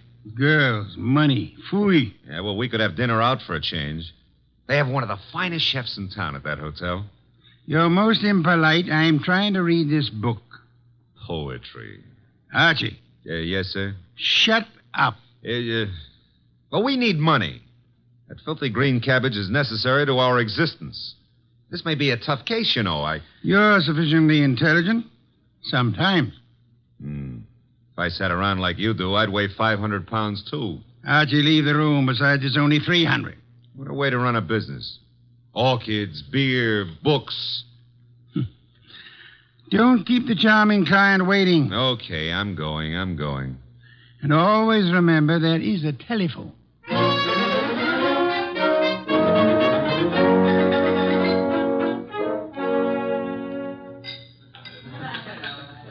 Thank you, waiter.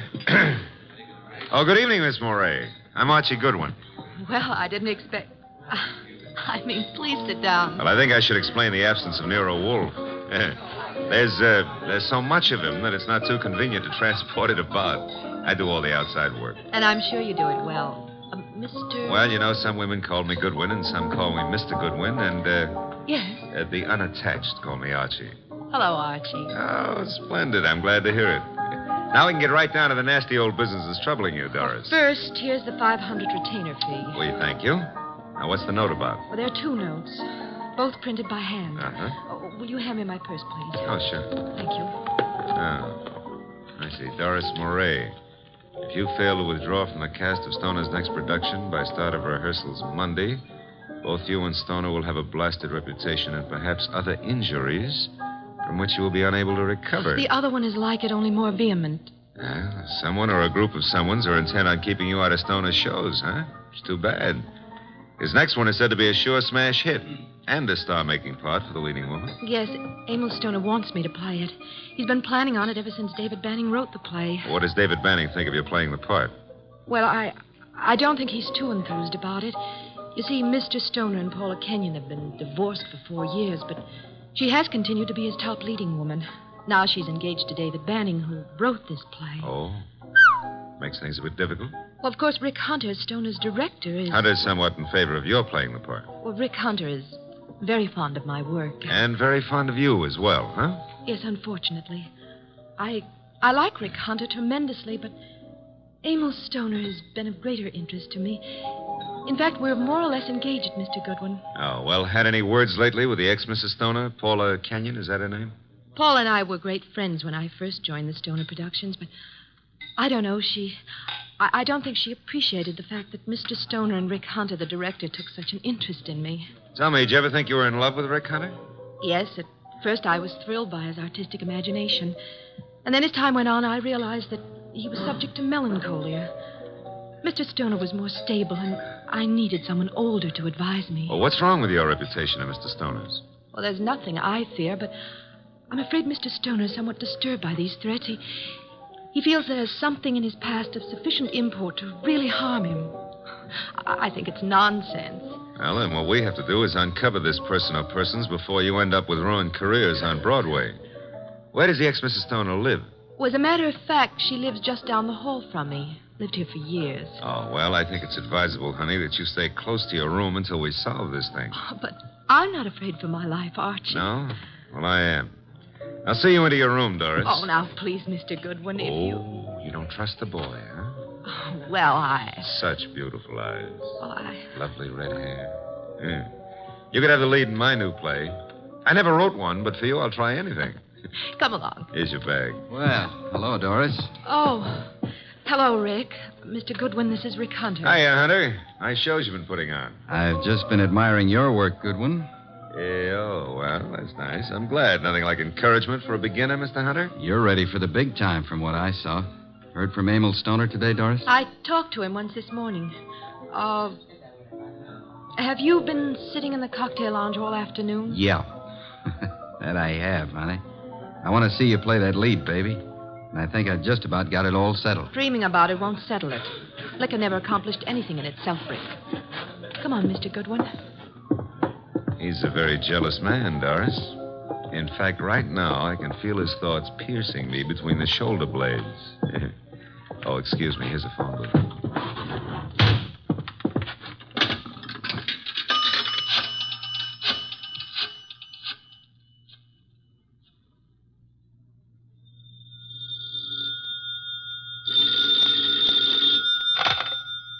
Yes, Archie? How do you know it's Archie? I felt the time was exactly right for you to call. I wish you felt it was time to earn some money.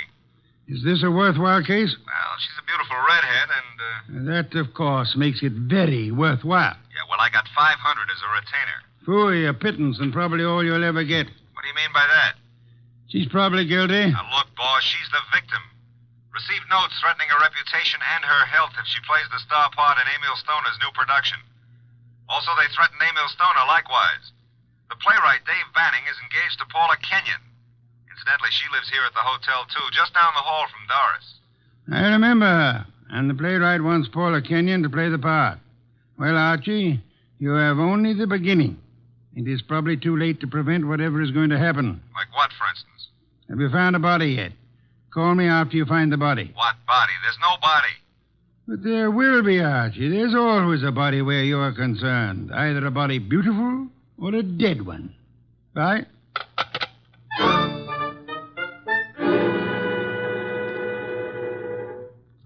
Thanks for seeing me to my room, Archie. Oh, I'm not stopping here, Doris. I'll take a look inside. But I'm not... Oh, I insist. Part of my job, you know.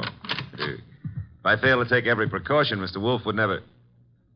Well, look in that chair. Emil. Emil? Emil Stoner? Oh, 3 red dots on his shirt front. Doris, hold on. I'm all right. Yes, I'm all right. All right, sit down. That's it. Now, let's see. The body's still warm. What's this crumpled in his left hand? A horoscope. Between the fingers of his right hand, an unlit cigarette. Monogram PK. Paula Kenyon. This horoscope is for March. Something he picked up from your desk here? I don't believe in astrology. Where'd he get this cigarette with Paula Kenyon's monogram? Poor Emil. Poor Emil. I didn't believe anyone would really harm us. Why was I so stubborn? When did you see him last? Please, shouldn't we do something? Call the police? No, not yet. When did you see him? Why, I saw him this morning. I'm so shocked I can hardly think clearly. Doris. Yes? There's a briefcase here on the piano with a newspaper on top of it. What? Oh, it is. Yes, it's Emil's. He must have left it here this morning. That's strange. Emil Stoner was bald, but... But what? Well, I'm sure he's a man who always wore a hat, but I see no hat. He must have come up the elevator as I went down to meet you. Who would know he'd come up here? Your director, Rick Hunter, he said he'd been in the bar all afternoon. What else was it he said? Thought he had everything just about settled. Oh, no, Rick couldn't. He just... Oh, Mr. Goodwin, I couldn't believe that. I can believe anything about anybody. I learned that the hard way. In my book, everybody's guilty until proved otherwise. Even you, baby. What? Even you. Yeah. A Herald Tribune newspaper. Are you sure you haven't seen him since this morning, Doris? What are you doing? Absolutely nothing. Someone came in here and shot him. Call the police. I insist. Maybe What? I did leave my door unlocked. Why did I do that? Well, they couldn't have opened the door otherwise, could he? No. Give me the check room, please. Oh, hello. Do you know Mr. Emil Stoner, the producer? You do? Well, tell me, did he check his hat with you this afternoon or this evening? He didn't, huh? All right, thanks. He must have carried it up here to this floor. Doris, do you have a gun? I own a gun. A small .25 automatic. But it's not here. Where is it? I had the handle repaired, and it's been in my dressing room for a week or two. I hate to do this, Doris, but I'm going to move the body away from the back of that chair. Oh. There. Yeah, 3 wounds. One bullet went through the upper part of the chest, out the middle of the back. I'd say right through the heart. By the angle of the wound, he was shot while sitting down. Please, Mr. Goodwin, must we stay here? I want to give this room a thorough going over. We'll go down to the lobby. I want to use that phone booth again. And, Doris, I hope... I know what you're going to say. You'll hope that gun of mine... is still in your dressing room at the theater.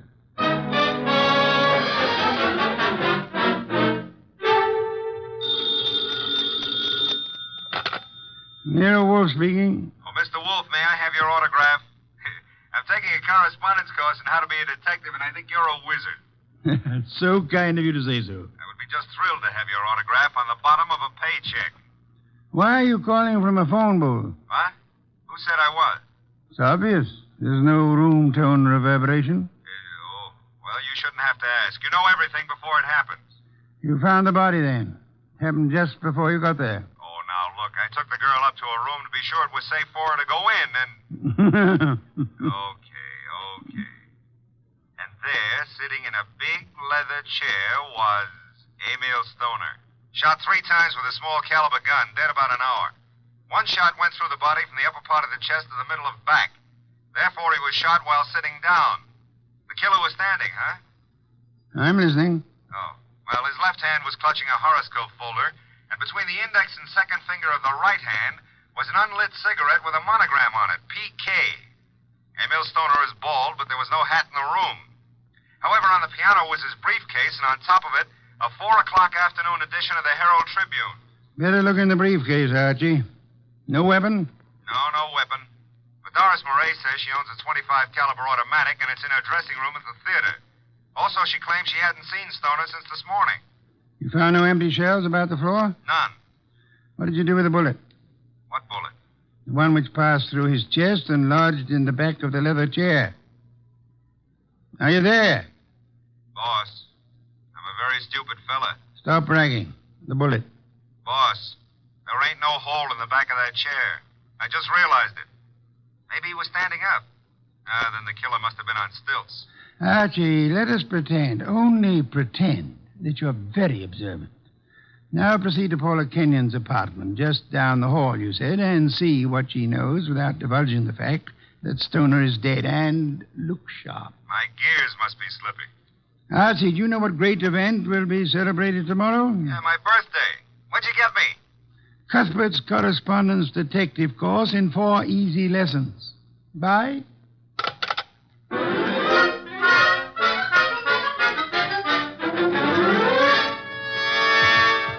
This is Paula's apartment.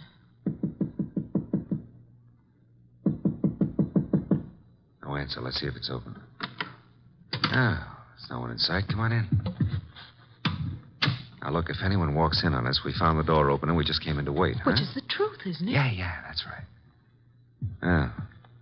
Here on the desk we have a stack of horoscopes, Doris. And a box of Paula's monogrammed cigarettes. Mr. Goodwin. Huh? This is Emil's grave fedora hat. Then he was in this apartment this afternoon. What are you staring at? Oh, small pearl-handled automatic. Yes. 25 caliber. Yeah, it's been fired very recently. We won't touch it now. Does it look like yours? Archie, it is mine. Your initials? I found old Jenkins, the stage doorman, at the theater to look in my dressing room, and... well, my gun isn't there. Did you leave the gun out in plain view in the dressing room? Yes, for several days anyway. Then I put it behind the mirror. I suppose many people have seen it then. I'm sure. I hope, Doris, that your fingerprints are not the only ones on that gun. If they use my gun to shoot him in my apartment, why would they bring the gun back here and leave it in plain Well, sight? maybe they didn't do it just that way. No? His hat's here, the gun is here, and yet he's dead in your apartment. How can you answer that? Well, maybe he was sitting here waiting for Paula, and someone called him out and over to your place and shot him. That's no good. Doesn't make sense. Now, if he was sitting in this chair here and someone entered that door, Hey. What is it? Look in the chair back. Little round hole. Start looking for some empty shells around here. Find something? No, I want to make a call. He was shot with this automatic. 3 shells were ejected. They certainly vanished. Nero Wolfe speaking. Archie, I'm at Paula Kenyon's. She's not here. Found his hat, a stack of horoscopes on the desk, box of monogrammed cigarettes, a .25 automatic which belongs to Miss Moray, recently fired, but not an empty shell in sight. No blood, but a single small hole in the back of the chair near the desk. Doris Moray is with me. I will call Inspector Kramer now about the body and have ballistics check the bullets with the gun. The bullet in the chair back? Did you find anything of particular importance in Emil Stoner's briefcase? Yes, I found... Never mind. Bring the girl here at once. Okay, boss. Say, don't you think I'd better wait for Paula Kenyon? Uh-oh, here she is. Bye. Bring her along, too, if you can. Goodbye. Hello, Paula. Well, Doris, what are you doing here? I wasn't aware that I left the door unlocked. Seems to be contagious this evening. I left mine unlocked, too. Hello, Dave. Miss Kenyon, Mr. Goodwin. Hello, Doris. Hello. Archie, this is Dave Banning, the playwright. How are you, Mr. Banning? How do you do? I've heard all about your new play, and I wanted to meet you. Doris thought you might be over here, and the door was ajar, so we, well... I just walked in. I hope you don't mind, Paula. Certainly not. I'm used to people just walking in. We were here a while ago and went down to the cocktail lounge for a while. When does the play open, or have you cast it yet? Mr. Stoner handles that part of it. Are you a prospective investor, Goodwin? Oh, I've had a number of flings in the business. Matter of fact, I expect to see Mr. Stoner tonight. You do? Tonight? Here? I don't understand. What's this fencing all about? Doris, you're not just visiting me. We've hardly spoken for... Oh. Is that your gun, Miss Kenyon? It's yours, Doris. Yes, that's right, Paula. It was in my dressing room. When did you see Mr. Stoner last? But I haven't seen him today. I had lunch with him. Why? What hat did he wear at lunchtime, Mr. Banning? Why, the gray fedora. How did it get here? That's Emil's. What is this? What are you two doing here? Where is Emil? Come on, cut out the melodramatics. Mr. Stoner is dead. He's what? Paula. And without any further explanation, I shall have to ask you to accompany me downtown. Police? If you will, please.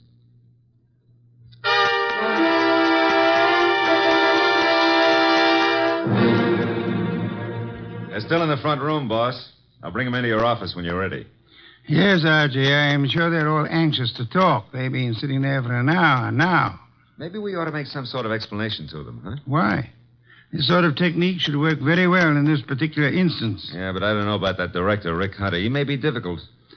Does anyone know that you found the completed and signed contract in the briefcase? No one. Mm-hmm. Good.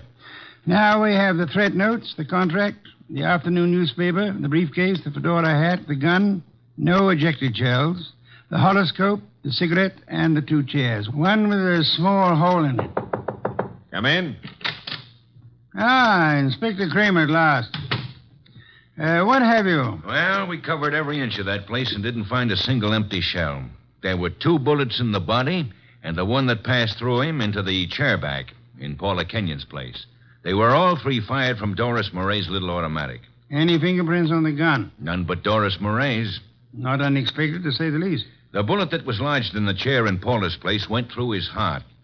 Now, he was apparently shot in her room, but... But how did he get into Doris Moray's place? I'll be able to explain that when we locate those 3 empty shells, Inspector. Bring our guest in, Archie. Come in, please. Ladies and gentlemen, Mr. Nero Wolfe. Miss Paula Kenyon. Hello. Miss Doris Murray. Hello, Mr. Rick Hunter, the director. How do you do? David Banning, the playwright. How do you do?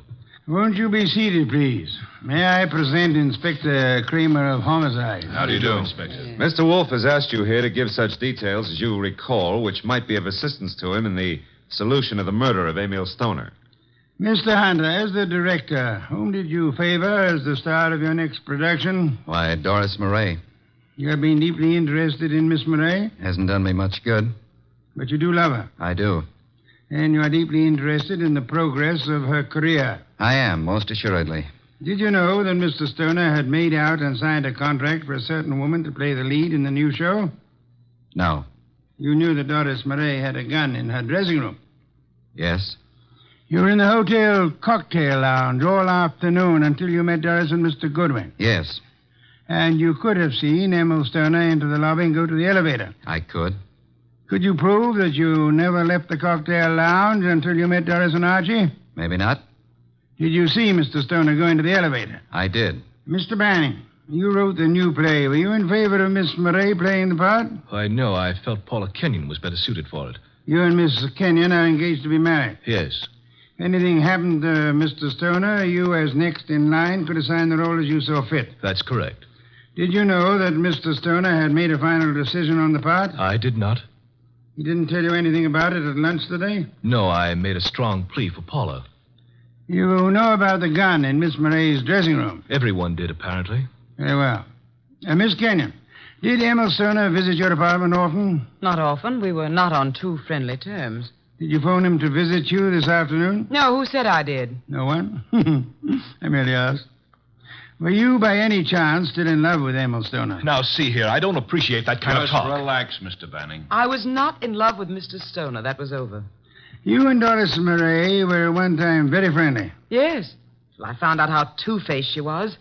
Emil was a fool to fall for her, but you couldn't tell him anything. All she's interested in is a career. You're not interested in your career, Miss Kenyon. Well, yes, in a way. You wanted the star part. You phoned Stoner this morning. Yes, but he said he was going to give it to her. You knew about Doris's gun? No, I You didn't. recognized it immediately, boss. Well, yes, I knew. What if I did? Then you wrote these threatening notes to Miss Murray. I did not. I did not. You didn't know the contract had already been signed? No. Then you still had a motive to kill him. I wrote those notes. She had nothing to do with it. You can check them on my typewriter. We know, Mr. Banning. We've already done it. I know how it looks, but Paula didn't do it. I knew he was coming to her place. I called him. I knew Paula was out. I did it. If so, what did you do with the ejected shell? I threw them away. How many? 3. Oh, no, David, please don't. I don't believe you, Mr. Banning. Miss Murray, did you know the contract had been made out and signed? No, You're lying, Miss Murray. You said you didn't see Stoner this afternoon. I didn't. You called him and asked him to visit you. You did get the threat notes, and they frightened you. But you didn't know they would frighten Stoner. I did not phone him, nor did I see him. Yes, you did. His briefcase was on the piano. And he was there in the late afternoon because he brought with him a 4 o'clock edition of the Herald Tribune. What if he was there? I didn't kill him. He told you then about his decision. He left hurriedly, forgot the briefcase, and went to Paula's apartment to wait for her. That's not true. That's not true. Filled with rage, you got your gun, which you said had disappeared from your dressing room, then calmly put it into your bag, walked across the hall, and shot him as he sat reading a horoscope. No. Archie, her handbag. Thank you. Notice, I run my finger through a hole in the corner. She fired through the bag. And see, 3 empty shells. No. And here's the contract made out to Paula Kenyon. Too bad, Miss Murray.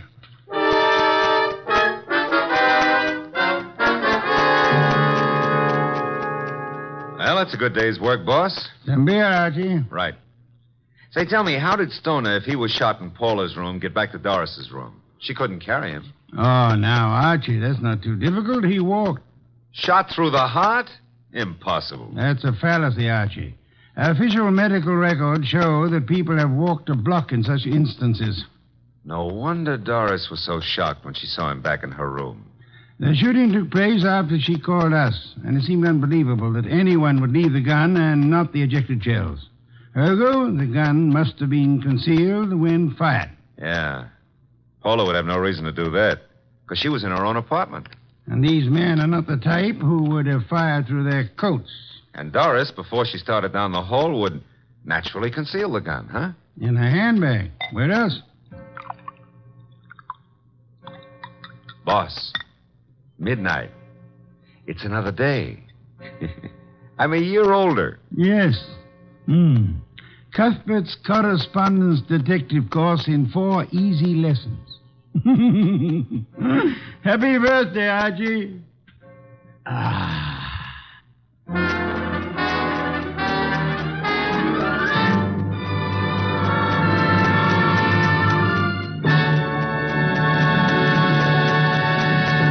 You have been listening to The New Adventures of Nero Wolfe, starring Sidney Greenstreet.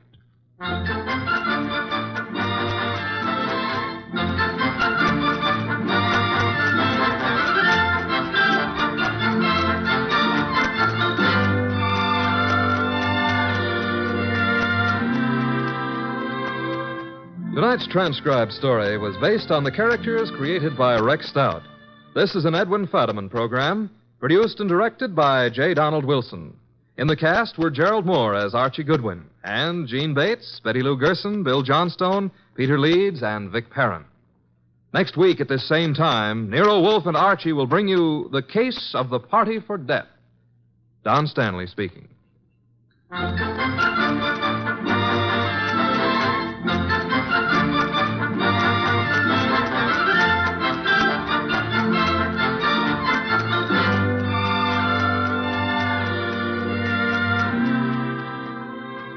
Three chimes mean good times on NBC.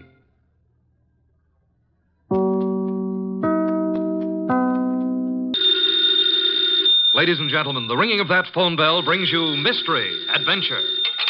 Nero Wolfe's office, Archie Goodwin speaking. No, I'm sorry. Mr. Wolfe is busy planning a menu. I'll see if he can talk to you. What's the name again? You want to talk to a dame named Mrs. Collins? Hang up, Archie. Do we know a Mrs. Collins? No.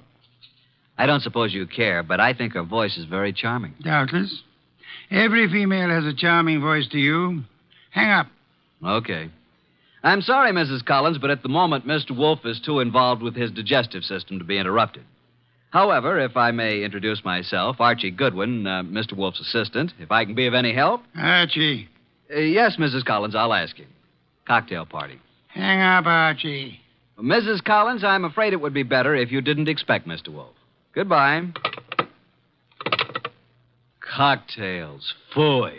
Absurd. Perfectly absurd. She says you promised to come to her cocktail party, and why aren't you there? Because you are going to attend the cocktail party and the probable unpleasant ending.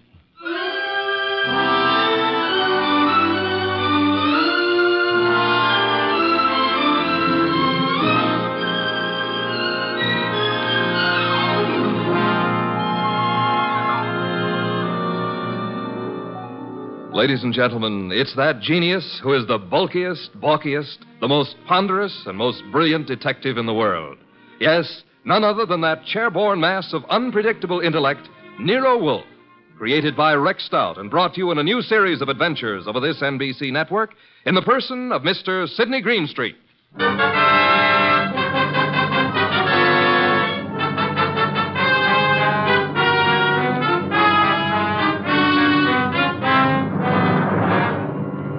Mr. Wolfe and I refer to this as the case of the party for death. Nero Wolfe really should have gone to the party since he'd accepted, but I was delegated. I can't complain now since it was there that I met Georgia, the most beautiful redhead. Well, that's my weakness, redheads. Yeah, and blondes and brunettes. Well, anyway, Mr. Wolfe was adamant about going to the party. I've never been to a cocktail party in my life. You know, I drink nothing but beer. You could take your beer with you, couldn't you? I could not. Do we know a Mrs. Collins whose cocktail party you said you'd go to? The phone rang and I picked it up. Where was I? Exactly. Okay. So a Mrs. Collins with a beautiful, seductive voice conned you into accepting an invitation to a cocktail party that you knew you weren't going to. Archie. Yes, master. Just a little less sarcasm, perhaps. Sarcasm? Call it impertinence, then. Impertinence, master? Exactly. Less of that. Much less. Okay. Continue now. Where was I? You were reading the duck recipe. Oh, yes, the duck.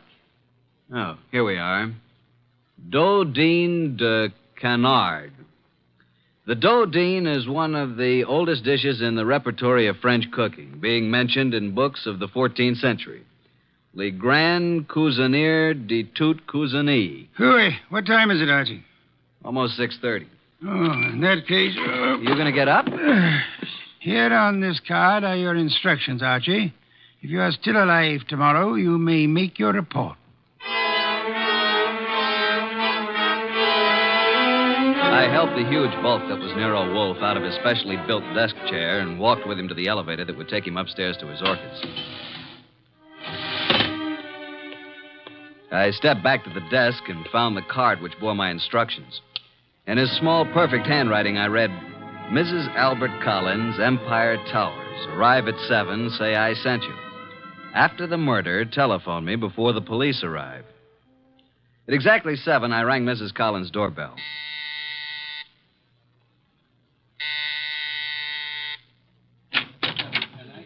Mrs. Collins?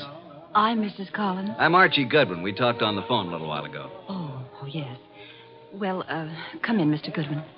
Mr. Wolfe begs to be excused. At the last moment, he was unable to attend. Well, I'm glad you could come. You're not disappointed? No, I don't think so. I'm rather upset. I'm afraid, Mr. Goodwin, for my life. That's why I called Mr. Wolfe. Oh, just drop your hat and coat there, Mr. Goodwin. May I tell you something, Mrs. Collins? Well, of course, Mr. Goodwin. Archie will do. Archie? When I spoke to you on the phone, I thought I knew what you'd look like. And? You do. Well, is that good? It's not bad, Mrs. Collins. Janie will do. Janie will do. Archie, Mm-hmm. I think it would be best if I say you're an old beau of mine. From where? In Hollywood. When I went to Hollywood High School and you went to USC. Okay, but don't expect me to remember much about it. Well, I'd be flattered if you remember anything about it. I want you to keep your eyes and ears open. Observe everything tonight. Well, now shall we join the party? Oh, Albert, this is Archie Goodwin. Archie, this is my husband, Albert. How do you do? Hello. And this is Joe Boyce, my husband's partner. How do you do? Boys? I've told you about Archie, Albert, but well, I guess you probably don't remember, do you? No, I don't. When I was in high school and he went to USC. Oh, yeah, sure. What'll you have, Goodwin? I'd like a plain lime and soda. Oh, now, really? A teetotaler now? Yes, I used to overdo it, remember? So you knew my wife in Hollywood? Quite a while ago, though. Uh-huh. Been here long? Oh, a while. Did you and my wife run into each other again just lately? Yeah. A few days ago? About. Joe Boyce here is my partner, chemical business. Makes this sort of an old home week, doesn't it, Joe? In a way, Al. I guess it does at that. Joe knew my wife back in those days, too. And they're still very friendly. Yes, indeed. You two have got something in common to talk about, haven't you, Goodwin? Mrs. Collins, you mean? We never knew each other very well. No? Okay, Goodwin, let it go. Why, look. Look what I found. A new man. Just what I need. I'm Georgia. Archie. Archie, dear, will you fix up my drink, please? Anything for a lady. Let's go to the bar. Eh, Archie? I'm determined, Joe. If it were only the money, or only Jane, I might listen. Oh, Al, can't we talk about it later? I like talking about it now, Joe. You're going to be sorry about this, Al. I am already. But you'll have 20 years or so in prison just being sorry. I've got the papers you forged right here. You're hysterical, Al. Let's face it. The firm went broke, but I suffered too. So let's forget it. Yes, Joe. The firm went broke, but you didn't. And I don't think my wife did either. The two of you had everything figured for yourselves. Well, I'm turning the papers over to the DA tomorrow.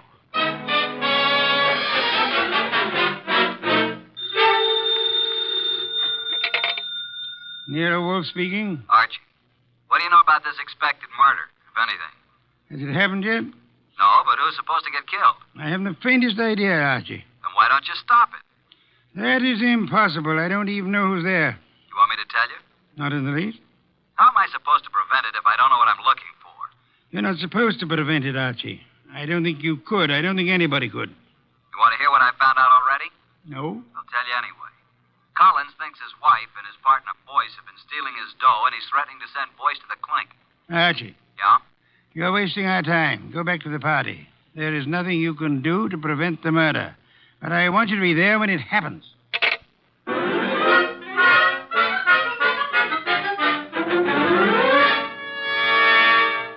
Now that all the guests have gone, let's sit down here, Georgia.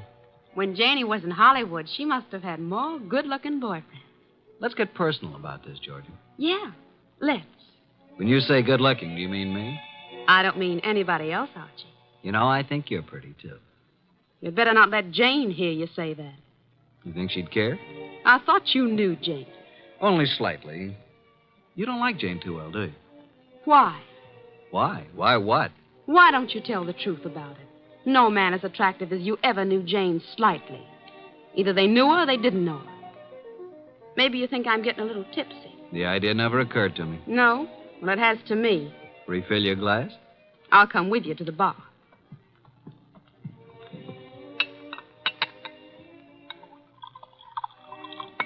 Here's your drink, Georgia. Oh, I find there's no ice left in the ice bucket. Janie? Hey, Janie, no ice.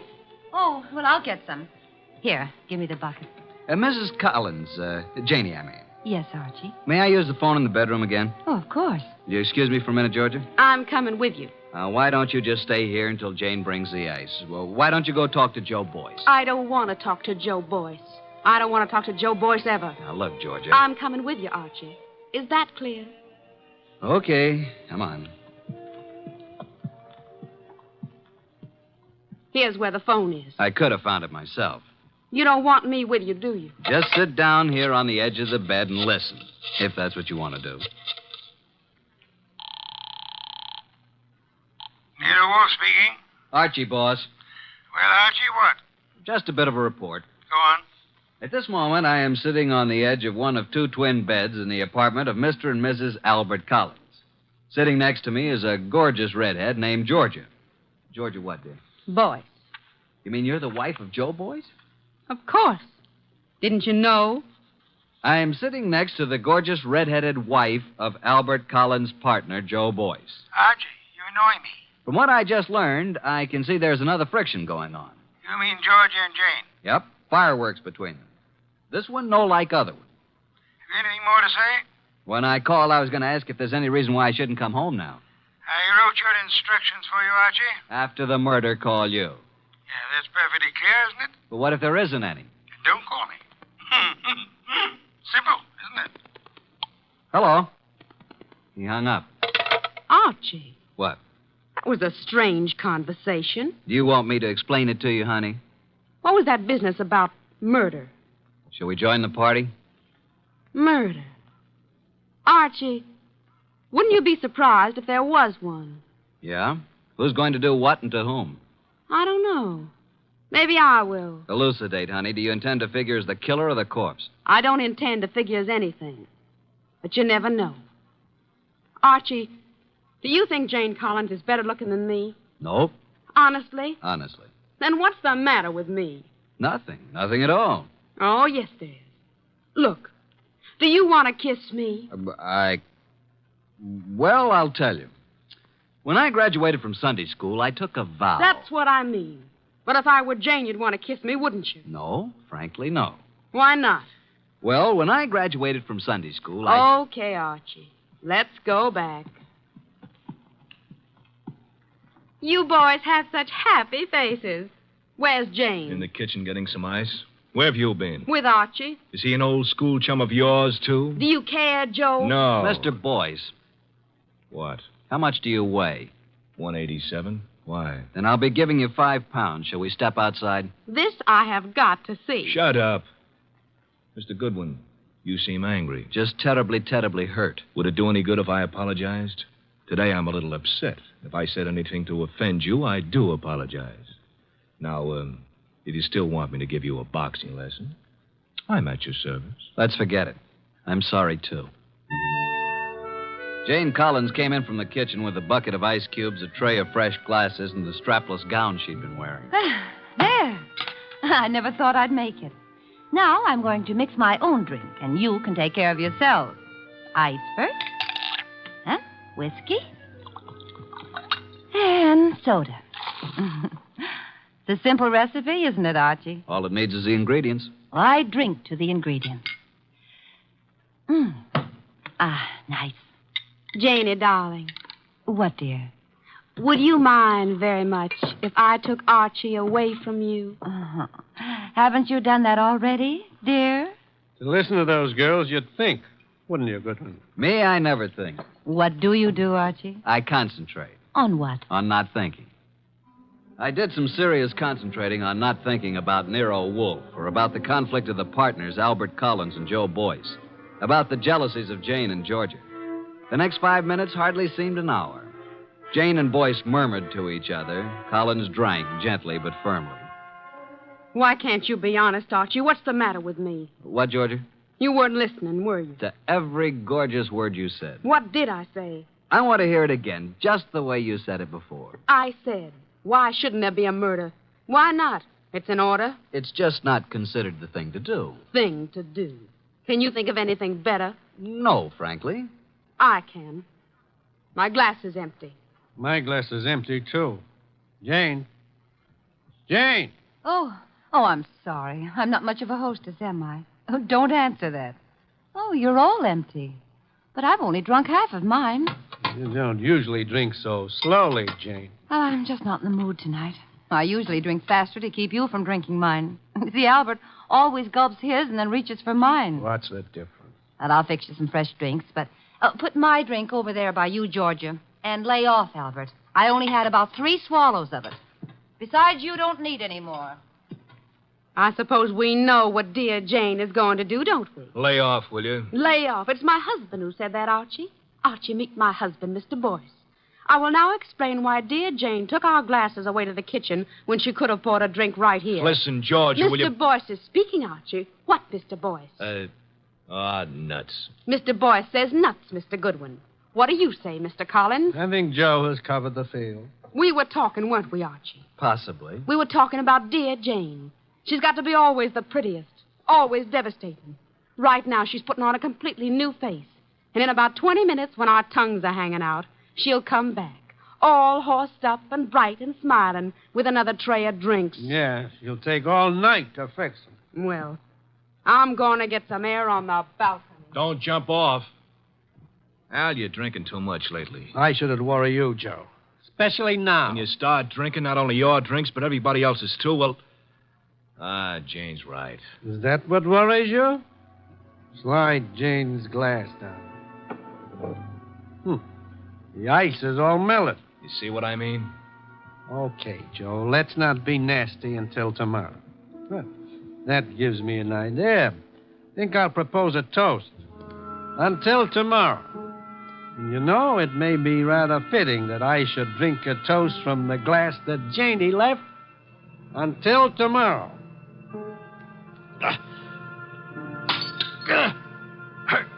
Go! Al. Al? Jane? Janie! Albert!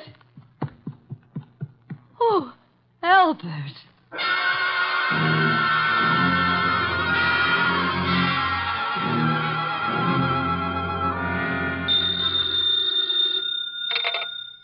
Nero Wolfe speaking. May I come home now? Oh, hello, Archie. I said, may I come home now? Have you sent for the police, Inspector Kramer? Of course. Who was killed, Archie? Albert Collins. How, Archie? I don't know. You were right, though, weren't you? Naturally. About what? Murder. Oh, that. We can talk about it tomorrow. Good night, Archie. Come home when you can. What do you mean, come home when I can? You'll be held as a witness, won't you?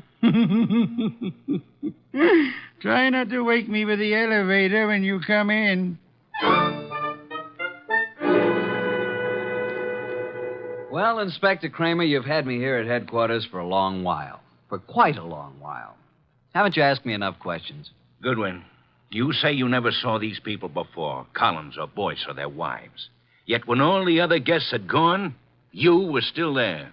I guess I just don't know how to say goodbye. You didn't know they were partners in a chemical company. You didn't know that Boyce had forged a lot of papers with Collins' name. All I know is what you tell me. Goodwin. Yes, sir.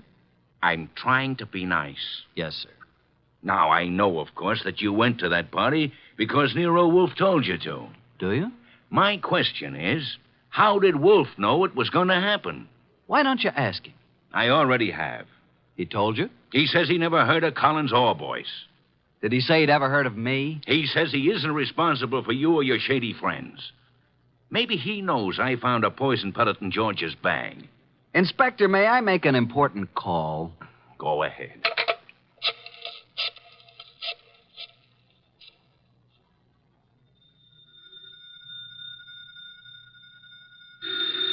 Archie. Confounded light. Hello? What time is it, Master? Confounded, Archie. I'll tell you what time it is. It's a little after 4 a.m. I'm at Central Headquarters, and Inspector Kramer has been chatting with me about my shady friends. Kramer is a jackass. Just a second. Pick up the other phone, will you, Inspector? Sorry, Mr. Wolfe. What was that you were saying about Inspector Kramer? I said Kramer is a jackass. Thank you. Wait a minute. Wolf, Oh? Eavesdropping, Inspector. I was just talking about bringing you down here for a little questioning, Wolf. Fooey. What's that? Fooey. It can be spelled in several ways. I spell it P-F-U-I. Fooey. You think I won't bring you down here as a material witness? Yes, I think you won't. I think you'd be making a great mistake if you did. A great mistake. Why? Because I might not tell you who killed Collins. Then you wouldn't know which one of these people to prefer charges against. Now send Archie home. Even he needs an occasional night's sleep.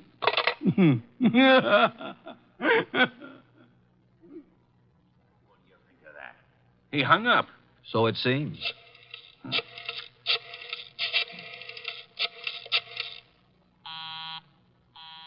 Busy?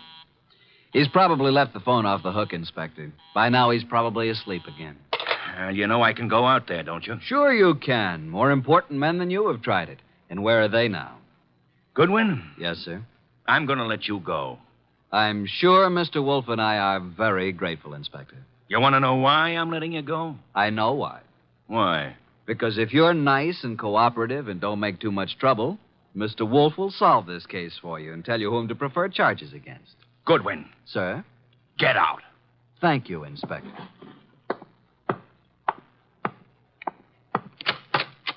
Good morning, Inspector.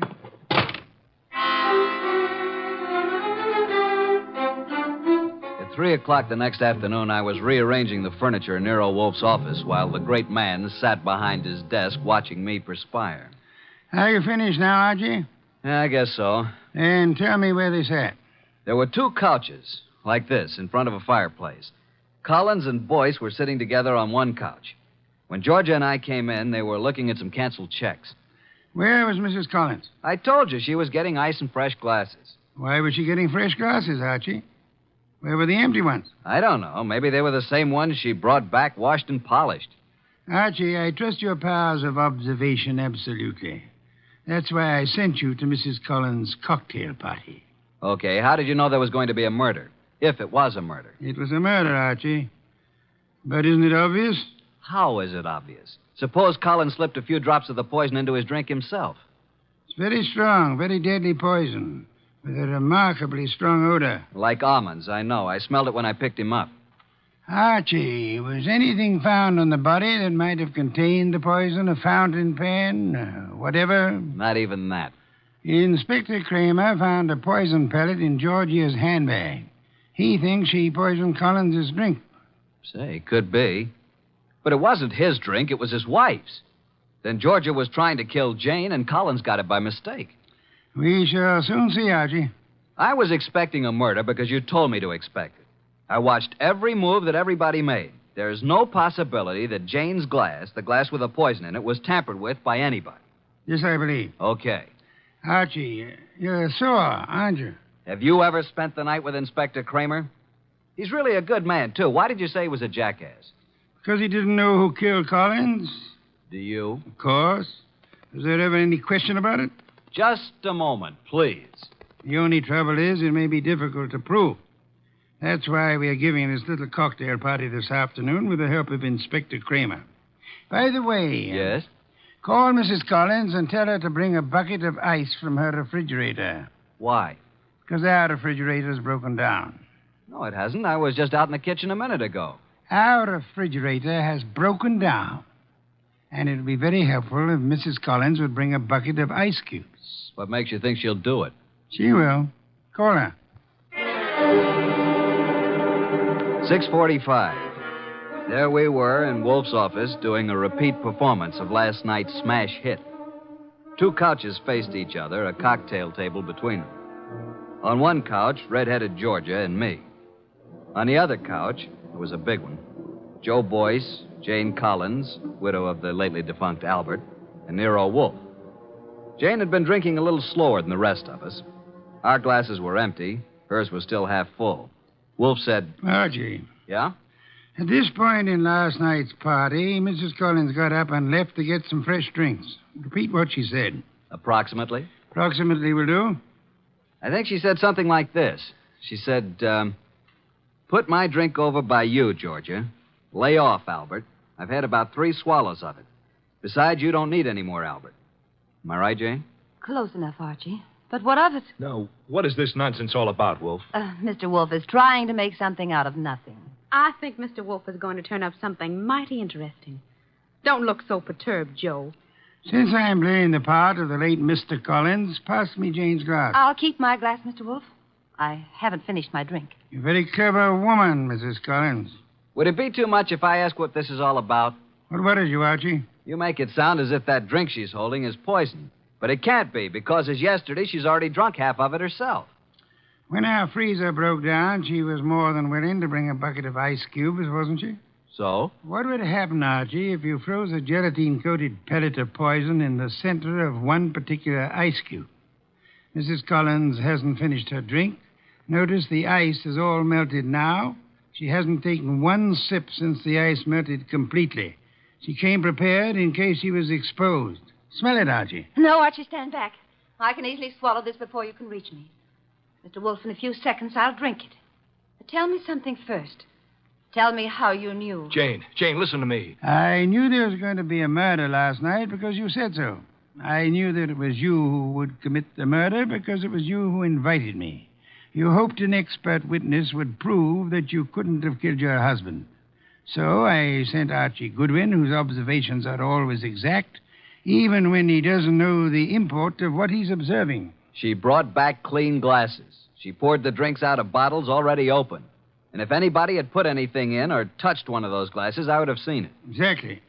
The poison pellet was frozen in a certain ice cube. Mrs. Collins put that cube in her own drink, drank it until the ice had almost melted down to the poisonous pellet center.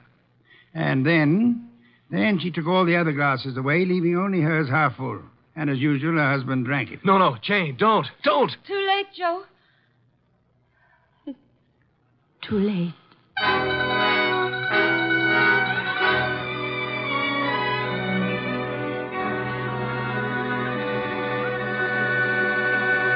Well, boss, Jane didn't get away with a suicide try. That was clever thinking you did. I prepared a cube of ice in which I had frozen a gelatine capsule containing nothing more than a vitamin compound. I substituted for the cube in which Jane had placed the poison for herself. Wonder why Jane Collins wanted to have Joe. He'd stolen practically all the money in the company. He was just a crook. Birds of a feather, Archie. I don't believe Joe Boyce had any idea that Jane was planning a murder. And he still had all the money. Well, the forgeries will put him away for a long time. And poor Georgia could have had it pinned on her if it hadn't been for me. Yes. You knew all along, didn't you, that Jane had planned to have Georgia accused by planting another pellet of the poison in Georgia's handbag. Jane would have gotten rid of her husband and Joe's wife in one stroke. You knew all that, didn't you? Well, how about a bottle of beer, boss? Could you spare the time? Georgia. Beautiful redhead. Wonder where she is tonight. I'm sure I haven't the slightest idea, but in case you do... well, just be quiet with the elevator door when you come in.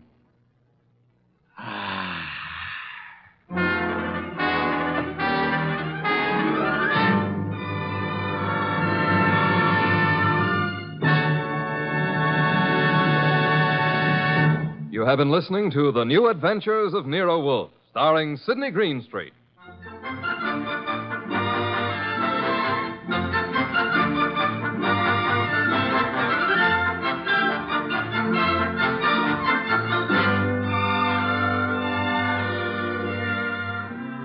Tonight's transcribed story by Mindred Lord was based on the characters created by Rex Stout. This is an Edwin Fadiman program, produced and directed by J. Donald Wilson.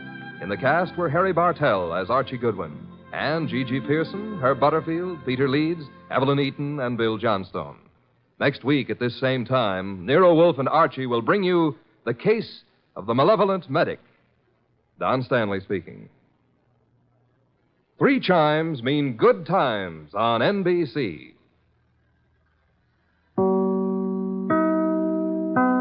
Stay tuned for Nero Wolfe, transcribed in 30 seconds. Tomorrow, you're invited to a 1-hour concert by the renowned NBC Symphony. The orchestra will be under the direction of Bruno Walter for tomorrow's performance, and celebrated violinist Joseph Szigeti will be featured soloist. Selections for tomorrow include the overture to Mozart's Marriage of Figaro and the same composer's brilliant concerto for violin and orchestra. You're invited every Saturday to a concert by the NBC Symphony. Ladies and gentlemen, the ringing of that phone bell brings you mystery, adventure. Nero Wolfe's office, Archie Goodwin speaking. Who? Mr. Hal Horton, United Industries? Oh, I see. Well, I must warn you, Mr. Horton, Mr. Wolfe doesn't take kindly to big industrialists. Says their great wealth upsets his digestion. Why do you want to see him? The connection's bad. I don't hear you. Who? Who? Mr. Horton, who? We're cut off. What is it, Mr. Goodwin? Mr. Hal Horton called. I understand that. I won't see him. Tell him what money I have to invest I put into orchid plants. Mr. Horton wasn't promoting anything. And what did he call you for? The great Horton needs a detective. Maybe just my occupational reflex, but I thought he said somebody'd been murdered.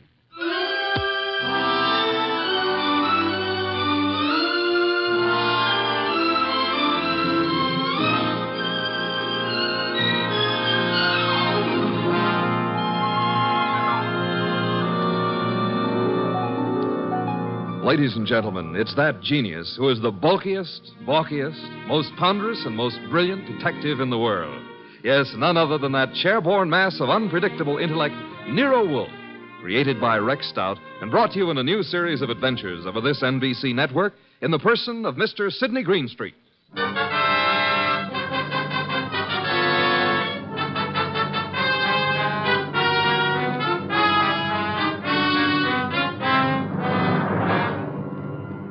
It turned out that what Horton had said had been murder, which became celebrated in the case of the malevolent medic. But its solution wasn't a simple matter of following up his accusation. It had false clues mixed all through it like raisins in a pudding. The man we came to know as the malevolent medic was young Dr. Benjamin Sloan. The case began on the sunny afternoon when Grace Banks, his nurse, came into his private office. Waiting room's finally empty, I take it? Well, there's one more patient, darling. I'm sorry, doctor. Mrs. Horton's here for another of the thiamine chloride shots you ordered for. I said you could give her those, Grace. She doesn't have to wait to see me. Oh, she's hung up her mink coat, parked her orchid and her alligator bag, and filled up all the ashtrays with lipstick cigarette stubs. Mrs. Horton prefers to wait for you. She seems very upset. I hoped she'd get hold of herself. Mrs. Hal Horton with all that money. Whatever gives her such jitters? Darling, if I ever get in that condition after we're married, please shoot me. I've advised her to go to a specialist. Hers isn't a true medical case. Well, I'll do what I can. Get a needle ready, will you, Grace, and show Mrs. Horton in. Yes, darling. I mean, doctor. Mrs. Horton, will you step in now?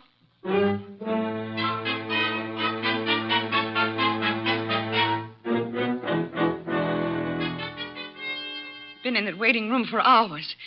Ben, I wrote you every day this week. Why didn't you answer me? You say your health hasn't improved, Leslie. I'm worse. Much worse. Still chain smoking, drinking, and the sleeping pills? I have to take something. I can't walk the floor all night, can I? Thinking.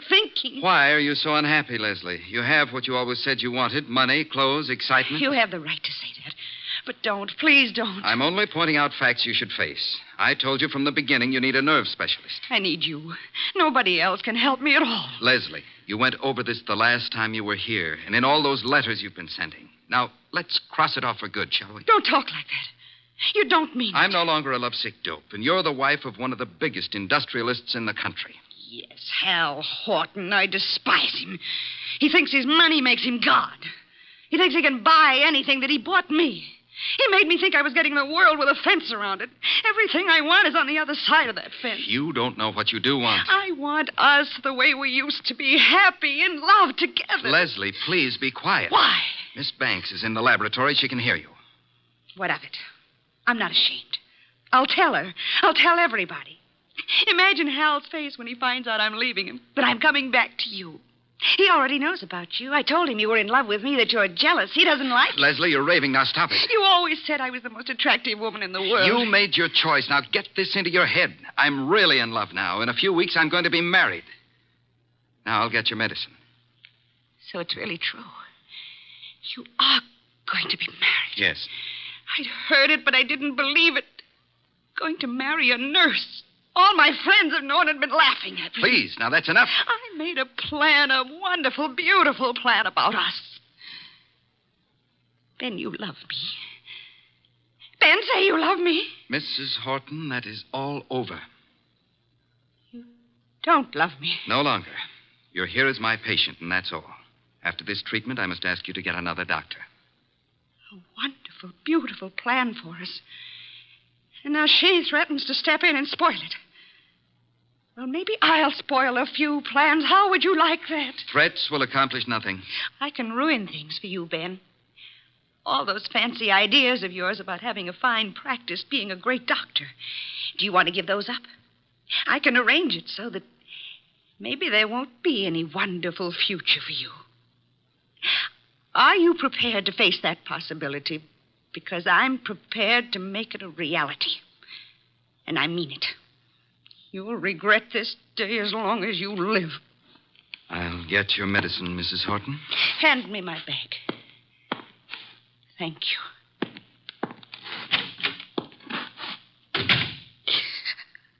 Oh, I hate you, Ben.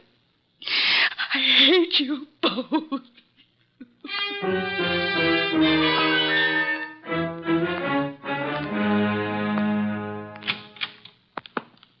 Sorry to have kept you waiting, Mrs. Horton. Miss Banks had to do a repair job before she could use the sterilizer. Alcohol, Miss Banks? Yes, Dr. Sloan. Now, Mrs. Horton, may I help? Thanks. So nice of you. There. Right side for the hypo this time, isn't it? Just touch with this cotton. Ready now, Doctor. Oh, what's the matter, Mrs. Horton? I'm just cold.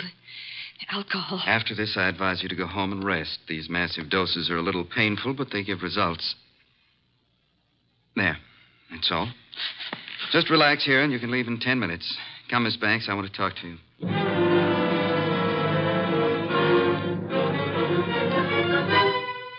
Doctor! Doctor! I feel sick. I feel very sick. You might as well stop acting. I can't get up. My feet. Ben, look at her. Something's happened. Hysteria. No, her face. Oh, Ben, she's falling. Mrs. Horton, hold on to me. I've got you. Hold her up. Leslie, what is it? Pain. Terrible pain. Where? What from? Sick everywhere. Pain. Everything's pain. Pain in my head. Pain in my feet. My feet. My feet.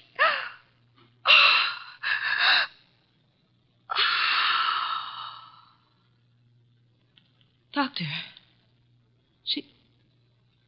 she's dead. Yes, Grace. Get a card from the files. I want to study it. From the first day Mrs. Horton came here. What was it, Ben? What happened to her? Symptoms are of a heart condition from which it seems the patient has just expired. Then you must call her husband. Grace, did you hear me? Yes, Dr. Sloan.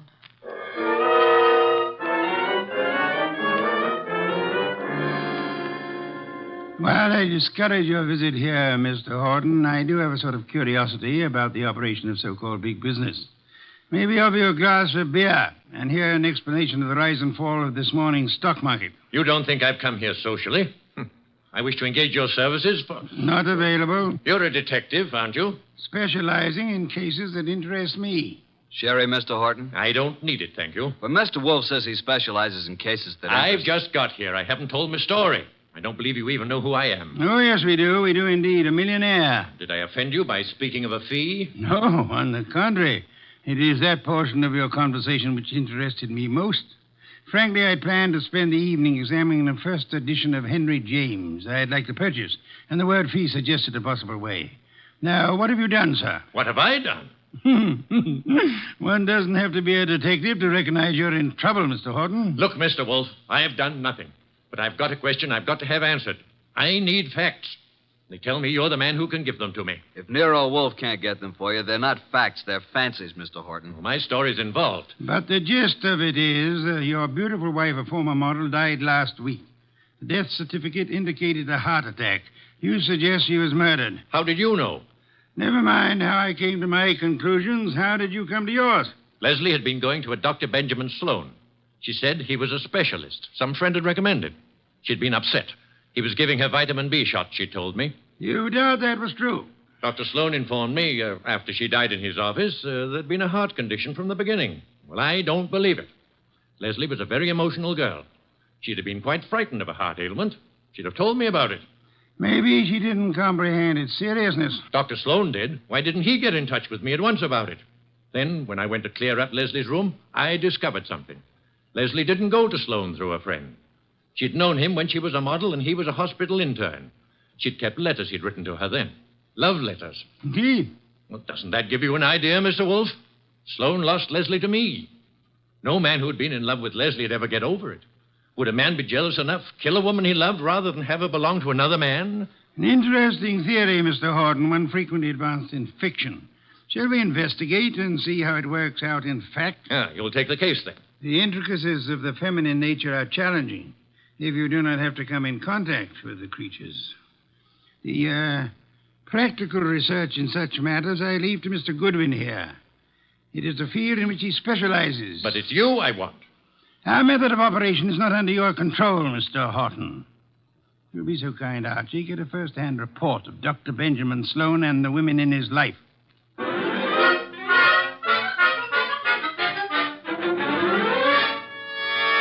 Just came to ask a few routine questions, Dr. Sloan. I don't understand your interest in the Horton case, Mr. Goodwin, is it? That's right. The death certificate was signed and a report made to the medical inspector. Detectives are a snoopy lot. Detectives? Are you from the police department?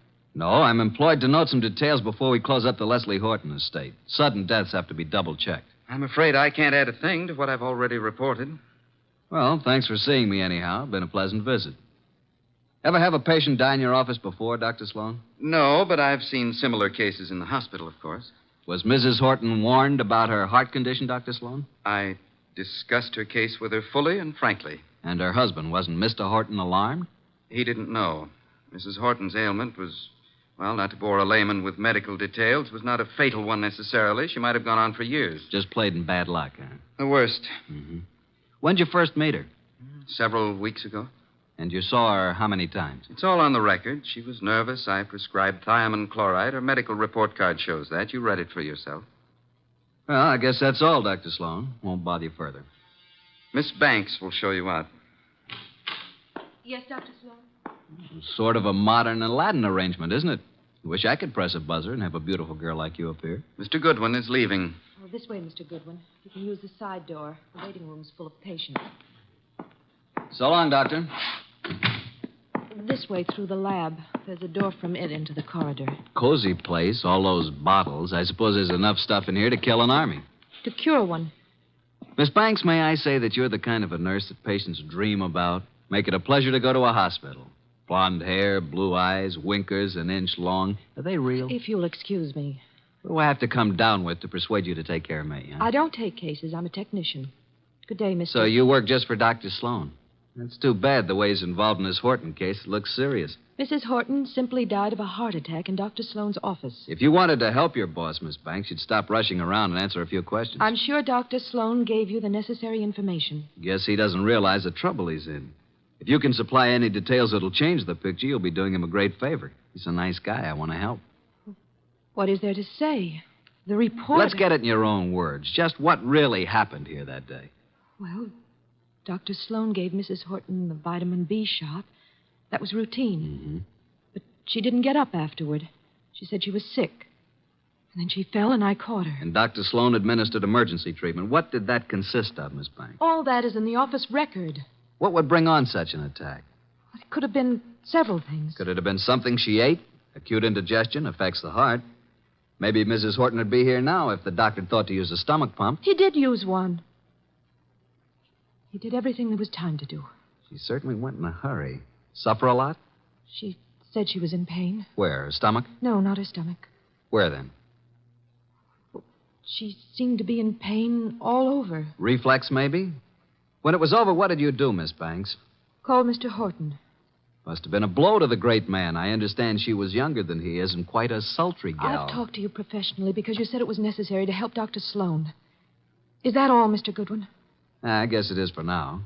Unless you'll have dinner with me. Thank you, no. I'm handsome, hardworking, and harmless. I'll bring you references from my employer. What do you say? The express elevator's the one on the right. Must be there's another man. Wouldn't be the doctor, would it?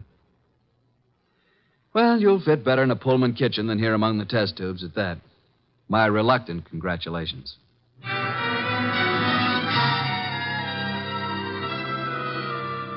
The verdict, Archie? Innocent as lambs, both Sloane and the nurse. Evidence to prove it? My unfailing sensibilities, not the murderer type.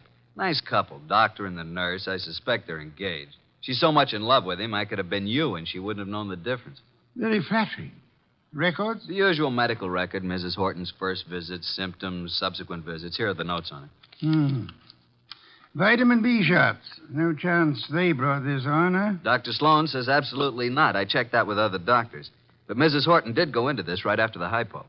Nurse's story jives with Sloane's? A little more detailed. She says he did everything, even used a stomach pump. The woman was in pain? What's this? Head to feet? My way of saying pain all over. What other papers did you examine? Only the medical record.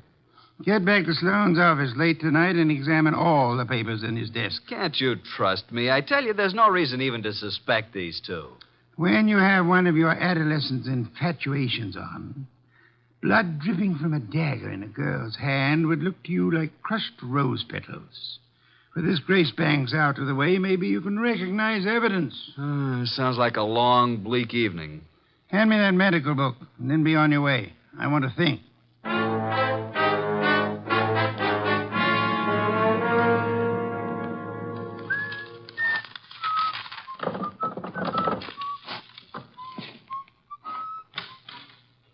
Well, good evening, Mr. Goodwin. Oh, good evening, Dr. Sloane. This is a surprise to us both. I didn't anticipate that you'd be keeping office hours after midnight. What are you doing in my office at 2 o'clock in the morning, Mr. Goodwin? Reading your mail and having a ghoulish time surrounded by all these shiny instruments of yours. You've been rifling my desk. I wouldn't do that if I were you. I've put things back very neatly, even the letters from this little secret compartment, which isn't secret at all to anybody who knows about desks. I've kept only Give one. me that Easy. It's the my darling, mine first, shan't ever give you up one way or another one. You remember it? I'll bet that nice little nurse you're engaged to never wrote that, did she? What do you intend to do with it? Mark it Exhibit A in the Horton murder case. Maybe you'd like to come with me and explain it to Nero Wolfe. Very moving, very flattering, very interesting if you like women, but also very incriminating, Dr. Sloane. What does it prove? A silly woman with a nervous breakdown imagined she was infatuated with me. A woman who is now dead, you must remember, under, shall we say, unusual circumstances. You signed a death certificate which stated Mrs. Horton died of a heart attack. As you signed it, Dr. Sloane, did you remember she had threatened you and heave a sigh of relief that fate had done you such a good turn? I didn't bear Leslie any ill will. I was sorry for her. You felt adequate to the situation. You called no other doctor, though there are several in your building. My first thought, of course, was that it was some extraordinary allergic reaction to the vitamin dose. It was not until an hour or two after she was dead you decided she expired from a heart attack. Yes. How did you explain the pain? I reported no pain. Miss Banks said Mrs. Horton had pain from her head to her feet. Grace said that? Well, not in those words, but that was the general Dr. Sloan, why did you use a stomach pump on a heart case? Why, I told you I tried everything. Sometimes an acute digestive disturbance. I suggest you did it because to you, as to any qualified physician, the pain in the feet suggested poisoning, a particular kind of poison, an inorganic poison. There wasn't any in her stomach. You maintain that? Archie, get the medical examiner on the phone. Tell him the body of Miss Hal Horton must be examined for any evidence of poisoning. I know you think Mrs. Horton was murdered, but it's impossible. There'd been no one near her. Miss Banks? Miss Banks couldn't have done it. She was working with me constantly. That's what I thought you'd say, Dr. Sloan.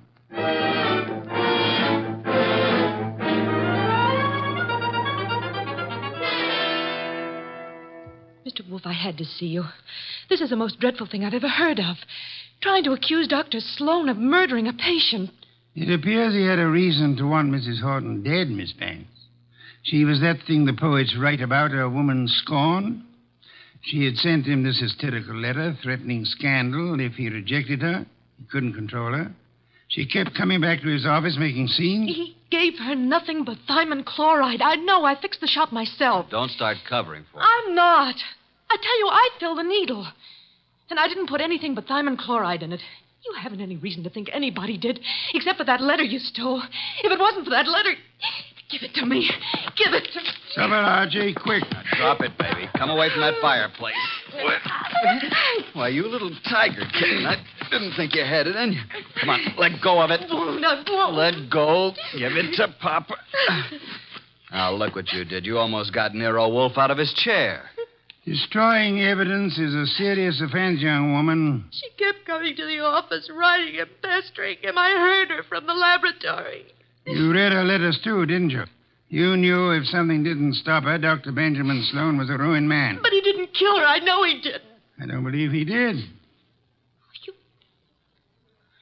You don't? Well, then who? You've just provided an excellent motive for having done it yourself, Miss Banks.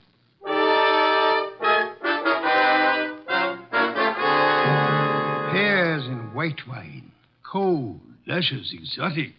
Excellent, Fritz, excellent. Best thing that's happened today. I don't like this Sloan case. If you ask me, I think that Horton dame got what was coming to her. Those are not the words of abstract justice, nor the phrases of a gentleman of culture. A good detective never plays favorites. Good night's rest, and you will find your attitude more normal by morning. You expect to have this case solved by morning? It's solved now. Thanks to the expedition I sent you on this afternoon.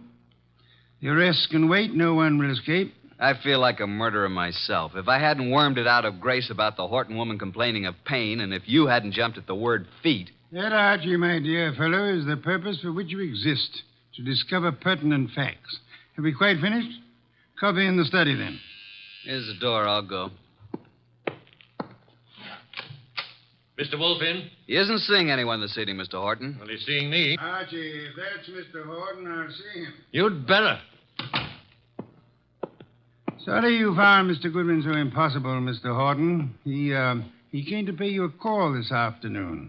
I sent him, but he didn't find you in, did you, Archie? No, but I made myself at home. I knew anything that would help to solve this case you'd want us to have. What do you mean? You were in my house? What did you take? Nothing of monetary value, I assure you, that will not be returned in due course. But before I announce the solution of a case, I like to have all my little props in place.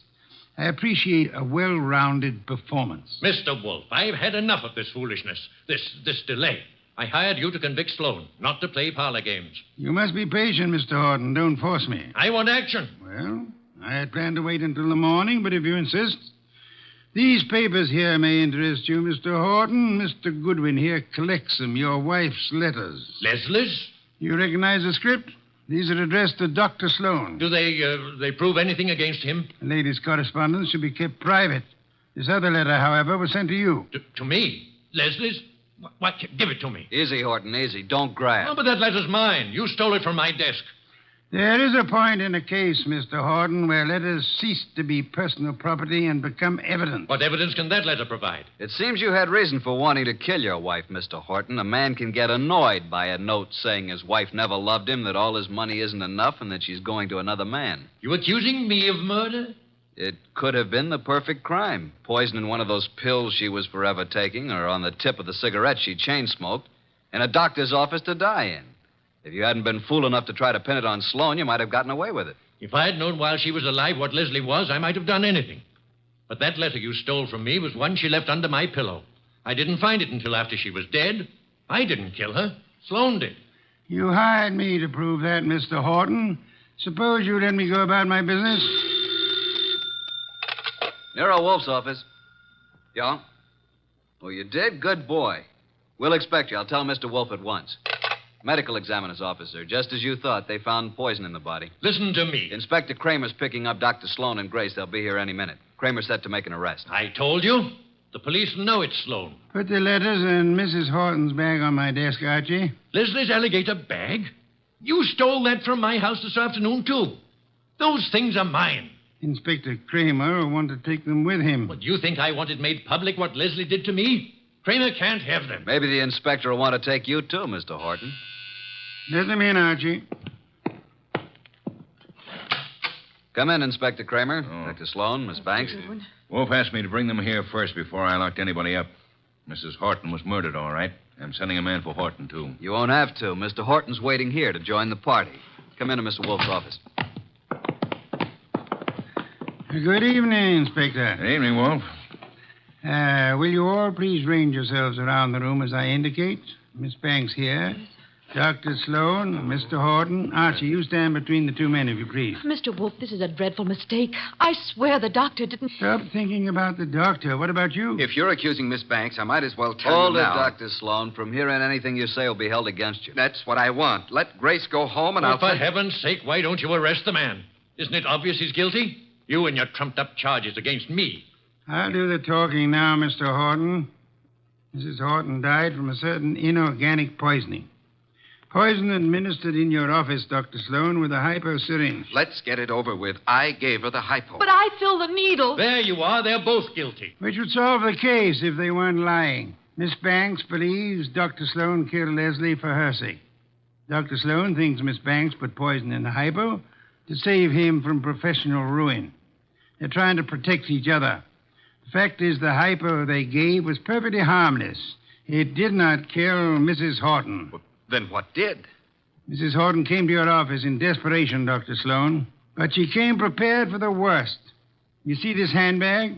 Can any of you identify it? Yes. It's hers. Is it Mr. Horton? It's Leslie's. The bag she carried to the office the day she died. Open it, Archie. You will see it contains her change purse, billfold, cigarette case, matches, her handkerchief, nothing more. That is, not unless you look closely. Then you will observe this lining has a double fold. A secret compartment. Exactly. We open it this way, and there we find it. A hypodermic needle with which the unhappy woman committed suicide. Miss Banks, Dr. Sloan, you can stop protecting one another. Mr. Horton, the world need never know you were a betrayed husband. Mrs. Horton killed herself while in a confused state following a mental breakdown. The case of the malevolent medic is closed.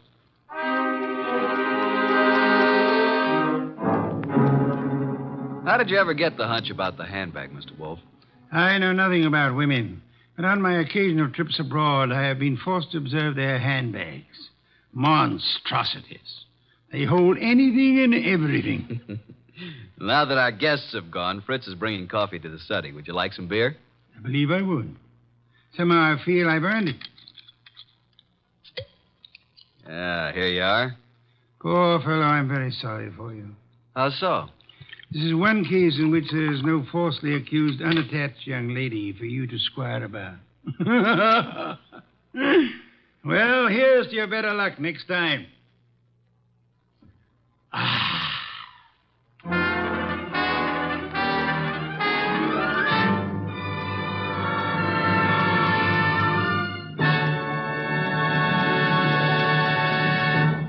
You have been listening to The New Adventures of Nero Wolfe, starring Sidney Greenstreet.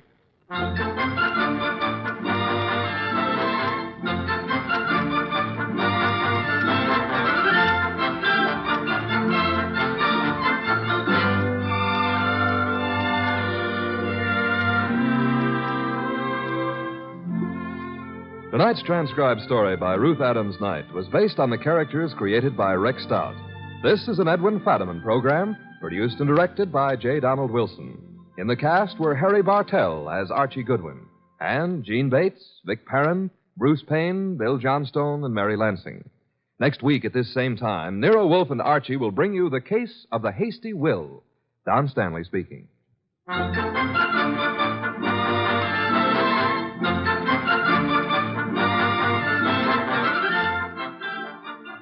Three chimes mean good times on NBC. There's music and mystery for you every Saturday evening on NBC. For music, tomorrow, your hit parade brings you the top tunes of the land with Snooky Lanson, Eileen Wilson, and Raymond Scott's orchestra. And for mystery, Herbert Marshall stars as the man called X, a man in search of adventure who travels wherever there is intrigue, danger, and romance. More good mystery at Sam Spade next on NBC.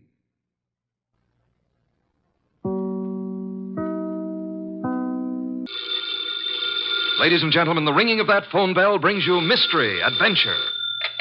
Nero Wolfe's office, Archie Goodwin speaking. Just a moment, please.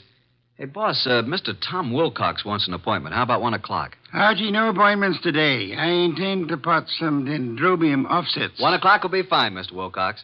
You see the Tom Wilcox who was acquitted yesterday of the murder of that singer, Keith Hansen? Mr. Wilcox, are you the Tom Wilcox who...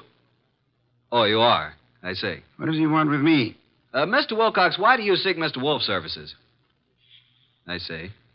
Well, our fee is $1,000 with a retainer of $500, okay? Oh, yes, Mr. Wolfe will see you. What's that? Hey, what was that? Hey, Mr. Wilcox. Archie, stop shouting, hey. He whispered someone was at the window. Then I heard a shot and he dropped the phone. Boss, I'm afraid we've just lost a client.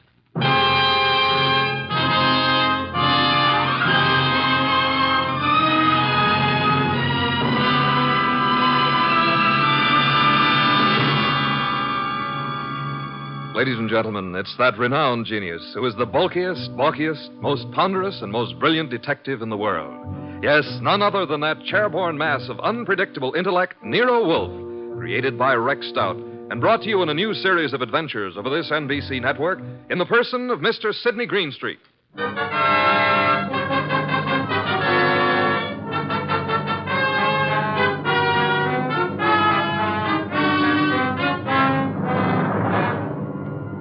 This episode is one Nero Wolfe refers to as a slight case of perjury. It all started with a phone call from Tom Wilcox and the ensuing shot, which I was sure had brought our newfound income to an early end. Anyway, there was the shot and... Hello? Mr. Wilcox? Hello? Well, boss, I've certainly waited long enough for him to come back to the phone. We may have just lost a nice bankroll. Nonsense, Archie. Other clients will rescue us. Now for a cold bottle of beer, Archie. We're almost out of beer. I better get over there and see what happened to Mr. Wilcox. The beer first. Nero Wolfe's office, Archie Goodwin speaking. Oh, Wilcox, you all right? Well, was that a shot? It was, huh? I'm glad it missed. Tell him to come right over here. Yeah, you dug the slug out of the wall. Well, come right over. Boss, the police never found the gun that killed Keith Hansen. No gun was found. Wilcox said he thinks he was shot at with a .32. He dug the bullet out of the wall. The murderer of Hansen must now be after Wilcox. If Wilcox is telling the truth. He was acquitted.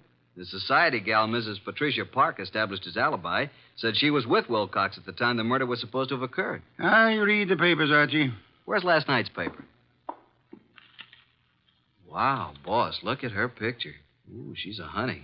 Archie, will you get me some beer? Well, if you move your arm 6 1/4 inches, you can't possibly miss it. Mr. Wolfe, this is Tom Wilcox, our new client. How do you do? Archie, the red leather chair for Mr. Wilcox.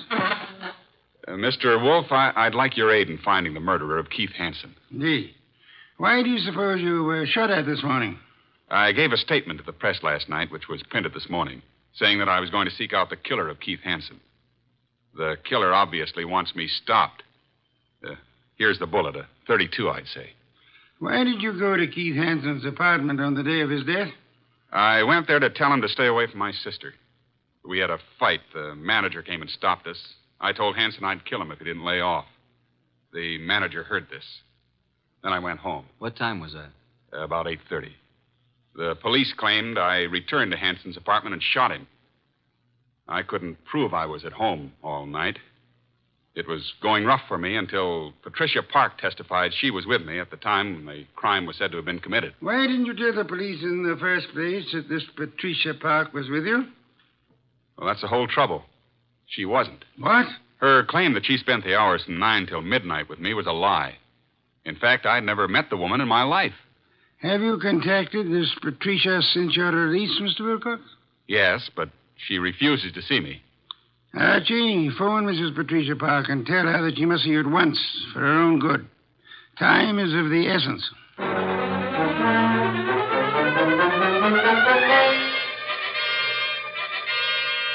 And what else can you tell me, Mrs. Park? Mr. Goodwin, I haven't anything more to say than I've already said. All I want is a simple answer as to why you lied about being with Tom Wilcox. Well, Tom Wilcox is a very fine man, but he isn't telling you the truth. Did you commit the murder and succeed in establishing your own alibi by swearing you and Tom Wilcox were together 10 miles from the scene of the crime? I did not. Do you own a gun? Don has one around. Who's Don? Don's my husband. Oh, is he here? I doubt it. He's never here. Spends most of his time at the bookies, throwing away every cent he can get his hands on. I've had to cut his allowance to practically nothing. Doesn't he work? No. He studied medicine, but gave it up. He was an illustrator for years, but gave that up when his eyes were burned in a plane crash. Mm-hmm. Where's the gun? It's in the desk. It used to be in here. What caliber? I don't know. Where were you at 10 o'clock this morning? Why, I think I was with the cook. Someone fired a shot at Tom Wilcox this morning through the window. No. Oh, no. Archie, please don't continue with this investigation, please. How well did you know Keith Hansen? Not very well, but enough to realize he was no good. Mr. Goodwin, if you'll drop this case, I'll give you $1,000 cash. Not interested. But I am interested in learning why you lied, why Tom was shot at this morning, and why you should try to bribe me. You must stop for your own sake. How will it benefit me to step out of it? The killer tried to stop Tom Wilcox. You might be next, and he may not miss this time. Go on. Why have you been protecting Wilcox? I believed Tom Wilcox was innocent. And I didn't want him to be sentenced to die, so I lied at the trial. He told us today he'd never seen you before. That's true. But he looked so innocent, so clean and good and decent. That's not very believable. If you don't think Wilcox killed Hansen, who do you think did it? Please believe me, Archie. I don't know. I tell you. Hi, sis. Hey, what's the matter? Are we intruding? Oh, hello, Marge. Brad, come in. This is Mr. Goodwin, my sister and brother-in-law, Marge and Brad Keene. How do you do? Hello. What gives, and who's Mr. Goodwin? A private detective, Marge. I've just explained to Mr. Goodwin that I wasn't with Tom Wilcox at the time of Keith Hansen's murder. Pat, why did you tell him that? Mr. Goodwin, I hope you will not use this knowledge against Pat. Did you all know Keith Hansen? Yes. And my husband and Keith went to school together. Keith, Don, and I were on the same polo team. Where were you at the time of the Hansen murder, Mr. King? He and Don were attending a horse show at Madison Square Garden. Marge and I didn't want to go. We stayed here. Where were you at 10 this morning, Mr. King? Why, I had an appointment with my dentist, Dr. Flagg, Rockefeller Center. And you, Mrs. King? I was shopping. Ilsa's salon, a sale on dresses. Why all this questioning? Marge, someone tried to kill Tom Wilcox this morning. What? May I use the phone, Mrs. Park? Yes, of course. First door to your left. Suppose you try to find the gun. Marge, that gun is missing from the desk. I haven't seen it. Do you know the caliber, Mr. King? 32, I think. It must be in the house. For your sake, I hope you find it.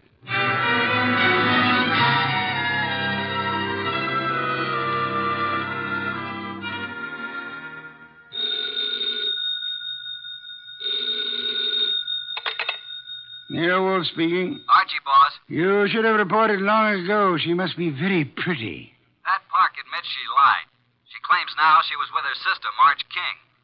Marge and her husband, Brad, have alibis, and all have alibis for this morning. I'll check them before I return. Where were they the night of the Hansen murder?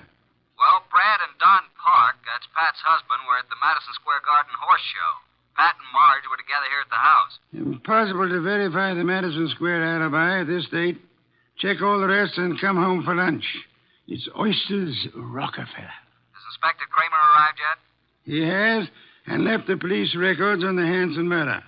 He has taken the bullet Wilcox brought to be checked at ballistics. Good. Pat had a .32 caliber gun in the desk in the library. It's now missing. Indeed. And, boss, Pat just offered me $1,000 to quit the case. When I refused, she said if I didn't lay off, something might happen to me. Oh, dear me. That would be most upsetting, eh? After lunch, I want you to visit the late Keith Hanson's apartment. Bye.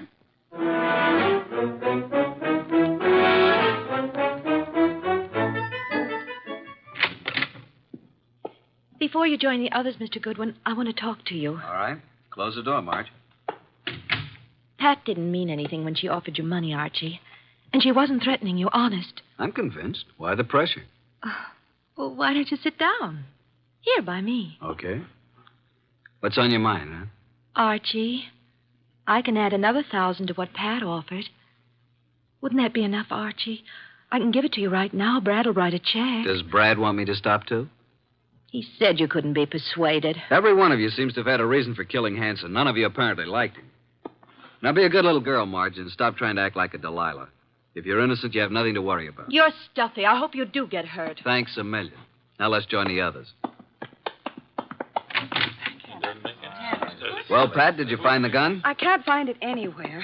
Mr. Goodwin, this is Don Park, my husband. How do you do? How are you? Have you seen the gun, Mr. Park? Not for ages. You're a detective, eh? Yeah. May I ask where you were this morning about 10? Why? Well, frankly, I was at my bookies. Where's that? I can't tell you, but I'll call him and you can check it. Were you and Brad together at all times during the horse show the night of Keith Hanson's murder? No. Brad wandered away a couple of times, and I saw some people I knew. You know how it is. We'd meet at intervals. Archie, you're wasting your time. None of us is guilty. I made a fool of myself, that's all. Tom Wilcox was such a decent man that I hated to see him have to pay for taking Keith Hanson's rotten life. If a man's guilty, why should you butt in? You never use your head. Pat is one person who thinks of others before herself. Marge, forget it. Now you've got private detectives snooping around. What are you after, Goodwin? Who are you working for? Why don't you let my wife alone? The case is closed, isn't it? Maybe. Don, this just makes it more interesting to Mr. Goodwin. As a matter of fact, I think you all know more than you're telling. I still think Tom Wilcox killed him. And there's only one reason why Pat should protect him. Don, that's enough. Nice, happy family, suffering all the torments of a guilty conscience. Is that it? What are you trying to do, Mr. Goodwin? Get your nose poked? Not exactly. If not, you'd better leave. Okay, Mr. King, I'll run along. Mr. Wolfe will be anxiously waiting to hear about this. So long.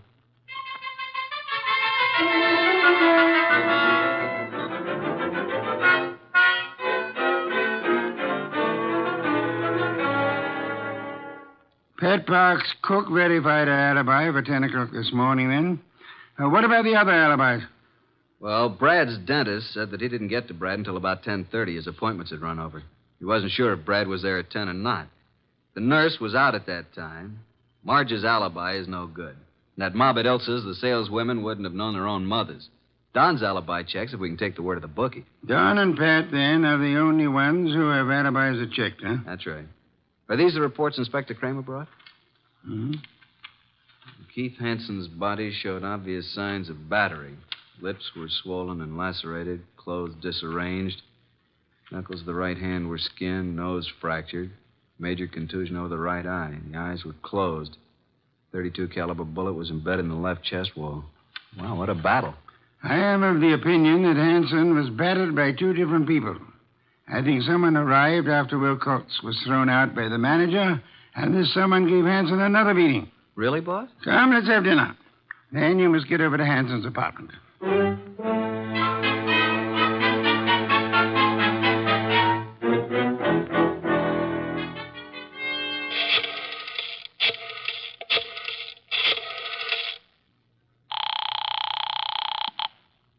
Boss? Yes, Archie? What have you found at Hanson's place? Well, the desk yielded one thing of interest. Keith's address book.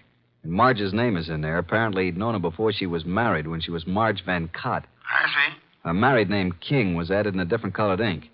Pat's phone number's there, and of course Don's and Brad's office numbers. There are few bills, but no letters, no clues. Sure? Boss, I've combed the place, and there's no... Hey, wait a minute, I'll call you back. Who's there?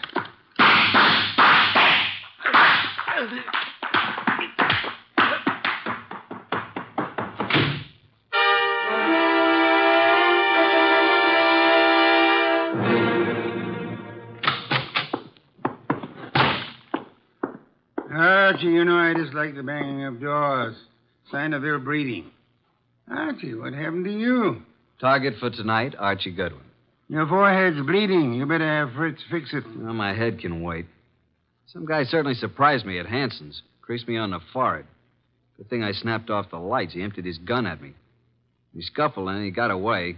And then I dug his slug out of a chair. I think it's a 32. But look at this, boss. A little round piece of glass. Found it on the floor. It's very small, very smooth, and concavo-convex in shape. Half an inch diameter. Watch crystal? Don't think so. The edges are too smoothly ground. I'll examine it under a magnifying glass. I'll get it, boss. Oh, hi, Tom. Come in. Mr. Wilcox, boss. Archie, hey, what's happened to you? Somebody tried to scalp me. Good evening, Mr. Wilcox. The red leather chair, Tom. Archie, please finish your report. Did you notice anything else of importance at Hanson's apartment? Is that where this happened? Yeah. Well, there were dozens of gals' photos scattered around. Photos, eh? But no letters, Archie? Not a one. There must be some letters, Archie. Love letters. Wherever we have girls' photos and telephone numbers, I assure you there are bound to be love letters. That is what we must find.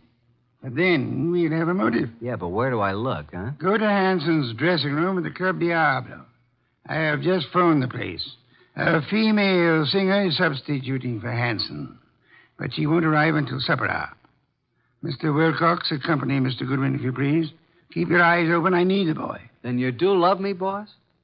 Come on, Tom. Let's look at this Club Diablo.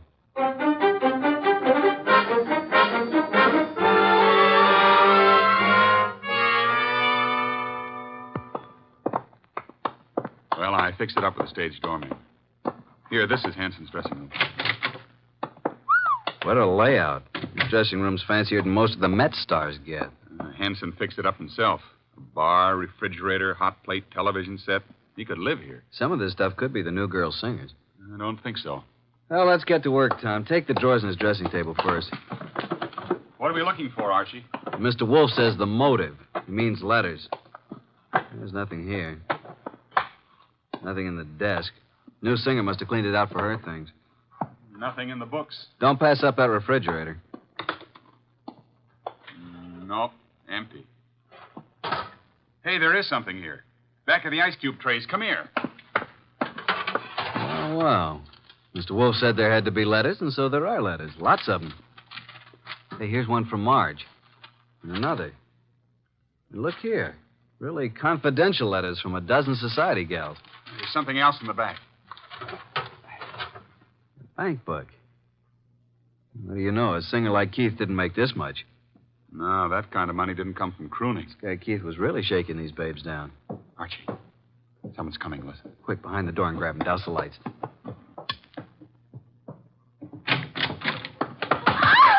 Marge, run! Hold it, Tom. Well, it's you two. You dirty rat. Higgin woman. What are you and Archie doing here? The letters. Oh, Archie, you found them. Archie, please, give me those letters. Don't touch. I'll just put them safely away in my pocket. Besides, you didn't write all of these. Give them to me. At least give me my letters. I'll tell you what. You go on home and stay there, and we'll leave it up to Mr. Wolfe. Tom, take him outside. I want to use his phone.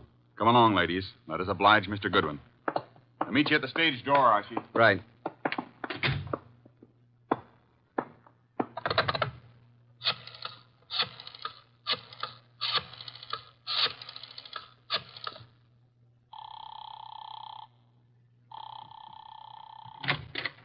Hey, the lights. Who's there? Put the phone up, Goodwin. Who are you?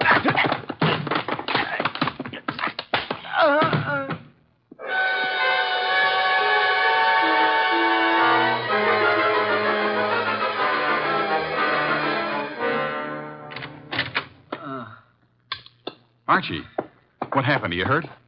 Here, let me help you. I'm all right. I guess. Ooh, my head. Did you see anybody? No, I didn't. I shouldn't have left you. Turn out the lights before I saw him. He whispered. Got away with all the evidence. Where are the girls? I sent them home in a cab. Well, let's get over to Mr. Wolfe. This is tough luck. If I'm not mistaken, his next move will be to have a little get-together with all concerned. Come on.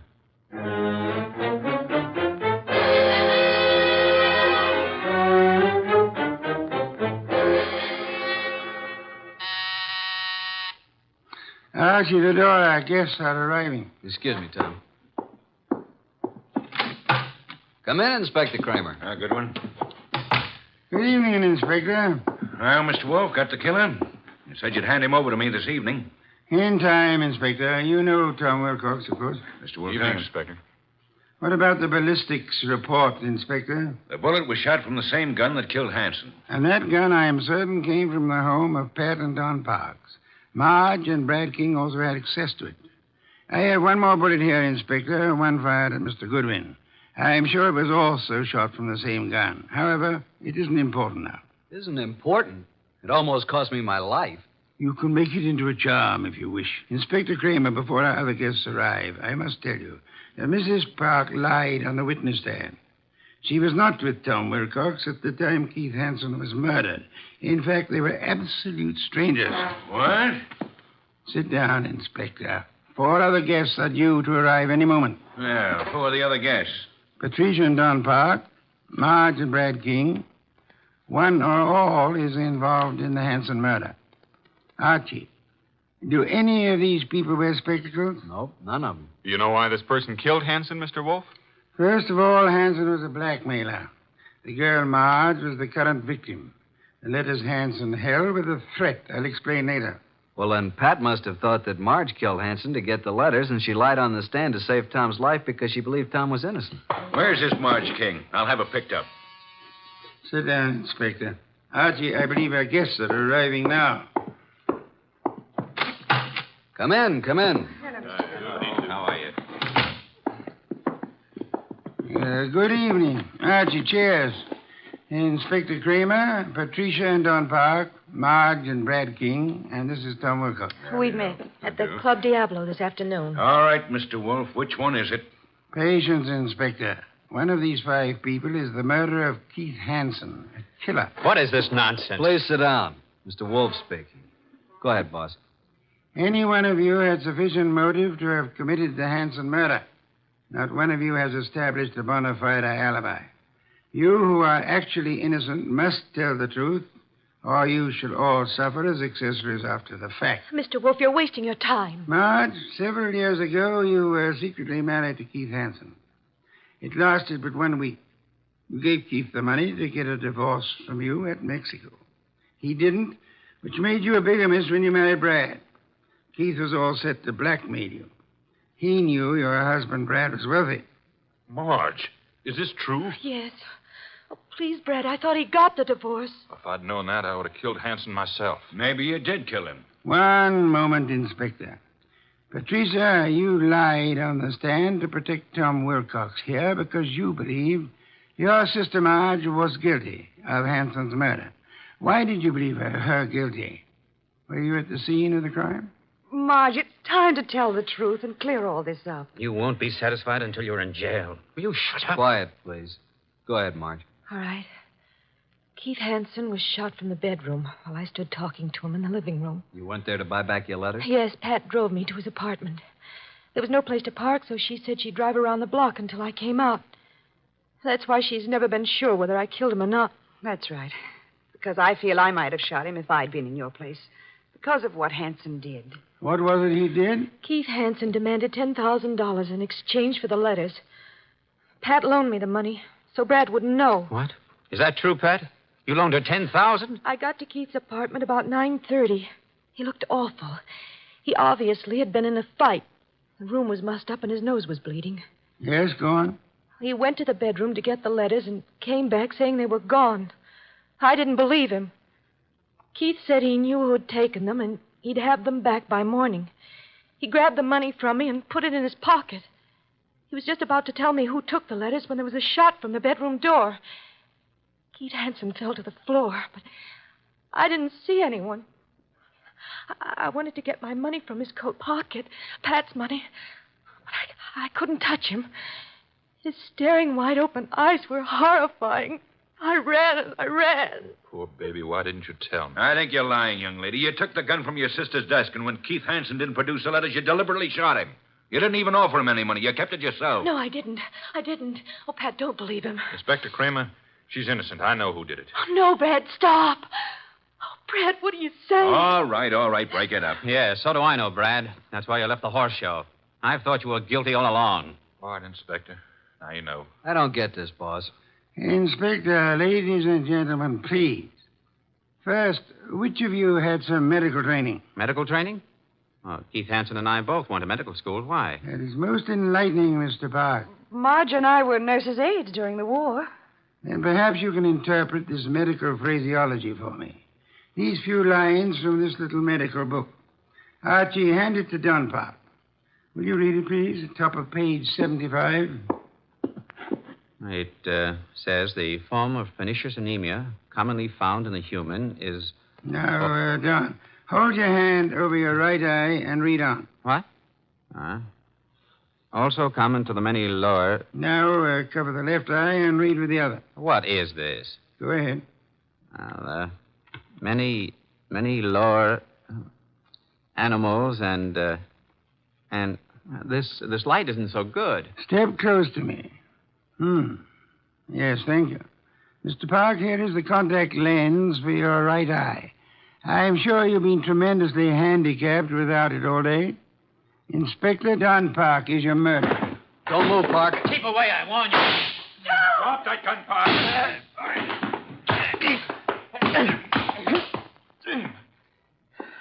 Well, I got his gun. There you are, Inspector. He's all yours now. Okay, come on. Okay, Goodwin. But I'll get out of this. You trapped yourself, Don, by your contact lens. It dropped from your eye during the scuffle with Archie in the Hanson apartment this afternoon. And the gun Archie just took from you is undoubtedly the murder weapon. And the gun that fired the bullets at Wilcox and Archie today. Hey, Tom, are you all right? There's blood on the side of your head. Just grazed my scalp. You and I must have hard heads. Well, that's that. Thanks so much, Inspector, for dropping in. Come again, won't you?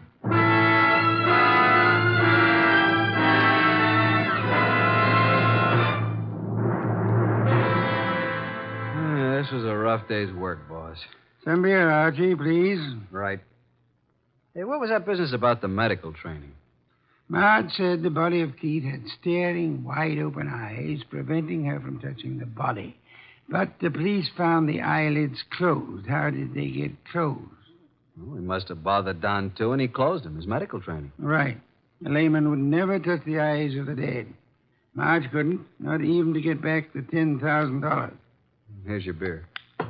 Why did Don do all this, boss? Obviously, he learned of Hanson's blackmail scheme and was trying to force him to agree to split Marge's $10,000.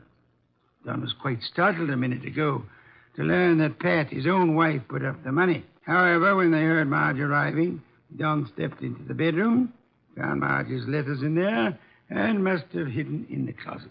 And then as Keith Hansen was about to speak Don's name, Don shot him and took Marge's money. And of course, he planned to carry on a blackmailing of Marge himself, thinking the money would come from Brad. Yeah. And you are warming that beer with your hot little hands. Pour it, please. There you are. You've had a rough day, beaten twice and lost to interesting women. Tonight you may open your bedroom window. Good night, Archie.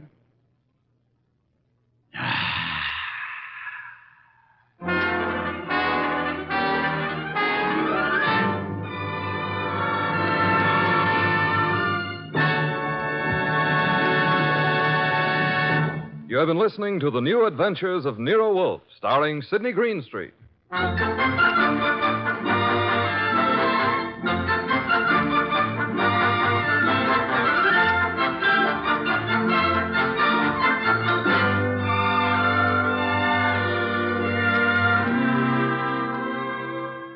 Tonight's transcribed story by Gladys Williams was based on the characters created by Rex Stout. This is an Edwin Fadiman production, produced and directed by J. Donald Wilson. In the cast were Harry Bartell as Archie Goodwin, and Mary Lansing, Gene Bates, Paul Marion, Barney Phillips, Ken Peters, and Bill Johnstone. Next week at this same time, Nero Wolfe and Archie will bring you The Case of the Lost Heir. Don Stanley speaking. 3 chimes mean good times on NBC.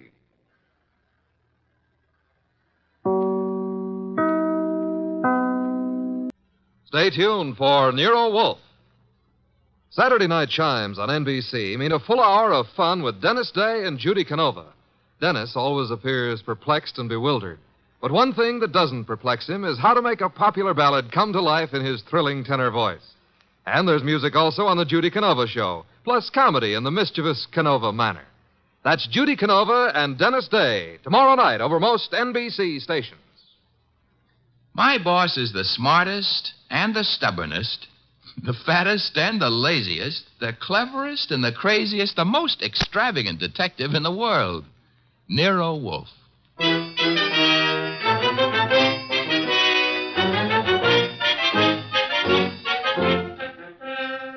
It's the transcribed adventure of The Case of the Careworn Cup, with that brilliant, eccentric private detective, orchid fancier, and gargantuan gourmet, Nero Wolfe, starring Sidney Greenstreet.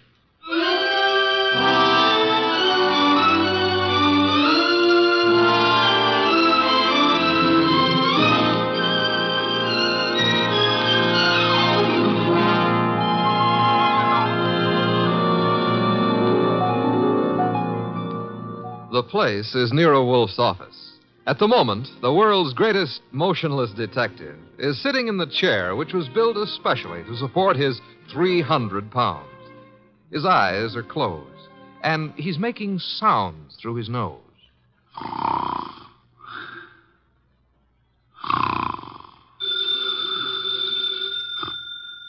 Archie.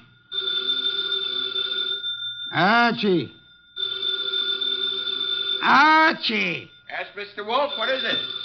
The phone, if you please, Mr. Goodwin. Well, it's on your desk, only 8 3/4 inches from your left elbow. All you have to do is lean forward. Found it, Archie. What do you think I am, an athlete? Hello. No, wrong number, mister. Well, I'm sorry, Mr. Wolfe, if that old phone awakened you. Wrong number, and I was not asleep. I was merely concentrating. On what? We're out of work. There's nothing to concentrate on. May have escaped your errant attention, Archie. But there are other subjects for thought besides murder. Mm-hmm. Sure, blondes. And blondes. You're right at that. Brunettes. Phooey. That's not a nice thing to say about any girl, even if she does happen to be a brunette. Archie. Yes, sir? Go away. You annoy me. Suppose I did. It would get you beer for you. Fritz. Tonight happens to be Fritz's night off. However, you can always get your beer for yourself. Don't be an idiot. There are exactly 23 steps between here and the kitchen. As you very well know, I abominate strenuous physical activity. 23 steps times 2 is 46. You could walk very slow. Nonsense. Now that you mention it,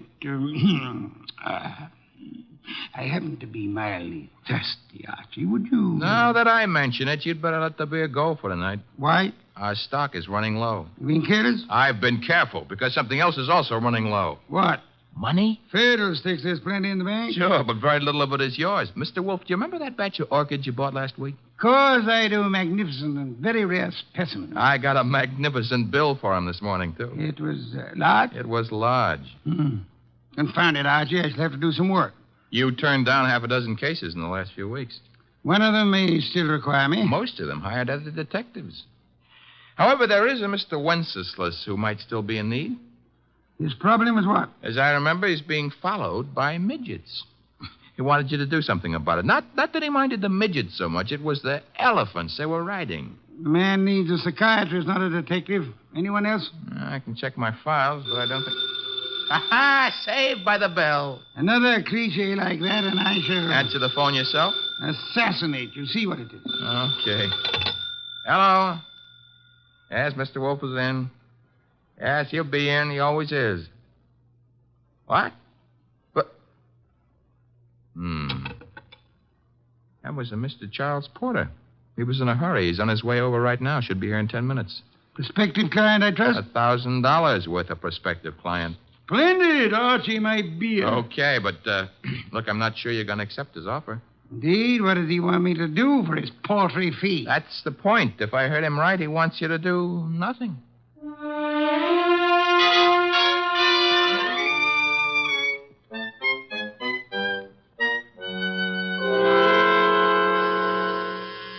The door, Archie. Yes, sir. I hear it. Mr. Porter? Naturally, I'm Charles Porter. Who else would I be? It's a large field. Never mind. Come on in. I'm Archie Goodwin. Where is Wolfe? Mr. Wolfe is in here. Mr. Wolfe, this is Mr. Porter. Good evening. Fat, aren't you?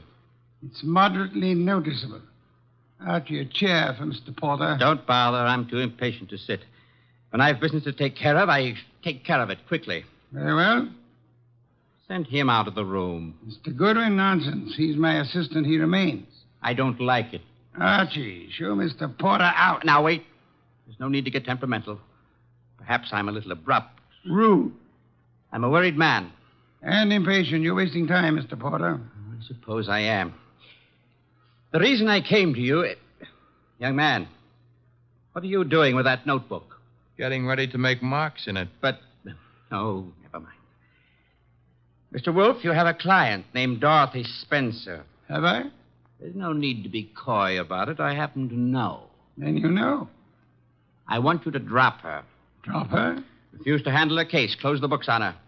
You know what I mean. Why should I? The girl has no money. I have. That doesn't answer my question. Perhaps this will. Appear to be a small package of dollar bills. It happens to be $1,000. Archie, will you? I will. It is $1,000. Thank you. Mr. Porter. Yes? You're paying me $1,000 in order that I refuse to act for Miss Spencer. Nothing more. That's right. What does she suspect you of? I said nothing about... Well, that is... You must know that as well as I do. Possibly, and nevertheless, what does she suspect you of? Being a blackmailer. Whereas your occupation really is? I'm a musician. Pianist. I'm appearing nightly at the Windsor Hotel. Archie, have you made out a receipt for Mr. Porter? Yep. Give it to him and show him to the door. Okay. Mr. Porter? Mr. Wolfe, I want your assurance that the entire affair is definitely finished. My association with Miss Spencer, you mean? You have my assurance that it is. You will forgive a classical allusion. The Cabo. Thank you. Good night. Mr. Wolfe, I have a secret about Mr. Porter. He smells. Some perfume or other. More important, his right coat cuff is more worn than his left cuff. And a carver happens to be a musical term meaning start again from the beginning. Oh? Porter thought it'd been finished. Therefore, Mr. Porter is a liar. His ignorance of common musical term indicates that he's not a musician. The worn right coat cuff, that he is an office worker. That's kind of leaping to a deduction. But even if Porter's a liar, Mr. Wolfe, there is something else. He paid you $1,000 to drop a client named Dorothy Spencer. Mr. Wolfe, you never had a client with that name.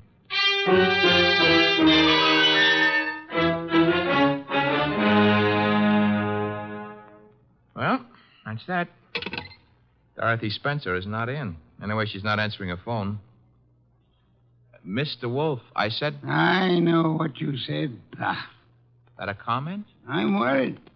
Mr. Porter may have assumed erroneously that Dorothy Spencer had employed or was intending to employ me. That does not explain why he lied about his occupation. Maybe he didn't lie. After all, your deductions could be wrong. Phooey. Okay. Take care of that right now. I'm phoning her. Hello? Windsor Hotel? Get me the manager's office. Thanks. Could you tell me if a Charles Porter plays the piano at... Uh-huh. She sounds blonde. I see. Thanks a lot. What do you do after work? Oh, so long. She goes home and beats her husband. About Porter, Archie. Bad news. He does play the piano at the Windsor in the move room. So where does that leave your deductions? Untouched, of course. Let me think. Yes, naturally. Naturally what? I came to the conclusion that Mr. Porter was an office worker. We have just discovered that Mr. Porter is not an office worker, therefore... You were wrong. I am never wrong. Therefore, the man who was here is not Charles Porter. Mr. Wolfe, do you think a man of your weight should climb out on a limb like that? Fiddlesticks. Look up Porter in the phone book and call him. Okay.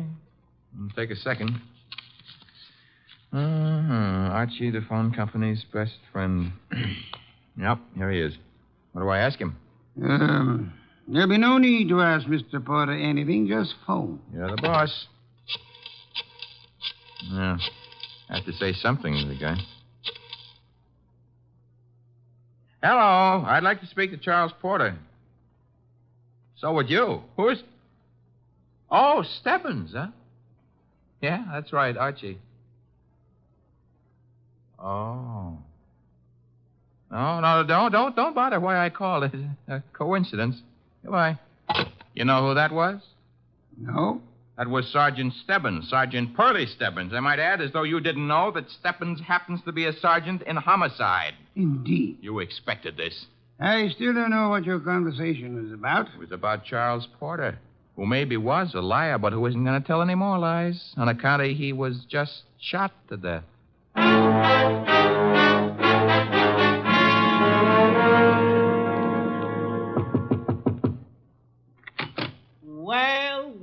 Well, if it ain't Archie Goodwin. Come in, Goodwin. Thank you, Sergeant Stebbins. I've been expecting you. Oh, that's sweet of you to say that, Pearlie. Why did you phone Porter? His right coat cuff was more worn out than his left. So for that, you had to kill him? No, actually, I killed him because he didn't know his da capo. Hey. Yeah, hey. He don't look good anymore, huh? Guys who stop bullets with their face never look good. Pearlie, you've been robbed. I did. That corpse is not Porter. Now, relax, Goodwin, relax. His fingerprints were on file and they check. His girlfriend says he's Porter. If he could get up and talk, he'd tell you he was Porter. And what makes you think he isn't? Well, because when he visited us earlier tonight, he looked different. Not much, but... You said girlfriend? Yes, I said girlfriend. She's in the next room mopping up. She kind of broke down when we brought her here. You brought her here? Now, don't tell me what her name is. Why shouldn't I? It's Spencer. Dorothy Spencer. Ooh, that's what I was afraid of. Sergeant, Oh. Ignore him. He comes with the woodwork. His name is Goodwin, Miss Spencer. Archie Goodwin. Find what you were looking for? What I was looking... Somebody's gone through this place like a minor league hurricane. You? What business is it of yours? Mine? None, maybe. On the other hand, Nero Wolfe might have other ideas. Matter of fact, I'm sure he'd have. Miss Spencer, why don't you go see him? The address is 601 West 35th Street. I don't see why. You want your boyfriend's murderer found, don't you? Now listen, Goodwin, the police are working on this. Sure, they'll see to it nobody harms a corpse. Goodbye, Miss Spencer. Don't forget that address, 601 West 35th Street. Believe it or not, you used to be a client of ours.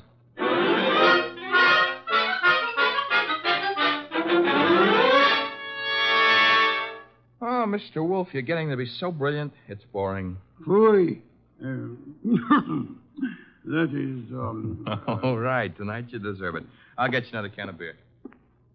But this is the last one. What's your promise to do some exercise, like maybe standing up and sitting down 5 minutes a day? Thank you. And why should I indulge in such idiotic behavior? Well, after a while, you might be able to see your shoes. I've already seen them. Oh, that was 20 years ago. Things had changed. No more buttons. Hey, that must be Dorothy Spencer. She's undoubtedly young and beautiful. You deduced that from the way she pressed the buzzer? I deduced that from the gleam in your eye, Bah. Bah, all you want. I'm going to keep that gleam shining. Hello, Miss Spencer. Come in. Thank you. Mr. Wolfe. Is the large sitting-down gentleman behind the desk. This is Dorothy Spencer, Mr. Wolfe. You will forgive me not rising. It is due to a necessary conservation of energy rather than rudeness. Archie, a chair. Sure. Here you are, Miss Spencer. Thanks.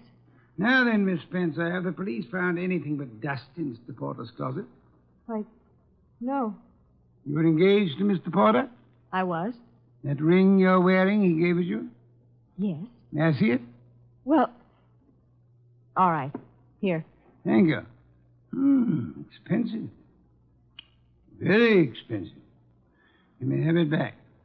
Miss Spencer, why are you marrying Charles Porter? I loved him. Phooey. Mr. Porter, according to Archie's description, was twice your age with considerably less than half your attractiveness. Love may perhaps be blind, but it is not astigmatic. I don't know what you mean. What were you searching for under the nose of the police? Nothing. Nothing at all. How did your fiancé earn his money? He played the piano at the... Ooh, what he earned there in a year wouldn't begin to pay for the ring he gave you. Would you like to try again? I don't know how he made his money. I suggest that you do.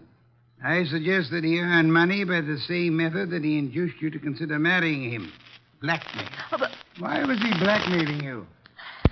Old letters I'd written when I was too young to know any better. Your motives for murdering Porter would be twofold, then. Recovery of blackmail material and the avoidance of marriage to a man you dislike. I didn't kill Charles. Your doorbell, Archie. Get Miss Spencer into the kitchen. Once. Must be the police. Yeah, let's go, Miss Spencer. Right through that door. And stay there until I call you. Front door, Archie. Mr. Wolfe, do I know Dorothy Spencer's here? You know nothing. A simple role for you to play. I haven't got time to resent that insult right now, but wait until the next time you drop a collar button. Well, bless my soul, if it isn't dear old Inspector Kramer. How is the homicide department? Where's Wolfe? Big surprise. He's sitting. Mr. Wolfe? Good evening, Inspector. Where's Dorothy Spencer? This is not the Bureau of Missing Persons. The district attorney would like to talk to her. I shall tell her so the next time we meet. Yeah, that could be right now. She's in this house. I don't see her. Mind if I look around for myself? You have a search warrant, of course. It so happens no, but... Archie, the inspector's leaving. Okay, I'm leaving. I suppose by the time I get back with a warrant, she'll be in Hoboken. Hoboken? Where's that? Look, Wolf, you can go too far. One of these days you won't be able to talk yourself out of it. Trail me to the door, Goodwin, to show what a good detective you are. Ooh, Inspector Kramer doesn't love us anymore. Unfortunate. Archie, take Miss Spencer to a respectable hotel. Register her under an assumed name. She is to stay there until notified otherwise. Luckily, the good inspector neglected to inform us that she was the leading suspect in a murder case. Hence, we are not accessories after the fact, and I don't want her arrested for murder as yet. Her beauty has won you over. You will then return here immediately. Okay. What are you going to be doing in the meanwhile? I, Archie, shall be thinking.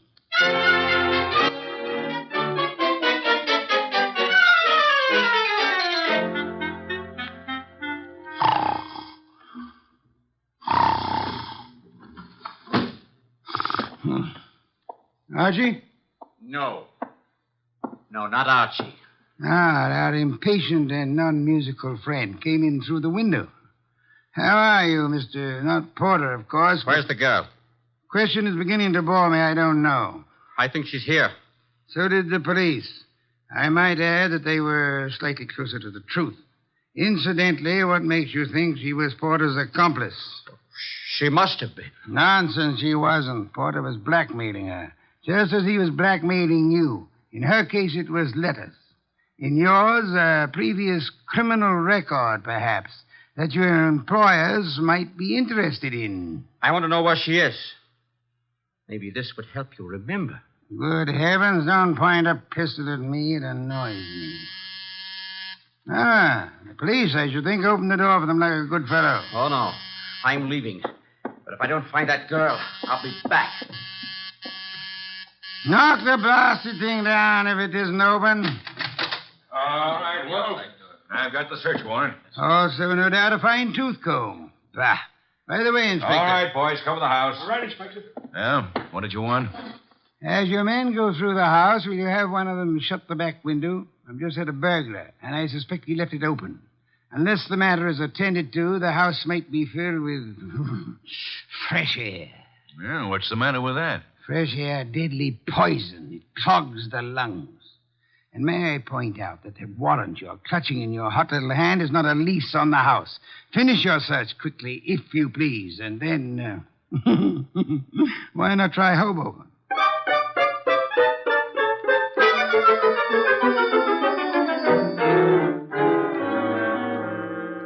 So I just missed the inspector, huh? You did? That I can stand.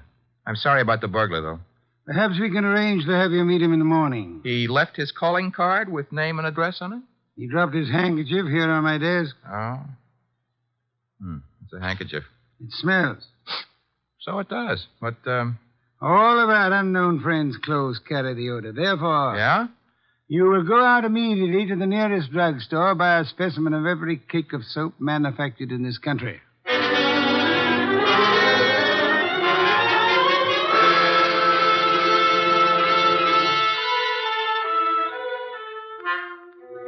Mr. Wolfe? Be still. No. I never realized just how many different brands of soap are made in this country. You should listen to the radio more often. So far, we've sniffed at 37 cakes. None of them smell like porter. Let's see. 38.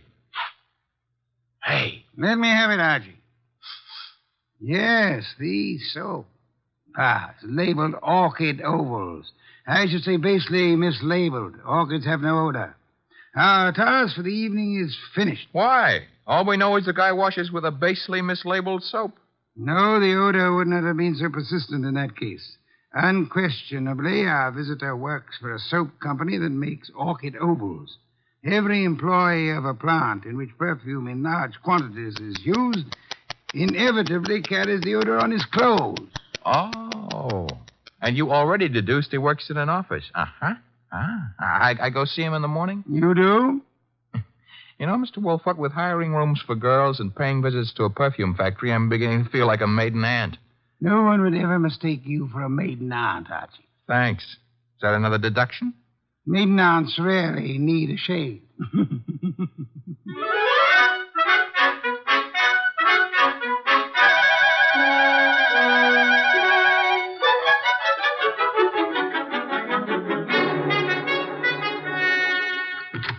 Orchid Ovals, good morning.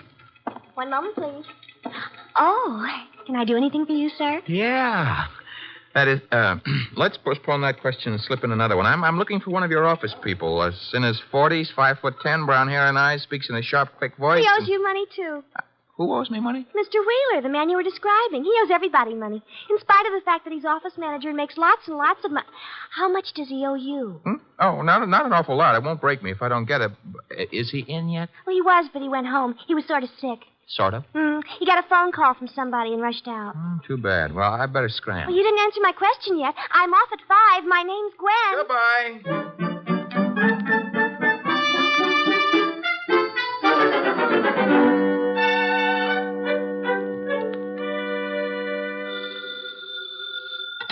Wolf speaking. Archie here. Unknown's name is Wheeler. He left the office this morning sick after he got a mysterious phone call. Bad, probably. Get to Dorothy Spencer at once and bring her here. Right. I'm at Wheeler's house now. Thought I'd better check. His wife's here, too. Blonde? Uh-huh. How could you tell? Fatuous smirk in your voice. Get out of there fast, and don't stop to console Mrs. Wheeler.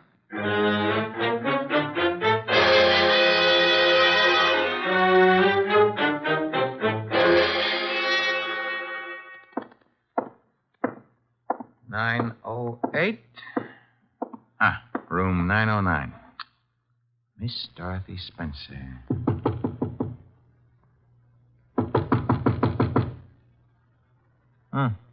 Nobody home. Shut that door behind you, Goodwin. Never mind pulling triggers. I'll shut it. Oh, Archie. I would prefer silence. Keep your hands high, Goodwin. It's unhealthy. All the blood had run into my head. Archie, he murdered Charles. He did. Tut, Mr. Wheeler. You really shouldn't have. It's against the law. Get into the bathroom, both of you. I already shaved. I phoned him. I thought maybe he had my letters. Porter couldn't keep his mouth shut about his other He victims. was going to force Dorothy to marry him. Did you find his material, Wheeler? Yes, in an office. He read it as a front. It's all burned. And why all the melodrama? You know about me, so does she. I can't trust anyone. Get into the bathroom, I said. Look, let's not lose our heads about this. Get moving, Goodwin. I like it here. All right, then. Here is where you'll get it. Hey, wait a minute. Something's wrong. I got shot and Wheeler fell down. I shot him, Goodwin. Stebbins. Dear Sergeant Stebbins. Oh, you little flat-footed angel. It's lucky for you my flat feet got staked out here in time. Just for that, I'll buy you a pair of arch supports for your next birthday. But I'm beginning not to believe this. You had it all figured out? Well, not exactly. Well, that is, Wolfe sent you here. Well, he kind of phoned in and suggested one of us shoot down here and do some rescue work. That old devil. Hey, you're not kidding. What are you laughing about? Wolf wasn't sure whether you'd need rescuing from Wheeler or... Stop killing yourself with your own jokes. Or whether Miss Spencer would need rescuing from you.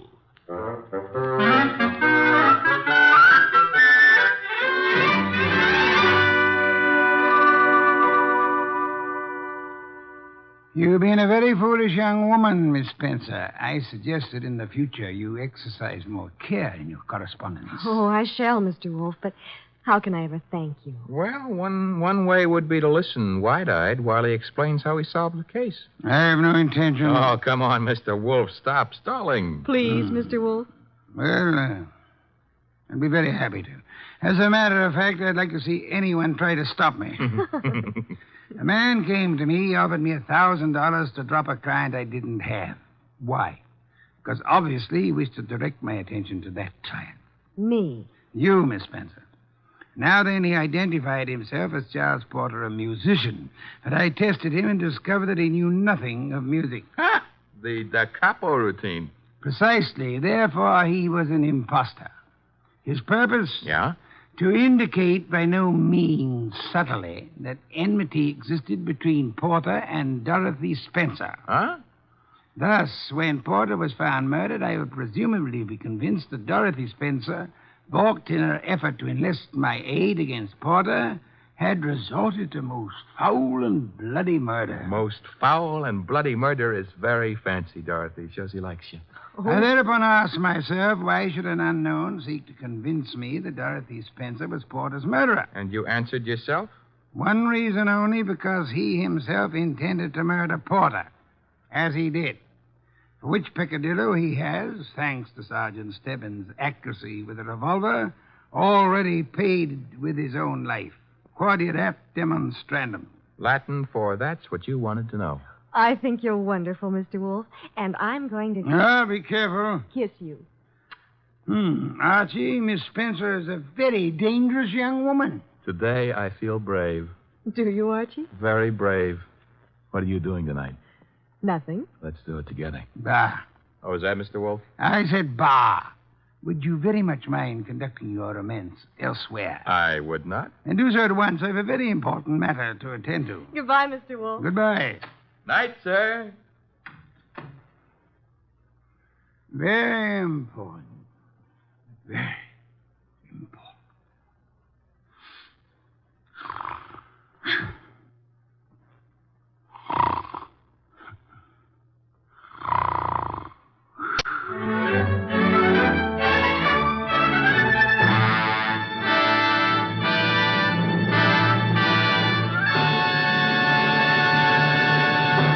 You have been listening to The New Adventures of Nero Wolfe, starring Sidney Greenstreet.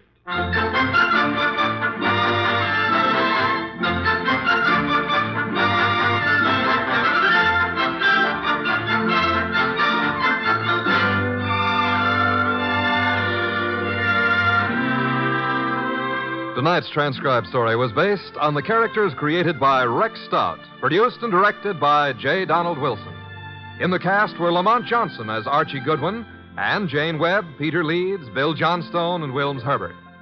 Next week at this same time, Nero Wolfe and Archie will bring you The Case of the Dear Dead Lady. Don Stanley speaking.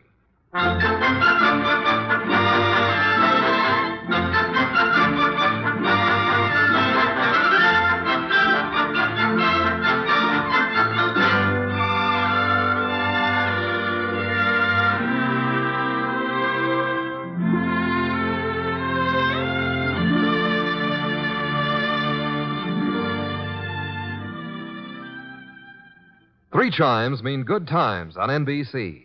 The NBC chimes are excited about The Big Show, an hour and a half every Sunday night with Tallulah Bankhead as Femme C. Comedy with stars like Jimmy Durante, Fred Allen, Jack Carson, Groucho Marx, and a host of others.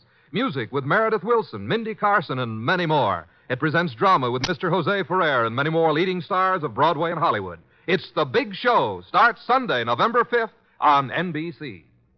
This is Chester William Bendix Riley. The Man Called X follows on NBC.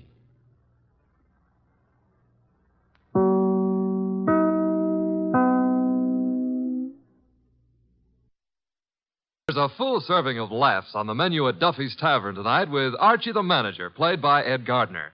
Archie's colleagues in comedy are Miss Duffy, Clifton Finnegan, and Eddie the Waiter. This Sunday, The Big Show comes your way once again on NBC. And just listen to a few of the stars who'll be with you. Fred Allen, Jack Carson, Mindy Carson, Ed Archie Gardner, Ed Wynn, and many, many more. And, of course, your MC will be Tallulah Bankhead. Listen Sunday for The Big Show. Ladies and gentlemen, that phone bell means exciting adventure. Hello? Hello. The handsome young man answering the phone is Archie Goodwin. A mountain of a man engrossed in deep thought in the oversized armchair is Nero Wolfe. Hey, boss. Oh, Mr. Wolfe. Mr. Wolfe. There's a guy on the phone wants us to take a case.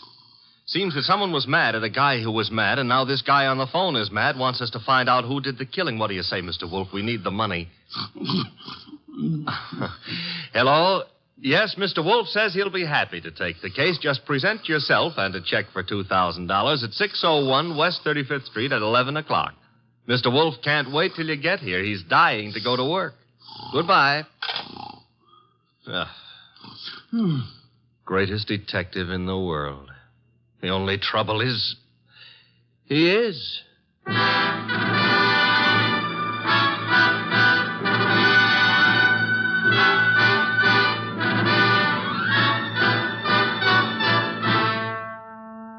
Yes, listeners, Archie is so right. He is the greatest detective in the world, and the fattest, and the least energetic. He's Nero Wolfe, created by Rex Stout, and brought to you over this NBC network in a new series of adventures by Mr. Sidney Greenstreet.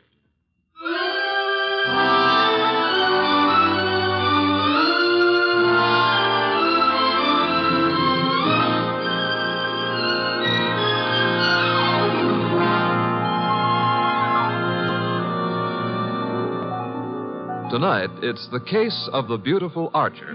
That's a good title. And it was a good case, too. It began in the consulting room of Dr. Raynard Townley of the Townley Sanitarium, skipping a jump north of Nyack, New York, when a very lovely young lovely glared across the desk at the good doctor. Shall we pretend you don't know who I am, Dr. Townley? How could we possibly do that, my dear Diana Lawrence? 23 years old, daughter of one of our better-known sculptors, Michael Lawrence.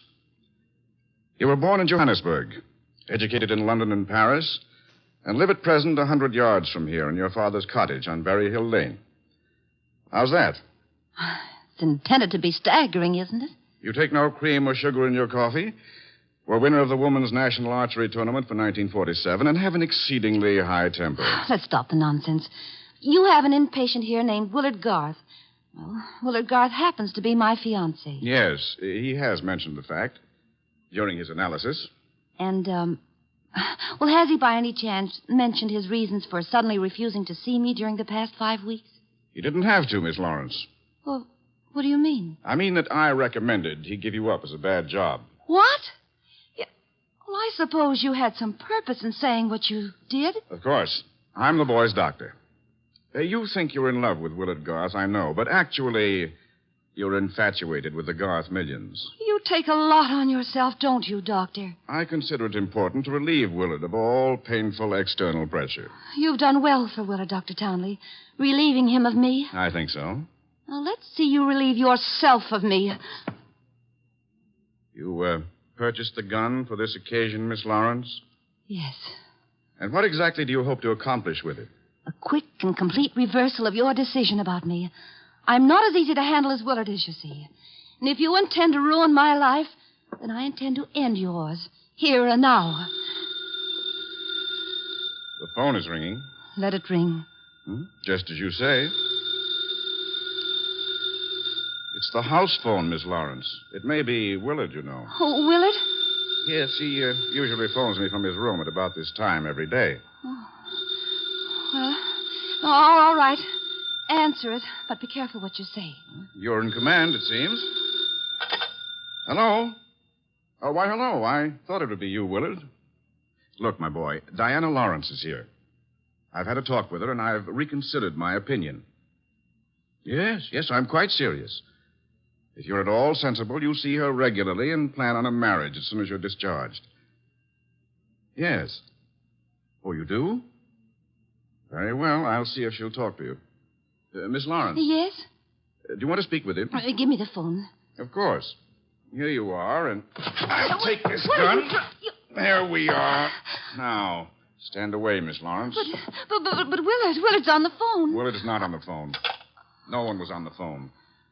The ring came from the push-button bell under my desk here. Oh. Sometimes I find it convenient to interrupt my consultations with a phone call. Oh, you smug, deceitful, self-sufficient... Murder is a vexatious business.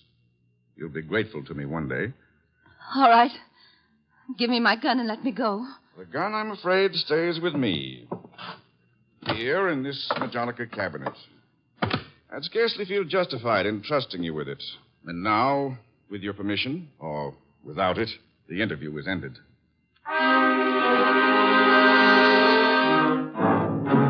Later that day, the phone in the Lawrence house on Berry Hill Lane began to jingle. And this time it was no phony.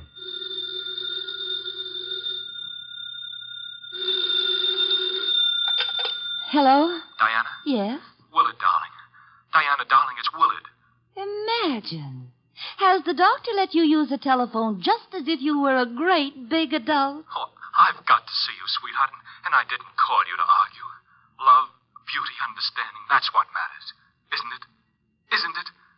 Do I hear the overtones of a change of heart? Oh, Diana, what's happened wasn't my fault. He poisoned me against you. Then why don't you walk out of that amateur nut house and stand up like a man? I probably shall, Diana. And now, please listen to me. He's letting me have the limousine tonight from 8 until 12. I want us to go for a ride and talk and talk and talk until everything is clear. Clear as a bell, my baby. Don't tell me he's trusting you to drive. Oh, no. No, one of the handyman here will chauffeur us. Oh, say you'll come, Diana. Will you? Say it. Say yes. Say you will. Well, yes, Willard. I'll be glad to. 8 o'clock, then? 8. Oh, bless you. Bless you, my angel.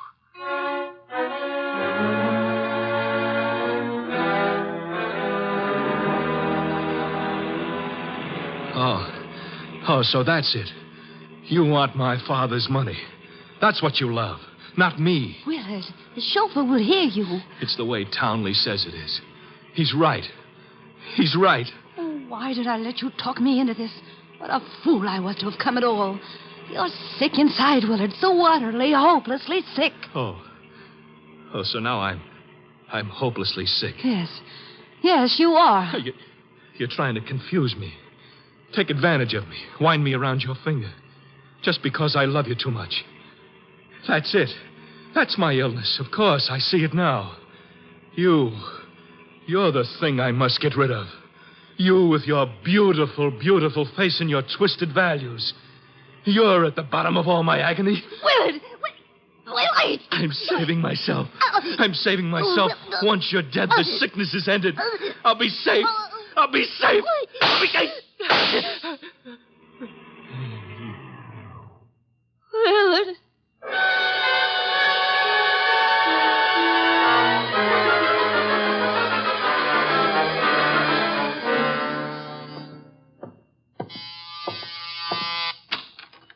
Dr. Townley? Yes. Come in. Mr. Wolfe's been expecting you. Come in, Dr. Townley. Come in. Have a chair. Thank you, Mr. Wolfe. I'm so happy you've agreed to take this case. Have a glass of beer. Oh, no. Never at this time of the morning, thank you. Well, Doctor, the newspapers check with what you told me. The girl and young Garth went out for a ride in your limousine last night. The car was driven by one of your handymen. That's right. Haynes, his name is. And they never came back. Young Garth was found dead in the car with 2 bullets in him. The girl was gone, and also Haynes, the handyman chauffeur, huh? Correct, sir. Have you any idea where he could be? No, sir. And the young lady, tell me about her. She's Diana Lawrence, daughter of Michael Lawrence. The sculptor? The sculptor. She lives with him in a small cottage near my sanatorium on Berry Hill Lane.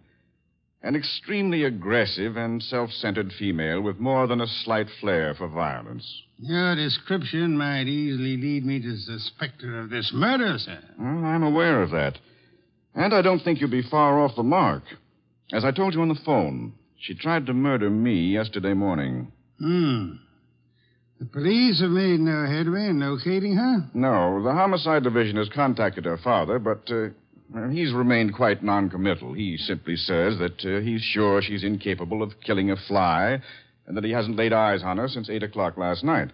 Highly suspicious behavior. She was unquestionably in the car with young Garth when he was murdered. And she wasn't alone in the car with him. You're referring to Haynes? Yes, but he can't be found either, remember? It appears that he failed to list his address on his job application. But somehow, Mr. Wolfe, I'm quite sure he'll show up this afternoon. Somehow, Dr. Townley, if I were you, I wouldn't be quite so sure. We must begin by facing the initial problem of locating our suspects. Archie? Yes, sir? Get out the car and drive up to the house on Berry Hill Lane. And then? There you will ask Mr. Michael Lawrence to be sensible enough to cooperate with us in finding his daughter. And if the answer is no? I recommend, Archie, that you flatly refuse to take it.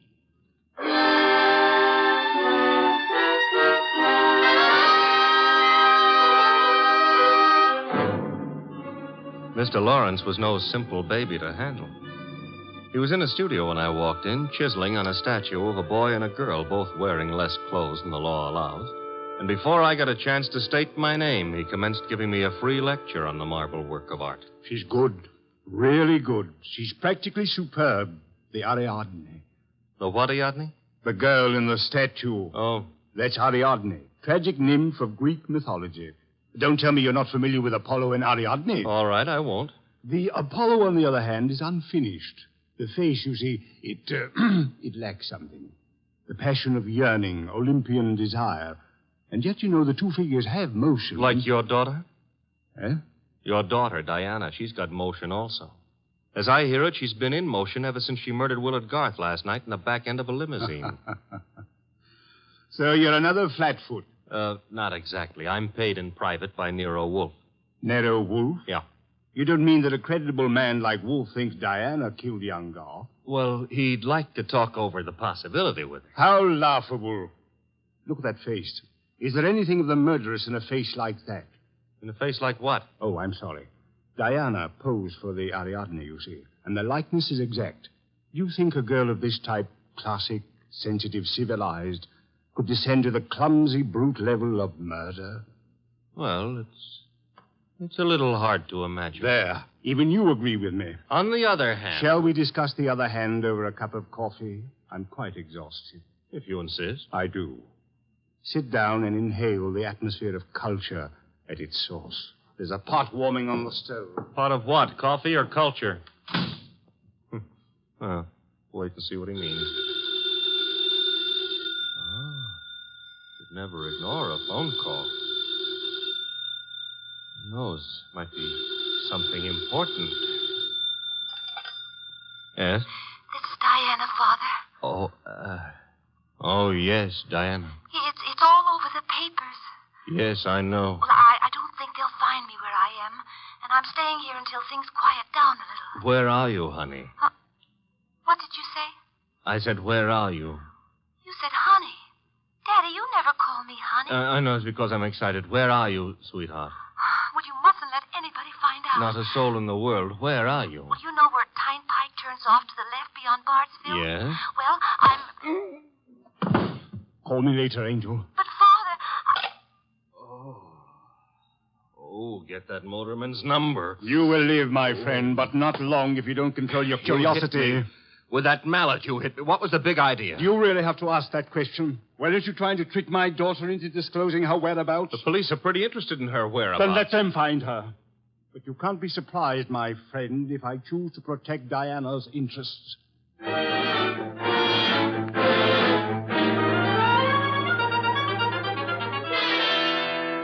So he's working on an Apollo and Ariadne, is he, Archie? Who cares about Apollo and Ariadne? The point is how he worked on my gourd. That, of course, was unfortunate, my boy, but... Did you get that piece? Mm-hmm. Hello? Inspector Kramer. Hold it. For you. Here. Thanks. Yes? Wolf?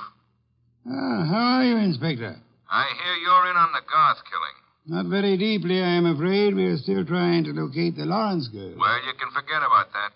Yeah? Yes, we've already located her and released her on a habeas corpus. That sounds interesting. Her father had a lawyer on our heads before she was in here 10 minutes. Too bad you couldn't have held on to her. Oh, I don't know. I'm not so sure we want her. Why not? Well, first of all, it's not likely she did it. No? No. Ballistics stated that the bullets that killed Willard Garth were not fired from point-blank range, and she was sitting beside him on the back seat. I see. Also, we found the murder weapon in the grass near where the limousine was parked, and she admitted it was hers. That sounds like a poor reason to release her. Well, the point is she wasn't in possession of the gun when the killing happened. At least so she says. No, who what? That doctor. What doctor? Townley. The guy who runs that sanitarium. According to her, he took the gun away from her for safekeeping at noon yesterday.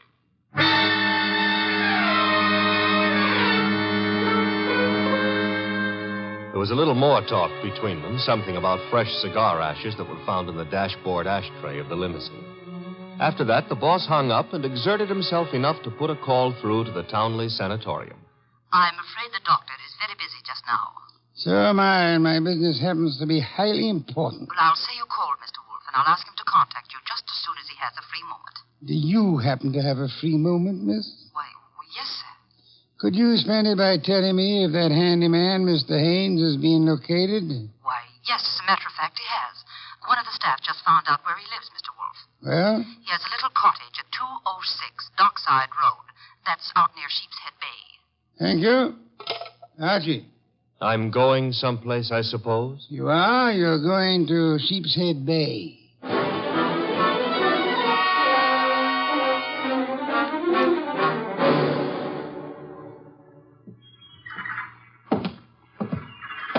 Hello there. Looking for a guy I can't find. Oh? Yeah, his name is Haynes. Stopped at the cottage up there, but there's no one there. I saw you here on the wharf fishing, so I... What did you say his name is? Haynes. Haines.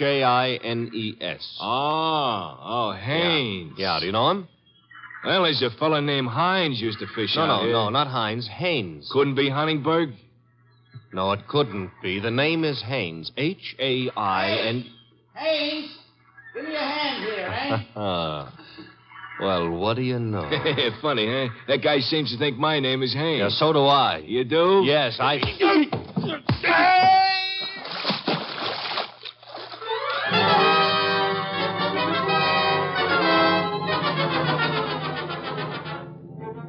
got back to our house soaked to the skin and minus Haynes, and just in time to see the boss in the exhausting process of walking across the room to answer the phone.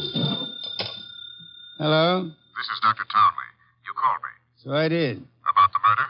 More specifically, about the statement from Diana Lawrence that you removed a firearm from her possession yesterday morning. That's quite correct. It's here in my Majonica cabinet. Is it? Of course it is. I suggest you check. Just a moment. Mr. Wolfe. Yeah? I'd like to see you at once. The gun, I suppose, has vanished. What? How did you know? Because it is at ballistics, Doctor. It turned out to be the gun that killed Willard Garth. I see. Do you? Yes. I understand everything now. It's all so crystal clear. Just how crystal clear? I'm quite certain, Mr. Wolfe, that I can put my finger on the killer. And I think it would be well if you came here immediately. No, I'm afraid it's impossible, sir. There's an important operation scheduled, and I simply cannot leave. What do you suggest? Well, is it outside the realm of possibility that you come here? Is it, Mr. Wolfe? Hello, Mr. Wolfe? Mr. Wolfe?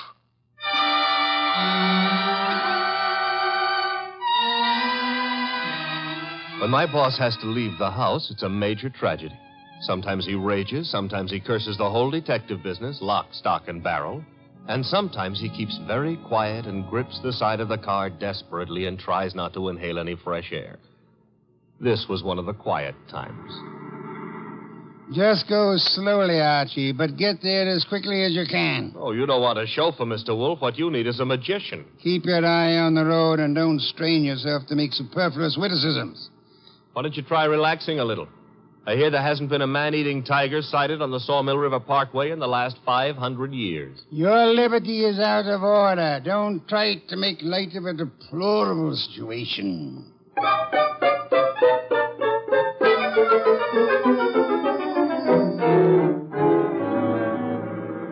Here's the sanatorium. And there's Dr. Townley coming to meet us. It's terribly nice of you to have come, Mr. Wolfe. I've heard about your aversion to traveling, and I appreciate your going to the trouble. Don't mention it. Oh, Archie, help me out with my other arm. There we are. Now, calm down. You're all in one piece. I think you'll find the trip highly profitable, Mr. Wolfe. You'll consider it time very well. Hey, what's the matter? What is it? What happened? He's been shot. It's hardly likely. There wasn't a sound. This kind of shot doesn't make a sound, boss. What do you mean? Better take a look for yourself. There's an arrow in his back, and he's dead.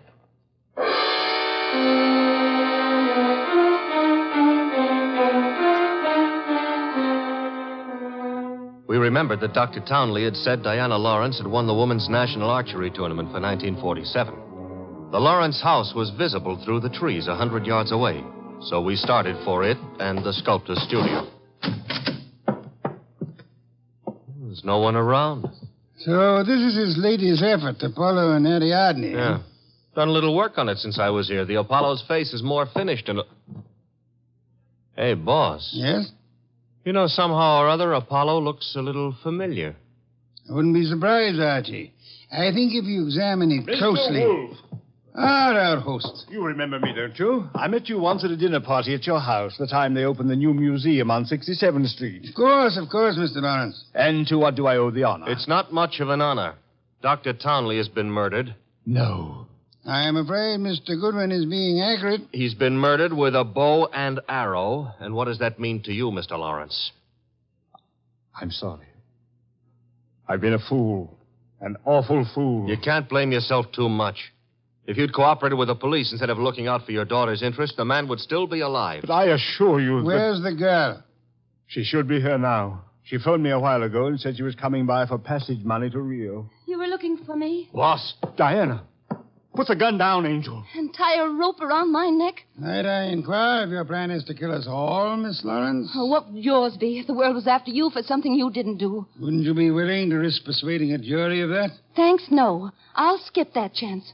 Father, get me the money. Diana, sweetheart, don't make me a part of your murders. That's asking too much of love. Don't you know I'm not guilty? No, Diana, I don't. Leave that gun away, Diana. Haynes. Looks like I walked in on the nose. That's him, boss, the guy who soused me. Take a little of your own advice. Relax, Archie. What do you want here, Mr. Haynes? I want to give up and try to straighten out this little deal.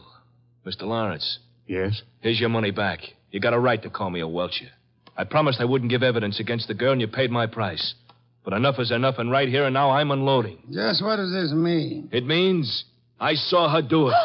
Oh, you stupid, lying, rotten... Oh, yeah.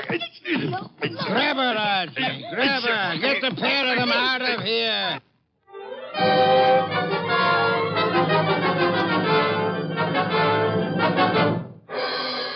What can I say to myself now? What can I do? I'm sorry, Mr. Lawrence, but it's not necessary to eat your heart out. Many fathers before you have done their best and failed. But I had a special duty toward Diana. Special duty? Yes. Well, you see, you'll find it out sooner or later, so I'd best tell you now. I'm not her real father. I adopted her 9 years ago when she was 14. I see. And I should never have done it. I realize now that I wasn't equal to the task. Well, all's not lost yet. They may not convict her, you know. Yeah? I said they may not convict her. But how could they fail to convict her? She killed Garth, didn't she? Did she? She shot him. But the gun was in Townley's possession. She could easily have stolen that. She could have broken into his office later. It wasn't locked. What wasn't locked? The Majolica cabinet. I believe you mean what you said, Lawrence, the Majolica cabinet. For the life of me, I can't see how you could know whether it was locked or not, unless you had the experience of opening it. Could it be that you went looking for the gun yourself after Townley said he had confiscated it? That you killed Townley with a bow and arrow, which you handle as well as your daughter, because he was just on the point of telling me that you knew where the gun was? And that you were the likeliest murder suspect? You must be mad. Oh, sir, not I. But you are mad and more than a little. You hated Willard Garth. It was you who were making the marriage impossible. You loathed him, and in the end, you killed him. How could I have killed him? I'll tell you a little secret, Mr. Lawrence. The police found cigar ash in the dashboard tray of the death car. Chemical analysis showed that the ash was from an El Adoro cigar. What have you got in your left hand, sir? In my... an El Adoro cigar.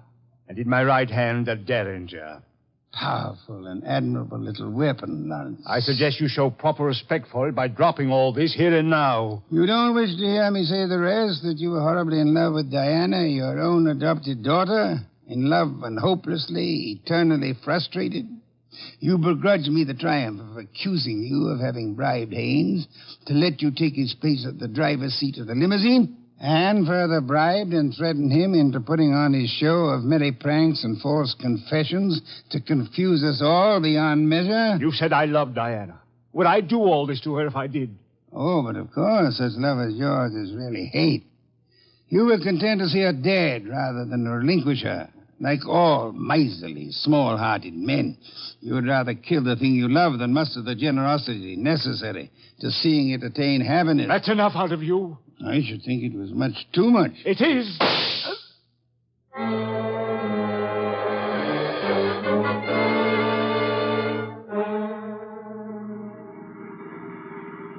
Archie, my boy, I'm grateful to you, both for coming back into the house when you did and for being such a good shot. Hope you remember that next time you feel like insulting me. Mm-hmm. Tell me, what's with that cigar ash routine? Who told you the ashes in the limousine were from an El Adoro, boss? I never heard anything about that. As a matter of fact, neither did I. No one could possibly have determined the brand by any chemical means in existence. I knew that, you see, and I took the long chance that Lawrence didn't. Oh. But I still don't get the mainspring of the deal. How did you know he was in love with Diana? That was genius. I have to admit it. You see, it all hinged on the statue of Apollo and Ariadne. According to the Greek myth, Apollo fell deeply in love with the nymph, but because they were of different worlds, he was condemned to pursue her always and never to catch her. Well, what's that got to do with the price of eggs? Isn't it perfectly obvious? Didn't he tell you that Diana had posed for the Ariadne? Yeah, but I still don't... And you yourself remarked on the fact that the finished Apollo looked somehow familiar, didn't you, Archie? Yeah, I did, boss. Don't you know why that was? You mean that... I mean that Michael Lawrence unconsciously revealed the true state of his heart. He didn't intend to, I suppose. But precisely and accurately, he chiseled the features of the tortured God in his very own image. Oh. And speaking of torture... Yeah? Will we be home in time for dinner? Oh, boss, you can't be that hungry. Oh, I am. Good heavens, Archie. Do you realize that I haven't eaten since lunch?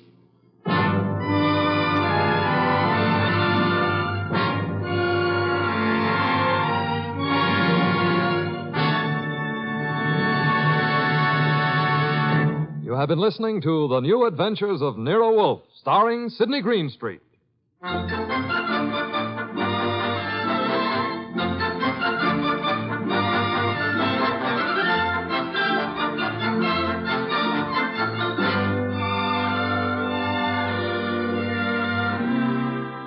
Tonight's transcribed story by Peter Berry was based on the characters created by Rex Stout.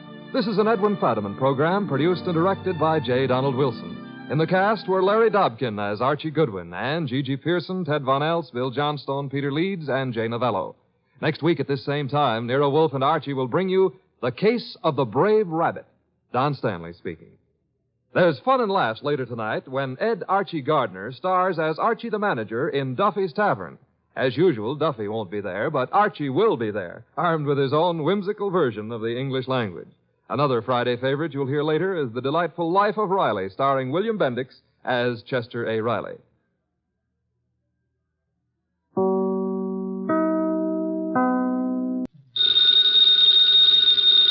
Ladies and gentlemen, that phone bell means adventure. Hello? Hello. The young man answering the phone is Archie Goodwin. And the mountain of a man engaged in deep thought in the oversized armchair is Nero Wolfe. What was that? Somebody's going to be murdered who has no manners? Well, what do you want Nero Wolfe to do? Teach him manners? Oh. Hold on. Mr. Wolfe. Yes, Archie? We've got a prospective client. In case someone she knows gets murdered, she'd like you to do something about it. Very well. However, advise her. Yes? Not to get murdered herself. I never take a corpse for a client. Greatest detective in the world.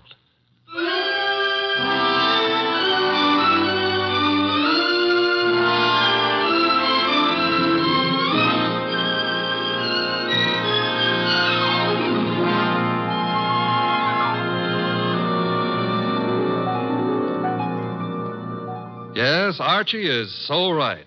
He is the greatest detective in the world, and the fattest, and the least energetic. He's Nero Wolfe, created by Rex Stout and brought to you over this NBC network in a new series of adventures by Mr. Sidney Greenstreet.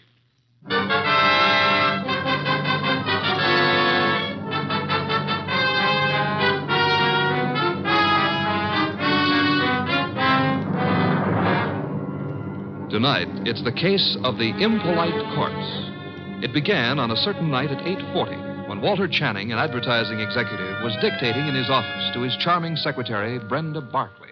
Brenda, take a memo. Yes, Mr. Channing. This is to be mimeographed and sent to the entire staff. The entire staff, yes, sir. Notice, effective at once, 1-hour lunch periods will be strictly enforced.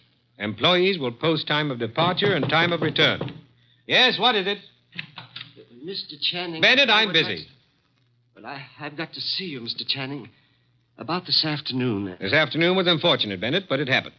I lost my temper. I'm sorry. So am I. Mr. Channing, I've been with the firm 14 years, and well, because a man blows up once in 14 years. Mr. Channing's office. Oh, you've got to reconsider. That's all, Mr. Channing. I never reconsider, Bennett. It's your wife. But, Mr. Channing. That will be all, Bennett. It won't be all. You can't wipe out 14 years of a man's life. Even you can't do that, Channing. It's Mrs. Channing on the phone. Oh. Hello? You're where? That's in this building. Since when has Dr. Ellis kept evening office hours? I told you there's nothing wrong with you. No, I can't. I don't know when I'll be through. And I don't want you hanging around up here. Well, take a cab or walk. I don't care what you do. What? I can't understand you. What? Goodbye, Doris. Where was I? Walter. Yes? You are going to reconsider about Tom Bennett, aren't you? Bennett was insolent this afternoon. I won't tolerate insolence. Yes? Shine, Mr. Channing? Shine? No. What's he doing down here this time of night? Half the staff's working overtime. Kelly's an enterprising shoeshine boy. Might have missed someone on his rounds this afternoon. Walter, about Tom Bennett. Forget Bennett. Look, you upset the inkwell. Oh. Quick, blot the stuff. Yes, of course. Did any spill on you? Spot up my trouser cuff. Lucky it didn't get on the carpet. Walter, about Tom Bennett. I told you to forget Bennett. All right, Walter, all right. Though maybe you shouldn't. Maybe you'd be better off to use him as a model. A model? If he knows he's not wanted around here, he'll have the self-respect to get out. Meaning? Well, you've known for a long time you're not wanted. And you're still here. How you'd like to fire me. Denying that would be silly. I've been with this firm 15 years in January. Employees get a bonus of stock shares after 15 years' service. That's what I'm waiting for, and you know it. Suppose we get back to that memorandum. You'd like to get me out before I collect those shares, wouldn't you? I said let's get on with the memo. You'd be petty enough to do it, too, if you knew how. There may be a way. There isn't, and you know it. I'm too careful. You can't fire me without cause, and I've given you no cause, Walter. Nothing you can possibly dictate one of your vicious little memorandums about. Don't try my patience too far, Brenda. Walter, what? This can't be us talking like this, you and me hating each other. I find it remarkable there ever was anything between us except hate. Walter. I mean it. Look at you. You were flashy when I met you. You're getting flashier.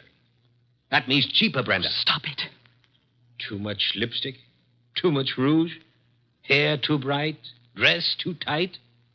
You're trying too hard, Brenda. You're labeling yourself like a sound wagon. I wonder what it is that stops me from killing you. Cowardice, of course. Now, when you've stopped sniveling, we'll get on with a memorandum. You ready? Yes, I'm ready. Notice. In the interest of economy and efficiency, junior executives will confer in the conference room, not in private offices. Mid-afternoon coffee and personal phone calls and daily shoe shines will be eliminated.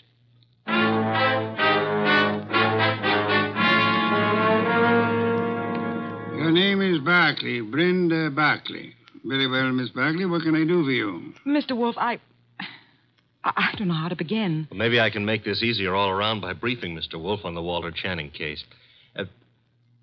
Hey, that's funny. What? Violet eyes. I always thought they were something the poets made up. Archie. Huh? Oh, the Channing case, yes. One moment. Miss Barkley, look this way, please. To me, an eye is functional object found in mammals, birds, fish, potatoes, and horticulture. Thank you. Go on, Archie. Walter Channing was the boy wonder of advertising. At 33, executive vice president of Winslow, Hart, and Straightmeyer. Just 24 hours ago, they found him at his desk, shot through the heart. They? Who is they? A night porter and a shoe shine boy, is that right? Yes. He'd been dead about an hour. The bullet went through Channing, his desk chair, and lodged in the windowsill behind him. Police thought at first it was suicide. The gun? 38, found it on the floor, 10 feet away. No fingerprints, anyhow, no clear ones. Seldom are on a gun butt. You say suicide was suspected. Why? The gun was 10 feet from the body. It was the smudges. Smudges? Powder burns. According to the papers, he was sitting at his desk. There were no signs of a struggle. The gun was held against his chest and fired. But it wasn't suicide, Mr. Wolfe. Walter Channing would never have killed himself. The police have already decided that, finally, according to the evening papers. And I presume you, Miss Barkley, are the suspect. No, not yet. But you expect to be. That's why you came to me. When the police talked to her, Her? Doris, his wife. I've been Walter Channing's secretary for 8 years. At one time, we thought we were in love. Mrs. Channing was aware of this? Yes. Oh, it was a long time ago. It was over. It was finished a long time ago, but she never believed that. Neither did Alan. Alan who? Alan Mielik, head of the media department at the agency. We were going to be married when Walter and I... Well, Decided you were in love. Miss Barkley, who finally decided you were not? You or Mr. Channing? He did. I see. Mr. Mielik believes you did not share this change of heart.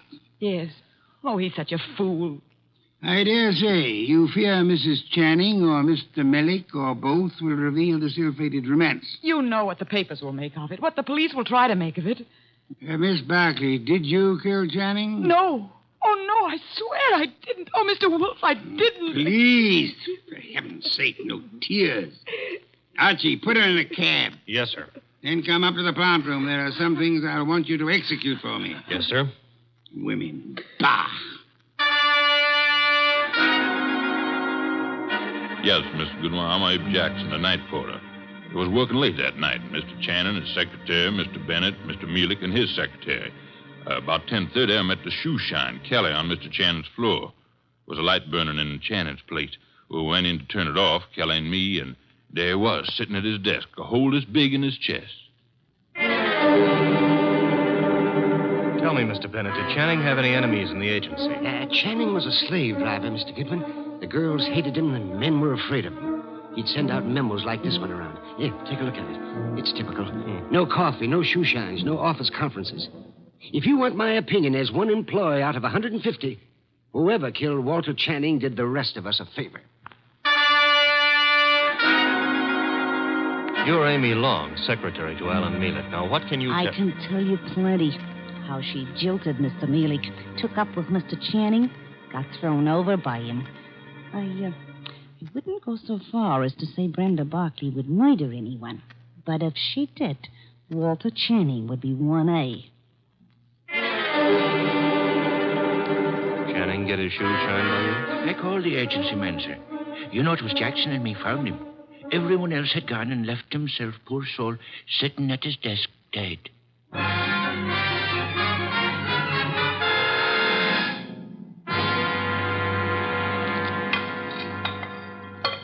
This specimen, the monogamous train orchid. Beautiful, isn't it, Mrs. Channing?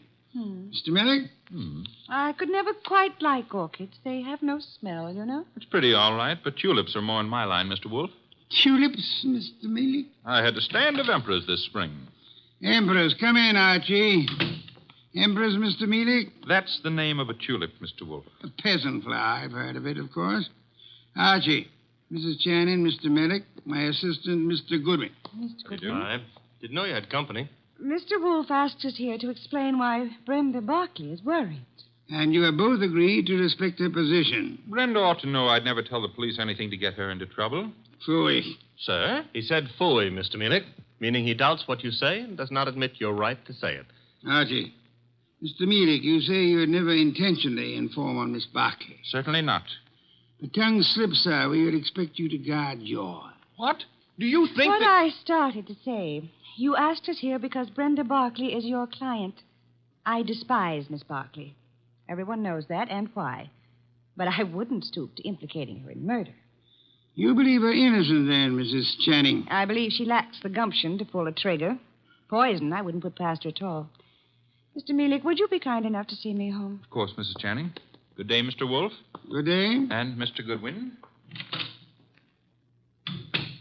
You have, I suppose, an exhaustive report from me, Archie? 7 pages of notes. Save them and get me a bottle of beer. You're in a rosy mood. What happened?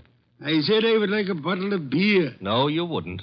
Archie, you better... Don't puff up about it. Those vest buttons won't stand the strain. I can't get you a bottle of beer. Why not? You ordered me to hold you to 4 a day. I rescind the order. You also ordered me not to let you rescind the order. What's the matter with you, anyhow? I have had to entertain 2 very dull people too long. Both those dull people are prime suspects. Mrs. Channing is a woman scorned. Mealy lost his girl to the guy who was killed. I can't blame her for throwing him over. Archie, the man grows tulips. What? Tulips. Well, give me a report. I checked the agency, everybody who was working down there the night of the murder. Also, I dropped in on Inspector Kramer at homicide. Also, I visited the morgue. Why the morgue? Because if I hadn't, you'd have said, why not the morgue? Go on. I drew a blank there. Kramer let me look at the clothes Channing was wearing. There was an ink stain on the left trouser cuff. An ink stain? And a hole through his shirt front with plenty of powder smudge like the paper said. He was shot with a .38 at point-blank range, sitting down. An impolite corpse. What? Discourteous. He didn't rise to meet his murderer. That is most significant, Archie. I know. I've got a theory about this case. No theories, facts, if you please. But look, Channing owned a .38. That's a fact. It's disappeared. That's another fact. The murder gun was a .38 with the numbers filed off, and it could be Channing's own gun. Thereby proving what, Archie? That his wife had access to it. Your theory involves Mrs. Channing, then? And Mealy. She decides her husband is less trouble to her, dead than alive. A regrettable tendency of wives. Have you noticed? And she sells Mealy on the idea. Now, that wouldn't be hard. They figure to make it look like suicide, but Mealy loses his head and runs, drops the gun on his way out, and... Oh, you don't buy it. Enough of theories. The facts, Archie.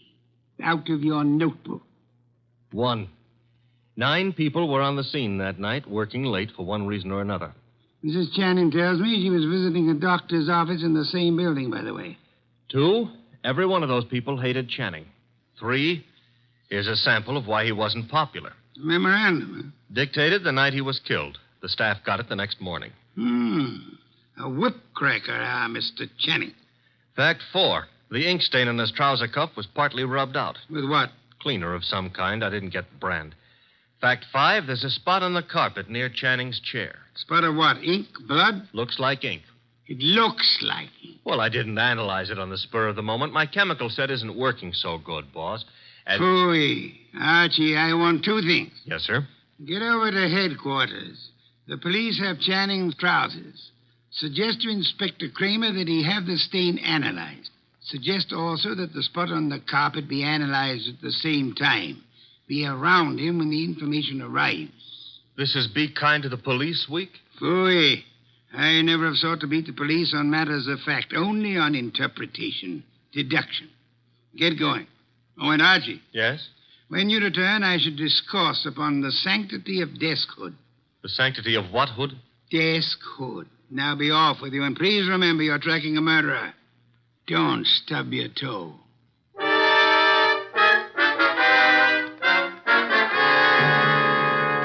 Goodwin, the thing on the carpet was a dye of some kind.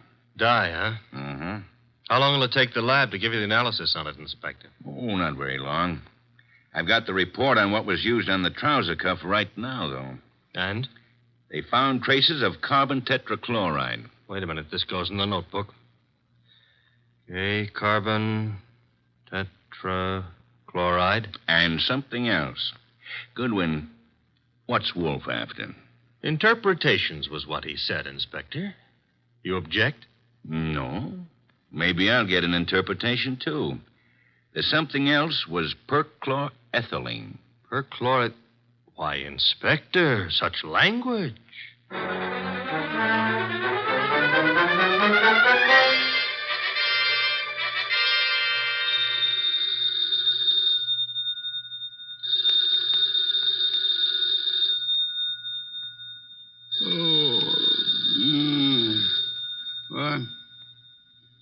What? Archie. The phone. Oh, not back yet. Hello? Mr. Wolfe? Yes? This is Brenda Barkley. Oh, Mr. Wolfe. What is it, Miss Barkley? You've got to come to Mr. Channing's office right away, Mr. Wolfe. Mr. Goodwin has been to your office. Everything I need to know. You've got to come, Mr. Wolfe. Nonsense. I don't go out. My digestion disapproves of it. I disapprove of it. But Mr. Goodwin, he's in danger. What's that? Terrible danger. He needs you here at once. Archie, danger? Let me talk to him. Please come. Hurry. What's happened? Hello. Sparkly. Fritz, get out of the car. Bring me my wool muffler and worsted vest. See if you can find my galoshes. Confound it, I've got to go out.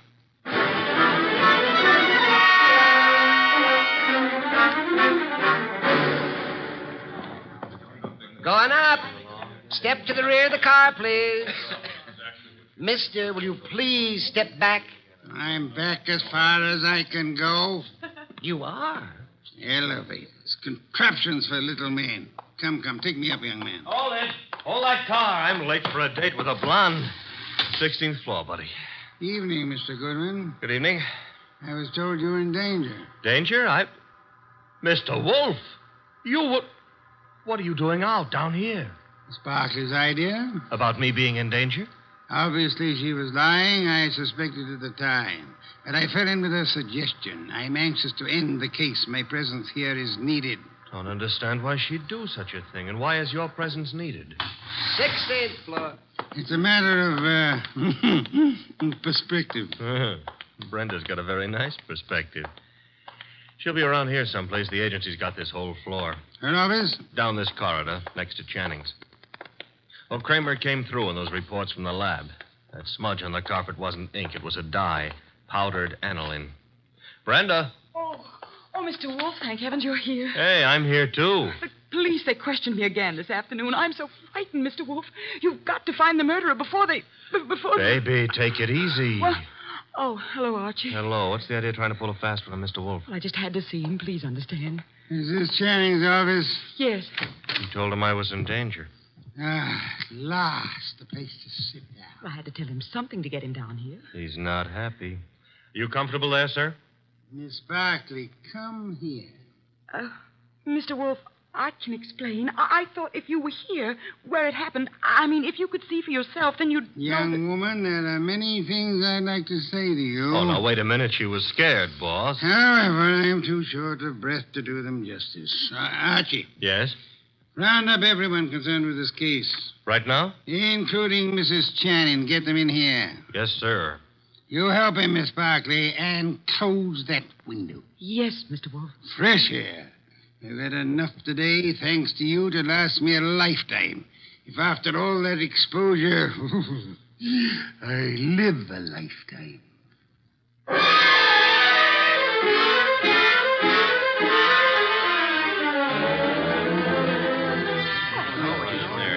What's going on here, anyhow? A tea party. Find yourself seats. Keep your knees steady. All right, Mr. Wolfe, everybody's here. Mr. Shoeshine Kelly? Here, sir, here. It was you who found the body. Him and me, Mr. Wolfe. I'm Abe Jackson, the night man. You gentlemen can help us if you will. Oh, to be sure, Mr. Wolfe. I'd like to know the exact position of the body when you found it. Well, he was sitting up. That's it, sir. Sitting up straight as you please. You'll oblige me if you'll demonstrate. Sit in the chair, please. His chair, sir? If you please. Abe, you. Yeah. Oh, no, not me. Not on your life. There's no easy thing you ask, Mr. Wolfe. But I'll oblige you. So, it was like this, I'd say. You agree, Mr. Jackson? A little more to the right, maybe. Yeah, that's the way it was. Archie. Yes, sir? Help me with a brief recapitulation. Well, so far as we know, Channing made no outcry. Therefore, he could not have been startled by the appearance of the killer. There were powder burns on the body. Therefore, the gun was against Channing when it was fired. His own hand couldn't have held it closer. Nobody heard the shot, probably because this office is soundproofed. The gun that killed him was lying on the floor 10 feet from the desk. In the direction of flight through that door. Go on, Archie. The killer was almost certainly well known to Channing, or Channing wouldn't have let him come that close without a struggle or an alarm. Also, the killer had access to this office. Another proof that he's not a stranger. One more point, if I may, Archie. The killer, he or she, is present here now. Here in the room. Quiet, everyone. We come now to the point I mentioned to you last night, Archie. The point I call the sanctity of deskhood. Sanctity of what? Deskhood, Mrs. Channing. Explain, Archie. Still figure it's so important? Absolutely essential. Well, I wrote it here somewhere. Oh. Deskhood refers to that area behind a desk where a man earns his livelihood, makes his career, builds his reputation. You mean here? Where I'm sitting? So long as a man sits at his desk, he enjoys a curious area of privacy. He is remarkably safe from intrusion. That's it, Mr. Wolfe. The sanctity of deskhood. Think about it a moment. You'll see what I mean. Nonsense. I've gone around that desk hundreds of times. I'm sure she has. Many more hundreds. If you mean what I think you mean, Mrs. Channing, you... Please, ladies. Mrs. Channing, when you approached your husband at his desk, what did he do? What did he...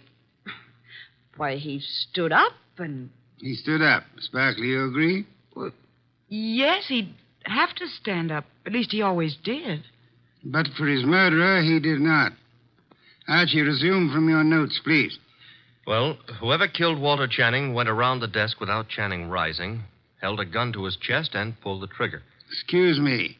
If you will go behind the desk and stand facing Mr. Kelly, Archie. Here. This the way you mean? You know the angle of the body wound to the hole in the chair? There wasn't any angle. One was in a straight line with the other. From where you stand now in front of Mr. Kelly, if you wish to inflict an identical wound upon him, could you do it? Not from where I stand. I'd have to kneel. You'd have to kneel. Do so. Note, please, the murder tableau. You mean that's The question now, who could kneel before Channing, get close enough to kill him from that position without alarming him in the least? Kelly. The shoeshine man. Hey, wait a minute now. Shut up, you, and sit there. His motive is crystal clear. The memorandum. Memorandum. You have a copy, Archie? In my notebook. Ah, yes. Miss Barclay, read the part which could explain Mr. Kelly's action. No, not now. The memo was all over the office. Kelly must have seen it. Oh, wait a minute now. Notice effective at once. Yes, here it is. In the interest of economy, daily shoe shines will be eliminated. That'd cut off Kelly's bread and butter. Kelly, I can't believe it. Nor can I. What? It's obvious Kelly murdered Walter Channing. Mr. Wolfe, now listen, I did nothing of the But kind. the obvious can be too obvious. Meaning what exactly? Archie, Yes, sir? brief these people on the ink-stained trousers. Channing spilled ink on his trouser cuff the night he was murdered. Somebody tried to clean the spot off. With what? According to the police analysis, carbon tetrachloride and perchloroethylene showed up. Both non-inflammable ingredients used in many commercial cleaners. Exactly what are you getting at, Mr. Wolfe? One moment, Mrs. Channing. Mr. Goodwin also has an analysis of the spot on the carpet behind the desk. Archie? A powder form of dye, aniline dye. Used in what, perhaps? Well, the lab suggested a shoe dressing. I got no powder dye. I swear I ain't, Mr. Wolfe. I'm sure you haven't, Mr. Kelly. You'll find this particular type of dressing is used on women's shoes, suede shoes, usually. I don't understand. Wait a minute. Yes, Archie? If a woman... Now, suppose A woman knelt in front of Channing to clean that ink spot off his trouser cuff. That smudge could have rubbed off the tip of her shoe onto the carpet. Exactly. I believe you'll find a typewriter cleaner contains tetrachloride and perchlorethylene. Something else just occurred to me. That memo was sent around the morning after Channing was killed. I never thought of that. True, Archie. And for only one purpose, to point suspicion at Kelly. But when the police didn't take the hint... Go on, Archie. What then? Somebody else was brought down here who would. Comes around to 3 questions, doesn't it? Who knew about the memo? Who had access to Channing's file where he kept his gun? And who made sure Nero Wolfe would see the evidence against Kelly? 3 questions, Archie, with one answer that spells the name of the murderess. Our own client, Brenda Barkey.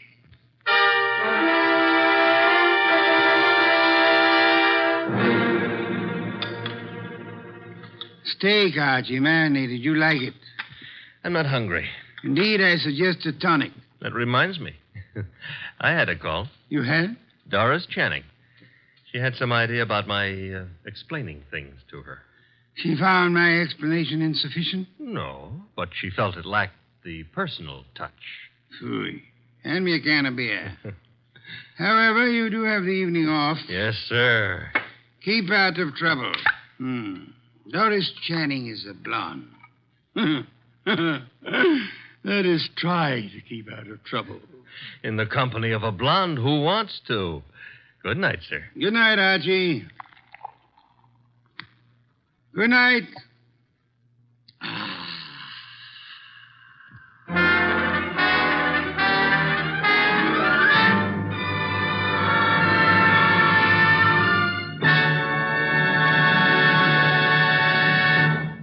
You have been listening to The New Adventures of Nero Wolfe, starring Sidney Greenstreet.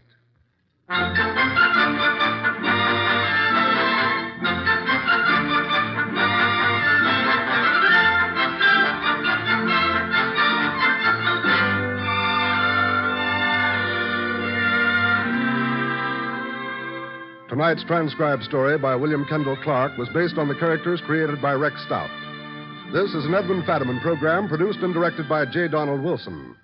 In the cast were Larry Dobkin as Archie Goodwin, and Donald Morrison, Betty Lou Gerson, Bill Johnstone, Howard McNear, Mary Lansing, and Barney Phillips. Next week, at this same time, Nero Wolfe and Archie will bring you the case of The Girl Who Cried Wolf. John Storm speaking.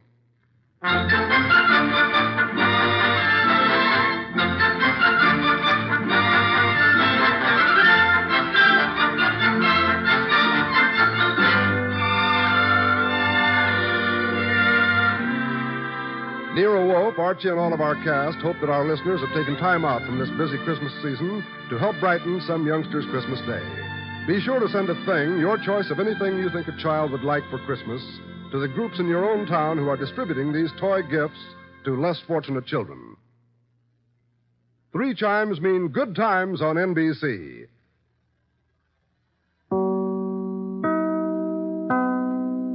Transcribed. Ladies and gentlemen, the ringing of that phone bell brings you mystery, adventure. Nero Wolfe's office, Archie Goodwin speaking. What? Oh, Fritz. Yeah, I thought it was the outside line. Yeah? Yes, thanks. I'll be right down, Fritz. Boss, Mr. Wolfe, will you please hurry? You're well aware that it will avail you nothing to hurry me. Why, Mr. World, be in such a rush today? But the car, it's downstairs waiting. Fritz is all ready. Let him wait. Isn't it enough that I've agreed against my better judgment to leave the comforts of home to go rushing through the crashing traffic of the city? To a dinner? That should be an inducement. Fritz could have prepared a delicious dinner. He has truffles in the pantry. Well, why did you promise Arthur Merle? You didn't have to accept the invitation. Quite so. He's an old friend. Besides, he does set an excellent table. It's just that I don't like the traffic. Traffic? I know why. It's that awful oxygen in the atmosphere outside. It's not the traffic. Archie, you're talking much too much. I know, boss. I'm impatient. Would you mind giving me some slight indication that you intend to move from that chair? Just as soon as I finish this beer. Sure you wouldn't care for half a dozen sandwiches before we go to dinner? If we were going anywhere other than to Arthur Merle's, I'd agree with you. He's the only person in the world I know of, except myself, of course, who has a proper appreciation and respect for the art of preparing good food.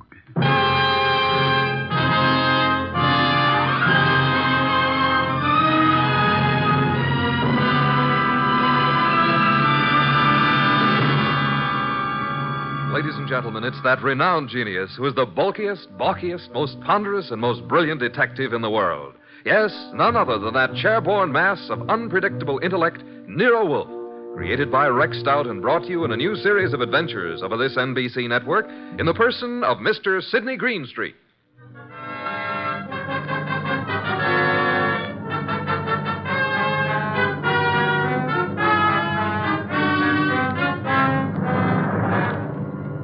We usually refer to this story as the case of the final page.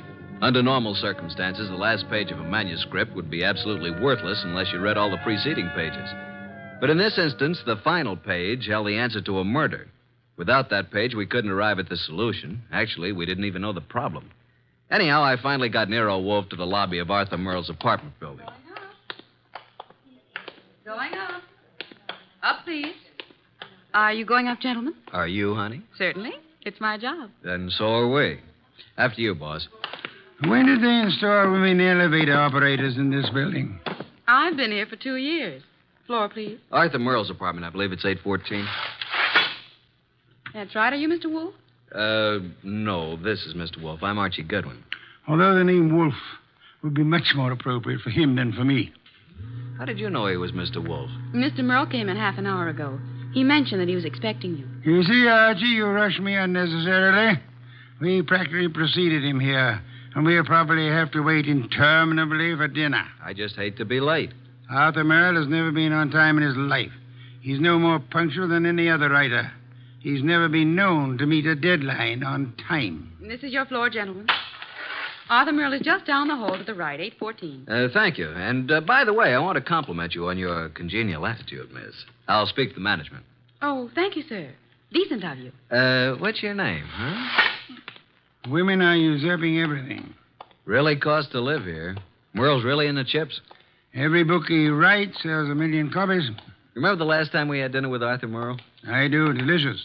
Mountain quail. Shot them himself. Yeah, he's quite a marksman. Archie, such proficiency as Arthur Merle displayed in hunting is evidence of a wasted life. Sure, he probably never made over $500,000 a year in his whole life. Well, ring again. Don't just stand there. Surely he's expecting us. The elevator operator said he was?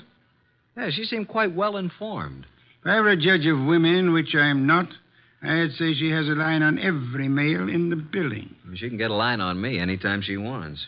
Archie, your insatiable interest in the female seems sometimes to border on the psychopathic. You know a more pleasant way to go crazy? Phooey. It's strange. There's a light on in there. I can see it under the door. Shall I try the door? Do so, Archie. Thank you. Unlocked. Well, at least we can get in. He may be in the bedroom. Probably in the kitchen. I'll just sit here. I must forgo the comforts of my own home. I certainly intend to avail myself of the comforts of Arthur Merle's. Very much overdecorated. You wouldn't like heaven unless they had orchids and beer. Not a chair in the place worthy of the name. Well, I'll try that divan while you have a look around. For what? Arthur Merle, of course. Suppose you have a look in the study. Maybe writing. Have a look, my boy. I'm exhausted and thirsty. See if he has any... Boss! Good heavens, Archie, don't shout. I'm coming. It's Arthur Merle. Look, slumped over his desk, a knife in his back. Yeah, he's quite dead.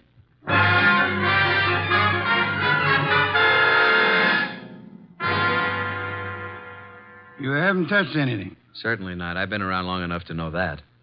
Well, you just call Inspector Kramer at homicide. How long do you think he's been dead? I'd say a half hour. From all appearances, yes. And perhaps only 10 minutes. I can't understand it. Why would anyone want to kill Arthur Merle? Everybody liked him. Last man I'd expect such a thing to happen to.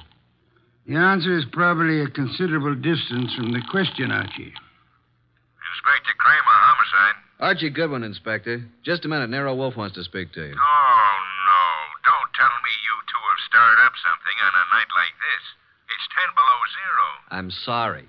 Here you are, boss. Hello, Inspector. Yes? What is it this time, Wolf? Find a dead body under Grant's tomb?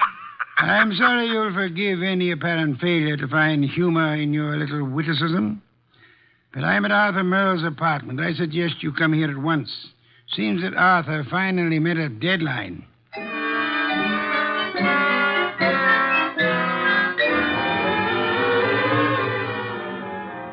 So you just walked in here and found Merle dead, huh? We were invited here for dinner. Anyone else around when you got here? No. You see anyone, Goodwin? Only the elevator operator who brought us up. Well, Mr. Wolfe, since you were in on the ground floor, maybe you've got some ideas. Sorry, Inspector. Had I been able to solve the crime so soon, I would have advised you, Inspector. Yeah. Well, it's obviously murder. Obviously. You knew him well? Quite well. Ever know of his being in any trouble? No. Everybody liked him. Arthur Merle, I felt, didn't have an enemy in the world. Is that so? I don't think anybody pulled this as a little friendly gesture. Don't jump to conclusions, Inspector, that this murder was committed necessarily by an enemy of Merle's. Meaning? It could have been an absolute stranger. A woman? Or a burglar, or a madman, or a crank, or... As far as we know, it could have been anybody in the city, Inspector. Arthur's been dead nearly an hour. And an hour ago, I was in my own home, sitting comfortably in my own big easy chair, drinking a delectable glass of beer. Someone at the door, Archie. Yeah, just a minute. I'll answer that. Mr. Merle? No. Well, is Mr. Merle here? Yes, he's here. But he's not seeing anyone. Well, he's expecting me. I'm from the Serve Right Catering Company. We're ready to serve for 4 here tonight. The dinner has been canceled. Oh, but it's been ordered. Breast of guinea hen, cooked in wine and cloves, delicious. It's prepared and waiting. I'm afraid that I must insist on seeing Mr. Merle. Mr. Merle has been murdered. Well, I'm afraid I must... Murdered? Well, oh, my goodness, but... Well, in that case, Yes, good evening. Don't you think you might have taken a bit more time with the fellow, Inspector? Why? You might at least have let him serve the dinner. Guinea hen, wine, and cloves sounded positively delectably... Look, I've had dinner. I'm afraid you're too busy, Inspector. So busy that you've just passed up an extremely interesting bit of information. What are you talking about, Wolfe? He said he was to serve dinner for 4. Well? Arthur Merle, Archie, and myself are only 3.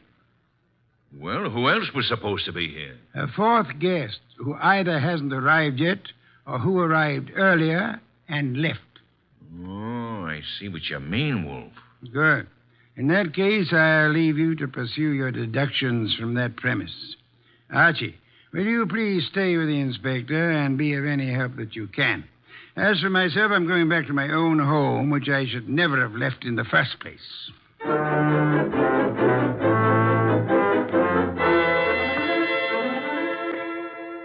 Okay, that finishes the apartment search, Goodwin. And what have we? Nothing. Except that Merle had over $300 in his pocket, and he was wearing a ring worth a couple of $1,000, so it couldn't have been robbery. And I don't think it was premeditated murder. Why not? The weapon. Obviously, if someone had planned on killing Merle, he'd have prepared it better. Used a better weapon than a blunt paper knife.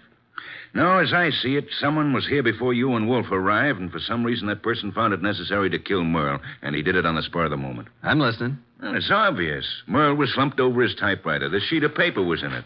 He'd been working. May I see it? Yeah. Starbreaker. Strange title. Page 189. He was getting well along with his latest mystery. Apparently. Gregory Thorne slipped the paper into his pocket. It was just an ordinary piece of paper, but Gregory knew its value. Used properly, as Greg knew how to use it, it would be worth $100,000. He walked away briskly, and as he... That's all. Yeah, that's all. Must have been writing. No, I'd like to read the rest of it. We didn't find any more of it. Any other ideas? No, at the moment we seem to be right where the murderer himself left off. Oh, what is this, open house? Sorry to be so... Oh. Oh, what? I expected to see Mr. Merle. Is he here? Well, who are you? Cynthia Roberts. He expecting you? Well, no. That is... Come on in, Miss Roberts. Thank you. Maybe the young lady is trying to say that he didn't have to expect her. Maybe she felt free to call without advance notice, Inspector. Inspector? What did you want to see Mr. Merle about? I'm his fiancée. Oh. Had dinner yet, Miss Roberts? Why, yes, I had dinner earlier. When were you last here, Miss Roberts? Last night after the theater, Arthur and I were... What's the matter?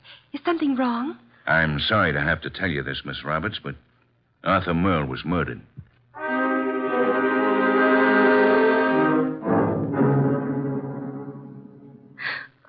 And you say you hadn't talked to Mr. Merle all evening. Is that right, Miss Roberts? Yes, that's right. You didn't have a date with him tonight? Oh, no. Then why did you come here? I told you we were engaged. I just came by, that's all. I see. Any more questions, Inspector? None for the present. How about you, Goodwin? Nope. But maybe Wolfe. Let me call him. Yes, I guess under the circumstances, we can't very well leave him out. Go ahead. Oh, Arthur, I just can't believe it. Why would anyone want to kill him? That, Miss Roberts, is a question we'd all like to know the answer to. Nero Wolfe speaking. Archie, boss, I'm still at Merle's. We haven't found out anything new except that Arthur's fiancée dropped in a few minutes ago. Did she know anything of interest? I don't think so. What does the inspector plan to do about her? Just a minute. He wants to know what you're going to do with her. Well, hold her, of course. He's going to hold her. Let me speak to him. Okay. He wants to talk to you, Inspector. All right. Hello. Inspector, I suggest you let the young lady go. Are you crazy? I haven't got enough suspects in this deal to be letting the hottest one go free. You can't consider her suspect simply because she knew Arthur. Now, see here, Wolf. If you go around arresting people at random, you'll suddenly be tipping your hand to the real murderer, admitting that you don't have a real clue to go on. And just what do you suggest? Find a motive, Inspector, find a motive. Then, if you stumble on a suspect, you'll have some basis for making an arrest. At the moment, I suggest that you let the girl go and tell Archie to stop wasting his time down there and come home at once.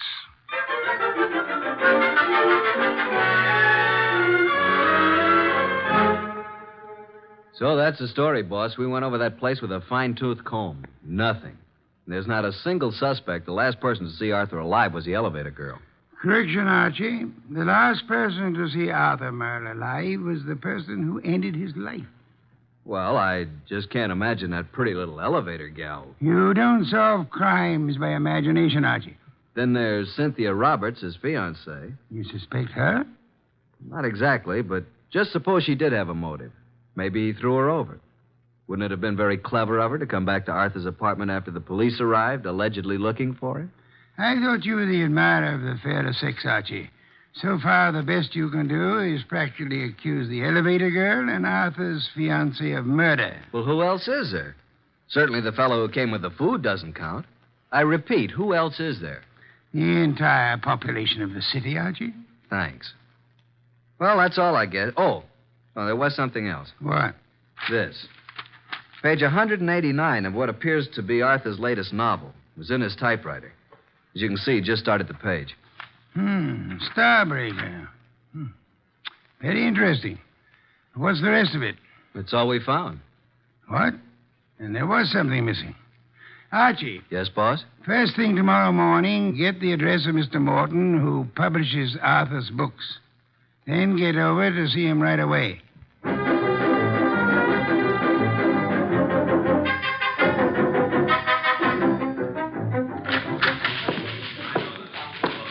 Yes, may I help you? I'd like to see Mr. Morton. Did you have an appointment? Tell him I'm from homicide. Oh, yes, sir. Yes? Mr. Morton, I know you have someone with you, but there's a gentleman here from the Homicide Bureau. He wants to see you. Tell him I work for Nero Wolfe. My name's Goodwin. His name is Goodwin. Send him in. Yes, thank you. You may go right in, sir. The large door to your right. Thanks. Come in, Mr. Goodwin. Come in. I understand you're from homicide. Not exactly. I'm Nero Wolfe's assistant. We're working with Inspector Kramer. And what can I do for you? You've heard about Arthur Merle. Yes, I received the word when I came in this morning. It was a great shock. Oh, excuse me, Mr. Goodwin. This gentleman is Henry Childs. How do you do, Mr. Childs? Glad to meet you, Mr. Goodwin. You're with Nero Wolfe? I'm his assistant, man Friday. Mr. Childs is a publicity agent. He handled all publicity for Arthur Merle. I've not only lost an excellent client, but a very good friend. Did you know Mr. Merle? Yes, I'd met him a number of times with Mr. Wolfe. Yes, indeed. Arthur Merle was a great writer and a fine citizen. He'll be missed by millions. Mr. Goodwin, when was the murder discovered? Last night, shortly before dinner. Well, what do the police, what do you think the motive was? Don't know as yet, Mr. Childs. A little early for that. Well, it's certainly a shame. I wanted to ask you a few questions, Mr. Morton, privately. I hope you don't mind, Mr. Childs. Oh, no, not at all. I was about to leave. I'll run along now, Mr. Morton. See you again soon, Mr. Child. Good morning, gentlemen. Well, Mr. Goodwin? You did a lot of business with Mr. Merle, Mr. Morton? I published every one of his novels for the past 8 years. And you intended to publish his new one, the one he was working on? Yes, we had a contract. The usual agreement between you. Naturally. Although I didn't know the story, I was always sure that if Arthur wrote it, it was good. Mr. Merle's name on the novel was a guarantee that it would sell 1 million copies. You don't know what this last one was about? Haven't the faintest idea. We relied completely on Arthur's judgment. Not even any carbon copies, huh? Not that I know of. Why? When Mr. Merle was killed, the only thing missing from his apartment was the novel.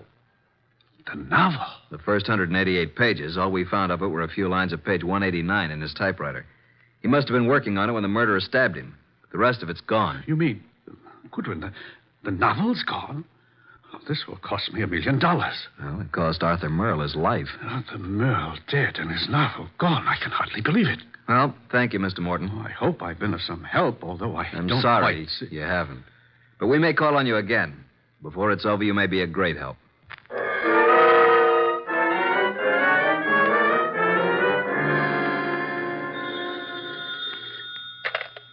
Nero Wolfe speaking.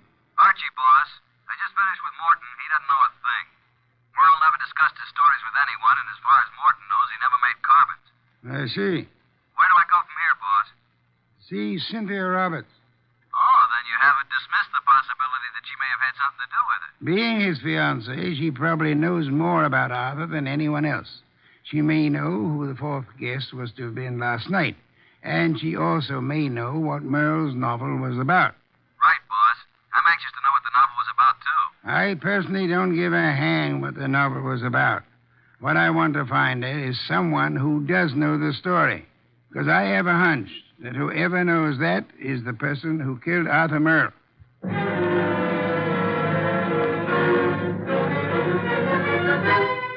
Miss Roberts, I know you want to help us find out who killed Arthur. Oh, yes, of course. I'll do anything. Nero Wolfe and I were invited to have dinner with Arthur Merle last night. Well, I knew he was having friends in for dinner, but I didn't know who they were. Oh, I'm sorry. I hoped you'd know whom he invited. No, he didn't tell me. Miss Roberts, we have reason to believe that there was to have been a fourth person there last night. A fourth? The caterer came to deliver dinner for 4. Now, the fourth party never did show up, or else came earlier and left after Arthur was killed. You mean someone Arthur invited to dinner might have killed him? Maybe. Oh, there's no one that I can think of who bore any ill will toward Arthur. We're convinced that this was done on the spur of the moment. Unpremeditated murder. Arthur Merle suddenly became a threat to someone. Now we've got to find out what the threat was and who was threatened. We'd hoped you could help. I'm sorry. Did he ever discuss his new novel with you? Oh, no, he never talked about his stories until he'd finished them. So his latest mystery contains the answer to an even greater mystery. Unless we find the first, they'll both go unanswered.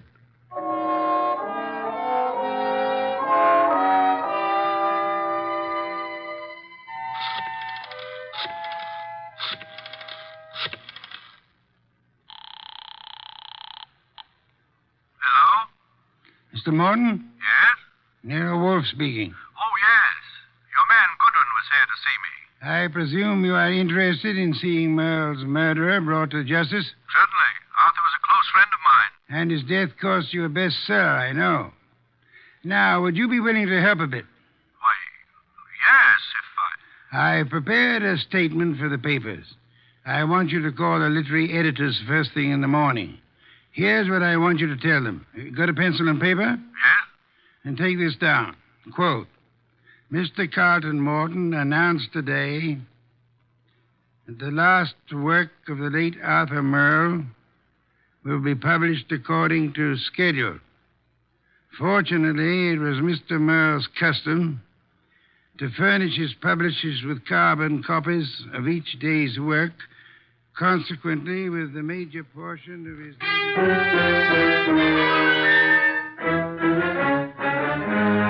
Boss! Good heaven, Archie. Please don't be so loud. Look here. In this morning's paper, why, that rat, he lied to me. That... What on earth are you talking about? That publisher, Morton, he said he didn't have copies of Merle's manuscript, that he didn't know what it was about. And listen to this. Mr. Carlton Morton announced today that the last work of the late Arthur Merle will be published according to schedule. Fortunately, it was Mr. Merle's custom to furnish his publisher with carbon copies of each day's work. Consequently, with a major portion of his latest work, Starbreaker, in the hands of his publisher, together with a complete synopsis, including the denouement, it will be possible for a ghostwriter to complete the novel. It will be published posthumously and proceeds with... Boss, did you hear that? I did, and it couldn't have been more to my liking if I'd written it myself. Now, excuse me. I want to make a telephone call. Who? Publisher Morton. Yeah, I'm beginning to see. He lied about the whole thing. I still don't see why he'd kill Merle, but on... Hello, Mr. Morton. This is Nero Wolfe. Yes, perfect. Now I'll call Kramer, and he and Archie will be waiting for you. Remember now, if anything comes of it, you are to say the manuscript is in the safe in your home, and you steer the party here. Say you've recently rented this place. I hope we'll be seeing you. Yes. Goodbye. Oh, and be careful. Remember what happened to Arthur. The manuscript is in my desk in the middle drawer. What the... You mean... Archie, look out of that window. Huh? Yeah? Out there is a city of some 5 million people. In that 5 million, there is one who murdered Arthur Merle. Now, we don't know who it is, so we can't go out and put a finger on him. But, Archie, since we can't go to him, we have only one other choice: make him come to us.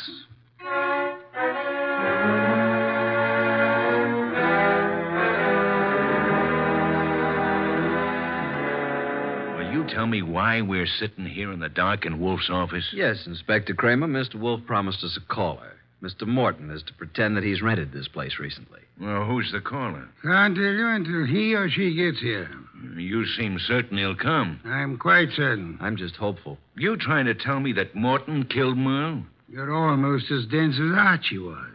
No, Morton didn't do it. Unless Mr. Wolfe is very wrong, which is doubtful, before the night is over, Morton will know who did. And then it won't be long until we know, too. You should get on a quiz program. You're so good at guessing games. Shh. Listen. Huh? Someone's coming. A brilliant deduction, my dear Kramer. I hope there are 2 of them. Inspector, behind these drapes. Quick! I'll get behind the screen. All right, Mr. Morton. So far, you've been very cooperative. Just keep it up. I have no intention of doing otherwise. Your gun has me completely convinced, Mr. Childs. Get the manuscript. Yes, just a moment. It's in my desk. Wait a minute. I thought you said it was in the safe. A mistake, Mr. Childs. I don't have a safe. Shall I get the manuscript? Yes, but no tricks. You be careful. I'm being exceedingly careful, Mr. Childs.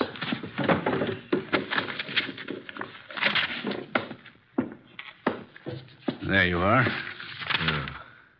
Starbreaker by Arthur Merle. Yes, this is it. Thank you, Mr. Morton. Now, I trust that's all you want of me. I'm sorry. I wish that were true. Unfortunately, you see, it's not the actual novel that I want. Oh? My interest in this copy is the same as it was in the original. And that is?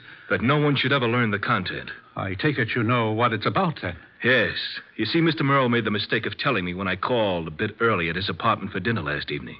I was forced to deprive him of his life once I learned the storyline of this novel. This story must be kept secret. Why? Most of you people in the publishing business know me as a public relations and publicity agent for several prominent writers. Yes? Actually, I've been as successful as I might in this business because a few years ago I stumbled onto a very neat and foolproof method of blackmail. Unfortunately, Arthur Merle thought of the same thing and based this story on it. If it got out, I'd be exposed and sent to prison. So you can see why I had to stop it, why I had to kill Arthur, and why...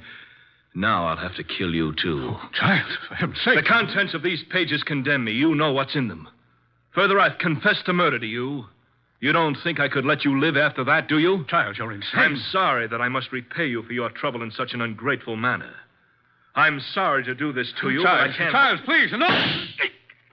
Sorry, Mr. Childs. There wasn't time to ask you to drop the gun. All right, Mr. Childs, get your hands up and stay where you are. Nice going, Mr. Morton. Who are you? That took courage, Mr. Morton. Sorry we had to wait so long, but we had to make Mr. Childs here convict himself. Convict? What do you mean? We've been waiting here for you, behind the drapes all the time. We heard every word. Mr. Childs, you're under arrest. Police? Yes, Mr. Childs. Only one person could have been so anxious over a copy of that novel. That's the person who killed Arthur Merle for the original. And we heard you confess to that. And that's all we need to convict you. We didn't have any proof until we set it up for you to make a second try to cover up for the first. Fortunately, the setup worked. Setup? Take a look at the rest of the manuscript, Mr. Childs. What? Oh, the front page is there, all right, but look at the rest. Why, they're blank. They're just blank pages. You didn't have a copy at all. No, but we certainly got a murderer. Eh, Inspector? Childs! Childs! Stop, Childs! Stop! Well, that's one way to avoid standing trial.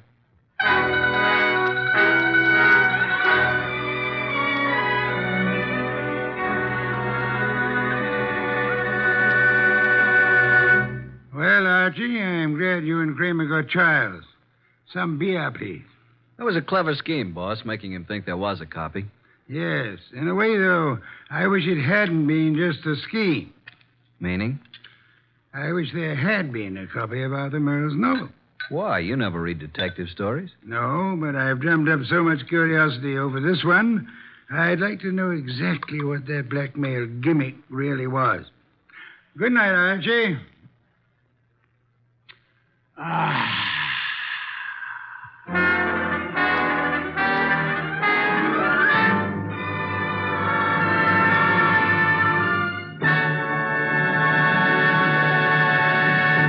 You have been listening to The New Adventures of Nero Wolfe, starring Sidney Greenstreet.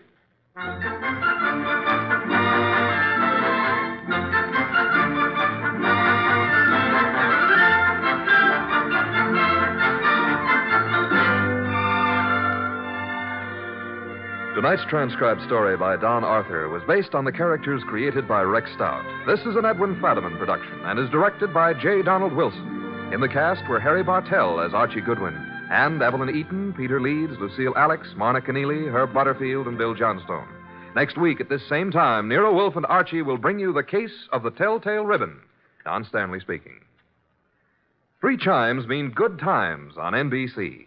There's excitement for you Sunday when talented servicemen compete on The Phil Regan Show. And Sunday on NBC also means another delightful adventure with Cary Grant and Betsy Drake when they star as Mr. and Mrs. Blandings, the proud but bewildered owners of the famous Dream House. The chimes are your invitation every Sunday to Mr. and Mrs. Blandings. Tomorrow for excitement, hear Herbert Marshall in The Man Called X on NBC.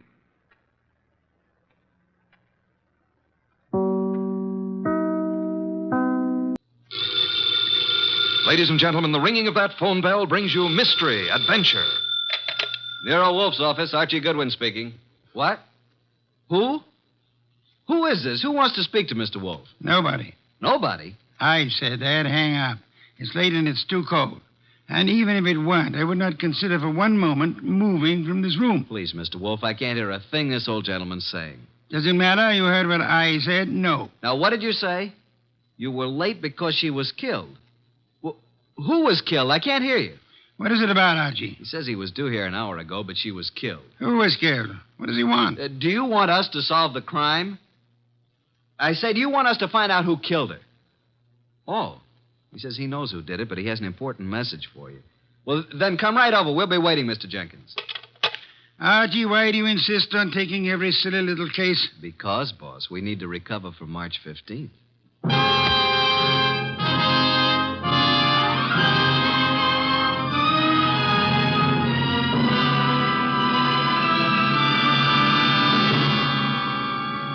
Ladies and gentlemen, it's that renowned genius who is the bulkiest, balkiest, most ponderous, and most brilliant detective in the world.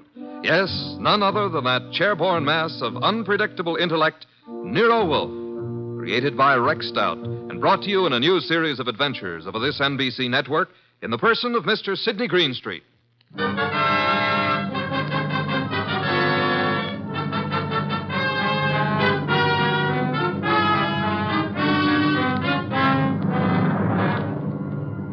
This case I like to refer to as the case of the Telltale Ribbon. Perhaps a better title would be Wolfe Goes A-Hunting.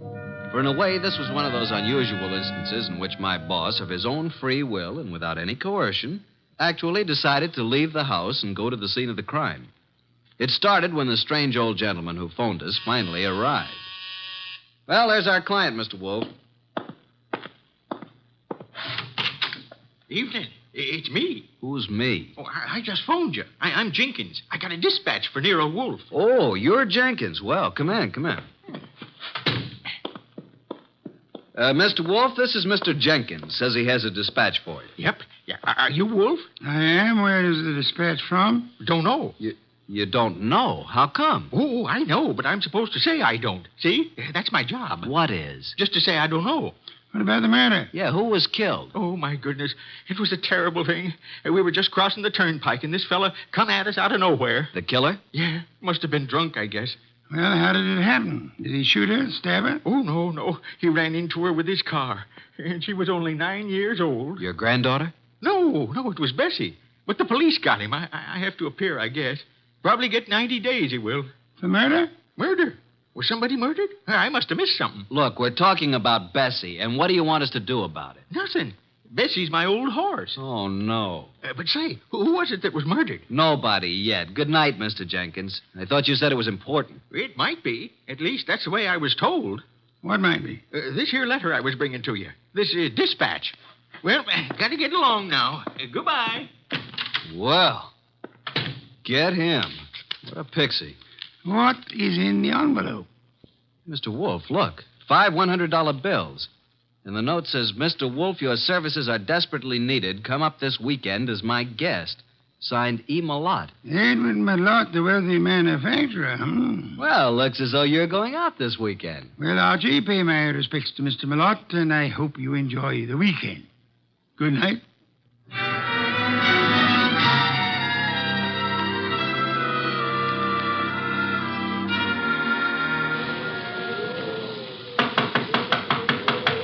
Something certainly phony about this. There's no party going on here tonight.